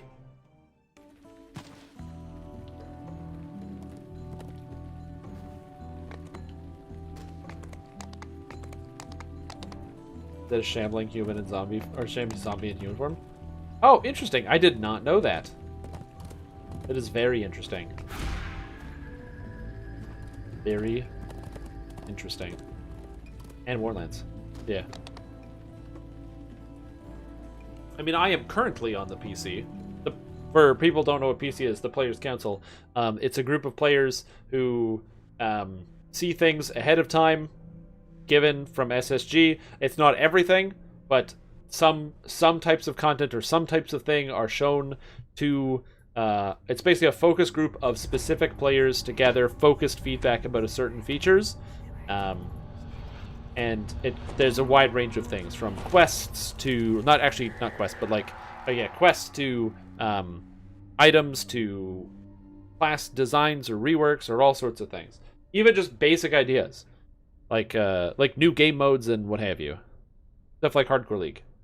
So, where is my mirror? Come on, go down. Here we go.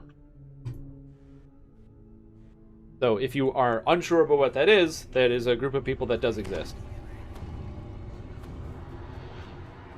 Yeah, the problem with those types of NDAs is you don't know how long they last. Blocks this doorway. There has to be another way around it.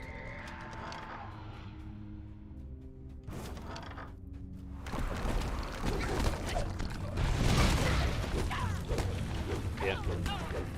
I don't know how big the list is of number of people on the DDO Discord.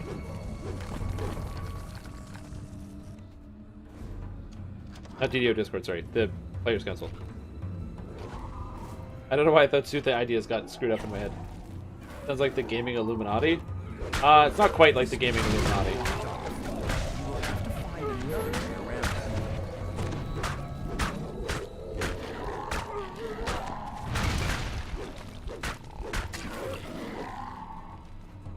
It's like I said, it's an unpaid focus group. So you know, see some stuff and you comment about some stuff, and your feedback will be taken and may not be used. And that's about how it goes. An aura of magic emanates from the light. That's fine. I have no issues with that. It is important to make sure that everybody, or that, you know, no NDAs are broken. It is the key. It is a core tenet. So no issues here.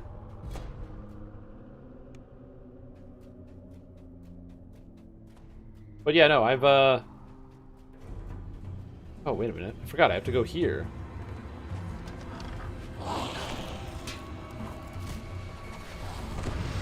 Die, Reaper.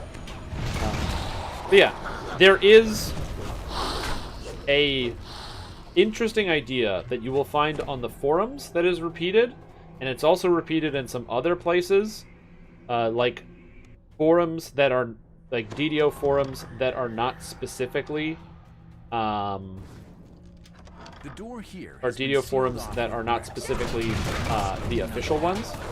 There is an opinion by some of the players that the Players Council has no input on the game, and it's like a token thing and it doesn't matter. As somebody who's on it, I can tell you that that's not true, and that there have been discussions that have been had before where people in the Players Council can say some stuff, and then it impacts sometimes some of the future design, because it's just maybe a good idea or something that didn't get seen.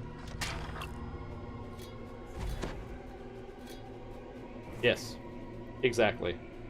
There's a group of people that are on there that are vehement that it is an unimportant resource, so that, you know, and they'll go, oh man, there's, no matter what, you know, they don't take the Players Council feedback and blah blah blah. But there's no guarantee that they don't have like this special thing, like, you know, you are designing the game now. Like, they're still the people making the game. They make the product, they do what they think is best for the product, and if they see a good idea, they go, that's a great idea. And if they don't see a good idea, then they go, we don't want to put that in the game. Yeah, I find it so interesting. As I said, it's a website that I almost never visit. In fact, almost never. I would say never visit. I never actively go there unless I am directed to go there to see one of the threads where people hate on me, which I find very, very entertaining. Please, if you go on the vault, please make more of those. I find them super funny. And then also just getting linked to threads of stuff like that where they're like, the fucking game sucks and blah, blah, blah. I did buy the $140 Feywild edition, though. But the fucking game sucks. So funny. It is a very perplexing corner of the internet.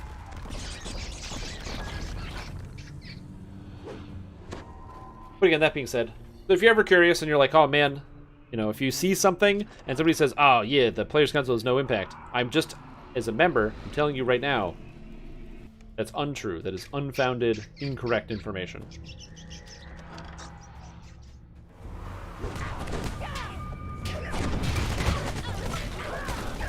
Yeah.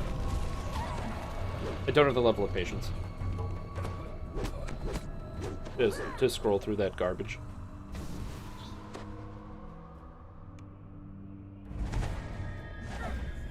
I just prefer not to spend my time in a cesspool of hate.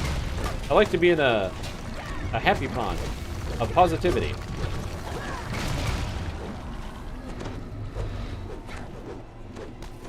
Yes, they do. What's a vault thread I can read that hates on you? I don't have links to them, but you can find them. It's very funny. Now that you have all of the shadow orbs, place them on their cluster of glowing eyes, dark in darkness, betraying the shadow beholder's hiding spot.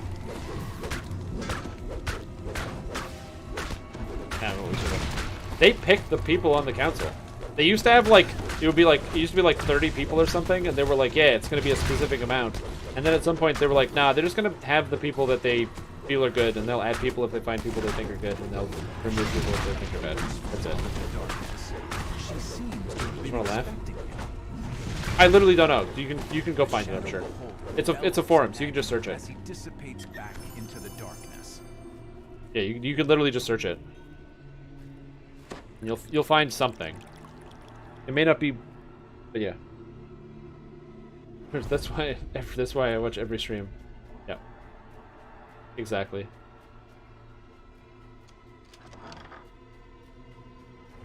Yeah, exactly. There's no like special private server. Dude, if I had a private server I could test shit on all the time. Oh. It would make iterating on builds way faster, I'll tell you that.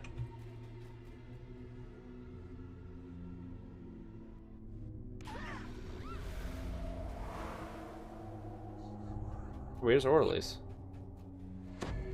Place the light orbs on their pedestals to grant further access to the Seriously, nexus. where's the assassin? Oh, there it is. Just bottom of the Dito started sub to him and keep tossing him biddies.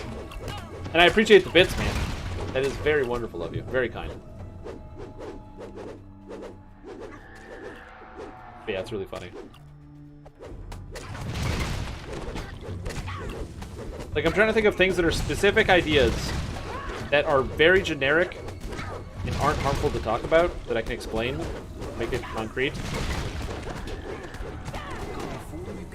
I think I've talked about this one. This is a really old one. This is like super old. Super old. Probably 2016 almost? God, this is a 4-year-old change. There was a change when the Kensai tree was reworked, and it went from being a bad tree. Because, by the way, Kensai was bad in like 2015. Alright? Which is crazy.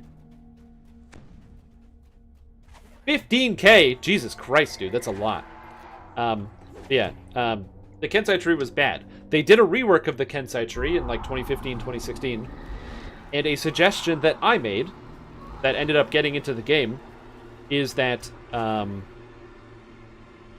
there's an ability called Power Surge, which used to give a +8 psionic bonus to just strength, and now it's +8 psionic bonus to all stats.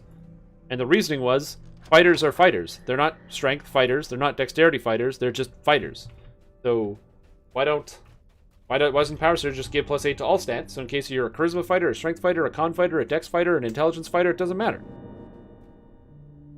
And then that was the change that made it into the game.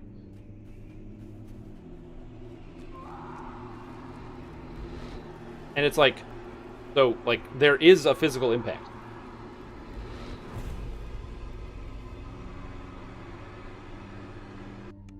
To name a hireling? Nice. I don't think I've named anything. You take a quick glimpse into your mirror. I don't think so, anyway. These light Maybe? Hold on. Have I named something? Still radiate a subtle magical orbit. The barrier of light I don't think so. allowing you to proceed. Kieran Osterman. Nice. I don't think so.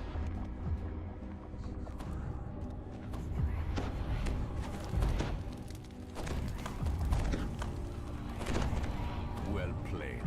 The Shade applauds.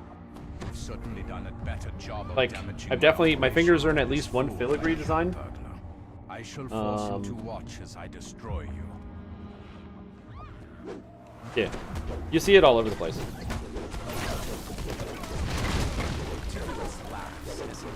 That's why, like, if you're like, oh man, so that's why just, if anybody tells you, hey, these things have no impact, just let you know, they're either making it up completely and they have no idea, or they're intentionally lying to you.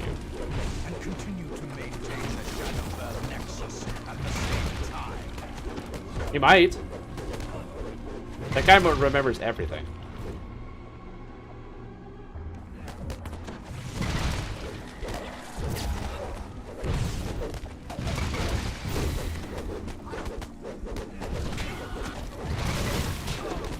Yeah, if it's on the old forums, that's really tough. I mean, hey, you own the Discord. Just ping him in the Discord and ask. Don't do that. You know you shouldn't do that. You know not to do that. I was making a joke.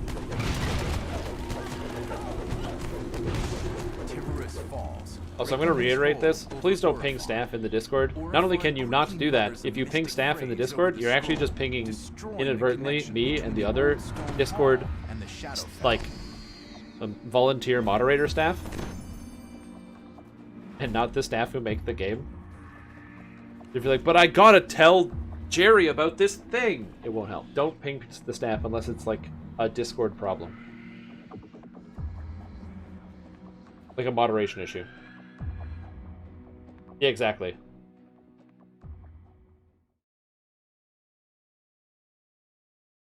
Just in general.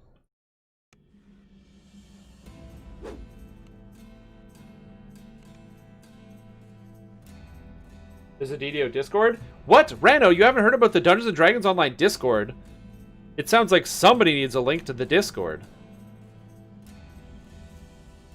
Of course there is. This is the official one. Ague is the guy. He's the Discord guy. He did the thing. There's like 1 million people in the Discord. How many people are in the Discord? Let me check. I'm actually curious now.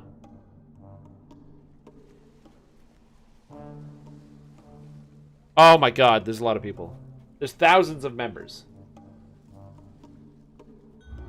Yeah. They're all people that could and should be watching my live stream but aren't. And I don't know. I don't understand what's up with that.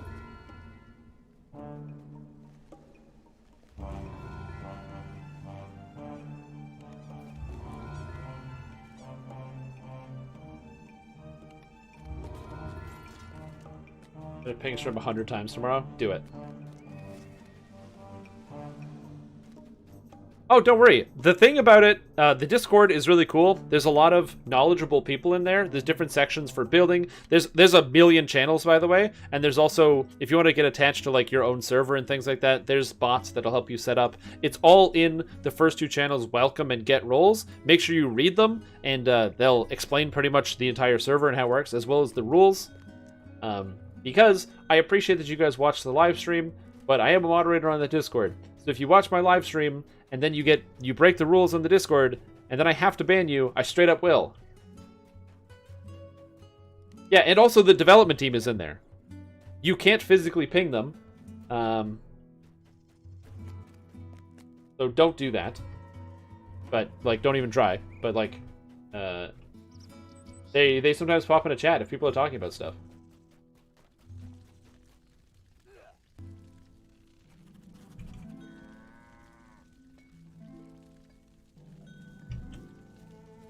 And also, it's not just, like, non-toxic and pretty clean, but also, dude, there's a swear bot.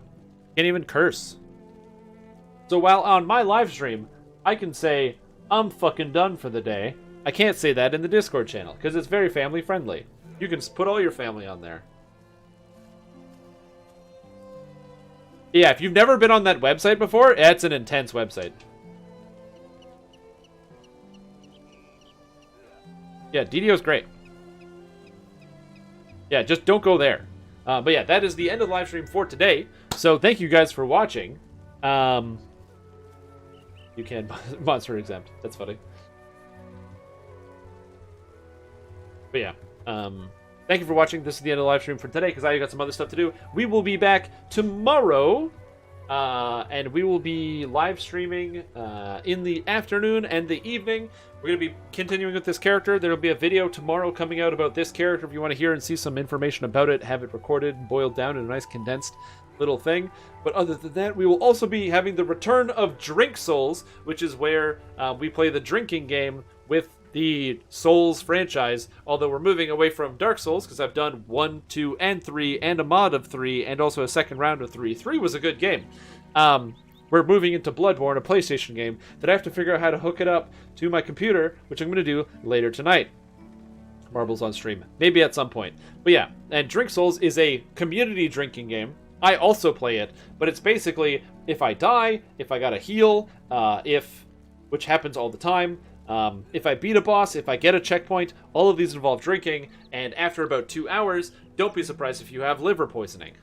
So, that being said, please join me tomorrow night if you want to. If not, just join during the day for the live stream. But to make sure you join me, follow the channel, and make sure you click that bell to get those notifications. You gotta ding that dong to make sure that every single person is aware, or that you're aware every single time your phone starts buzzing and vibrating, and it's like, you've got the live stream, it's coming, you know. But if you want to see this live stream every time, not just when you get notified, to make sure it stays being notified, please consider subscribing to the channel. Every subscription helps me out and lets me keep doing what I like to do. And join me on YouTube as well, on youtube.com/StrimTom to check out all my videos that I make about the game, because I make quite a few of them. Additionally, if you want to watch the videos on Twitch instead, or on YouTube instead of on Twitch, you can go to youtube.com/StrimsStreams, and there's also a link from my YouTube channel that leads you there to watch a full archive of every single stream I've ever done. That has been linked on there, which is now all of them from now on YouTube as well, because some people like watching things on YouTube because the comment system's kind of a lot better. Ugh. I think I'm out of air. Anyway, if you're like, man, I can't do that. I can't do any of these things. I did follow you, StrimTom. I did ding the bell for notification. My phone goes off every day, and it's the best part of my day. And I'm already subbed, because not only do I have a sub, I bought subs, or like somebody bought a sub for me. What do I do? How do I help support you?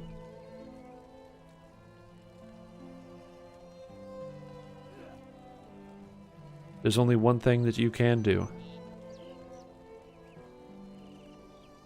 Go to StrimTom.com/merch to buy the best StrimTom merchandise. That's right. Buy a shirt. Put it on your body. It's comfy. It's good. It's, it's so warm. God, that's so nice. Look how it feels so good on my body. It's got a logo on it. It's got StrimTom.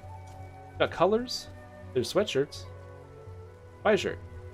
You need a baller warlock build. You get 11 heroic past lives, and epic past lives, and some racials. I did a warlock build. Every time you scream or want to run away, buy a drink. Dude! Oh my god. That phasmophobia. I can't do that again. I'm turning off the live stream. I'm just playing an ending ad for people that are just still chilling. Yeah, you need a baller lock build. How do we... Can I link that? I think I can link you to a lock build if you want one.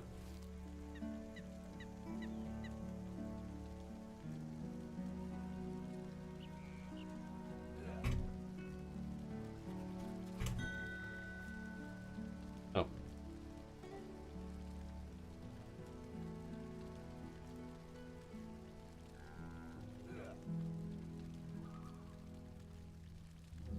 Hey! Thank you, how we doing? You got to it faster than I did. I was literally loading up my repository going for it.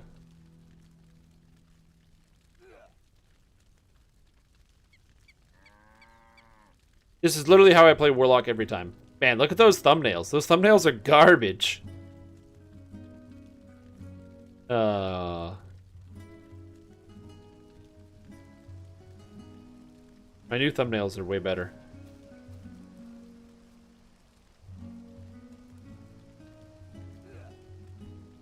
I don't know, there's something fun about using 3D word art for your titles and stuff.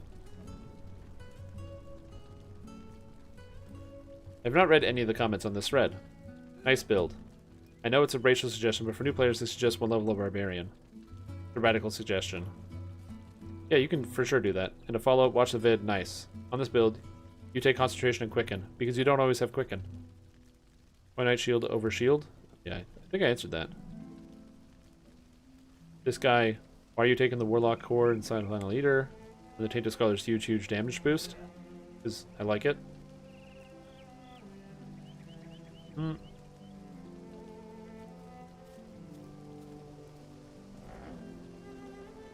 This guy's really, like, not passive aggressive. That guy's, like, active aggressive.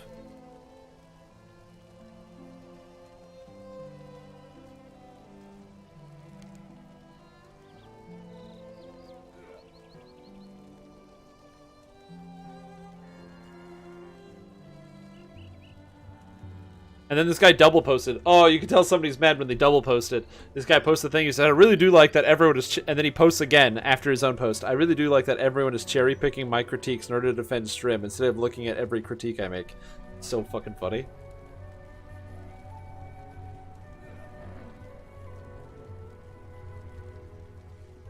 And then this guy's like...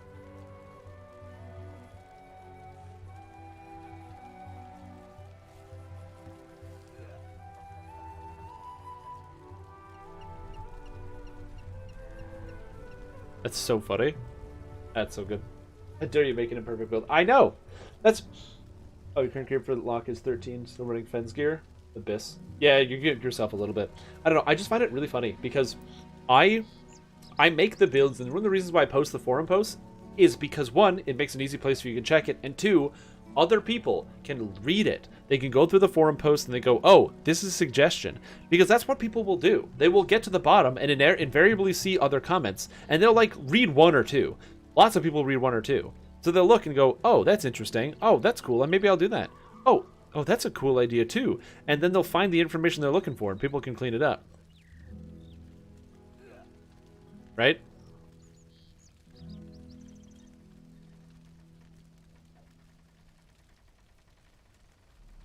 Also, this guy has brain damage. Why are you suggesting the Warlock take the teleport spell when they take hold target for single hold target for they could take the single target hold monster for Reapers? Because this is for beginners. Don't play Reaper mode if you just started. The build is literally Warlock for beginners. Don't play Reaper mode. What the heck is this? Do you have a guide for ideal past life order? No, because ideal past life order doesn't exist. Jim Tom, should we make a build repo on the compendium? If you want, I have my own physical build repository, but which is just a big forum thread. It's just a really big forum thread that I update all the time. That fortunately has no comments on it, which is perfect. But yeah, if you wanted to do that, I would fill it with builds. depending on how the formatting goes.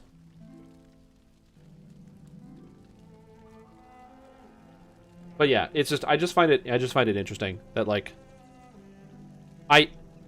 it's like the same thing when people question why I don't tell new players to take Use Magic Device on the first time going through Arcane Archer, the Scrimtom's Acid Arrow, and it's because it's meant to just learn and start the game. You got to start somewhere.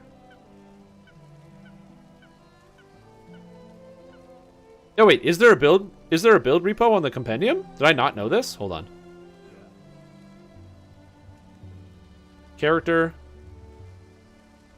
classes, items, meta, NPCs, quest guides, beginner's guide.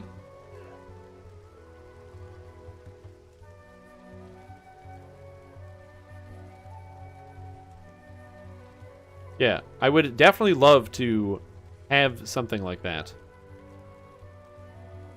Yeah, if nothing like that exists, that's fine. It's mostly about how long it takes to update and keep up to date. So the forum thread is usually pretty easy. And I will still post everything on the forums, but I don't mind having links and things. That's true. Agu can do whatever he wants with this.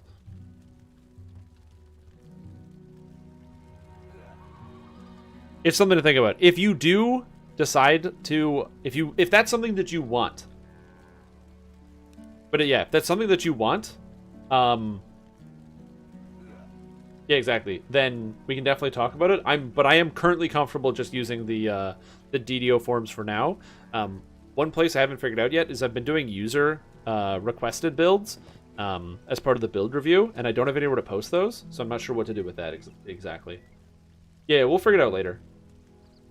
It's also like I don't know if I want to add more work to my plate to have another thing to update. Because between the live streaming, the video editing, and all the other stuff, I feel like I do a lot. But that's probably fine. It's mostly just playing video games. But yeah, anyway, I'm gonna go. For real. I was supposed to go 10 minutes ago. Okay, thanks everybody. See you tomorrow. Unless I don't. And I'll be sad.